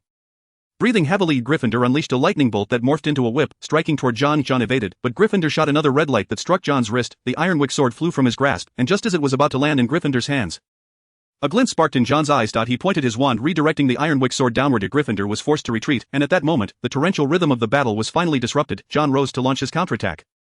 Unhesitatingly augmenting his transfiguration, with level 3 transfiguration, he grew more adept, and with his wand pointed, he transformed it into a small dog that bit Gryffindor's calf. Gryffindor turned and swatted the dog away. But John's assault was already upon him. Inverted bell. Executing a slide to dodge the two lions' charge, John launched a spell at Gryffindor. Gryffindor was sent flying backward, his feet above and head below, as if being hoisted by invisible hands. True to his reputation as a dueling champion, Gryffindor reacted swiftly, unhesitatingly attacking John's legs. John's legs froze in place, and he immediately executed his final strike. Disarm you, Expelliarmus, all petrified, Petrificus totalis. The red and white beams clashed in midair, their fierce collision reminiscent of a lightning storm. John's eyes transformed into slits as he raised his right hand toward the Ironwick sword. A surge of magical energy radiated from his hand, summoning the Ironwick sword as if it were struck by a mighty blow, sending it flying toward Gryffindor. Unable to move, Gryffindor redirected his wand toward the sword, but it was deflected, and he was struck. Becoming immobilized, seizing the moment, John extended his left arm, swinging his wand to unleash a spell at Gryffindor. Gryffindor was struck down from the air, his wand slipping from his grasp. A lion, which had been lurking closely behind John, opened its mouth wide, ready to bite, but at that moment transformed back into two chairs that crashed onto the ground. Very well, you have won, Gryffindor stated, rigid and unable to move, acknowledging his defeat, though his strength had dwindled to nearly nothing. And he had relied solely on wand strikes. A victory was still a victory, and he would not deny it. That flipping spell was quite entertaining, he remarked, referring to a spell created by Snape, which Gryffindor had never witnessed before. As the petrification wore off, a Gryffindor stood up as if nothing had happened. In stark contrast, the victor, John, was utterly exhausted, surveying his right hand as he reminisced about the moment he wielded the sword of Gryffindor. Fascinating. I did not expect someone of your age to perform wandless magic. I underestimated you, Gryffindor applauded, while John himself was puzzled about how he had accomplished it. In that fleeting moment, it felt as though he had returned to the state of uncontrolled magic. Scratching his head in confusion, John eagerly inquired, did I pass? Gryffindor nodded, igniting a spark of excitement within John. The legacy of the four founders was a thrilling prospect. With a hint of pride, Gryffindor proclaimed, you shall receive a sword of unparalleled power, the very weapon I wielded. John gazed at Gryffindor's confident demeanor, hesitating for a long while before finally speaking. That sword you mentioned, it wouldn't happen to be the sword of Gryffindor, would it? Indeed. The sword was Gryffindor's cherished possession. Crafted by the Goblin King himself, John felt a wave of despair wash over him. After all this effort, it turned out to be the sword of Gryffindor. While it was indeed an impressive artifact, it currently resided in Dumbledore's possession. There was no way he could simply snatch the sword for himself. He was no Harry Potter, after all, and taking the sword of Gryffindor would be tantamount to rebellion. He felt utterly deceived by Gryffindor. Resigned, he remarked, I've seen that sword, it belongs to Professor Dumbledore. Gryffindor paused, recollecting that he had indeed entrusted the sword to Hogwarts for safekeeping. Observing John's forlorn expression, Gryffindor felt a twinge of awkwardness. How about this, I teach you how to forge one for yourself. Despite Gryffindor's seemingly carefree demeanor, his forging skills were remarkably formidable. As compensation for the sword of Gryffindor, he waved his wand, and the surroundings began to shift once again. This time, they were not transported to a forest or a mountain, but to a cozy room. This was Gryffindor's chamber during his lifetime.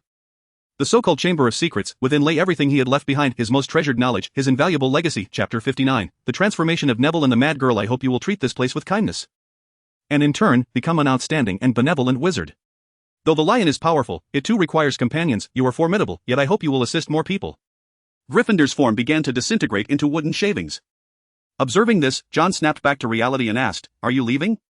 Child, I have already passed, this is merely a fragment of my soul that remains. As the wooden shavings fell away, a visage with a red beard emerged. And he gazed kindly at John, saying, I see the future of the magical world in you, you possess great talent. Thank you, O Headmaster Gryffindor. John expressed his heartfelt gratitude, though their acquaintance had been brief. Gryffindor's strength and magnanimity were truly impressive, just as the wooden shavings were on the verge of vanishing entirely. Gryffindor, with a sudden realization, exclaimed, that wretched hat must have malfunctioned to place you in Slytherin. Indeed. Had Gryffindor not passed away so early, he might have considered tossing the sorting hat into water to see if it had gathered dust in its mind. John awkwardly scratched his nose. Unsure of what the sorting hat was thinking. In any case, he was already a Slytherin and had no strong objections. As Gryffindor vanished, the training ground transformed into a warm room. He picked up a book detailing Gryffindor's forging techniques, which would be immensely beneficial to John. Additionally, he discovered a tome resembling a secret manual, Gryffindor's Treatise on Sword Combat. Glancing at the book, John realized just how fortunate he had been to win. Had Gryffindor wielded a sword, he would have been left utterly defeated. Tucking the book into his pocket, John felt he could glean some insights from it. In the Great Hall, John, still feeling the effects of sleep deprivation, stuffed bread into his mouth. Having faced 3 trials just the night before. On his way back, he had even encountered his headmaster while sneaking about at night, but fortunately he had evaded capture using the disillusionment charm. Neville, perhaps you should stand up for yourself. Observing Neville's cheeks swollen like 2 dumplings, John lifted the curse afflicting him. Thank you, John, I want to, but I'm too weak. It was evident that Malfoy was behind this, and John found himself at a loss for how to confront Malfoy. Looking at Neville, his voice laced with persuasion, he said, Neville, do you wish to grow stronger? Stronger? Yes, strong enough to never be bullied again. John's expression was serious, making it clear to Neville that he was sincere. Recalling his own experiences of being tormented by Malfoy, alongside memories of his parents, Neville hesitated before asking, what should I do? Meet me by the Whomping Willow after class this afternoon. Glancing at the time, John realized class was about to commence. He quickly finished his bread and stood up. As he passed by Neville, he patted his shoulder and earnestly declared, Neville, you are certainly not a fool, you simply have yet to recognize your own strength. Neville stared blankly as John departed. And during class, he found himself continually reflecting on John's words, causing him to zone out, much to Professor Flitwick's notice. In the afternoon, as John exited the classroom after transfiguration, he had successfully transformed a beetle into an exquisite button. For someone of his level in transfiguration, this task was trivial. Gryffindor's legacy had granted him 3 arbitrary points, which he used for transfiguration, leaving him with 2 remaining, although he longed to allocate further points to transfiguration. It was clear that he was not yet ready for an upgrade. He would have to hold on to the remaining points for now. Before heading to the Whomping Willow, he encountered Daphne. John, are you going to try out for Quidditch?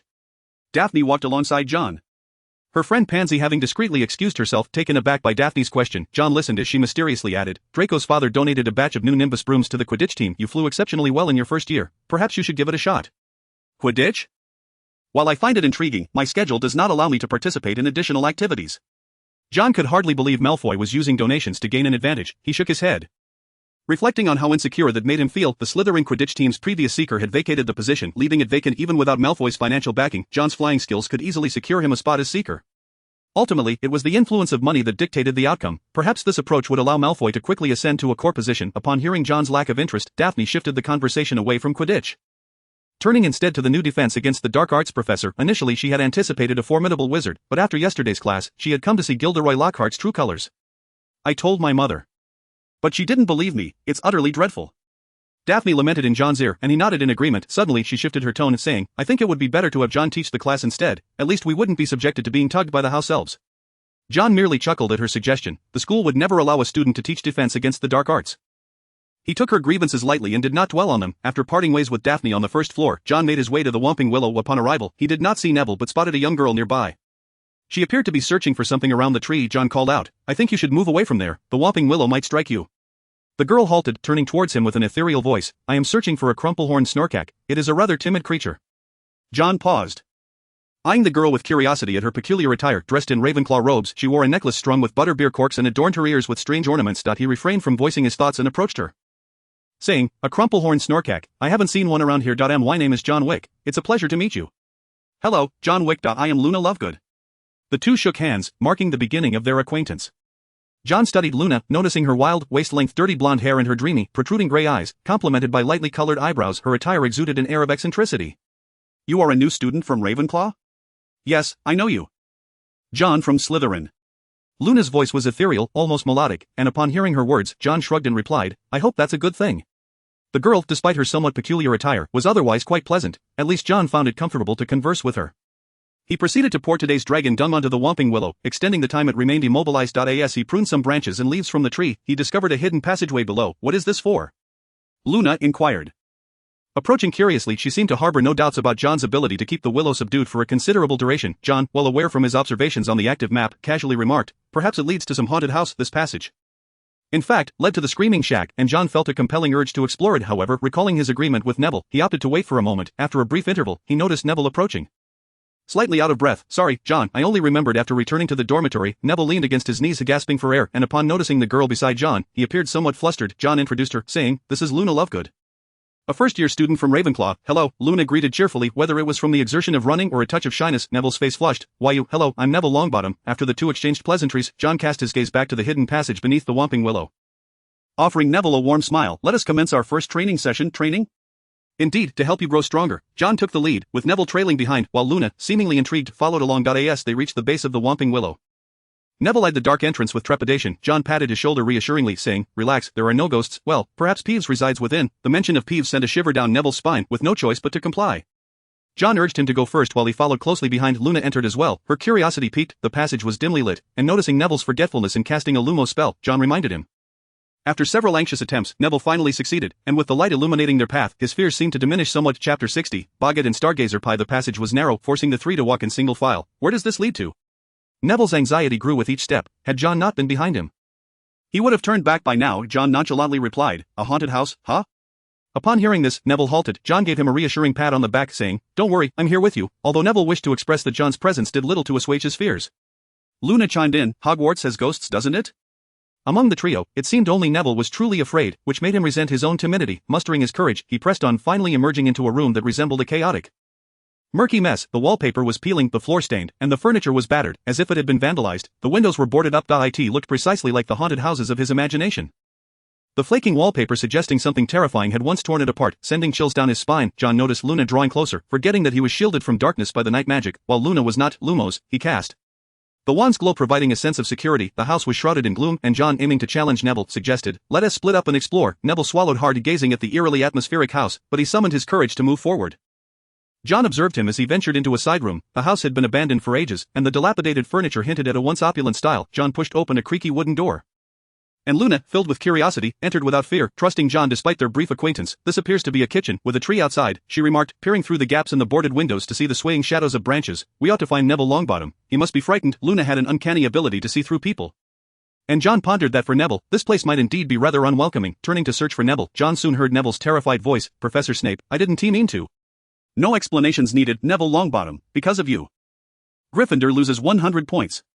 Professor Snape's voice was cold and merciless, and Neville could scarcely imagine how his peers would react to this deduction. He cowered, covering his head as Snape advanced toward him. Hearing this, John sensed something was amiss. Even though Snape enjoyed deducting points, such a punishment was typically reserved for the head of the house. Realizing this, Snape was likely an imposter. John kicked the door open. Stupefied, he cast the red light, striking Snape and sending him crashing into a cabinet. John pointed his wand at the figure, calmly demanding, "Who are you?" "No, John, you can't do this. You'll be expelled." Neville gasped, horrified at the thought of John attacking a professor. Yet John remained focused on the man before him. Upon seeing John, Snape's form twisted into a swirling mass of black smoke. After a moment, a freshly baked Stargazer Pie landed on the ground, and the figure of Snape vanished. "What is this?" John and Neville were both taken aback. John stared at the pie, which had 4 fish heads protruding from it, his face contorting in disgust at this culinary abomination of the British Empire. "It can transform and lurks in dark places." "Is this a Boggart?" John recalled a magical creature he had learned about. "I remember that Boggarts take the form of whatever frightens you most." I understand Neville's fear of Snape, but why would I be afraid of a Stargazer Pie?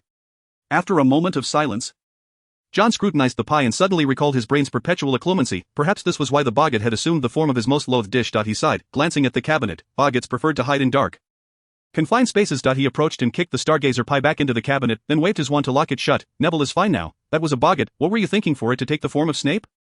John asked, his expression bemused. While it was no secret that Neville feared Snape, to think of him in such a context indicated a deep-seated terror. Neville stammered, "I remembered the points deduction from last year and imagined Snape waiting to take points from me. Well, one could hardly blame the boy having been caught for notifying Harry and subsequently losing points. He had developed a psychological aversion to such penalties, yet it was Professor McGonagall who had deducted points. So why would he think Snape was lying in wait?" John glanced at Luna, who remained oblivious to the danger, intrigued by the Boggart's transformation into a fish pie. "Well, it seems our adventure for today has come to an end, as the twilight descended. And considering there was a first year with them, John decided against leading them on a nocturnal escapade." The trio retraced their steps through the passage, and as they exited, Neville nearly got struck by the Whomping Willow.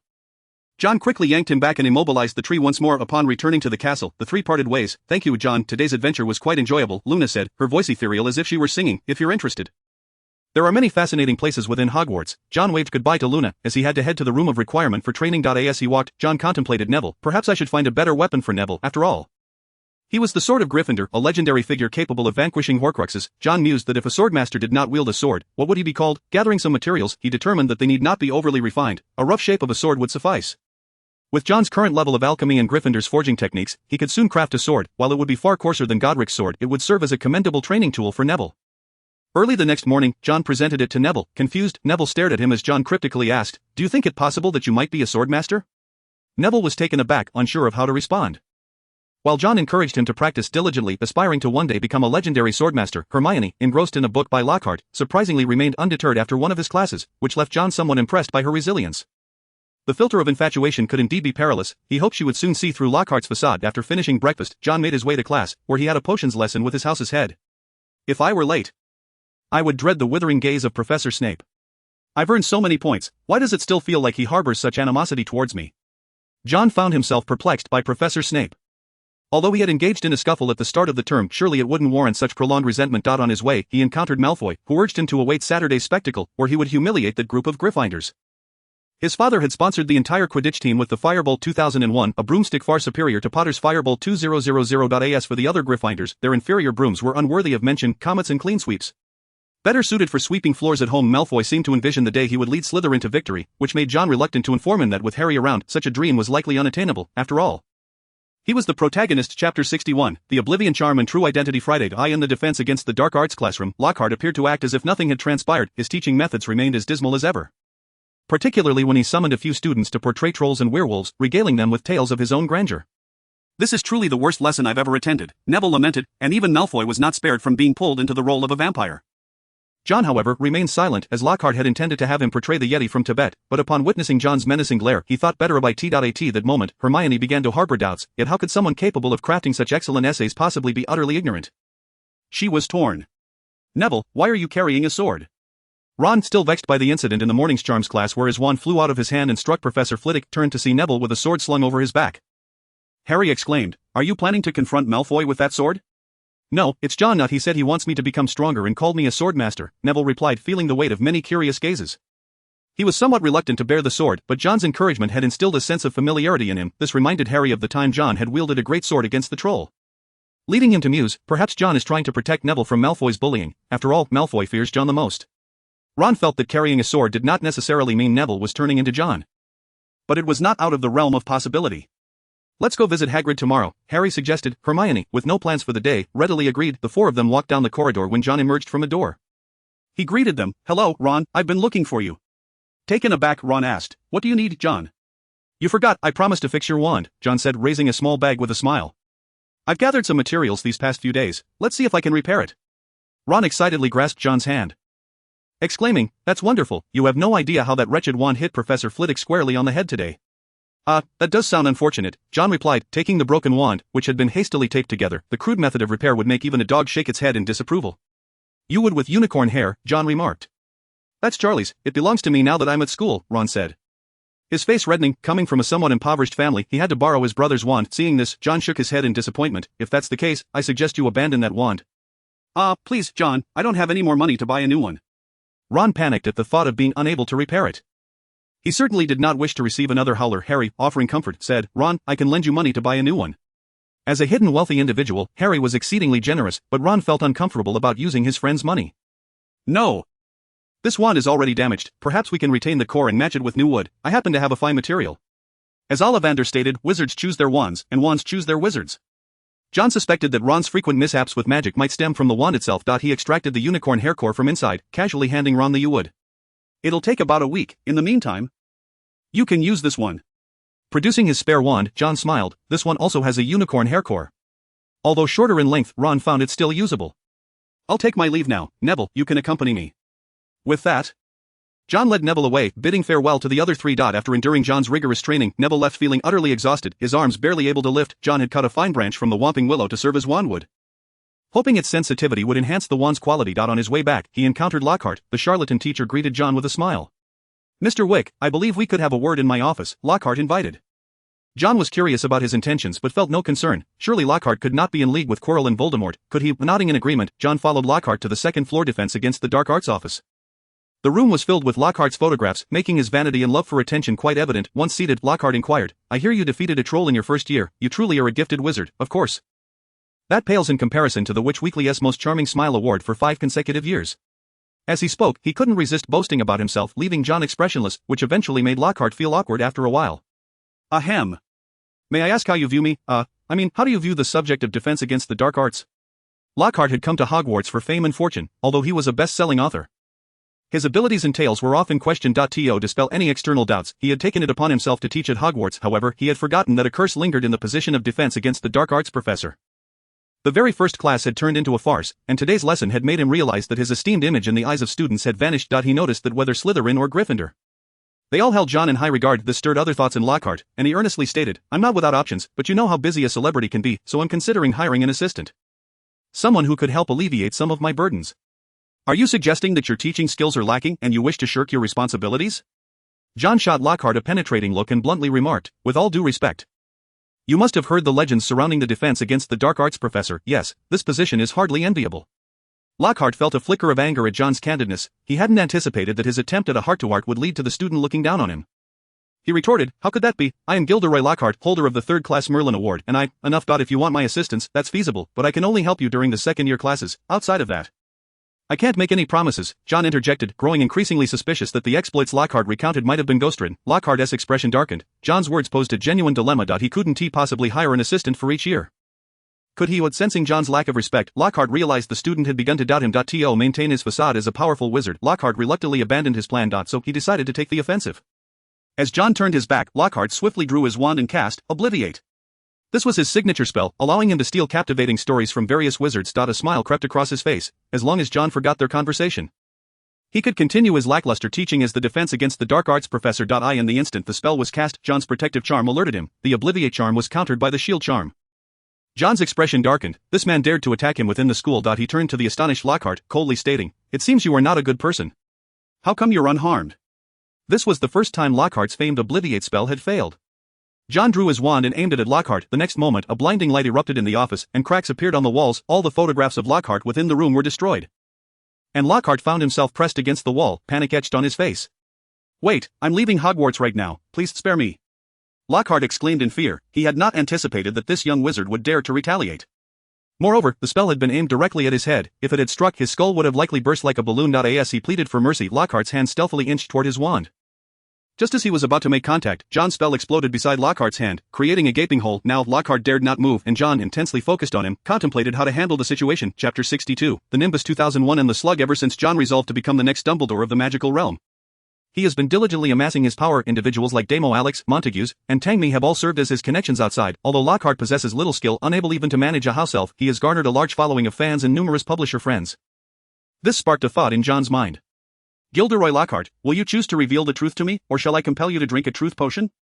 John casually produced a vial of potion from his satchel, which sent Lockhart into a state of alarm. With his meager abilities, the thought of ingesting a potion that could potentially damage his mind was terrifying. As John suggested administering such a potion, Lockhart stumbled backward in fear, only to find himself cornered against the wall, leaving him no option but to capitulate. If stripped of his very backbone, he collapsed onto the ground and recounted how he had deceived others by appropriating their tales, transforming them into his own narratives. John listened, his expression a mix of incredulity and bemusement. "Are you implying that your stories are mere plagiarisms?"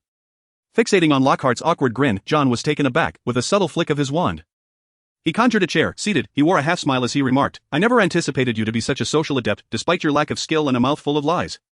Seeing that John had no intention of exposing him, Lockhart shamelessly rose to his feet, stammering, "I genuinely aspired to be an adventurer, but my abilities were woefully inadequate. The only spell I could wield effectively was the Obliviate." After graduating from Hogwarts, he had attempted to journey the world akin to the heroes in his books, only to return battered and bruised. One day, while in a tavern, he encountered an old wizard who shared a thrilling adventure with a Yeti in Tibet.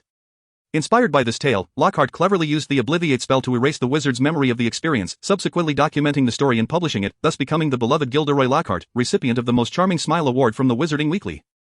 This success only fueled his ambition further. He began to glean stories from others, embellishing them to claim as his own, soaring to unprecedented heights in the publishing world, adored by publishers and sought after by enamored women. Gradually, he became lost in the trappings of fame and fortune. "You are quite the talent," John remarked, tapping his cup, which he then filled with tea. After taking a sip, he continued, "Rest assured, I shall not expel you from Hogwarts. On the contrary, you may remain here to continue teaching." "Really?"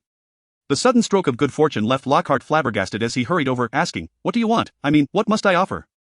He was resolute, as long as John refrained from exposing him. He would comply with any demand, whether monetary or otherwise. John cast a glance at the eager Lockhart, extending a finger towards him and coolly stating, "I want you." "Ha?" Lockhart was taken aback, wondering if John had developed feelings for him. The mere thought sent a shiver down his spine. "Could we perhaps change that? I fear my fans would be heartbroken, and besides, you are still quite young." Lockhart's awkward demeanor nearly caused John to spit out his drink.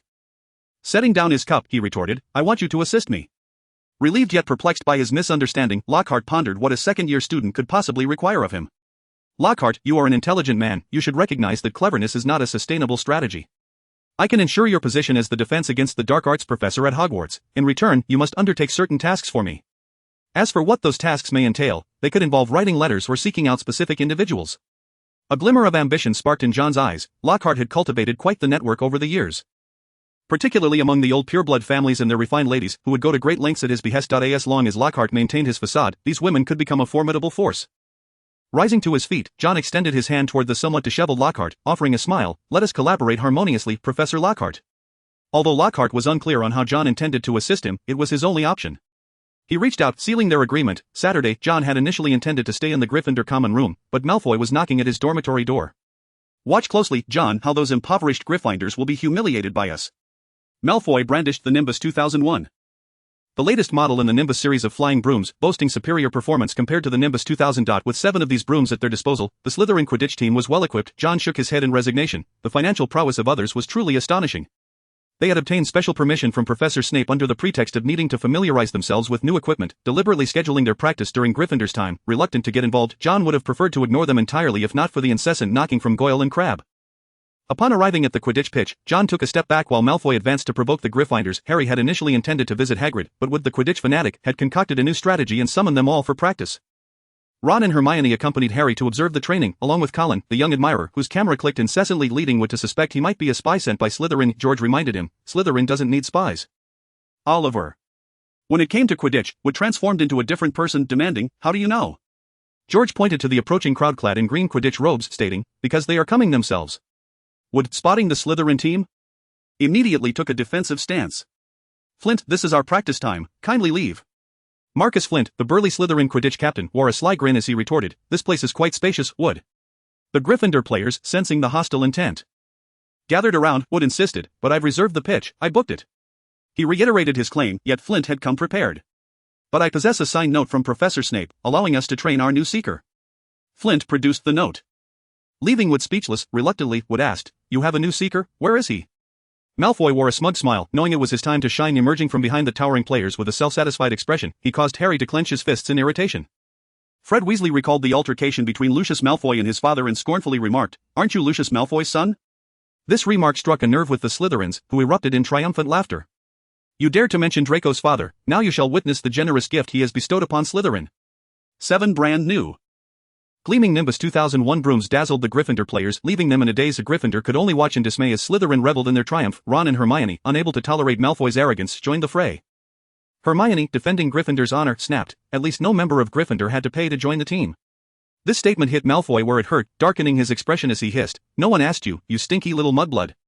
He trailed off, suddenly aware that John was nearby, causing him to falter. Though left unfinished, the Gryffindor players grasped his implication and surged angrily towards him, forcing Slytherin to intervene. As Malfoy searched for an escape, Ron, fueled by rage, struck first.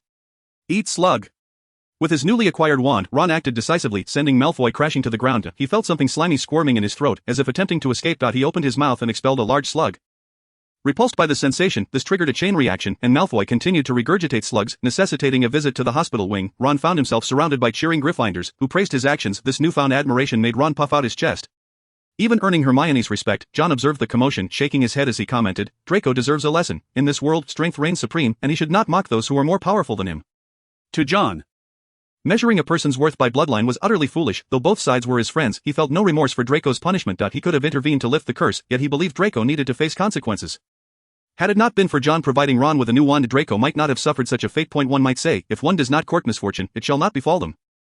Chapter 63, Repair and Assistance. John headed towards Hagrid, seeking some oak sap. The crafting and restoration of wands is a meticulous endeavor requiring not only the procurement of materials but also patient refinement and waiting. Upon his arrival at Hagrid's modest abode, John found Gilderoy Lockhart ensnaring Hagrid in a discourse eager to flaunt his knowledge by instructing a magizoologist on how to prevent a marrow from infiltrating a well. John approached and knocked on the door, prompting Hagrid to rush over in relief to open it. Lockhart, intent on peddling his latest book to Hagrid, froze upon seeing John enter. "Professor Lockhart, I believe you still have some instructional materials left unattended," John remarked. Casting a sidelong glance at Lockhart, providing him an excuse to depart, Lockhart, as if suddenly reminded, nodded vigorously. Yes, I almost forgot, thank you, Mr. Wicks." He hurriedly exited, his demeanor akin to that of a dragon in pursuit. Hagrid, though puzzled, was delighted by the visit from a friend. "John, I was just thinking about when you'd arrive. The items you requested are already here." Hagrid produced a large bag filled with the materials John had commissioned. John was invited to sit down as Hagrid prepared a steaming cup of tea paired with rock cakes. "Hagrid, do you know where I might find an oak tree? I need some oak resin." Hagrid waved his massive hand, thumping his chest with exuberance. "Of course, there's no place in the Forbidden Forest that I'm unaware of. Just wait a moment, and I shall fetch some for you." "Thank you, Hagrid. Ever the warm-hearted friend." Hagrid set off towards the grove of oak trees to procure the resin, while John waited. A knock echoed through the wooden door, revealing Harry and his companions. "John, are you here?" Hermione exclaimed, her eyes lighting up upon seeing him. John, initially bewildered, soon noticed Ron's unusually pallid complexion. "What's the matter with him?" Harry replied, frustration evident in his tone. "It's Malfoy. He cast a curse on Ron, and we hoped Hagrid might know how to remedy it. Unfortunately, you've arrived at an inopportune moment. Hagrid just stepped out." Allowing the trio to enter, John observed Ron's distressed visage as if he were on the brink of sickness, deducing that he had fallen victim to a curse. He is afflicted by the worm's curse. Having perused numerous texts recently, John had become quite knowledgeable. Just then, Hagrid re-entered, visibly pleased to see the trio. "Here, take this, it will help alleviate your discomfort."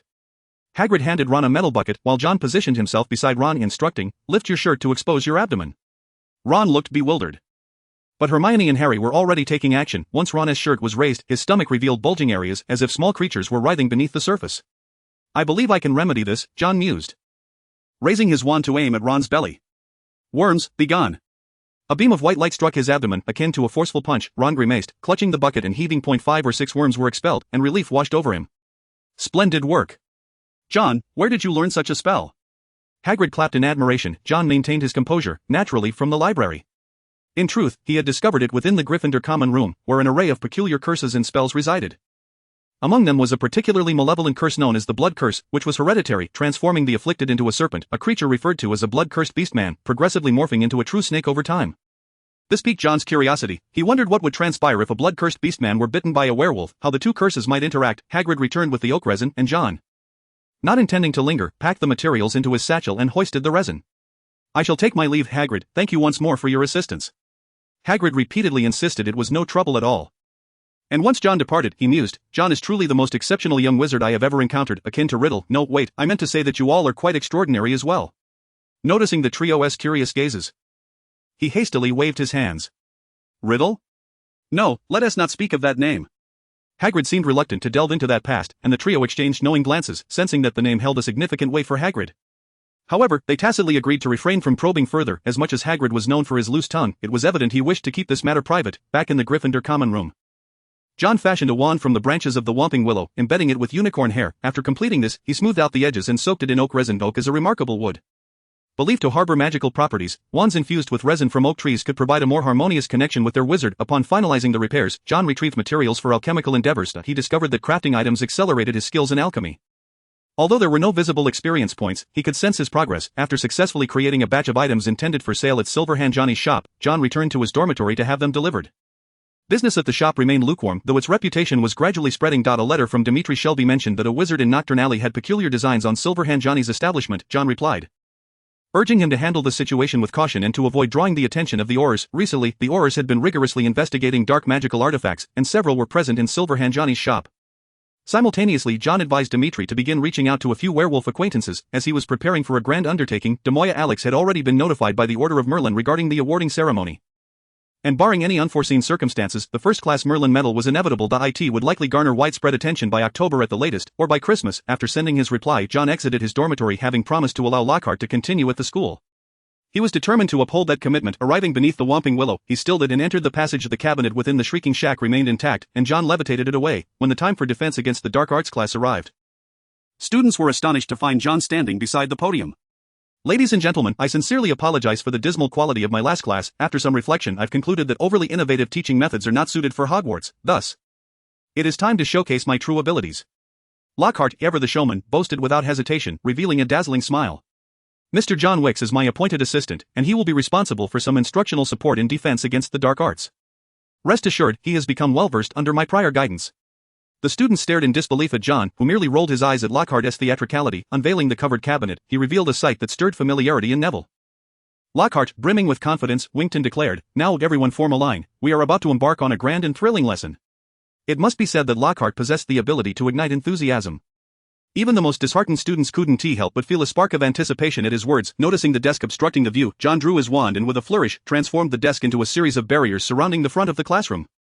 His mastery of transfiguration was evident. If Professor McGonagall were to witness, he would undoubtedly earn house points. Lockhart, clad in his flamboyant robes, strutted forth like a peacock adorned with a crown.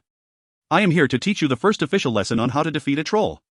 Lockhart's prowess lay in his ability to regurgitate memorized scripts, as long as physical confrontation was off the table. He could be deemed a masterful orator. This was evident from his ability to vividly recount tales he had pilfered from others, as he passionately spoke of his book, Walking with Trolls, and detailed the vulnerabilities of trolls. The head of a troll is especially vulnerable, with a simple levitation charm. We can have its club strike its own head. Now, Lockhart clapped his hands and John stepped forward. Lockhart announced, "Let my assistant demonstrate for you all." Demonstrate? The young wizards exchanged puzzled glances. John waved his wand lightly. Unlocking the previously secured cabinet, immediately a grumbling sound emerged from within, eliciting expressions of alarm among the trio. They recognized that sound all too well. It was the voice of the troll they had encountered in their first year. Bewildered, they pondered how such a small cabinet could conceal a troll. John conjured a mental image of a troll within his mind using the Boggart repelling charm. The Boggart, mistaking his fear, morphed into a troll, which then pushed the cabinet doors open. "It's truly a troll!" Ron exclaimed, visibly shaken. John fixated on the club the troll wielded. As it approached him, he acted decisively. Wingardium Leviosa. The massive club soared uncontrollably into the air. Crashing down upon the troll's head, the Boggart, now embodying the troll, exhibited its troll-like characteristics, its head spinning as it collapsed to the ground. The troll was effortlessly dispatched, and the students erupted into enthusiastic applause. Lockhart stepped forward, exclaiming, "As expected from my tutelage, John Wick has performed admirably. 10 points to Slytherin." This lesson transformed the previous debacle into an engaging experience, with the Boggart-turned troll being struck repeatedly following the class.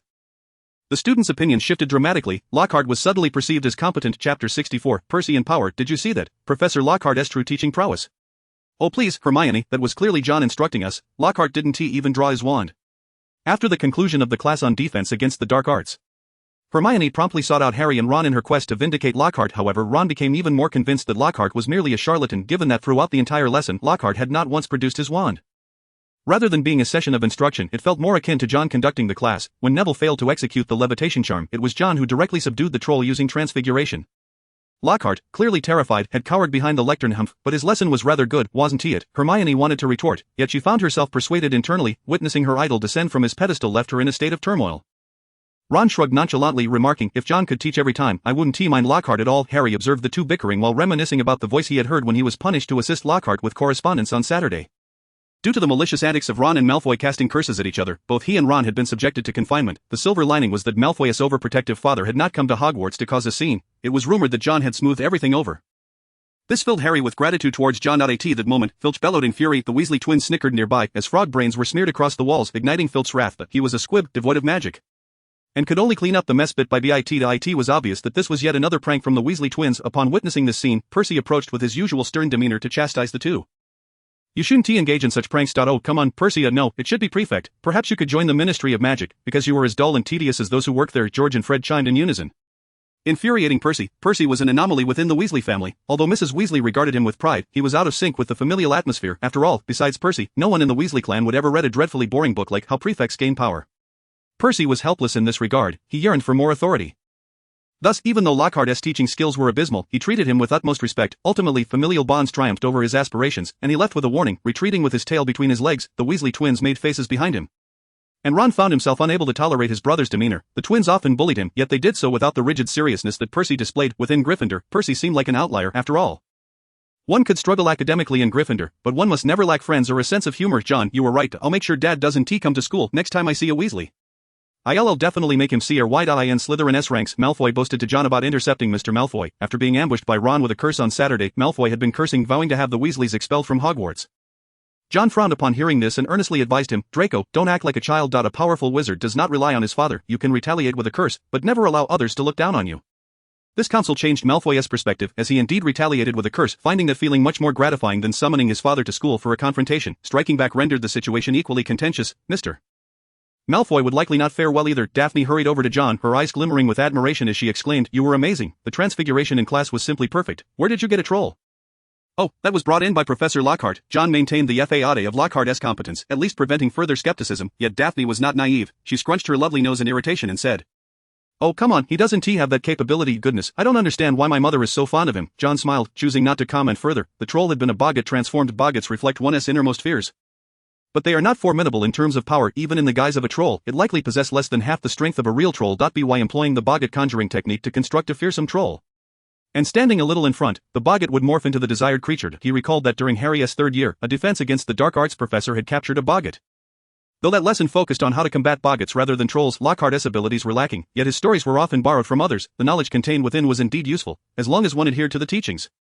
Even if criticized as theoretical, it could hardly be deemed poor. Unfortunately, Lockhart failed to recognize this. The lesson plan John had set for him stipulated that aside from the second-year content, it was best to avoid physical confrontation. Most lessons were to be taught by integrating the stories from the book with theory.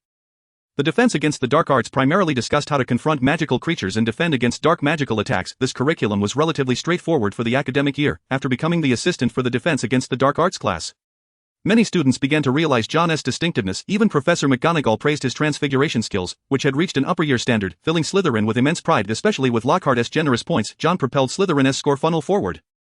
Leaving the other three houses far behind, this bolstered Slytherin's confidence. George, Fred, Perseus roar echoed down the corridor as John exited the room of requirement, spotting the two culprits stealthily returning to Gryffindor Tower. Percy, fuming, was determined to catch the two nighttime wanderers. With just one glance, he recognized those iconic flame-red locks belonged to his two brothers. However, to his surprise, he had not caught the Weasley twins, but rather John from Slytherin. I ought to give you a warning. While I want to deduct points, you have violated school regulations. Percy, wearing spectacles and impeccably dressed, was quite different from Ron and his brothers, who rarely donned proper attire. He spoke in a precise manner, and John shrugged, then recalled something. Percy Weasley, we haven't had much of a conversation, have we? John found the Weasley family intriguing, aside from the two already graduated.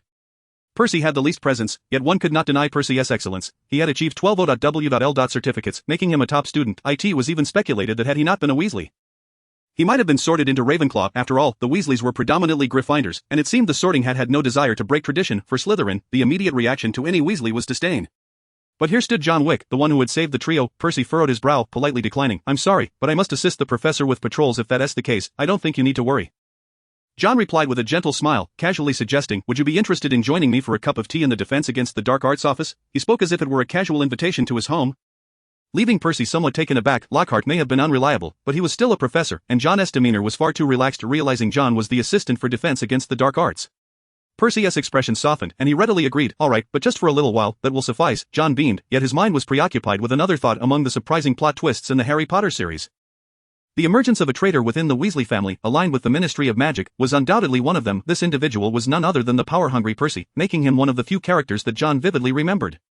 He recalled that Percy had been doing rather well at the Ministry, even going so far as to sever ties with the Weasley family in his quest for advancement. This ambition was something John found appealing. Perhaps he could recruit Percy Weasley.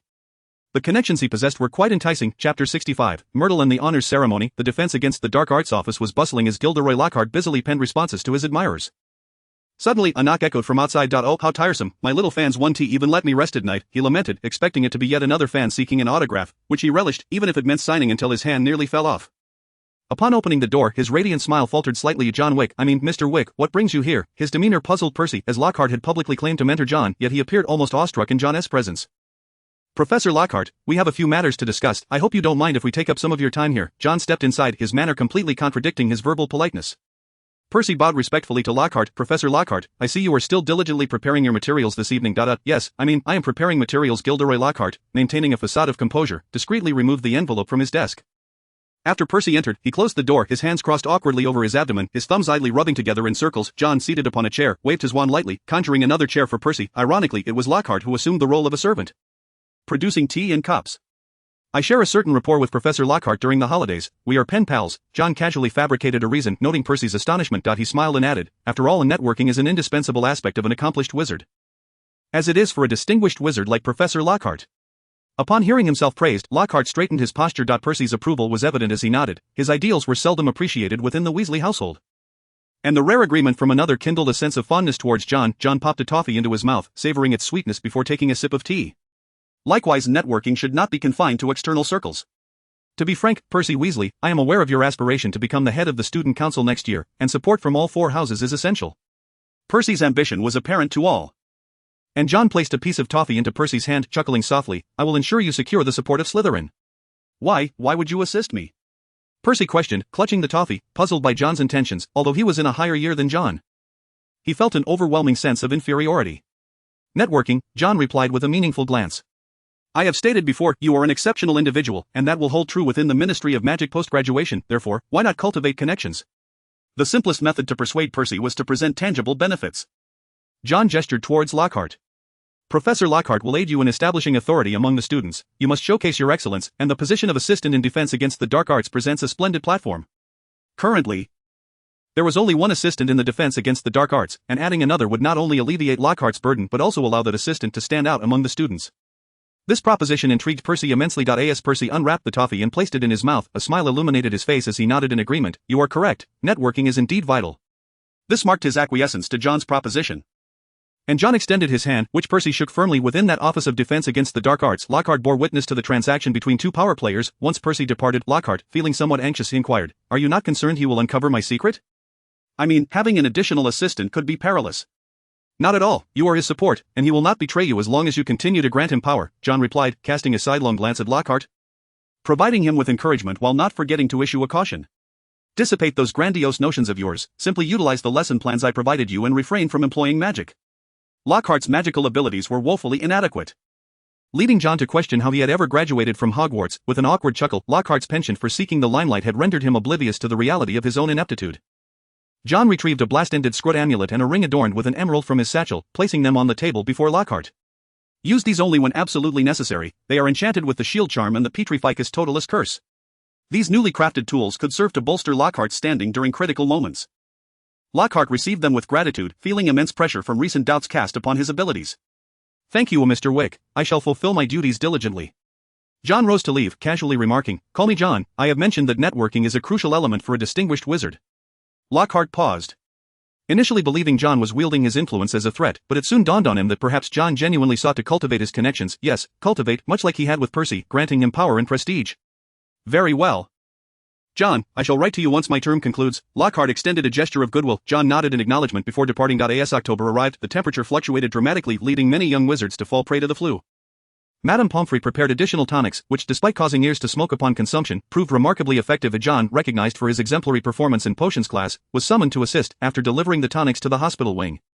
He heard weeping as he passed through the second-floor corridor. Following the sound, he discovered Peeves the poltergeist hurling stones at the girls' lavatory, where a female ghost was being tormented, sobbing in distress. Peeves, you may vacate the premises, John commanded. Upon hearing his voice, Peeves turned and upon spotting John, panicked and fled, colliding with a medieval suit of armor in his haste. Was it truly necessary to react so dramatically over a few immobilization spells? John muttered under his breath. Bemused by Peeves' reaction, entering the lavatory, he found the ghost still weeping and asked, Are you all right? Moaning Myrtle let out a shriek, flying through John's body, leaving him feeling as though doused with cold water. Discomforting him. I apologize, he began, but before he could finish, Myrtle was once again engulfed in sorrow, crying anew. Faced with this predicament, John felt rather helpless in dealing with a ghost. However, he was intrigued by Myrtle's attire. Are you a student from Hogwarts?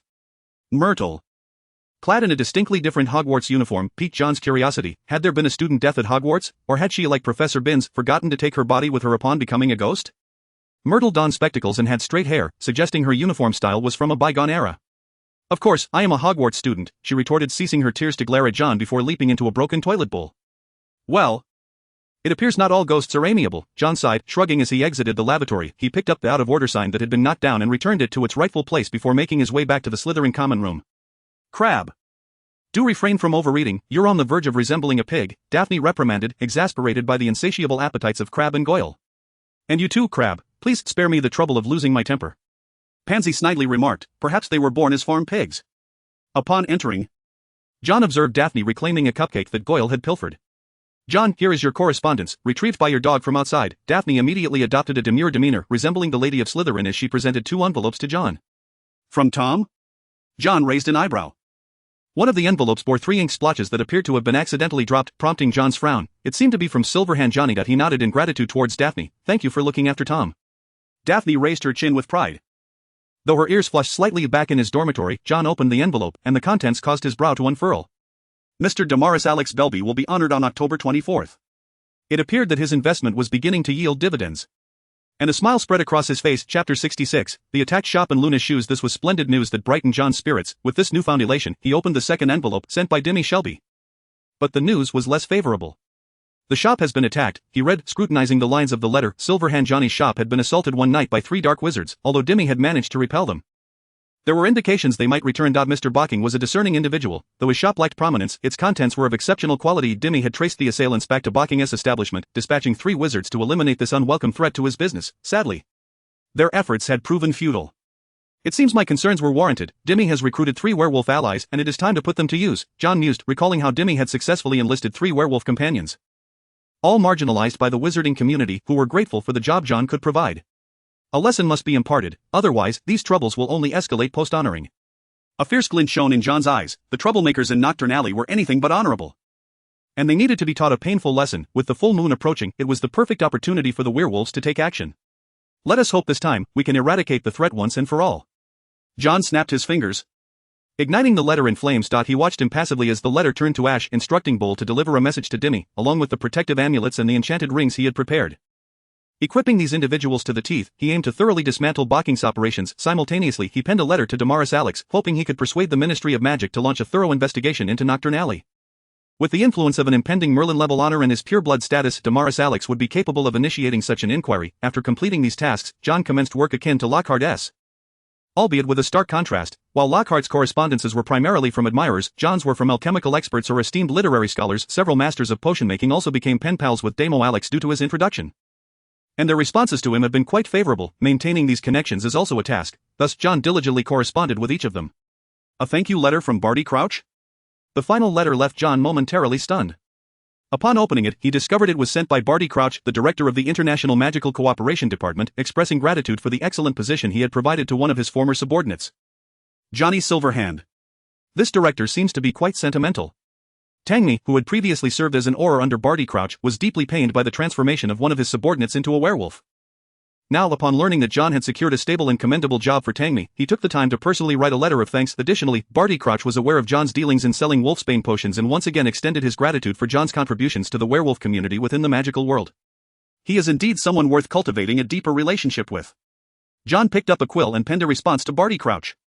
Ding, magical power upgrade successful, current magical power level 4.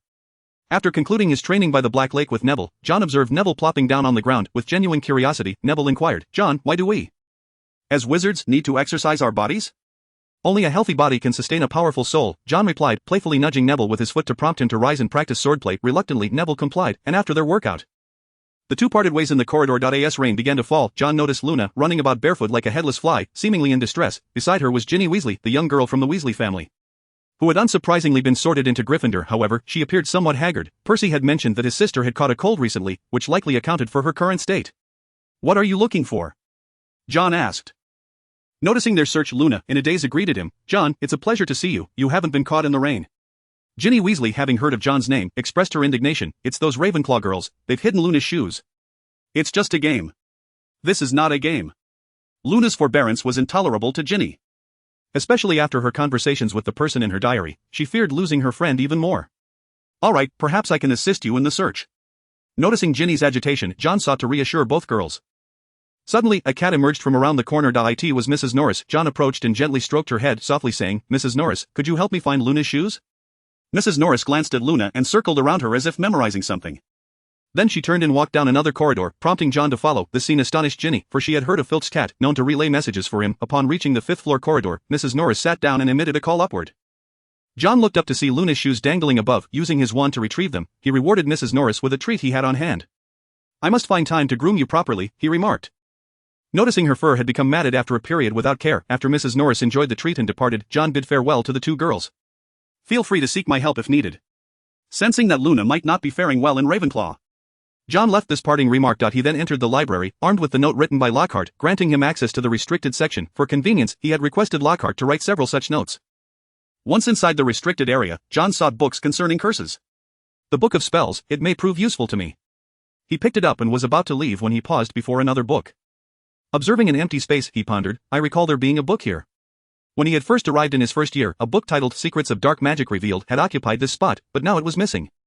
Finding this peculiar, he soon spotted another titled The Most Poisonous Magic.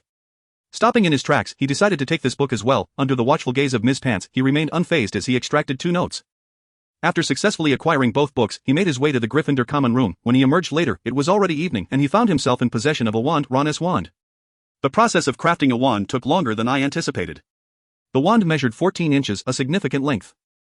During the Monday defense against the dark arts class, Lockhart had grown accustomed to being a mere figurehead. After discussing his own materials, he transitioned to practical demonstrations. Naturally, it was John who took charge of the situation. Lockhart was the first professor in Hogwarts history to have 2 assistants, and John felt responsible for his classmates demonstrating how to swiftly incapacitate a Yeti. After class, John handed Ron the newly crafted wand made from the old wand core. I nearly forgot that I had another wand. It was only then Ron remembered he had been using John's wand. And upon reclaiming it, he found it remarkably easy to handle. Hermione exclaimed, "You really can make wands." "Of course, do you think I jest?" John replied with a grin. Hermione felt somewhat embarrassed. She had expected John's craftsmanship to be rudimentary. But the wand was exquisitely crafted. "This is fantastic, now I can give Malfoy a run for his money." In recent days, Ron and Malfoy had been at odds, having exchanged spells at least 3 times. "Hello?" "John," Percy strode past with an air of self-importance, which elicited disdain from Ron, who remarked, "You know Lockhart made him an assistant, that's gone to his head." Harry also sensed that Percy had become increasingly pompous since taking on the role of assistant in defense against the dark arts. "Isn't that a good thing?" John mused.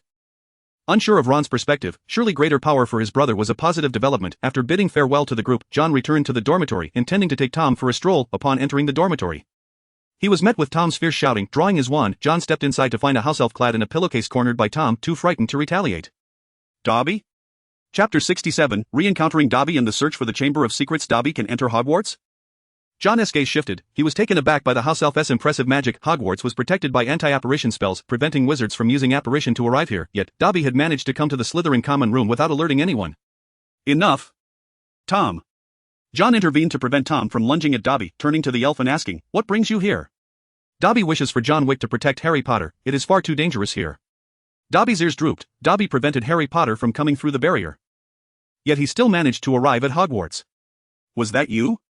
John recalled the incident during Harry's arrival when he was obstructed by the barrier, his gaze turning cold as he said, "Do you realize that because of this, Harry and Ron nearly faced expulsion?"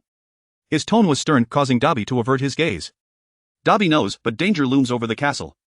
John's voice rose. "Enough, stop speaking in riddles and tell me what the danger is." Dobby seemed to recall something. Abruptly colliding his head against a nearby cabinet, John, overwhelmed with frustration, raised his hand without even drawing his wand, furiously commanding, "Freeze!" Dobby, who had been inflicting harm upon himself, stiffened as if immobilized. John blinked in surprise, glancing at his right hand, realizing he had successfully cast a spell without a wand.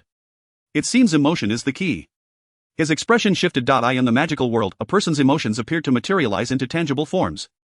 As evidenced by the well-known heart-centric magic which had been cast upon Harry, it was a manifestation of love. Harry's mother, despite her strength, was no match for Voldemort, yet she had managed to defeat him with the utmost expression of love.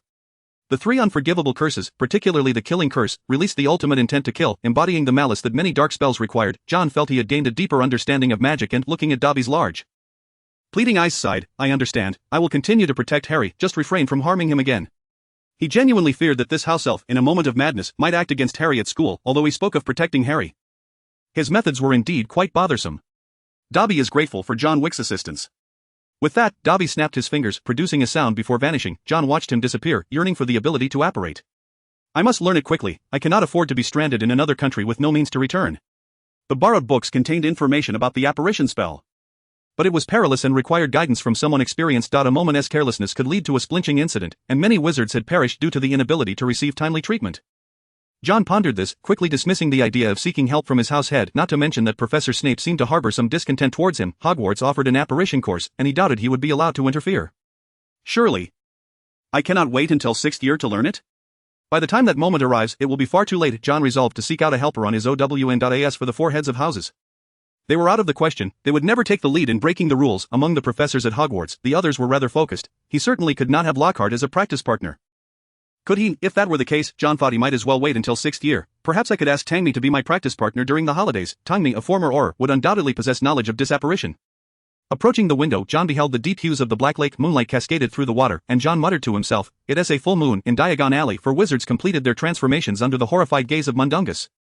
They had consumed Wolfbane potion before the transformation and retained their sanity afterward. 4 pairs of oily green eyes scanned the street, where Bokingbok Antiques remained blissfully unaware of the formidable group it had provoked. Mr. Boking, the proprietor, was busy devising schemes to bring down Silverhand Johnny's shop. Having summoned 6 dark wizards, go in there and drive them out of Diagon Alley. I will not shortchange you, Mr. Boking promised these renegades, and greed glimmered in the eyes of the dark wizards. Just as they prepared to leave, an unexpected turn of events occurred. Boom! The door of Bokingbok was shattered, a red beam striking one dark wizard and disarming him. The tall figure cloaked in black was unrecognizable, moving with agility and capable of casting powerful curses. Mr. Boking screamed, "Stop them, quickly!" The dark wizards sprang into action, their wands unleashing malevolent spells, yet the 4 cloaked figures were impervious to their efforts. They resembled grim reapers. One merely snapped his fingers at a dark wizard, who was immediately struck unconscious by a stunning spell. Mr. Boking staggered back in horror, demanding, "Who are you? You have crossed paths with those you should not have." Bokingbok, the green eyes loomed larger in Mr. Boking's vision, and he retreated in fear. The 4, well-trained, subdued all the dark wizards with ease, while Tangmi leisurely pursued Emmer. Boking, it wasn't long before Mr. Boking fled into a room devoid of light, but Tangmi, with his keen senses, knew he was hiding inside. This must be his treasure trove. Tangmi's emerald eyes scanned the darkness for a moment, while Mr. Boking dared not breathe. Fortunately, it was not long before the cloaked figure departed. All the dark wizards were apprehended, leaving Mr. Boking feeling that their fate was grim. He spent a harrowing night in the treasure room. The following day, Mr. Boking finally dared to venture outside, believing the danger had passed, only to find several aurors waiting for him. Without uttering a word, they headed straight for his treasure chamber, which housed a multitude of illicit assets. In that moment, his mind exploded with realization. He knew he was finished. Tragically, he had been unaware of whom he had truly offended. The powerful cloaked figures, along with the aurors, represented forces that were far beyond his reckoning. Ultimately, Bokingbok was shut down, for the aurors discovered an extensive cache of dark magical artifacts within, many of which posed extreme dangers. One necklace had even claimed the lives of 19 muggles. This case became a sensational scandal, forcing Mr. Boking to face hefty fines and the prospect of imprisonment in Azkaban. The once renowned Bokingbok Antiques was replaced by a new name, Silverhand Johnny's Emporium. Truly a former auror, his reactions are remarkably swift. After Bokingbok was sealed, John received correspondence indicating that Tangmi and his team had performed admirably, breaking the wands of the 6 dark wizards implicated in the Muggle murders and discarding them at the Ministry of Magic's entrance. With those individuals and the warehouse of dark magical items, Mr. Boking's chances for redemption were nearly non-existent. Mundungus had also excelled, purchasing the original Bokingbok building at great expense. John, these developments were mere trifles. As Dama Alex had completed the awarding of honors, and the Wolfbane potion had spread widely, and now, werewolves from around the world flocked to acquire the potion, allowing Silverhand Johnny to amass wealth rapidly. Simultaneously, he expanded his influence by recruiting a number of trustworthy wizards, all of whom had been vetted through his connections. Director of the Auror Office, Rufus Scrimgeour. Among the letters received from Silverhand Johnny's Emporium was a particularly notable missive. After reading its contents, John couldn't help but smile knowingly. He is indeed a clever man. Having discerned Silverhand Johnny from the slightest clues, John ignited the letter in flames, incinerating it, for some matters need not be laid bare. He instructed Mundungus to deliver a talisman to Rufus Scrimgeour, marking a tacit understanding between the two. The appearance of the talisman would undoubtedly bolster the Auror's combat capabilities, and the director of the Auror Office would likely not refuse such an offering.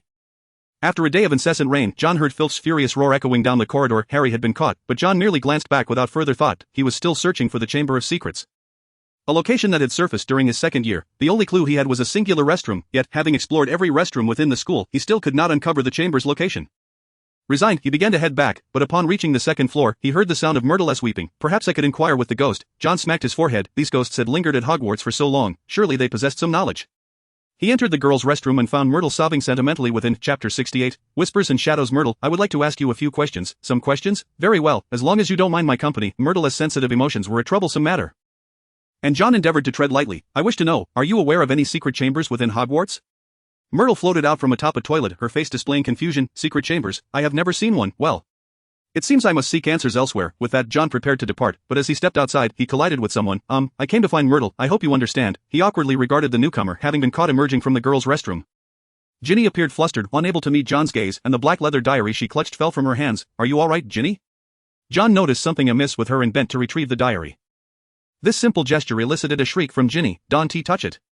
Sorry. Retracting his hand, John watched as Ginny snatched up the black diary and hurried away. He pondered, why does Ginny seem so off?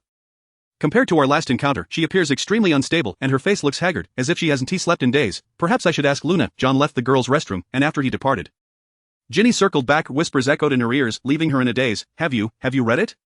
As John made his way to Filch's office to groom Mrs. Norris, he overheard a conversation that made him pause. Filch's stammering voice was filled with tension. This isn't mine. It belongs to a friend. It may look like, but Filch's usual brusqueness had vanished, replaced by a nervous demeanor. John leaned in closer and saw Harry in the office, while Filch stood there, seemingly at a loss, and ultimately released Harry without punishment. How strange. John wondered what was happening today. Everyone seemed off-kilter. After Harry departed, he noticed Filch anxiously concealing a letter that he knocked and entered. Greeted by Mrs. Norris's mewling, Filch's body stiffened as he turned to see John, visibly relieved. John dismissed the moment's tension, waved at Mrs. Norris, and she trotted over. I trust you 1T, mind if I groom her? Of course. Of course, Filch remained somewhat anxious, and John shrugged, taking Mrs. Norris outside. He produced a comb and began to untangle her FUR.AT last. Her coat was free of knots, and Mrs. Norris circled around John in gratitude. He waved her off, and as he walked down the corridor, he heard peculiar sounds. That sounds like something scuttling. John pressed his ear against the wall. His senses sharp, he noticed the faint sounds of movement that soon faded away. He stroked his chin, contemplating. That doesn't sound like a rat. It resembles the sound of something dragging. Something scuttled past his feet, and when he looked down, he saw a multitude of spiders. A swarm of spiders is leaving. What could be happening? Watching them flee in droves. John sensed something was amiss. The sight of spiders reminded him of the spider den he had visited with Hagrid during his first year. Never mind, I'll head to Hagrid's. John shook his head and made his way to Hagrid's hut. Upon arrival, he found no trace of Hagrid, but he did see Fawn. Fawn, where is Hagrid? John casually inquired, and Fawn led him to the back of the hut. There, he discovered a gruesome sight, a pile of dead chickens. Hagrid was investigating here when John arrived. And Hagrid, filled with fury, exclaimed, "Someone has killed my chickens, how cruel!" The demise of these chickens bore no signs of animal attack, indicating the involvement of a human being. Hagrid was exceedingly enraged, as he had nurtured these chickens himself. John fell into deep contemplation. The spiders in the castle were departing in droves, and the murder of Hagrid's chickens unveiled a peculiar mystery. After spending some time with Hagrid, John made his way to the Whomping Willow, which had nearly fully recovered, likely to be completely restored within a week. However, many of its branches were missing, taken by John for potion making. Consequently, he had expanded his collection of protective charms and rings of enchantment. Both items had proven invaluable during the attack on Bogginsbach, and Mr. Boggins harbored no suspicions of werewolf involvement, for werewolves could not wield magic after transformation. After scattering dragon dung around, John encountered Luna near the Whomping Willow. "Ginny has been acting strangely," Luna remarked with her observant eyes and ethereal voice, reminiscent of a song. "She hasn't been paying attention to me lately. I sense something is amiss as well." John nodded in agreement, recognizing that he was not well acquainted with Ginny, thus, he resolved to run check on her. In potions class, John tossed sliced bat spleens into the cauldron, stirring counterclockwise before heating it at a low temperature for 30 seconds. With a flourish of his wand, he completed a swelling solution. Earning Slytherin 20 points from Professor Snape. After class, John approached Ron to discuss Ginny's situation. Ron promised to keep an eye out but soon diverted the conversation to wands. "This wand is simply magnificent," he praised without reserve. And John humbly nodded in acknowledgement. Harry then approached John with an invitation. "We are heading to Nearly Headless Nick's Death Day party. Would you care to join us?" Truth be told, Harry was beginning to regret his acceptance. For that day coincided with the Halloween Eve feast. Celebrating with his classmates seemed far more appealing than mingling with a horde of ghosts. John waved his hand in refusal. "I apologize, but I have prior commitments. I must tend to the Whomping Willow."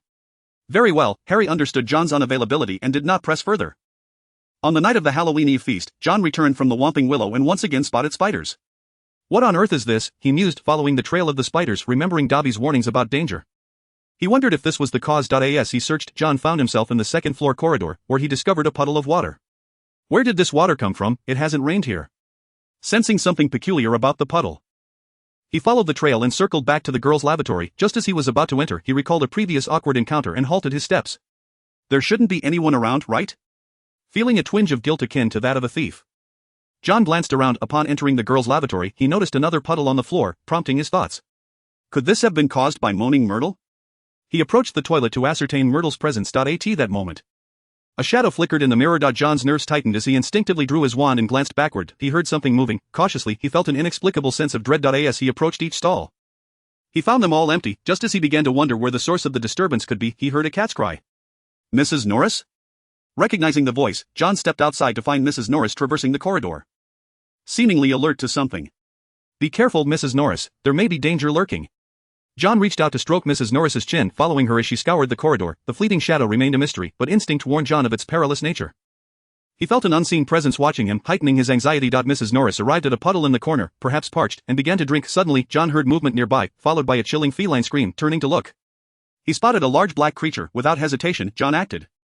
Petrificus totalis. The petrification spell had no effect on the shadow, and John cursed under his breath. Before the creature could turn, he cast the disillusionment charm and slipped into the corner. He noted that Mrs. Norris appeared paralyzed, her body gradually resembling stone, indicating the creature's extreme danger. Drawing the sword of Gryffindor, John relied on instinct to strike.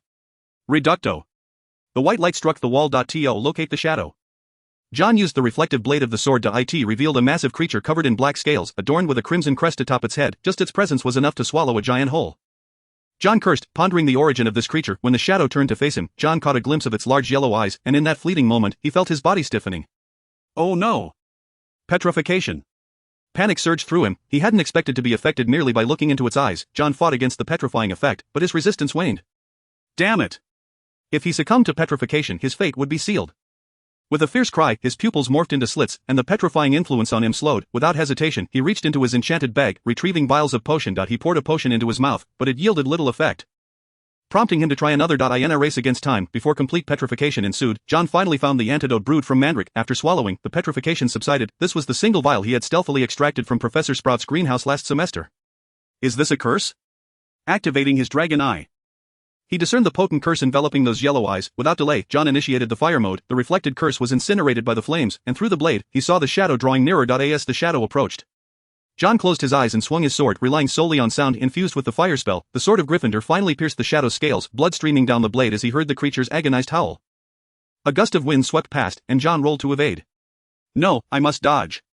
He turned and sprinted in the direction he remembered. The wounded shadow became frenzied, pursuing him relentlessly. Activating his flying boots, John turned his back on the creature. Opening his eyes to shift his position, through the reflection of the sword, he saw the shadow still in pursuit. Time was of the essence. The Halloweeny feast was nearing its conclusion. If this monstrous gaze were to breach the celebration, it could spell doom for the entire student body. Irresolute, John dashed toward the castle's exterior. After running for a while, he glanced back at the sword, only to find the shadow had vanished. Has it left? John halted, a thought striking him, and his expression changed as he sprinted back. On the second floor, Harry beheld the sight of his most detested feline, Mrs. Norris, hanging there. She was suspended from a torch bracket, her body rigid as though crafted from wood. Blood letters adorned the wall. The chamber has been opened, beware of the air. Ron read the words with trembling voice. And as they processed the scene, the Halloweeny feast drew to a close. A throng of young witches and wizards witnessed this chilling tableau, and Filch squeezed through the crowd, discovering his cat in distress. He stumbled back in horror, clutching his face and letting out a heart-wrenching wail. My cat, what has happened to Mrs. Norris? His appearance evoked a measure of sympathy. Malfoy, upon reading the blood letters, erupted into laughter.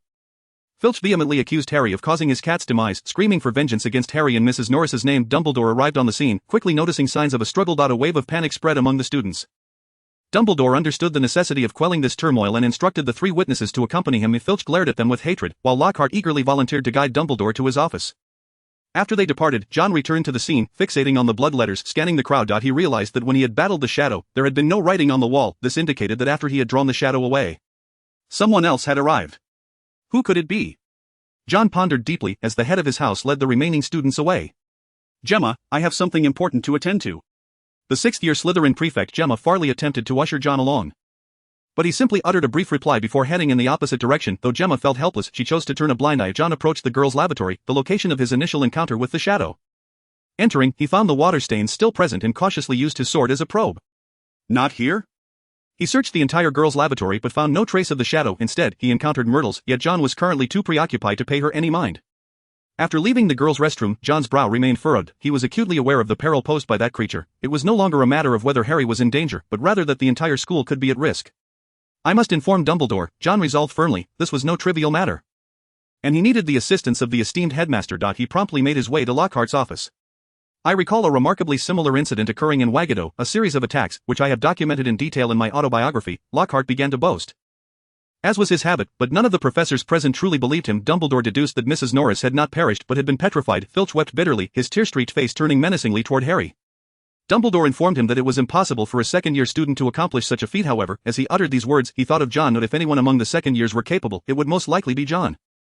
Moreover, John had not been present at the dinner. Dumbledore felt a complex array of emotions regarding John, the latter's brilliance and eagerness to learn, coupled with his charming allure, reminiscent of Hogwarts' most exceptional students of the past, filled Dumbledore with concern. If Filch insisted that Harry and his friends were responsible, as Harry had seen his own hastily scribbled letter about spellcasting, revealing his own ineptitude. What was most unexpected was when Snape spoke up, sarcastically asserting that Harry could not possibly possess such magical prowess. It was merely the timing of the trio's appearance that raised suspicion. Harry sensed Snape's ill intentions and refrained from mentioning the strange sounds he had heard, instead claiming he was simply tired and wished to retire early. The feeble lie was apparent to all, including Professor Snape. He even suggested that Harry should withdraw from the Quidditch team, which incensed the die-hard Quidditch fan, Professor McGonagall. The two nearly erupted into a quarrel, with Filch shouting about his cat being petrified. John felt it prudent not to intervene, while witnessing a confrontation between the two headmasters might be entertaining.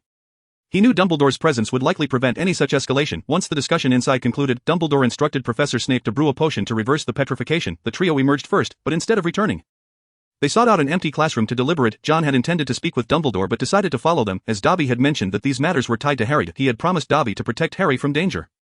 In the empty classroom, Harry voiced his unease. Do you think I should tell them about the voice I heard? This sound had only reached his ears, and it left him feeling unsettled. Ron, considering his friend's well-being, urged him not to speak of it, stating, "Hearing a voice that others cannot is not a good omen, even in the magical world." Harry inquired, "You believe me, don't you?" Ron affirmed his belief, easing Harry's mind slightly. At that moment, a voice echoed in the empty classroom. "Harry, where did you hear the voice?" Harry tensed at the sudden sound while Hermione, recognizing it, tentatively asked, "John?" "It's me." Dispelled from his invisibility charm, John appeared as if he had emerged from the shadows. He fixed his gaze on Harry, enunciating each word. "You can hear that voice, can't you?" "John, you heard it too?"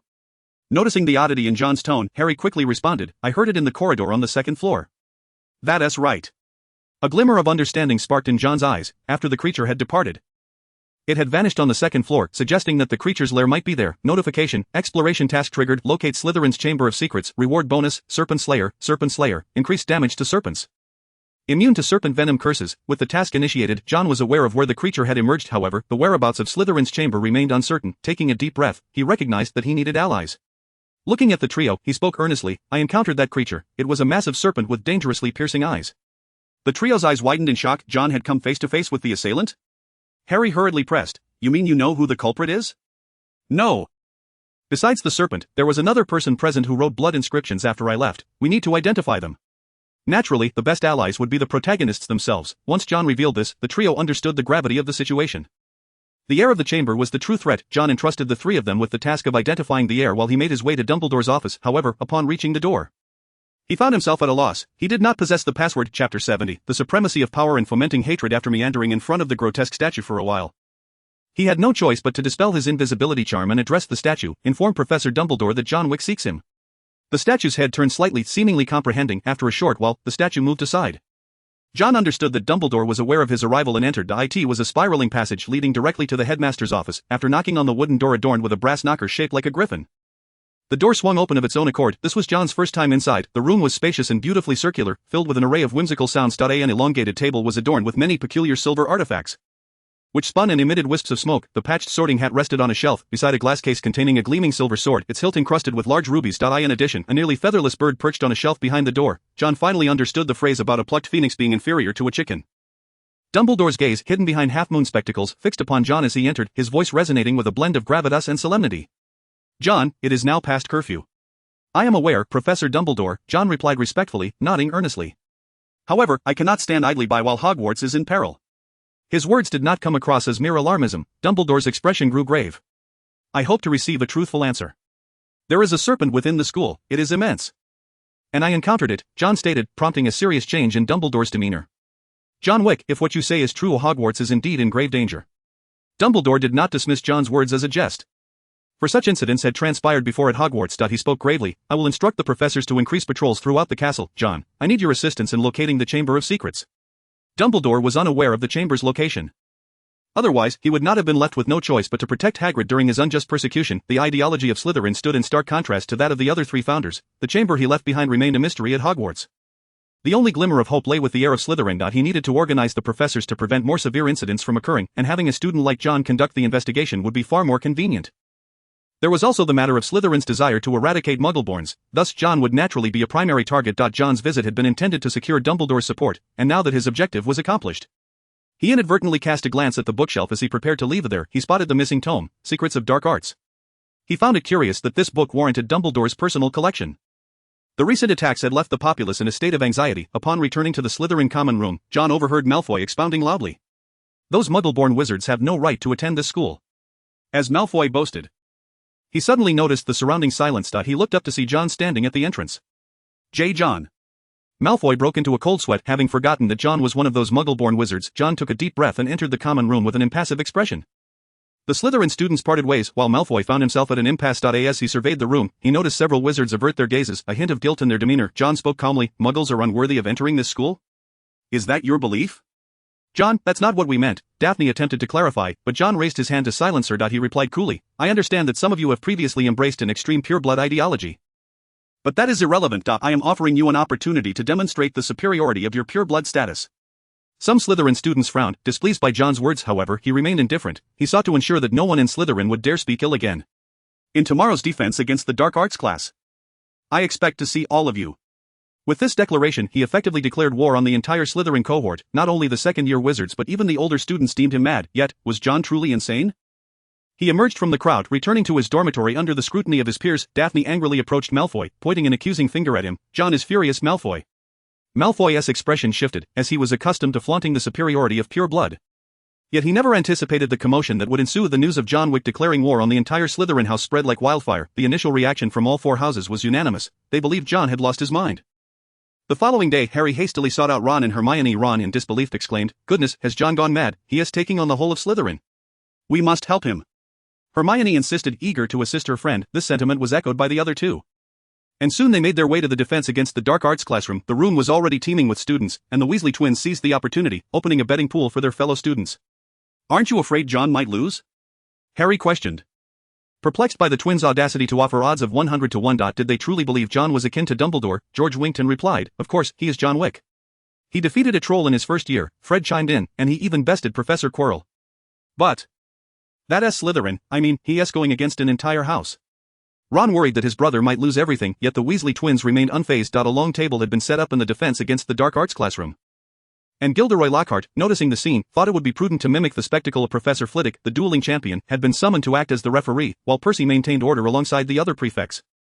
Quidditch fanatic Oliver would generously declared there would be no practice today, opting instead to watch the spectacle unfold. Almost every student was present, with the classroom overflowing to capacity. John stood confidently atop the long table, his wizarding robes draping loosely around him, adorned with an exquisite badge upon his chest. Merely his presence seemed to draw all light towards him. Casually strolling along the table, John gently caressed the badge on his chest as a gesture of greeting. "It is an honor to welcome you all to this arena of comedy and tragedy. Time and again, the wizarding world has witnessed Muggle-born wizards demonstrate that they possess equal talents to those of pure blood, yet some persist in their arrogance and prejudice. Their biases are both laughable and tragic, to the point of being absurd. I have organized this duel. The magical community ought not to judge worth by blood status but rather by strength. Any who believe they can defeat me may step forward." John's calm voice resonated. For the prejudice of pure blood against Muggleborns had festered for far too long. He intended to convey that true power is what matters, while all else is mere illusion. Shortly after his words fell, a fifth-year Slytherin stepped forward. Eddie Garfield. The opponent introduced himself, and John replied calmly, "Are you ready?" "Ready." A flash of red light sent the Slytherin student sprawling, with his wand raised in his left hand. John nonchalantly remarked, "Next." It was all over in an instant, leaving many students stunned and unable to comprehend what had transpired. Some Slytherins, their faces flushed with embarrassment, shouted accusations of John's sneak attack. John merely cast a dismissive glance, silencing the speaker with his gaze. "I have stated before, those who are dissatisfied may come forward." His demeanor was placid, yet exuded an air of arrogance that was intolerable to the proud Slytherins, who rushed to confront him. Yet, without exception, whether they were upperclassmen or lowerclassmen, all were swiftly dispatched by John. These were students who had previously triumphed over Gryffindor, yet they stood no chance against him. Professor Flitwick was nearly exhausted from applauding, his eyes gleaming with excitement. This was a prodigy of dueling, with a fourth-level magic power coupled with a fourth-level shattering curse. John did not even need to shift his feet. By the end, over 20 Slytherins lay sprawled on the ground. Judging the moment ripe, he cast a sonorous charm upon himself. "I am aware of the rumors circulating within the school regarding the Chamber of Secrets' intent to purge Muggle-born wizards. Allow me to assure you, he will not succeed." John aimed to draw out the air, scanning the faces of those present. They exhibited surprise, admiration, and fear. "Because I am here, it is destined that he shall fail." John declared war on the air, challenging them to take action against Muggles. The foremost Muggle-born wizard stood before them. Should they dare to strike again, John would trace their steps back to the source. His proclamation invigorated the panicked students, who cheered his name. Amidst the crowd, Ginny's pallid face displayed a hint of panic. The trio was stirred by John's fervor, yearning to unearth the air and confront them at once. "Remember, it is not blood supremacy, but supremacy of power." John surveyed the room, and those who harbored dissent lowered their gazes in submission. He descended from the table, having thoroughly subdued Slytherin. Chapter 71, Brewing Felix Felicis and Malfoy's Apology in the wake of the pure blood doctrine.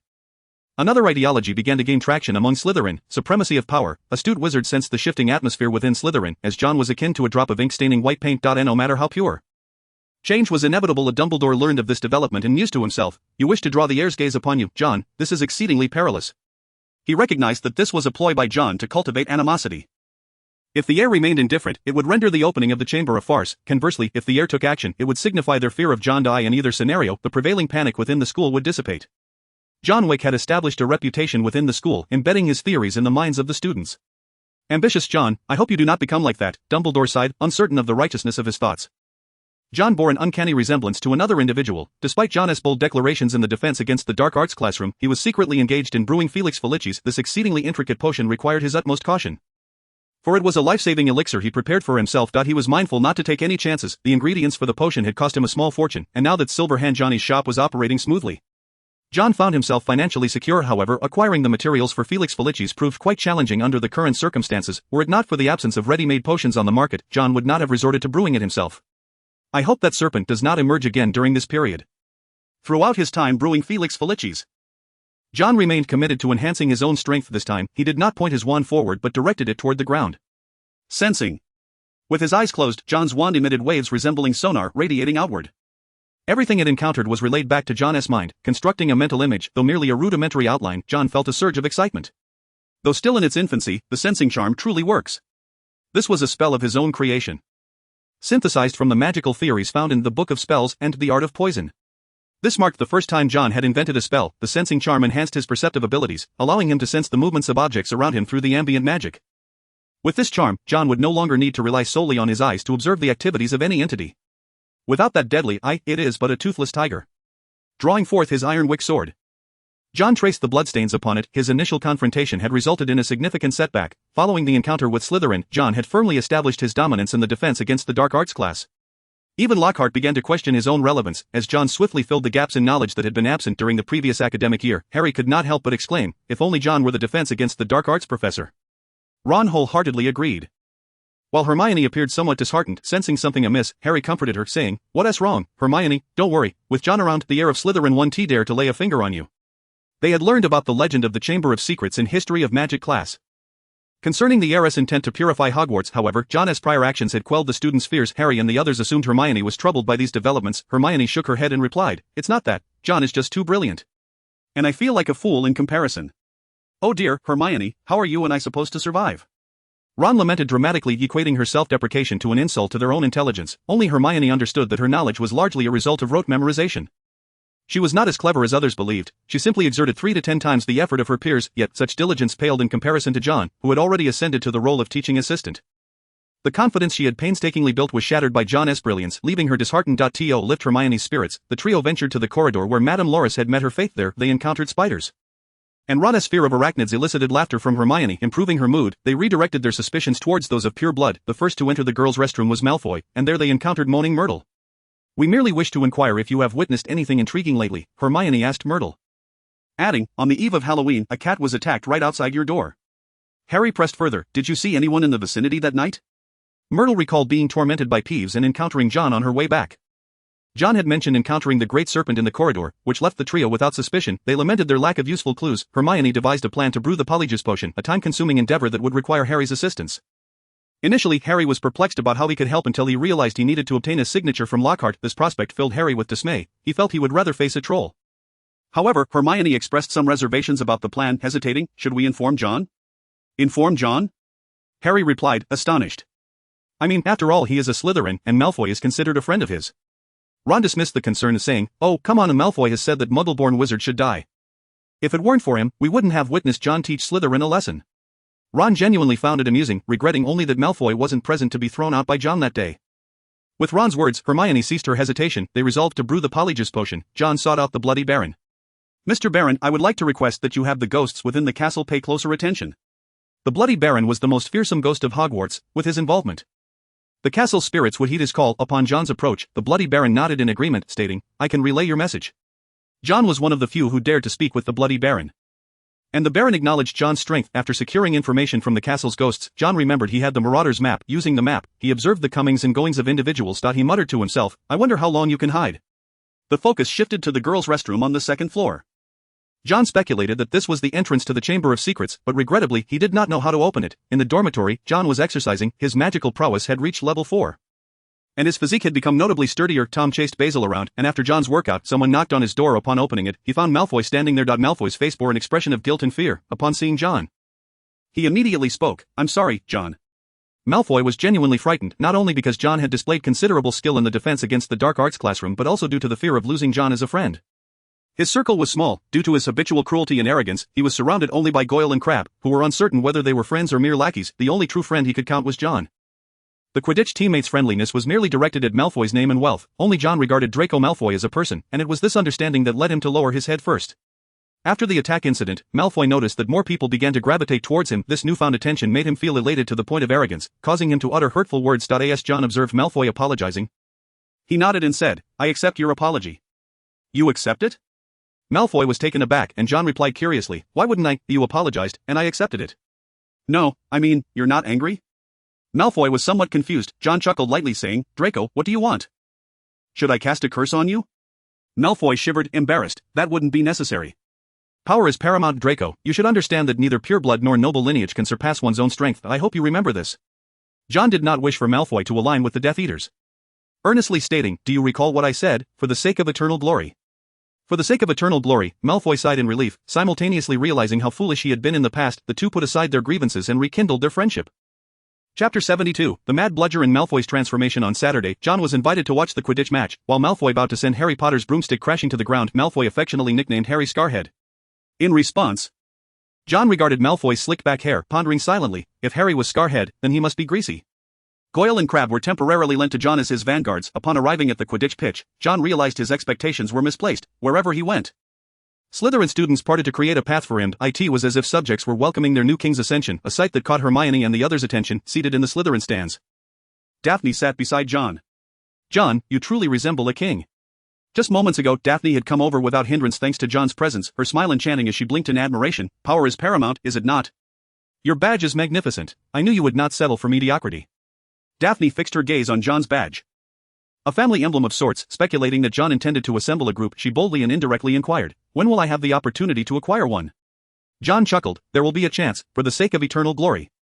Daphne smiled in return, nodding vigorously, "For the sake of eternal glory."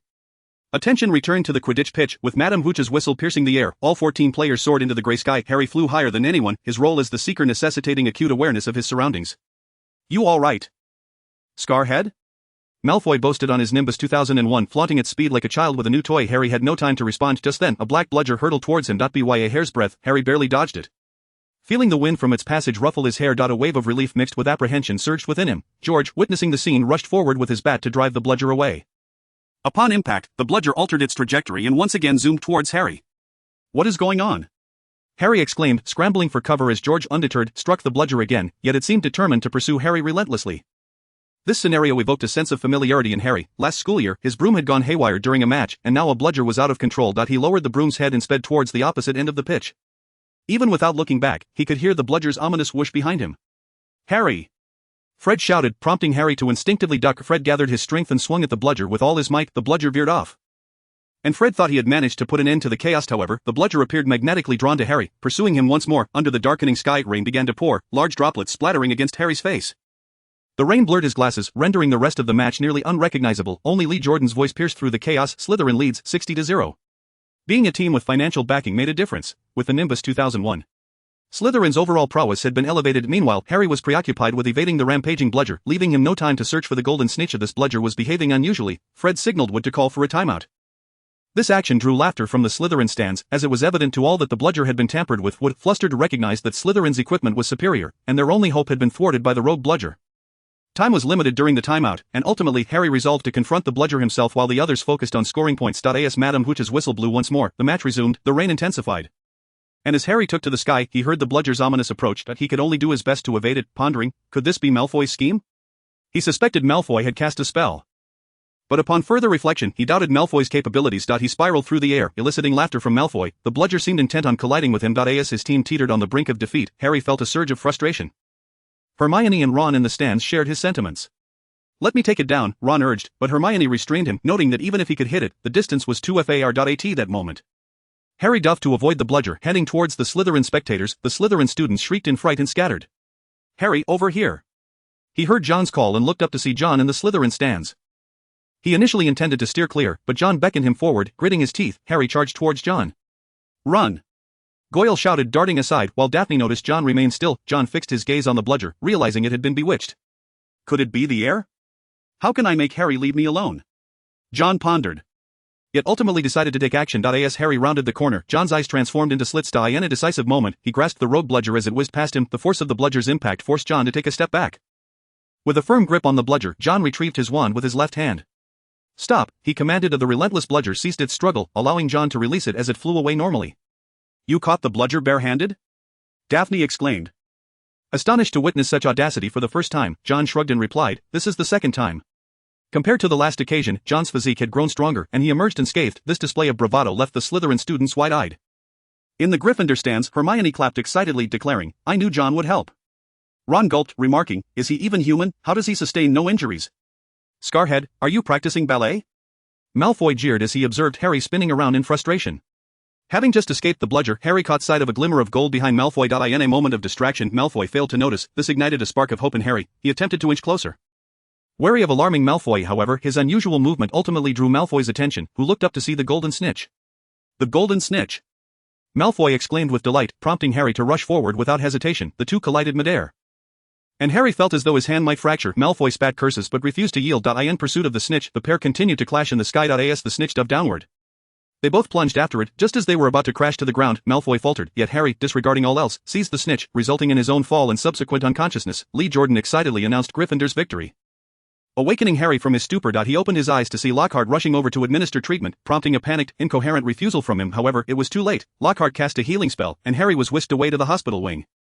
John observed the scene in exasperation, muttering, "If you can avoid using magic, then do so. You're in quite the rush, aren't you?" What could have been resolved in a single day was now extended to a week in the hospital wing due to Lockhart's spell. John shook his head. Perhaps if he hadn't intervened with the bludger, Harry might not have won, but that would have contradicted his promise to his friend. As Harry was taken to the hospital wing, John noticed Marcus Flint expressing discontent toward Malfoy for failing to capture the golden snitch. This incited Malfoy's ire, leading him to think, just as John said, only strength truly belongs to oneself. Observing Malfoy flaunting his expensive Nimbus 2001, he found himself in reluctant agreement with John. Chapter 73, The Star Society and the Sewers. "What should I do, John?"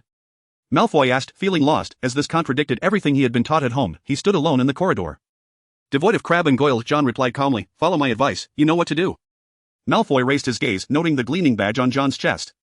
"I want to join you." "No," John shook his head, stating coolly, "You're not ready yet, Draco. Strive to become stronger, so that I may hold you in esteem." Taken aback by the outright refusal, the former Malfoy might have reacted angrily, but the current Malfoy, despite his frustration, resolved to strengthen himself. John placed a reassuring hand on his shoulder and smiled. "What sets Harry apart is his unwavering heart." "I understand. Once I achieve that, I hope you will personally adorn me with it," Malfoy replied earnestly. Nodding vigorously, John smiled slightly, gently caressing the badge on his chest, bowing slightly as he said, "I call it the Star Society. You will become one of its members."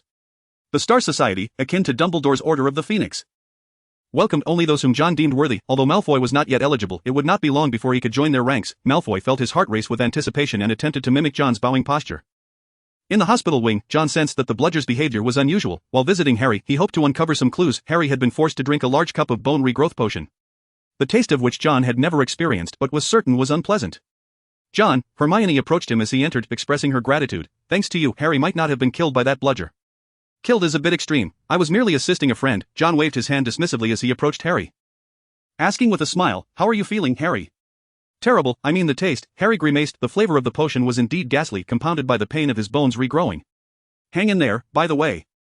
The bone regrowth potion is a product of the Potter family." John suppressed a chuckle, knowing that Harry's ancestor was a renowned potion master who had developed it. Harry was left questioning his existence upon realizing that this dreadful concoction was a family creation. Not wanting to continue jesting, John lowered his voice. "That bludger targeted you, likely instigated by the heir. I'm unsure why he would wish to harm you, but this is troubling news." The trio nodded in agreement, particularly Ron, who vehemently cursed, "Damn Malfoy." "Malfoy?" John responded, taken aback by the connection. Hermione, slightly embarrassed, explained, "We suspect that the heir is Malfoy." John shook his head in disbelief. It can't be him. That bludger was cursed, and Draco lacks the skill. Ron stubbornly insisted it was Malfoy, muttering, "But he may have other means inside the Chamber of Secrets." "Alright, that's a valid point, but Draco wouldn't dare act under my watch," John refuted again. Leaving the trio exchanging glances, John discreetly placed a badge under Harry's pillow before departing. After he left, Ron grumbled, "See, I knew it." Hermione defended John, saying, "He's just a good person. He probably never considered Malfoy would stoop so low. Regardless, let us concoct the Polyjuice potion first and gather evidence." Harry acknowledged the necessity of proof. He also took John's warning to heart. Could it be true that the bludger was an assassination attempt orchestrated by the heir? Later that evening, John returned to his dormitory from the room of requirement. Inside, Tom was not pursuing Basil, but rather fixated on the Marauder's map. This was the task John had assigned. He wanted to be informed if anyone entered the girls' restroom. Tom, assigned this duty, exhibited unprecedented focus. While John was exercising, he heard Tom exclaim, "Has someone appeared?" John sprang up, rushing to the Marauder's map, and spotted a name heading toward the girls' restroom. "Ginny?" Staring at the name, John was momentarily stunned. He had never anticipated that a member of the Weasley family would be involved. The heir of Slytherin was a lifelong Gryffindor's kin. John felt an odd sensation, as though Gryffindor had selected a Slytherin student as an heir. Well, technically, Gryffindor had indeed chosen a Slytherin. John furrowed his brow. Ginny Weasley presented a tricky situation. She was a child of the Weasley family, a clan that had never backed down from Voldemort. However, the immediate priority was to capture her and ascertain the method to unlock the Chamber of Secrets. Noticing that Ginny had entered the girls' restroom, John cast a disillusionment charm on himself and ventured out. In the corridor on the second floor, John moved with utmost speed, keeping his eyes glued to the Marauder's map as Ginny vanished from view. She has entered. John quickened his pace, arriving at the restroom to find it utterly deserted. Did she enter? Unwilling to give up, John searched the restroom thoroughly, even inspecting the faucets. What's this? He discovered a faucet that bore a serpent emblem. The mark of Slytherin. Could this be the place? Stepping back, he drew his wand and attempted the unlocking charm. Alohomora. The faucet remained unresponsive, and John, undeterred, continued to try several times. It appears this is a more advanced spell. Furrowing his brow, John wondered when Ginny would emerge or if she would still be here when she did. Moreover, the question of whether the basilisk would surface in the chamber remained. Faced with these uncertainties, John resolved to wait on the second floor, avoiding the girls' restroom for fear that a basilisk might suddenly appear and endanger him. He had perused some literature and, having learned about the basilisk's appearance, quickly identified its name, the basilisk, a magically created creature. Historical records indicated that Slytherin had once bred them. Should it indeed be that creature, it would have been alive for nearly a millennium. Now, that is true immortality. John smacked his lips in contemplation. Nicol Lamé had magically aged himself with the Philosopher's Stone to live for over 6 centuries, yet this basilisk had existed for nearly a millennium. During the wait, John did not forget to keep an eye on Harry's situation. If Ginny were indeed the heir, then why was Harry under attack? The badge he had left with Harry could signal him. And at that moment, it illuminated, indicating magical fluctuations in Harry's vicinity. Opening the Marauder's map, John spotted Dobby's name. He paused momentarily, preparing to use the badge to eavesdrop, when he noticed Ginny's name appearing on the map. She's out. John felt a surge of energy and cast the disillusionment charm upon himself. Before he could approach the bathroom, he heard the familiar sound of slithering. She's out. Initially intending to use a reductor curse to probe the area, he hesitated, fearing he might hit Ginny, not seeing her emerge. John closed his eyes and gently tapped his wand against the floor. Sensing. Magic radiated outward, allowing John to see into the girls' bathroom. Ginny stood by the faucet, emitting strange sounds. The faucet had been replaced by another passageway, and John sensed that this corridor connected to a vast chamber. The Chamber of Secrets. In an instant, John understood that Ginny had just exited the chamber. Moreover, something was amiss with her, as she turned to leave.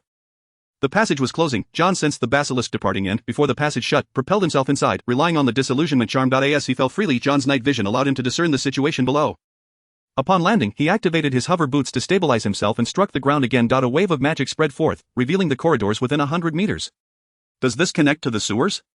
John noted the direction of movement on the ground, realizing the basilisk had emerged. Where is it going? One end possibly led to the Chamber of Secrets, while the other followed the basilisk's path. After much deliberation, he opted to pursue the basilisk, knowing that its appearance could pose a lethal threat. Thus, he followed its direction, and after traversing a distance, he discovered the basilisk. It dares not seek me out. It truly underestimates me. John called out for the air to find him. Did Ginny fear him and her brother, along with Harry? The basilisk was now slinking into a pipe, and John pursued it directly. Seeing the basilisk's back turned to him, he wasted no time and unleashed his spell. Reducto.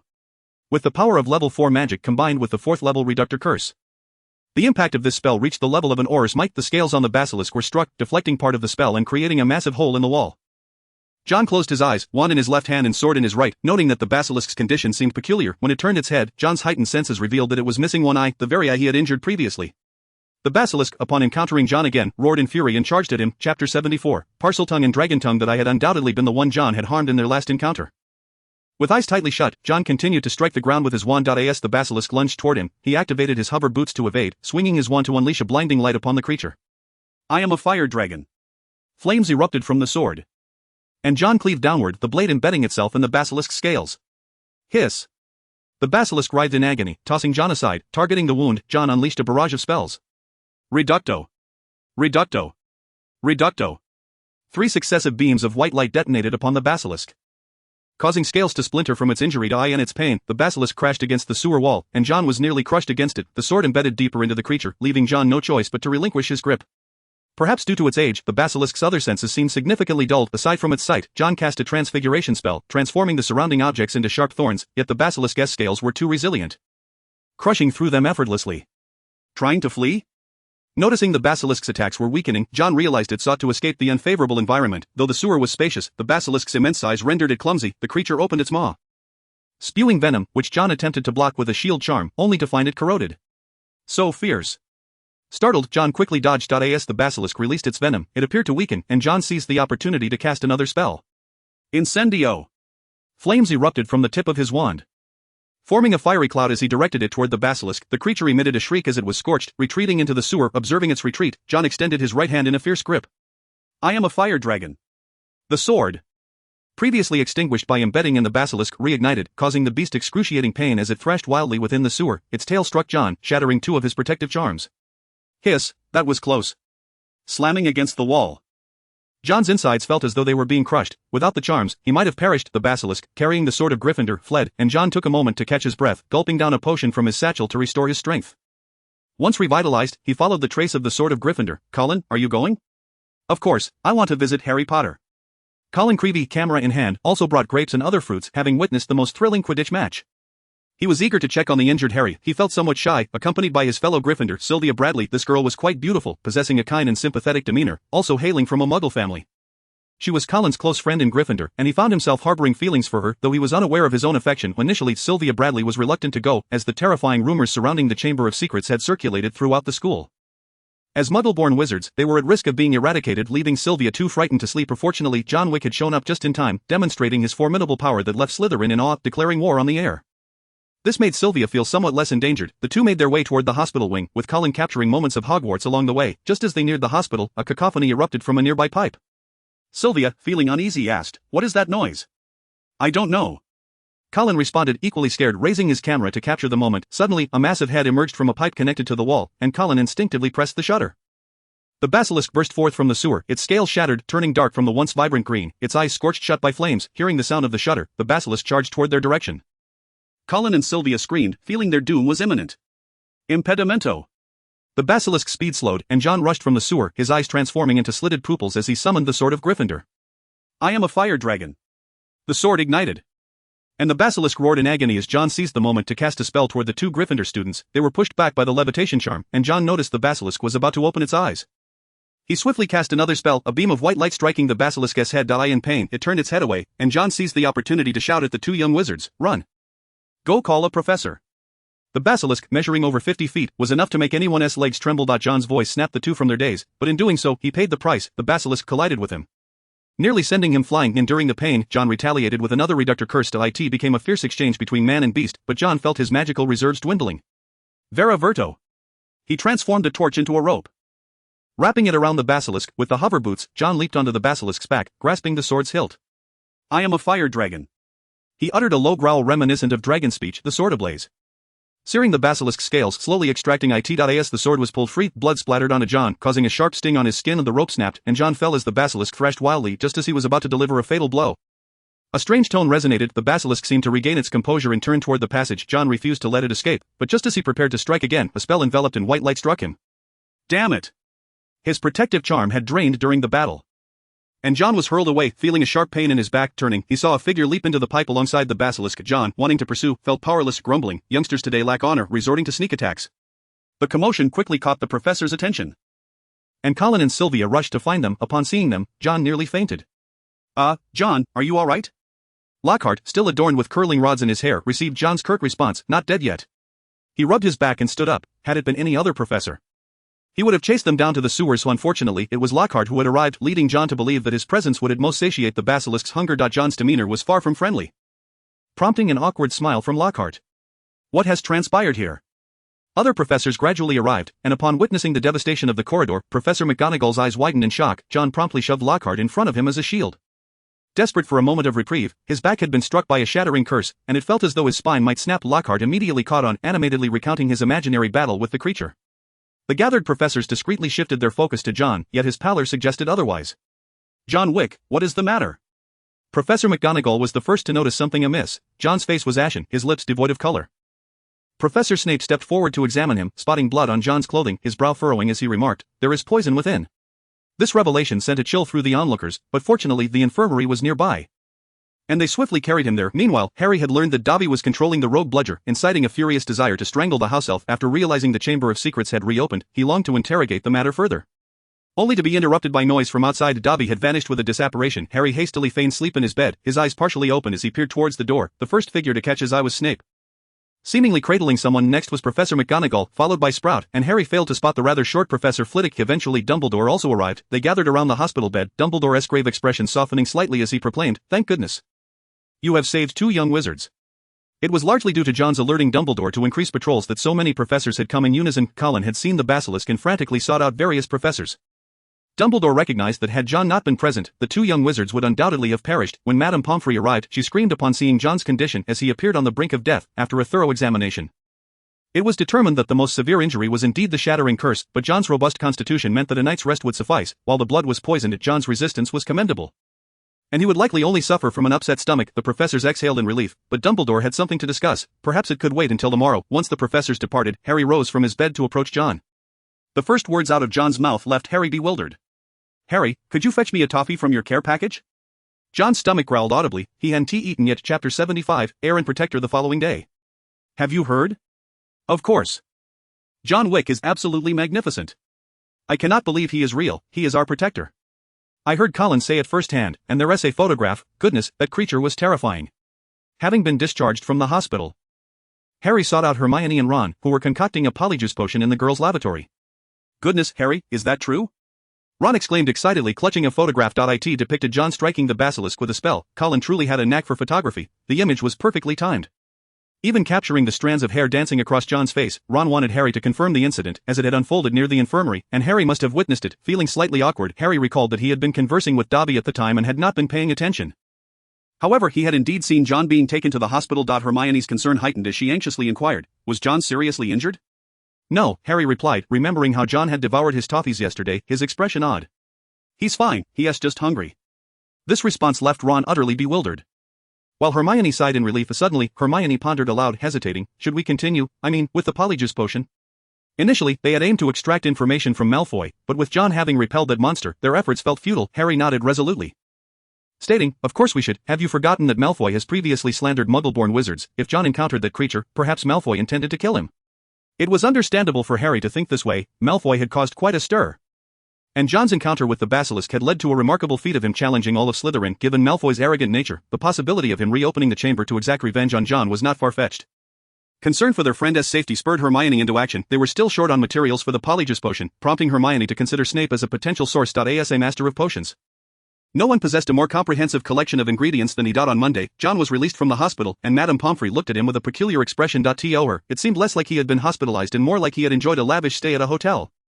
With never-ending feasts, John, with his hearty appetite, speculated that it might be related to the poisoning. Yet, wasn't he supposed to have an upset stomach? How could his appetite have improved? Pondering this conundrum, John walked through the school, garnering admiration from his peers. He approached the notice board and spotted a photograph at the top. "It's a great loss that Colin isn't pursuing a career in photography." Upon seeing how handsome he appeared in the picture, John momentarily questioned if it had been staged. No one doubted John's previous claims anymore, for he had indeed delivered on his words. The Weasley twins had somehow acquired a multitude of John's belongings. Advertising, private socks of Protector John Wick, safeguarding you from the heir's wrath. "Wait a moment, how do you have my socks?" John initially thought Fred was joking, only to realize they were indeed his. George replied defiantly, "Of course they are yours, we never sell counterfeit goods." Fred winked and whispered, "We paid a hefty price to have someone let us in." There seemed to be an unsavory character among the crowd.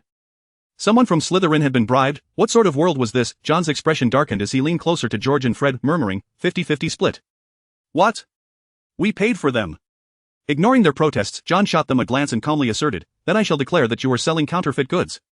This threat struck fear into their hearts. The merchandise was immensely popular, and they had sold quite a few. If accused of being fake, they would undoubtedly face dire consequences. George scowled. "Take them, you Slytherin." Pleased, John inquired if he could purchase a brand new set of pencils separately. Though he had money, it was wise not to squander it. John encountered Neville, who was still draped in John's scarf, causing John to lapse into silence. "Why are you wearing my scarf?" Neville scratched his head, looking quite embarrassed. It felt akin to being caught wearing someone else's garment. John contemplated the idea that one shouldn't judge by appearances, yet Neville turned out to be just that sort of person. Fortunately, Neville explained that he had bought the talisman from the twins, otherwise John would have considered maintaining some distance.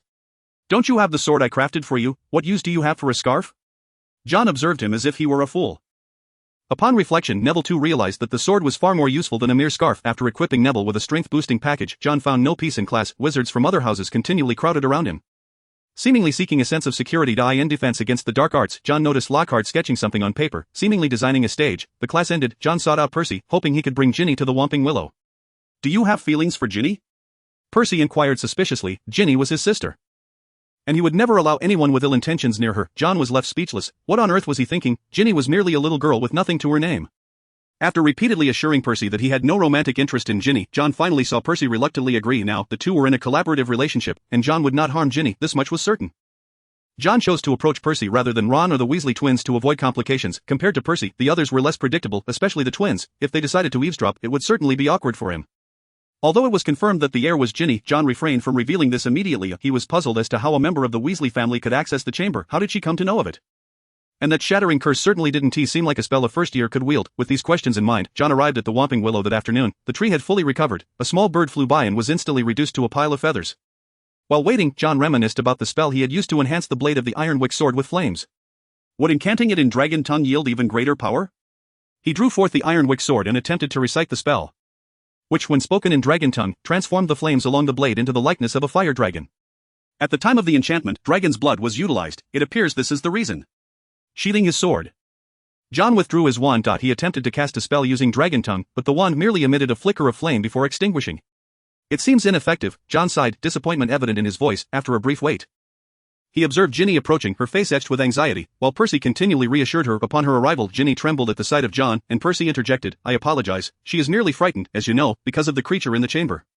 "I understand," John replied, his gaze fixed on Ginny, recognizing the fear reflected in her expression. This was no pretense. At the very least, such a frightened Ginny would not cast a cruciatus curse upon him from behind. John regarded her intently and softly inquired, "Ginny, it was you, wasn't it?" Ginny shuddered, tears streaming down her cheeks, and nodded. "What did you do?" Percy asked, perplexed. Ginny choked out, "I don't know why, I was terrified. I felt that he influenced me. So I discarded him." John's mind raced as he queried, "Who is he?" Ginny, overwhelmed with emotion, revealed, "Riddle, a diary." Listening to Ginny's words, Percy appeared incredulous, turning to John with urgency, "John, tell me what transpired." John pondered, "I initially believed Ginny was chosen as the heir of Slytherin, now it seems it may be that diary." Riddle. Tom Riddle, the surname of Voldemort. Upon hearing this name, John recognized its connection to Voldemort. With a serious expression, he asked, "Where did you throw the diary?" He needed to retrieve the diary before anyone else found it. Chapter 76, The Missing Diary and the Dueling Club. Three hurried figures darted through the halls of Hogwarts Castle. This peculiar trio consisted of one Slytherin and two Gryffindors, one of whom was the head of Gryffindor. They made their way to the second-floor girls' lavatory, pushing the door open as they entered. "Where is it?" Percy was genuinely furious this time. His sister had nearly become the heir of Slytherin. He grasped Ginny's shoulders, squeezing so tightly that she gasped. "I'm sorry, Ginny, quickly, tell us where that thing is." Realizing his reaction was too intense, Percy hurriedly apologized. Ginny slowly extended her hand, pointing towards a washbasin. John and Percy exchanged glances before approaching, only to find it empty. "It's gone?" John furrowed his brow. Percy, anxious and irritated, turned sharply to Ginny and exclaimed, "Are you sure you haven't made a mistake?" I remember it being right here," Ginny stammered. Tears cascading down her cheeks. In a fit of rage, Percy struck the mirror with his fist. "Percy, stop." John intervened, his face grave as he called out, moaning, "Myrtle, are you here?" "Of course I am." Myrtle floated out from a broken toilet. John breathed a sigh of relief and asked, "Has anyone else been here?" "Others, 3 Gryffindor students," Myrtle replied with a giggle. "It was Ron and the others, they took the diary?" Percy, recalling the time he caught the trio in the girls' lavatory, immediately thought of them and stated sternly, "I'll go find them." "Wait, Percy, do not make a scene," John cautioned, shaking his head. "The diary's whereabouts are uncertain. We must not alert the snake. I need you to use your position to search the Gryffindor common room." They were close to uncovering the truth. And John firmly held back the agitated Percy, emphasizing, "Do not tell anyone until we locate that person. This is not solely about Ginny." "All right, I will assist." Percy, capable of earning 12 certificates, was not lacking in intelligence, he was simply too rigid. If Ginny's predicament became known to outsiders, it would not only affect her but also the Weasley family, potentially leading to severe consequences, including imprisonment in Azkaban. Despite Percy's meticulous nature, he would never send his sister to Azkaban. They tacitly agreed to keep this matter concealed as Ginny was comforted and taken back. During this time, John, to ensure Ginny had not lied and to protect her from being controlled a second time, entrusted her with a Whomping Willow protector. "Keep it safe, and do not remove it at any time," John instructed solemnly, to which Ginny, pale and anxious, nodded vigorously. After sending Ginny away, the next day, Percy approached John. He had personally escorted Ginny back to Gryffindor Tower the previous day, and the Weasley twins had witnessed the scene, rushing over to indulge their gossiping instincts. It was only after Percy exploded in anger, driving his 2 younger brothers away, that he sternly reminded them to keep a close watch on Ginny and not let her out of their sight. This left the twins suspicious, yet also intimidated by Percy's tone. "George and Fred must think I've lost my mind," Percy sighed. Feeling he may have overreacted with his brothers, John cast a sympathetic glance at Percy. The Weasley twins were not to be underestimated, and with these two around, it was no wonder Percy felt overwhelmed. "Once we locate the diary, we can put an end to this. Gryffindor is in your hands, and please speak to Penelope Clearwater. After all, she is your girlfriend." At this, John's tone turned teasing. How do you know? Percy stammered, as though his secret had been uncovered. I happen to know you were on a date with Penelope Clearwater while patrolling, John replied with a knowing smirk. This revelation left Percy exclaiming, Merlin S-Beard, this monster seemed to know everything. Unbeknownst to Percy, John possessed the Marauder's map, which had revealed to him that Percy frequently mingled with Ravenclaw head girl Penelope Clearwater. If he were unaware of this, John might as well tear up the map. Waving his hand, John left Percy with an enigmatic expression before departing. December arrived. As Christmas approached, Professor McGonagall, as per usual, gathered the list of students remaining at school. John had initially planned to return home for the holiday. But with the Chamber of Secrets unresolved, he decided against it. He instructed Rowlings to send a letter to Mrs. Weasley, enclosing 2 wizard cards, ever since his father, Arthur Weasley, discovered the existence of wizard cards through chocolate frogs. He had developed a fondness for these animated cards. John, too, had been compelled to collect some, contemplating whether to trade with Ron. Unfortunately, his father was fixated on his own collection. Neville had become somewhat sharper in appearance due to the devil training.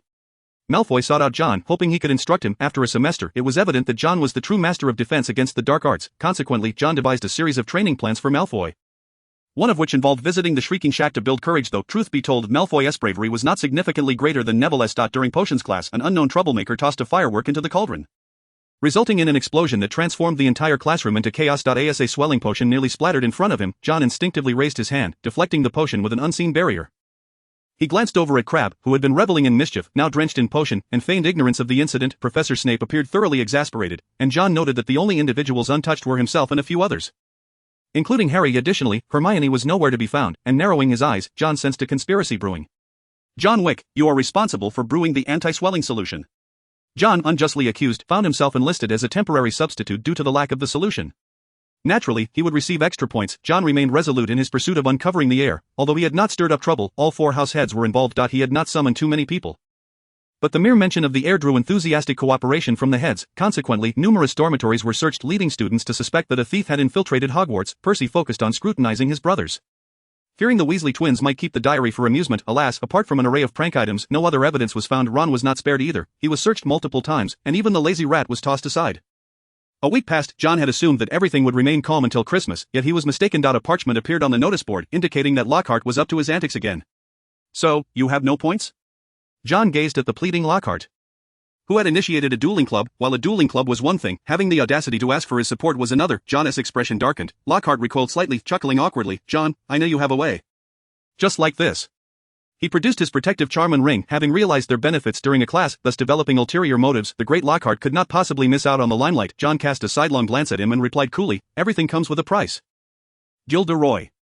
His name is not Professor Lockhart, but rather Gilderoy. Lockhart understands John's intention, and with a pained expression, he finally bows slightly and grits his teeth, saying, I hope Gilderoy Lockhart can become your friend. Very well. I shall not refuse a friend's request, John replies, lifting his chin slightly. As Lockhart now belongs to his network. He has never been stingy in cultivating connections, pulling out 2 spell rings and 2 protective charms from his small bag.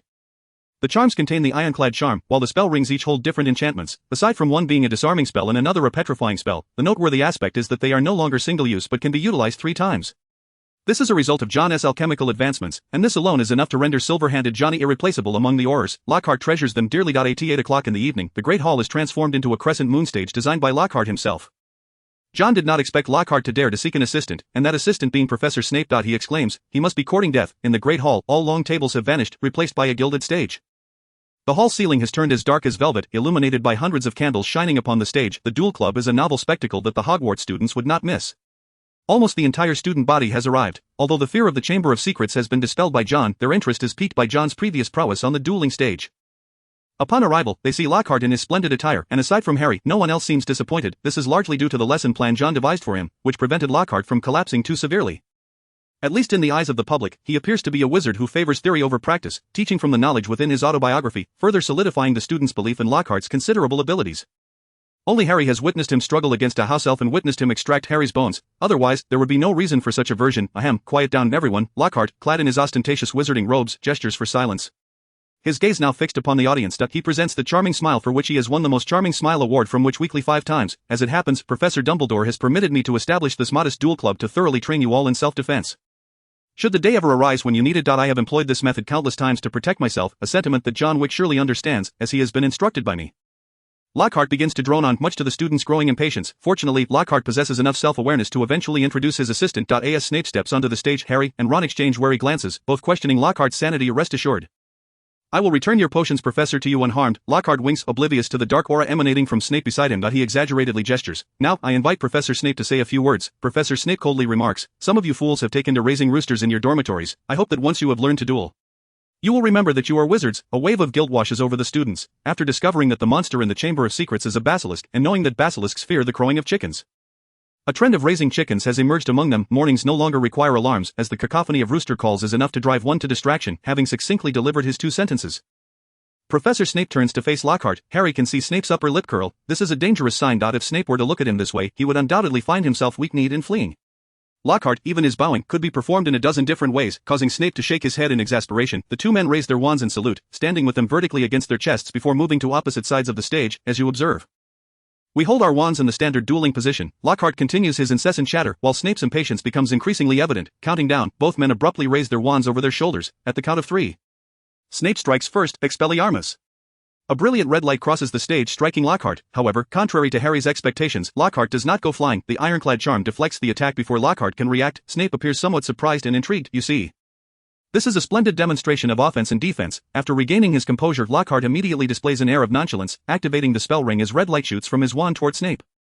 Snape reacts swiftly, deflecting the red light back. The 2 exchange spells, Lockhart consistently managing to defend against Snape's magic. The students gasp in awe, and the girls gaze at Lockhart with starry-eyed admiration. As the duel progresses, Snape begins to take it more seriously. Levi Corpus.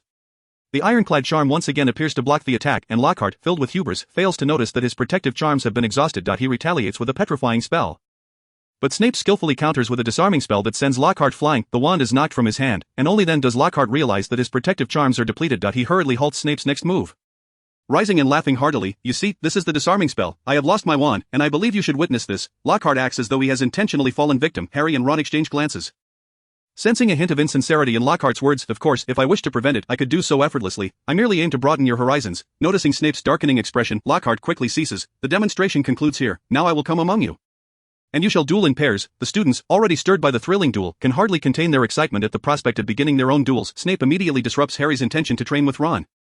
Surveying the area to find a suitable opponent for Harry, after scrutinizing the crowd, he deliberately bypasses John, recognizing the danger he poses. Ultimately, he settles on Malfoy, beckoning him to engage in a deeper exchange with the chosen one. John, also seeking a challenger, finds that everyone instinctively recoils upon seeing him. The memory of single-handedly confronting the Slytherins lingers vividly in their minds. They have no desire to invite trouble. May I join you? A handsome boy approaches, and noticing he does not shy away, John readily agrees. I am Cedric Diggory, a 4th year from Hufflepuff. Cedric's eyes sparkle with enthusiasm as he gazes at John, mimicking the earlier salute from Snape. John, may I call you that? Certainly. Cedric, this remarkable boy from Hufflepuff stands out, and John gently touches his badge, bowing slightly, smiling. Let us begin. Cedric's smile fades as he casts a proficient disarming spell. John raises an eyebrow, deflecting the red light and countering. He quickly realizes Cedric possesses considerable strength, at least surpassing the Slytherin he faced last time. With a flourish of his wand, John deftly counters all of Cedric's attacks. Seizing an opportunity, John unleashes a trio of spells: Langlock, Ferula, Relatio. As Cedric attempts to cast, his tongue adheres to the roof of his mouth, rendering him speechless. His robes constrict tightly around him, immobilizing him, and a spark strikes, sending him tumbling backward. He lies on the ground, a rueful smile on his face. Unable to articulate, he gestures toward his mouth. John approaches to lift the enchantment, helping him up. You are incredible, John. You hardly seem like a student. Cedric gracefully accepts his defeat, expressing admiration and curiosity. Do you aspire to be an Auror? John shrugs casually, perhaps. But I don't think being an Auror suits me. As the two conclude their match and turn to observe, they find that aside from themselves, no other serious duels are taking place in the Great Hall. Hermione is entangled in a brawl with a plump Slytherin girl, their wands tossed aside, completely forgetting their identities as wizards. Lockhart, realizing the situation is spiraling out of control, calls for a halt, yet it is Professor Snape who ultimately prevents further chaos. However, some injuries have occurred, and Lockhart opts to invite 2 students to demonstrate. He considers Neville but recalls the earlier incident where Neville brandished a sword in pursuit of others, prompting him to reconsider. Seizing the opportunity, Snape directs Malfoy and Harry forward. This is splendid. The two who had been at odds earlier now stand poised to duel. Malfoy, gritting his teeth in resentment over the earlier incident involving the Levi Corpus, is ready to exact revenge. As Lockhart counts down, Malfoy unleashes his most favored curse, Serpensortia. The tip of his wand explodes, and a long black serpent erupts from the smoke, landing between the two. The crowd shrieks in alarm, while Snape lounges, clearly amused, and lazily remarks, "Do not move, Potter, I will handle this." However, Lockhart felt emboldened once more, bursting forth to brandish his wand. The black serpent soared a yard high before plummeting down. Further incensed, beside the stage Justin Finch Fletchley stood rigid with fear as the serpent advanced towards him. Harry's sole intention was to thwart the serpent. He opened his mouth to speak, but what emerged was a chilling hiss. Let him go. He aimed to stop the serpent. Entirely oblivious to the fact that he was speaking Parseltongue, consequently everyone assumed Harry was commanding the serpent to attack Justin Finch-Fletchley. At moment, another voice rang out, "Stop." Just as the serpent was about to ease its tension, an overwhelming pressure descended upon it. It turned to see a pair of slitted eyes that rendered the serpent weak. Justin, upon seeing that figure, immediately felt a profound sense of security. He shouted angrily at Harry, "What trickery are you playing? We have John Wick." Harry was bewildered, unsure of what was happening. John drew his wand and transformed the serpent into a wisp of black smoke, then lifted his gaze to Harry, his eyes deep and unsettling. "The dueling club is dismissed for today. Disperse." John exchanged a knowing glance with Lockhart, who promptly announced the conclusion of the event, yet this was merely the beginning of greater turmoil. Chapter 78, Rumors cease with the strong and Christmas. Harry Potter is a Parselmouth. The entire hall witnessed this scene. Thrusting Harry into the eye of the storm, some claimed he was the heir, while others sought out John, hoping he would eradicate this threat. In response, John advised them not to indulge in wild speculation. Nevertheless, in a short span, Harry had become synonymous with the heir. Conspiracy theories emerged, suggesting that Voldemort sought to eliminate Harry out of fear that he would usurp the Dark Lord's position, which even amused John. A snowstorm curtailed the afternoon herbology class. Harry was taken away by Professor McGonagall, while John remained in the hall, Percy sitting beside him, sipping warm pumpkin juice. "I'm sorry, but we haven't found it. I've searched for Harry's belongings 3 times," listening to Percy's apologetic words. John shook his head in resignation. "Percy, you must trust Harry. He cannot possibly be the heir." "Fine." Percy acquiesced, though John knew he still harbored doubts about Harry, which he chose not to confront. Harry's ability to speak Parseltongue sparked an idea in John. Perhaps he could leverage Harry to access the Chamber of Secrets.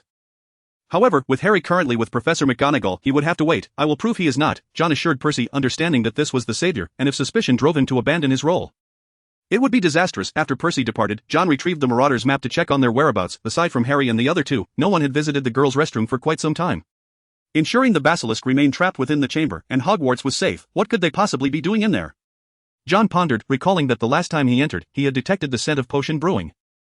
A perplexed expression crossed his face as he considered the possibility that the 3 were concocting potions inside the girls' restroom, given that he had the room of requirement to meet his needs at any time.